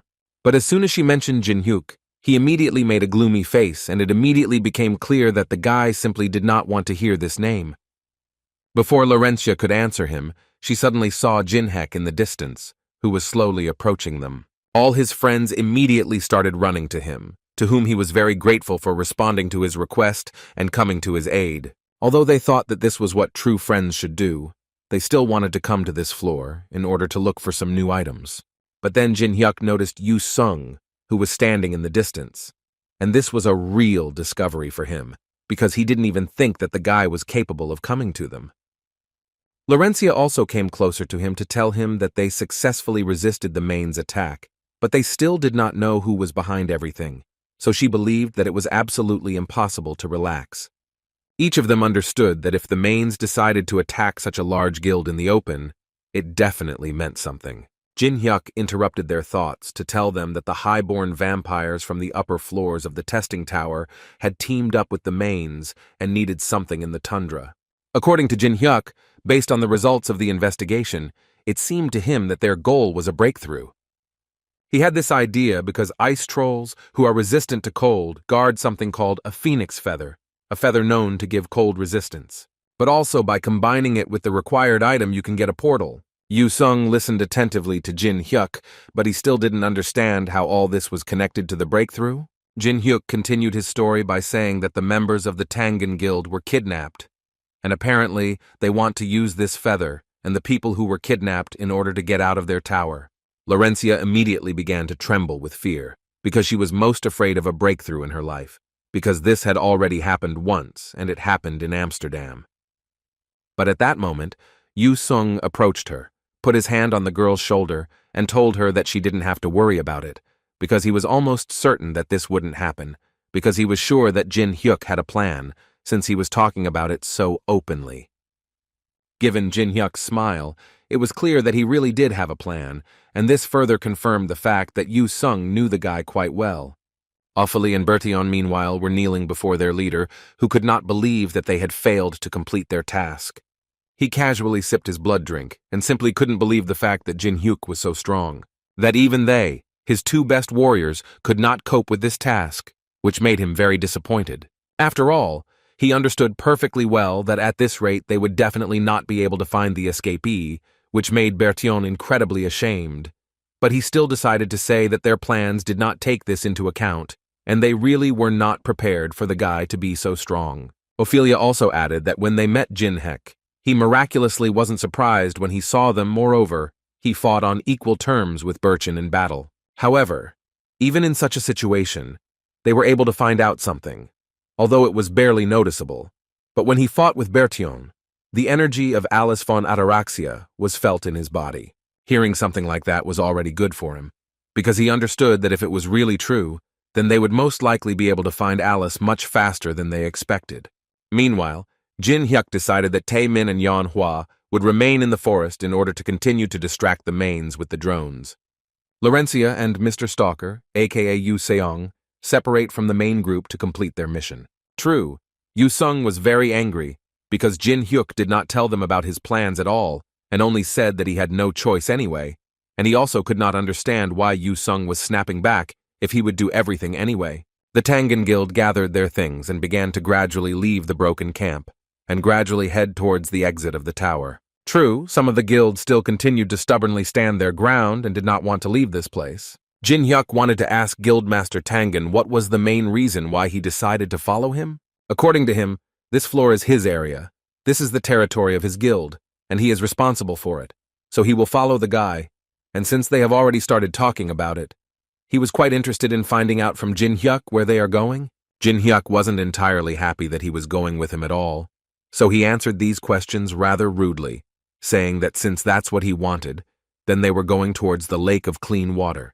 The Lake of Pure Water is the area of the 7th floor with the highest concentration of mana. Whenever trouble befalls the tribe, the chief of the tribe, Blade of Frost, heads to this lake to stock up on mana, and he does all this only to turn defeat into victory. After some time, they still managed to reach this place.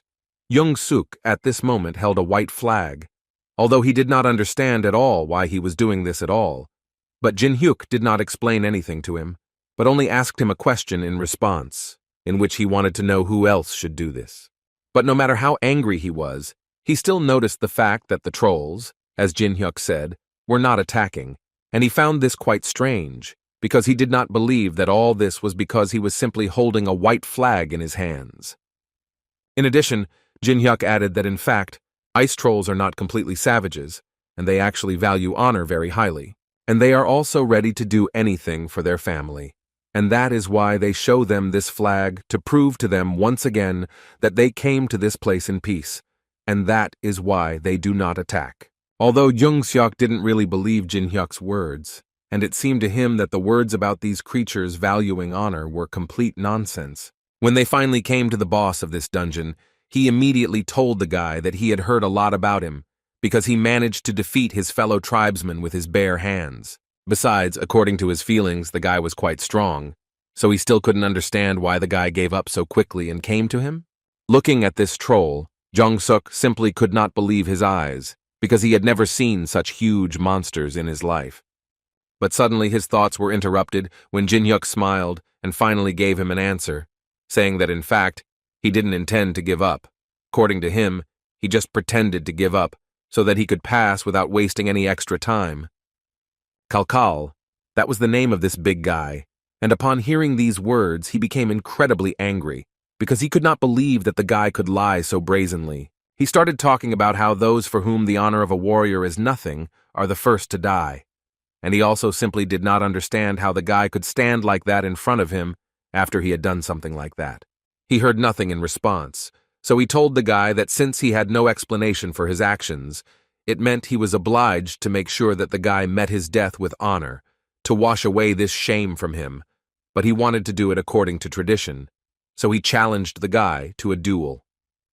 Jin Hyuk smiled and turned to Jin Seok to ask him if he would take responsibility for this. He didn't think long before immediately giving up on it, because he understood that against such a big guy, he simply had no chance. Jin Hyuk was glad that he finally realized this, so he asked him to move a little further away and just watch how Jin Hyuk dealt with this giant. Meanwhile, in the China Guild quarter, the vice leader was angry that an incredibly large number of people had already died, and 3 S-rank players as well, which was very difficult for him to bear. He also couldn't get the thought out of his head about how the old man told him that in his opinion, they simply had no chance of dealing with Jin Hyuk, although he tried to ask the respected master for another chance. But in response, he heard only one thing. The old man wanted to know from the guy how many more times he needed to lose before he could admit defeat and simply continue moving forward. In other words, he wanted to say that they should stop there and not touch Jin Hyuk anymore. But this made him even more angry, which is why he literally banged his head against the wall and screamed that he would still get Jin Hyuk sooner or later and simply destroy him. Meanwhile, Jin Hyuk continued to fight with the great troll leader, who was not just the strongest of his subjects, because he managed to deliver blows that were quite difficult for the guy to block. That's why he couldn't get the thought out of his head that he was amazed every time at how strong he was for a troll. But in any case, even with such power, he still will not be able to cope with Jin Hyuk, and the guy decided to prove it right now, using his most powerful technique called ice creation. And when the troll weakened because he couldn't block this attack fully, Jin Hyuk took out his blades and delivered the final blow using the sword graveyard skill. Not only Jong Seok could not believe this, but also the other trolls, who had not seen anyone stronger than their leader. Kalkal admitted his defeat because he had honor, and before departing to another world, he decided to ask the guy to fulfill his last wish. Jin Hyuk immediately answered him that he was not really very familiar with the concept of honor, but he did know something about the traditions of the ice trolls. And as far as he knows, the one who lost the duel is obliged to obey the winner, as they say, a sacred and inviolable rule. After which Jin Hyuk told the troll that when he defeated him, he immediately thought that he was strong enough to defeat both the Manes and the Bloodsuckers Decasis, so he wanted to ask the big guy why he chose to obey them. The big guy immediately turned his head away, because he realized that the guy was apparently talking about Ophelia and Berthion. Jin Hyuk knew this, but still wanted the giant to tell him about it himself, and Kalakal finally decided to tell them that he obeyed them not because he once lost to them in a duel, but according to him, he lost in a duel to someone, a much more powerful and serious opponent, so he was forced to obey. From the big guy's stories, it became clear that he lost to Mikhail, one of the elders of the Decasis family.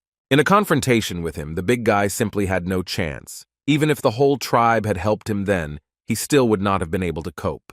Now Kalakal believed that they had no more hope, so he would like to ask the boy to at least let him die with dignity. But in Jin Hyuk's head, there was only one thought, that in the Decasis family there was someone so strong, and for him it was quite unexpected, because he didn't think that everything would turn out this way in the end. However, he decided to tell the troll to immediately throw these thoughts out of his head and get up, because they had a couple of things that they urgently needed to do.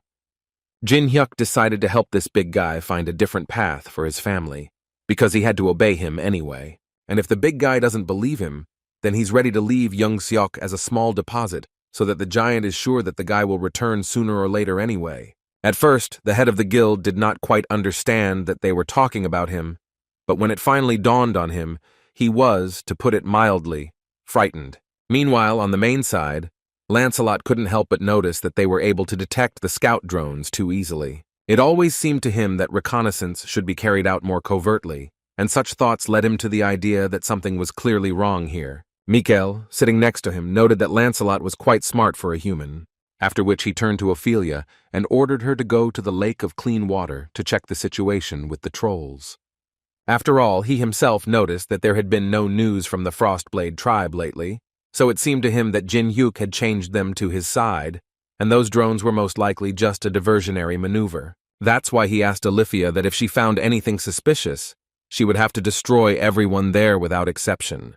But as for Bertillon, he asked him to prepare that very thing, and when he finally gave all his commands, he decided that it was time for him to get rid of these annoying scouts. And to do this, he used a skill that allowed him to change the weather conditions, and this time, he made them even worse. In this way, he was able to destroy absolutely all the drones, as reported by Teng Ming. Yan Hua, upon hearing this, immediately activated her technique called the Hwarang Soul Technique, because she believed that it was their time to prepare, since she knew very well that they would appear soon, so they also needed to prepare as quickly as possible.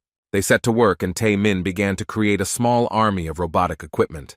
The Manes at this point also began to approach closer, and when they were close enough, Lancelot ordered them to prepare for an attack. Meanwhile, Olafea was heading to the troll's lair, and she couldn't get the thought out of her head that Jin Hyuk had decided to win over the ice trolls to his side in order to protect the phoenix feather, and as much as she didn't want to admit it, it was a pretty good idea. But when she finally got to the place where the trolls lived, she saw that they had already taken Jin Hek's side and were ready to fight him.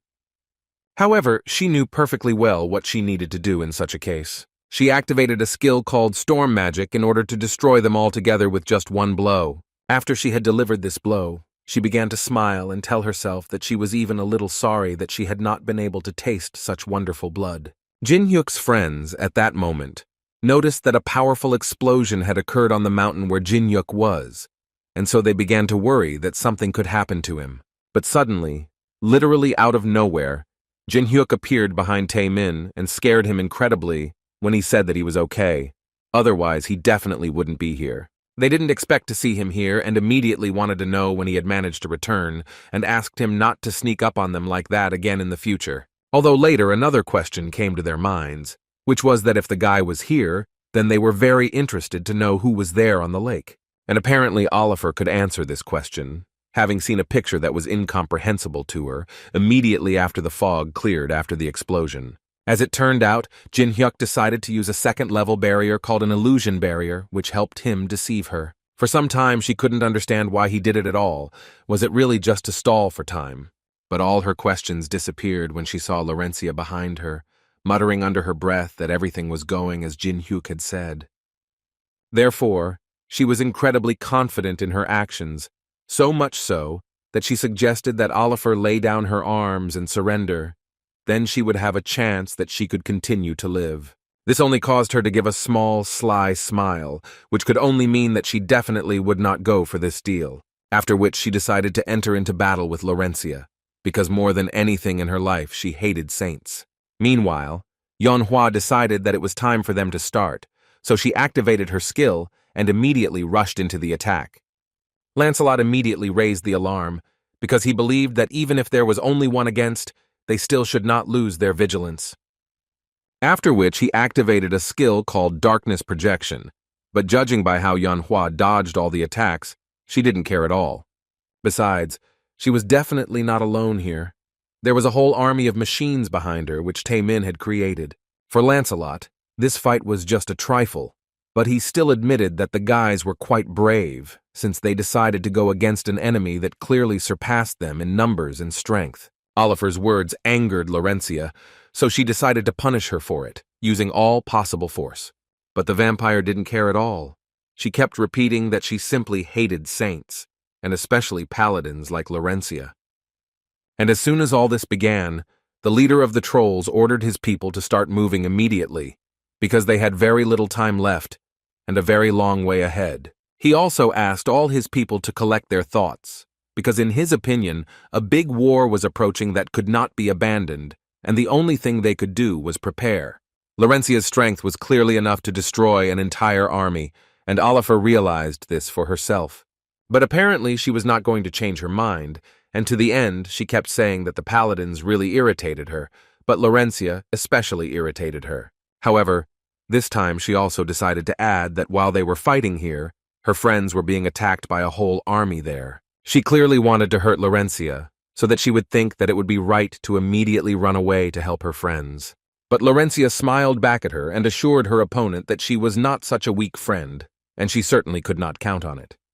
And in some ways she was absolutely right, because Yeonhwa was so strong for the mains that they very quickly began to beg her to save them.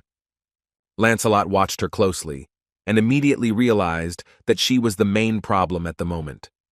He saw her as a monster who was capable of fighting so many opponents and didn't even think about retreating. Only this time, he didn't see Laurencia next to them, so he was more than confident that they would be able to win, no matter how hard it was for them. Yeonhwa herself admitted that being with Laurencia and her improvements made it much easier to fight, but now it's becoming quite difficult for her. So she screamed and asked for help from Tae-min, who brought out a huge number of drones into the sky, the sight of which was terrifying.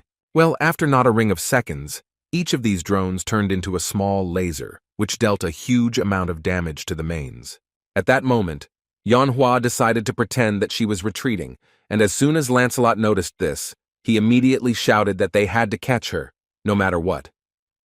But suddenly Lancelot heard the voice of his comrade, who told him that he was stupid because he did not understand that she was simply leading them into a trap.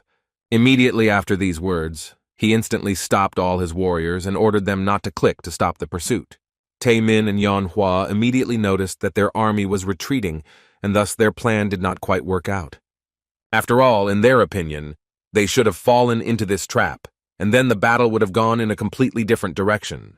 Jin-hyuk didn't believe that they themselves were able to figure out about the traps and the mines that were installed with such difficulty turned out to be useless. Suddenly, an understanding of what was happening came into his head, and he immediately ordered his guys to retreat to the ridge of the mountain. He gave them this command quite timely, so they managed to escape before the blow that Tae-min's cars took over them. However, they certainly won't end there, because the Mains immediately saw that the boys were running away into the mountains, so they immediately decided to run after them. Lancelot was sure that they would not be able to escape through the snowy forest from their wolves, and apparently he was right, because literally a few minutes later, the Mains were able to catch up with the guys. But suddenly the thoughts of victory that were inside Lancelot were interrupted when he saw what he feared most. Ahead, his eyes fell on an unknown person, whom he certainly did not expect to see here. Sometime before this, the entrance doors of the China Guild exploded, and when the fog cleared, they saw the outlines of the unknown, who stood right in front of them,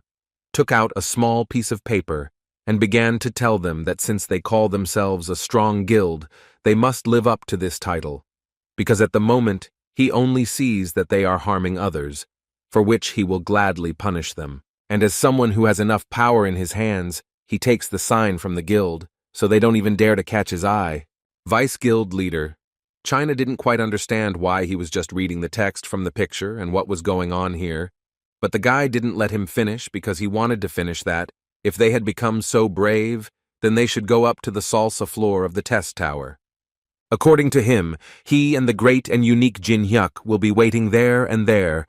They will be able to resolve their differences. At this point he finished reading and threw away the paper, but given the reaction of the guild leader, he was not entirely pleased to hear this. Lancelot did not fully understand where such an army came from, and why he was not informed in advance that the unknown person had united with someone. Nam Gun-chun thought that in front of him was Jin-hyuk's army, which he had summoned, although the stranger had told him that they would be here only together. Coming closer to Yu-sung, who was pretending to be an unknown person, he immediately heard that the guy didn't like giving such a stupid and big speech, so he really wanted to destroy Jin-hyuk. But that will have to wait until they both finish their work. Nam-gun, seeing this scene, immediately ordered his entire army to attack and destroy everyone they saw. A similar order was given by Lancelot, who did not wait long after Jin-hyuk and Yu-sung separated. So a few small misunderstandings created by the veteran forced Mainoff and the China Guild to fight, who did not even understand the reasons for what was happening. And this, of course, changed the balance of power, which couldn't help but amuse Jin-hyuk. Lancelot was most involved in this battle because he saw the unknown, so at the moment he wanted nothing more than to destroy him. But first, he would have to clear out everyone who stood in his way.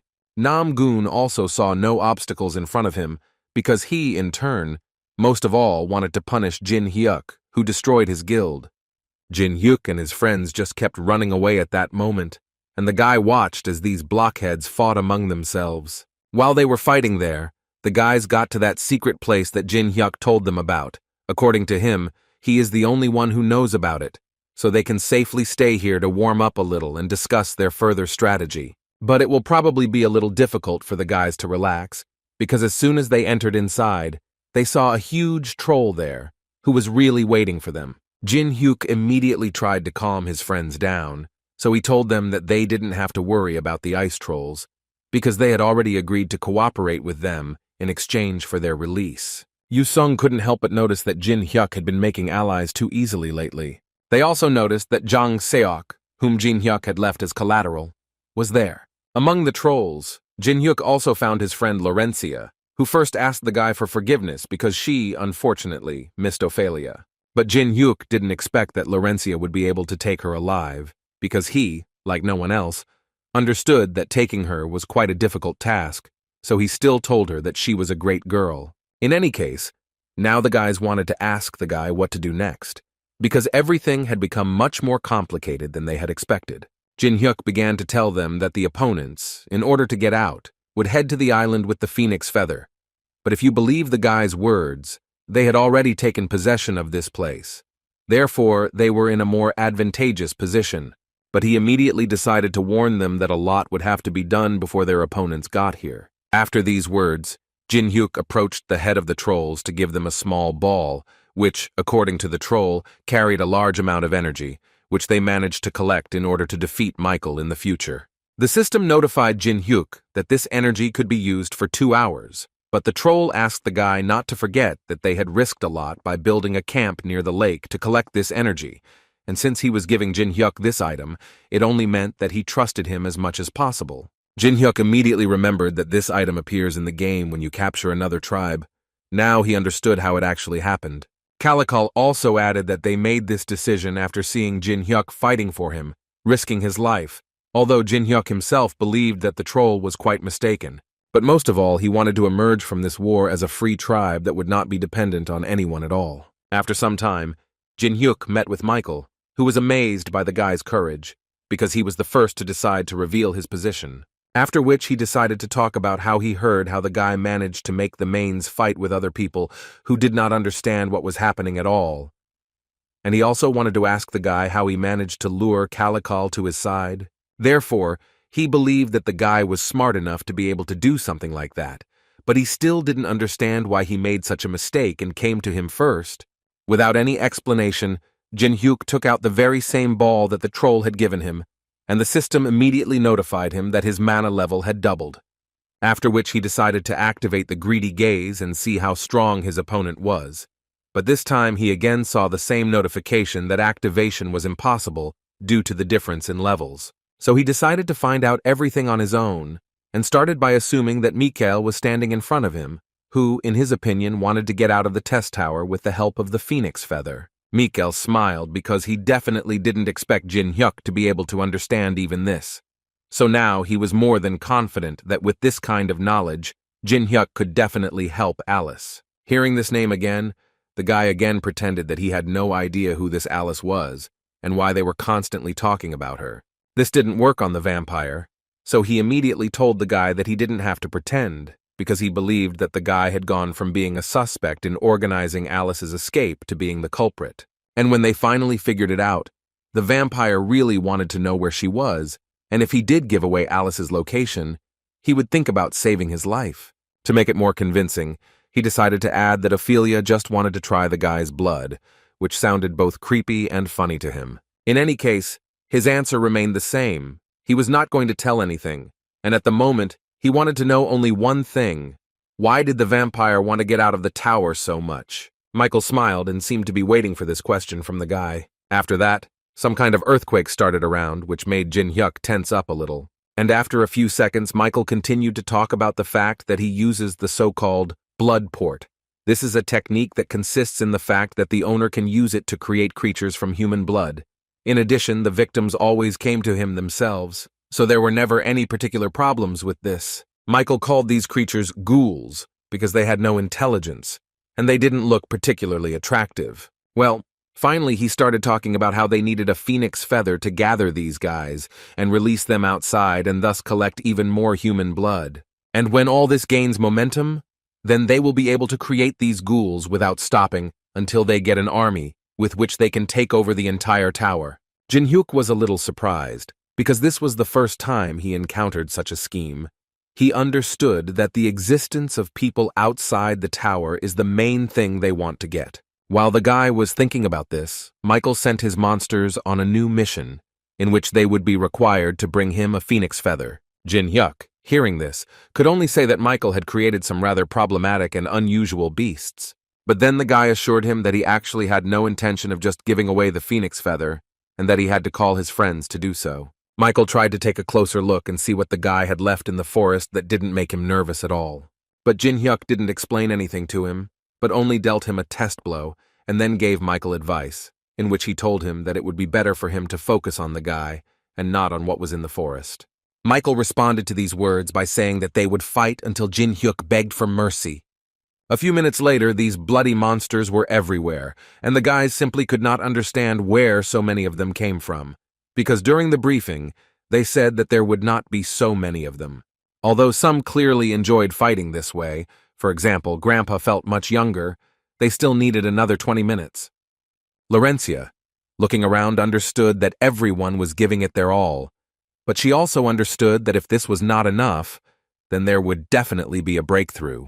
And so she was going to do everything she could to prevent that from happening. Michael was fighting for fun at this point because he thought he was much stronger than Jin Hyuk, But even so, he was incredibly strong. But Jin Hyuk is not an easy player either, so their fight was incredibly interesting and on equal terms. At one point in the fight, Michael couldn't help but notice that since Jin Hyuk was using holy power, he was definitely not normal. Besides, he felt a little uneasy that Jin Hyuk was happy that his attack didn't work. As soon as he finished speaking, he noticed that his pawns had returned, and so he decided to order them to get ready, because now they would attack together. Bershin and Oliver were ready, and were only waiting for the command from their leader. It seemed like Jin Hyuk should be at least a little scared, but his smile made one clearly doubt it, although he still noticed that 3 against 1 was clearly unfair. Michael immediately saw that Jin Hyuk apparently liked it, since he was smiling like that. In any case, he decided to give the guy one last chance.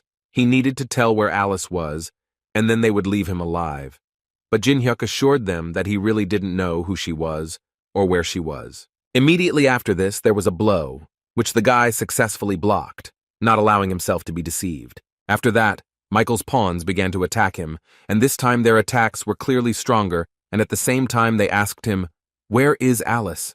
Jin Hyuk is already tired of repeating to them that he doesn't know where she is, and doesn't understand at all who they are talking about. But it felt like Michael liked it, like he wanted the guy to keep quiet and he would eventually force this information out of him.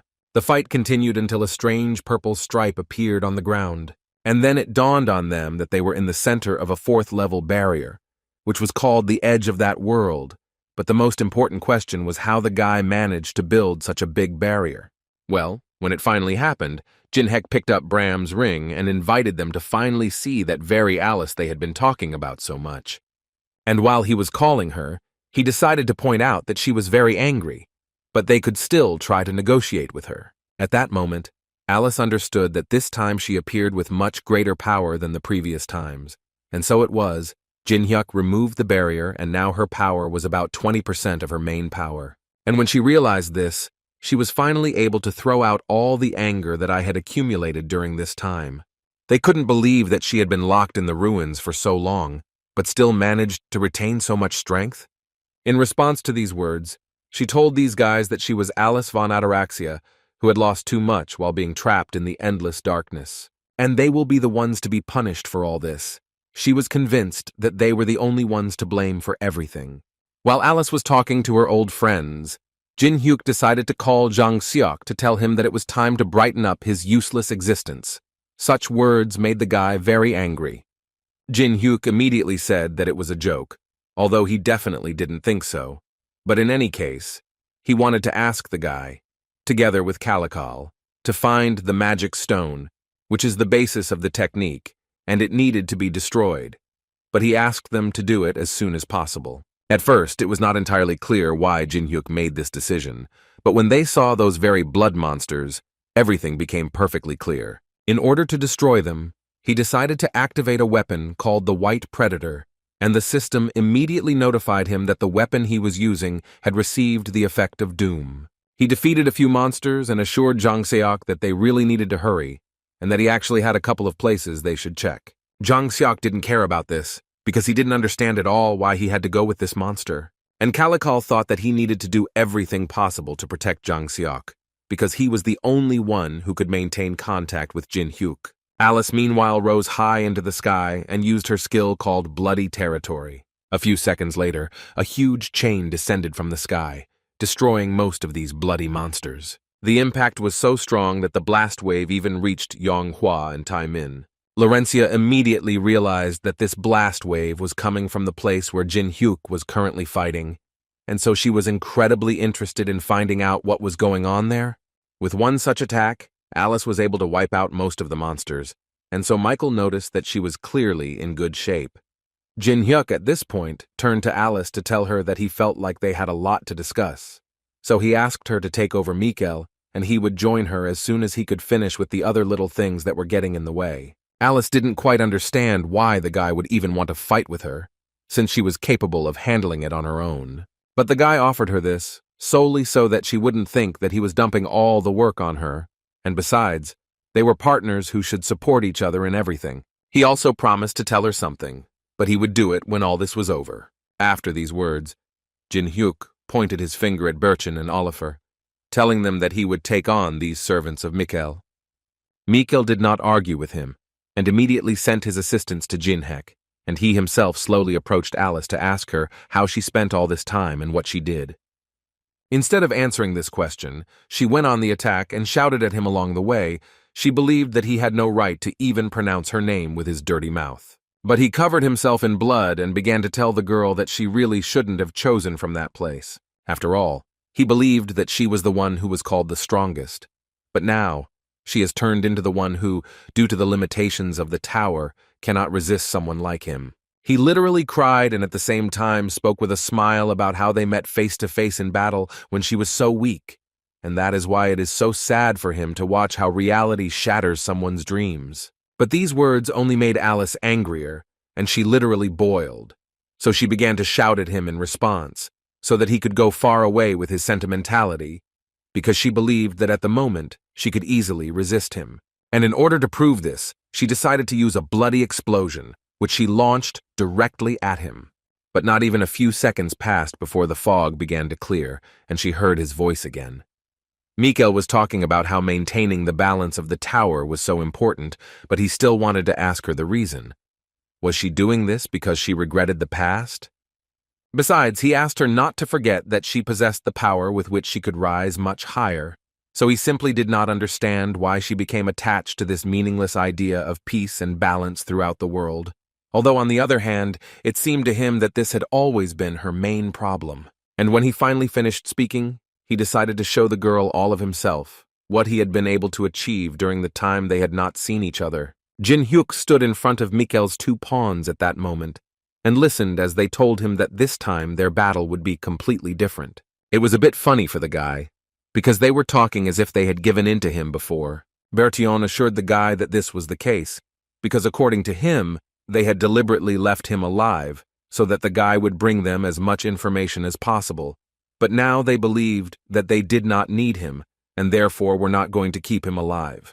This made the guy laugh even more, and he decided that since they wanted it that way, he would also show them his true strength. After all, if you believe his words, then he showed them no more than 20% of his total strength. And when he finally said those words, he was able to raise the fourth flag, which he needed in order to copy the mana absorption skill, which works when the guy lands a successful attack, and thus, he is able to steal the opponent's mana. Jin-hyuk immediately thought that he had actually suffered a lot while trying to obtain this skill, but he was sure that it was not in vain, because he simply needed this skill in order to be on equal terms during the battle with vampires. But the guy didn't stop there. He went further and decided to check what would happen if he tried to combine this skill with the Saint.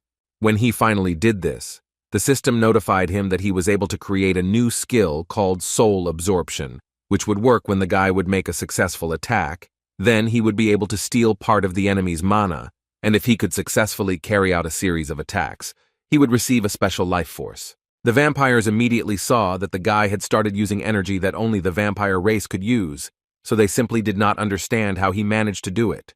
Jin-hyuk decided to interrupt their thoughts when he went on the attack and along the way told them that they would rather try his attacks for taste and not just stand and watch. With just one attack, the guy was able to get 3 units of mana, but the vampire accordingly had 3 units less. Life force is a kind of synergy with other player characteristics. Thanks to this skill, you can strengthen your body. This is a secret skill that Jin-hyuk discovered after about 62,000 experiments with different variations of the combination. In other words, it could be said that the guy now essentially has no growth limit, and his body can become stronger and stronger with each of his attacks. He delivered an incredible number of attacks to his opponents, and most importantly, they remained unanswered. Although Ophelia tried to use all her strength and skills to try to stop the guy, but Jin-hyuk didn't care at all.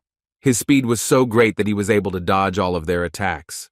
However, at one point, he was still a little distracted when he saw a huge bloody cloud in the sky, and so he immediately thought that apparently Alice was not fully coping with her incomplete strength, and he needed to return to her as soon as possible.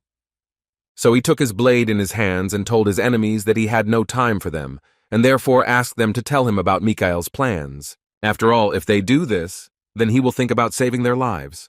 They immediately realized that the guy had really been hiding some strange magic inside himself all this time. But still, they were not going to tell him anything, because they thought that he was lying to them and just bluffing. However, Before Bertion could finish speaking, his head suddenly fell from his shoulders. Oliver looked at Jin Hyuk, who was already talking only with Oliver about the fact that in fact, one of them was enough for him to get information. Jin Hyuk believed that the time had come for Ophelia to speak to him frankly and not hide anything. Alice was really losing at this point, and her strength was not yet enough to defeat Mikael. At that moment, she understood that she was losing, but she also had the confidence that she actually just didn't have enough mana. But Mikael felt just great and was more than ready to destroy her once and for all. The leader of the trolls at this moment continued to fight stubbornly, and he consciously understood that in order to win this battle, he needed to destroy the magic stone. But getting to it would not be so easy, because these monsters were pressing on him and not giving him a pass. Therefore, he decided to ask for help from Jang Sok, who, at his request, had to get to the stone and destroy it while he would clear the territory for him. But Jang was not prepared for this, because he did not even imagine what he needed to do in order to clear the territory and destroy this stone. After all, he believed that the troll at least had a reason to go into battle. He needed to fight for his family. But as for Jang Sok, he just wanted to be popular with girls. For this, he even created a guild. He just wanted to become successful all this time. So he doesn't even understand how it all came to this? The troll asked him not to complicate life for everyone around him, because he believed that the meaning of life was much simpler and clearer than it seemed to him. And according to him, it consisted in the fact that you need to do what can be done right now. It seemed to him that after these words, the guy would finally come to his senses and do what he had been asking him to do for so long. At this moment, a memory flashed in Jang Song's mind when he was congratulated for taking such a high position in the Tangun Guild. According to his teacher, there is no more prestigious job at the moment, because he will be able to get money, fame, a lover, absolutely everything that most people dream of. Jang Seok was incredibly happy at that moment, because it seemed to him that he was finally able to achieve the very success that everyone around him was talking about. These thoughts became the motivation for him that allowed him to do what was really important. And a few seconds later he struck, after which the system notified everyone that the source of mana for the bloody port had been destroyed. Thanks to this, the magic circle gradually began to disappear, which was very important for the implementation of the plan that Jin Hyuk came up with. At that moment, Mikael realized that he had apparently just run into big problems.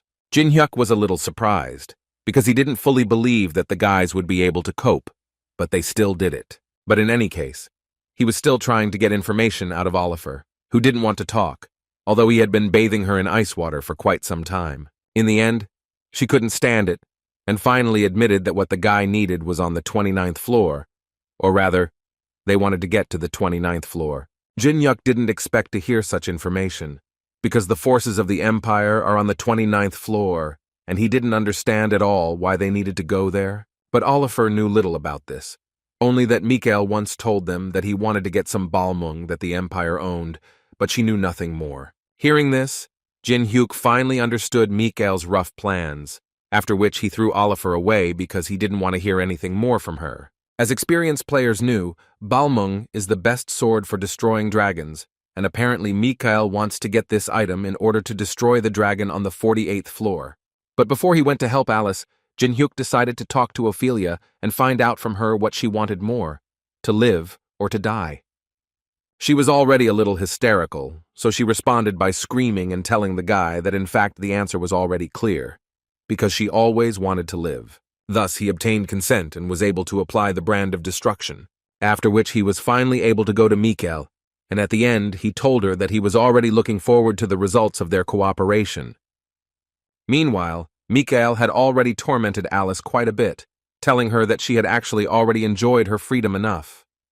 Now he is here to finally return her to her place of confinement and remind her of where she really belongs. But his words and thoughts were interrupted in an instant when Jin Hyuk used the sword graveyard and rushed into this battle, freeing Alice in the process. This was quite unexpected for Mikael, because he did not expect that his skill, which had withstood even Alice's attacks, would fall so quickly from one blow from some person. Alice was so happy to see him, and Jin Hyuk asked her to be silent, because he thought that she was already a great girl and had done a great job with her duties, and now she should rest a little. After which Ji Hyuk stood in front of Mikael to tell him that he was now his opponent. Alice watched Jin Hyuk's fight, and how he fought closely, and she really couldn't believe that Jin-hyuk was always so strong, because he delivered attacks that she had never seen from him before. But she understood that it was far from impossible, that he had thought it all through, and during this time had managed to become much stronger. However, Mikael was also very different from all the opponents that Jin-hyuk had during this time, because his strength was enormous. Although apparently it only seemed that way against the backdrop of weak opponents, because at one point, Jin-hyuk activated his true power and began to deliver attacks that Mikael simply was not able to repel. At least that's what Jin-hyuk thought until he saw the vampire use a skill called Mana Barrier. And this meant that Jin-hyuk essentially does not cause damage due to the large difference in mana levels. And with the absorption of souls, he will catch up with him in the best case in a few years. Meanwhile, Jang Sok from Tamgun stood next to a huge number of bodies of bloody monsters and did not know what to do next. After all, the head of the trolls was in very bad shape, and he was about to die, so the guy asked someone to help him. Laurentia immediately rushed to the rescue, using the sacred healing skill, and the big guy immediately felt much better. Laurentia was too exhausted, so her strength ran out immediately after she finished the treatment. Yu Sung knew that things weren't going well for them, so he wanted Jin-hyuk to get over it as soon as possible and come back to them, because they were all already at their limit. Meanwhile, Jin-hyuk used all his new skills just to activate the Eye of Gluttony, and he still managed to find out the conditions for copying. He just needed to survive the fight with Mikael, and then the guy would get a chance to copy his skill. The vampire immediately noticed that Jin-hyuk was smiling again, and this couldn't help but amuse him, because it seemed to him that the guy was doing this in vain, because he would soon finish him off. And in order to do this, he decided to use a skill called Nails, hidden in the moon. But before that, he told the guy that now they would check together how long he could smile like that. In response to this, Jin-hyuk activated the sword graveyard, with which he was able to easily block this attack. But apparently it was just a trick that he fell for, because after a few minutes, he noticed that his swords along with his hands were blocked by Mikael. Mikael Buell was so happy that he finally managed to catch Jin-hyuk, and when he finally did it, he was going to pull out the guy's teeth, although Jin-hyuk certainly didn't think so, because without further thought he let go of his swords and picked up his bow. Due to such an unexpected change of weapon, Mikael simply couldn't dodge, so he had to accept the attack. Although it was a very successful attack, he liked it, and he simply couldn't help but notice that the guy had a lot of tricks, which made this fight even more interesting. But this time he had already decided finally that he would finish with the guy and then continue with Alice, and in order to make this come true, he decided to use a skill called Hellfire of World Destruction. Alice immediately stood up and shouted at Jin-hyuk to leave immediately, because she understood perfectly well that if Mikael got hit, the guy would definitely not be able to survive. But the guy had another smile on his face, and he answered Alice that in fact, he needed to take this blow in order to survive. Alice decided that he was completely out of his mind and didn't even know what he was doing, so she continued to yell at him to leave immediately. Instead, he simply activated Perseus's shield and gave it to Alice so she could watch the show in safety. After a few seconds, Mikael spent all his energy on this blow. He was so exhausted, but on the other hand, he was very happy because he was sure that he finally managed to finish off Jin-hyuk. And he also noted that for the first time, he had to use all his mana against a person. This deserves respect for him as an opponent. And since he finished fighting with Jin-hyuk, he can finally continue his communication with Alice. At least it would have been good for him. But when he looked up, he realized that everything was not going according to his plan. After all, there was Jin-hyuk, who could still participate in the battle, unlike Mikael. A few seconds before the collision, Jin-hyuk used his new skill, which used up a huge amount of mana and was called the skill of 1 second invulnerability. In this way, he was able to dodge Mikael's attack and then return to the fight and finally destroy this vampire.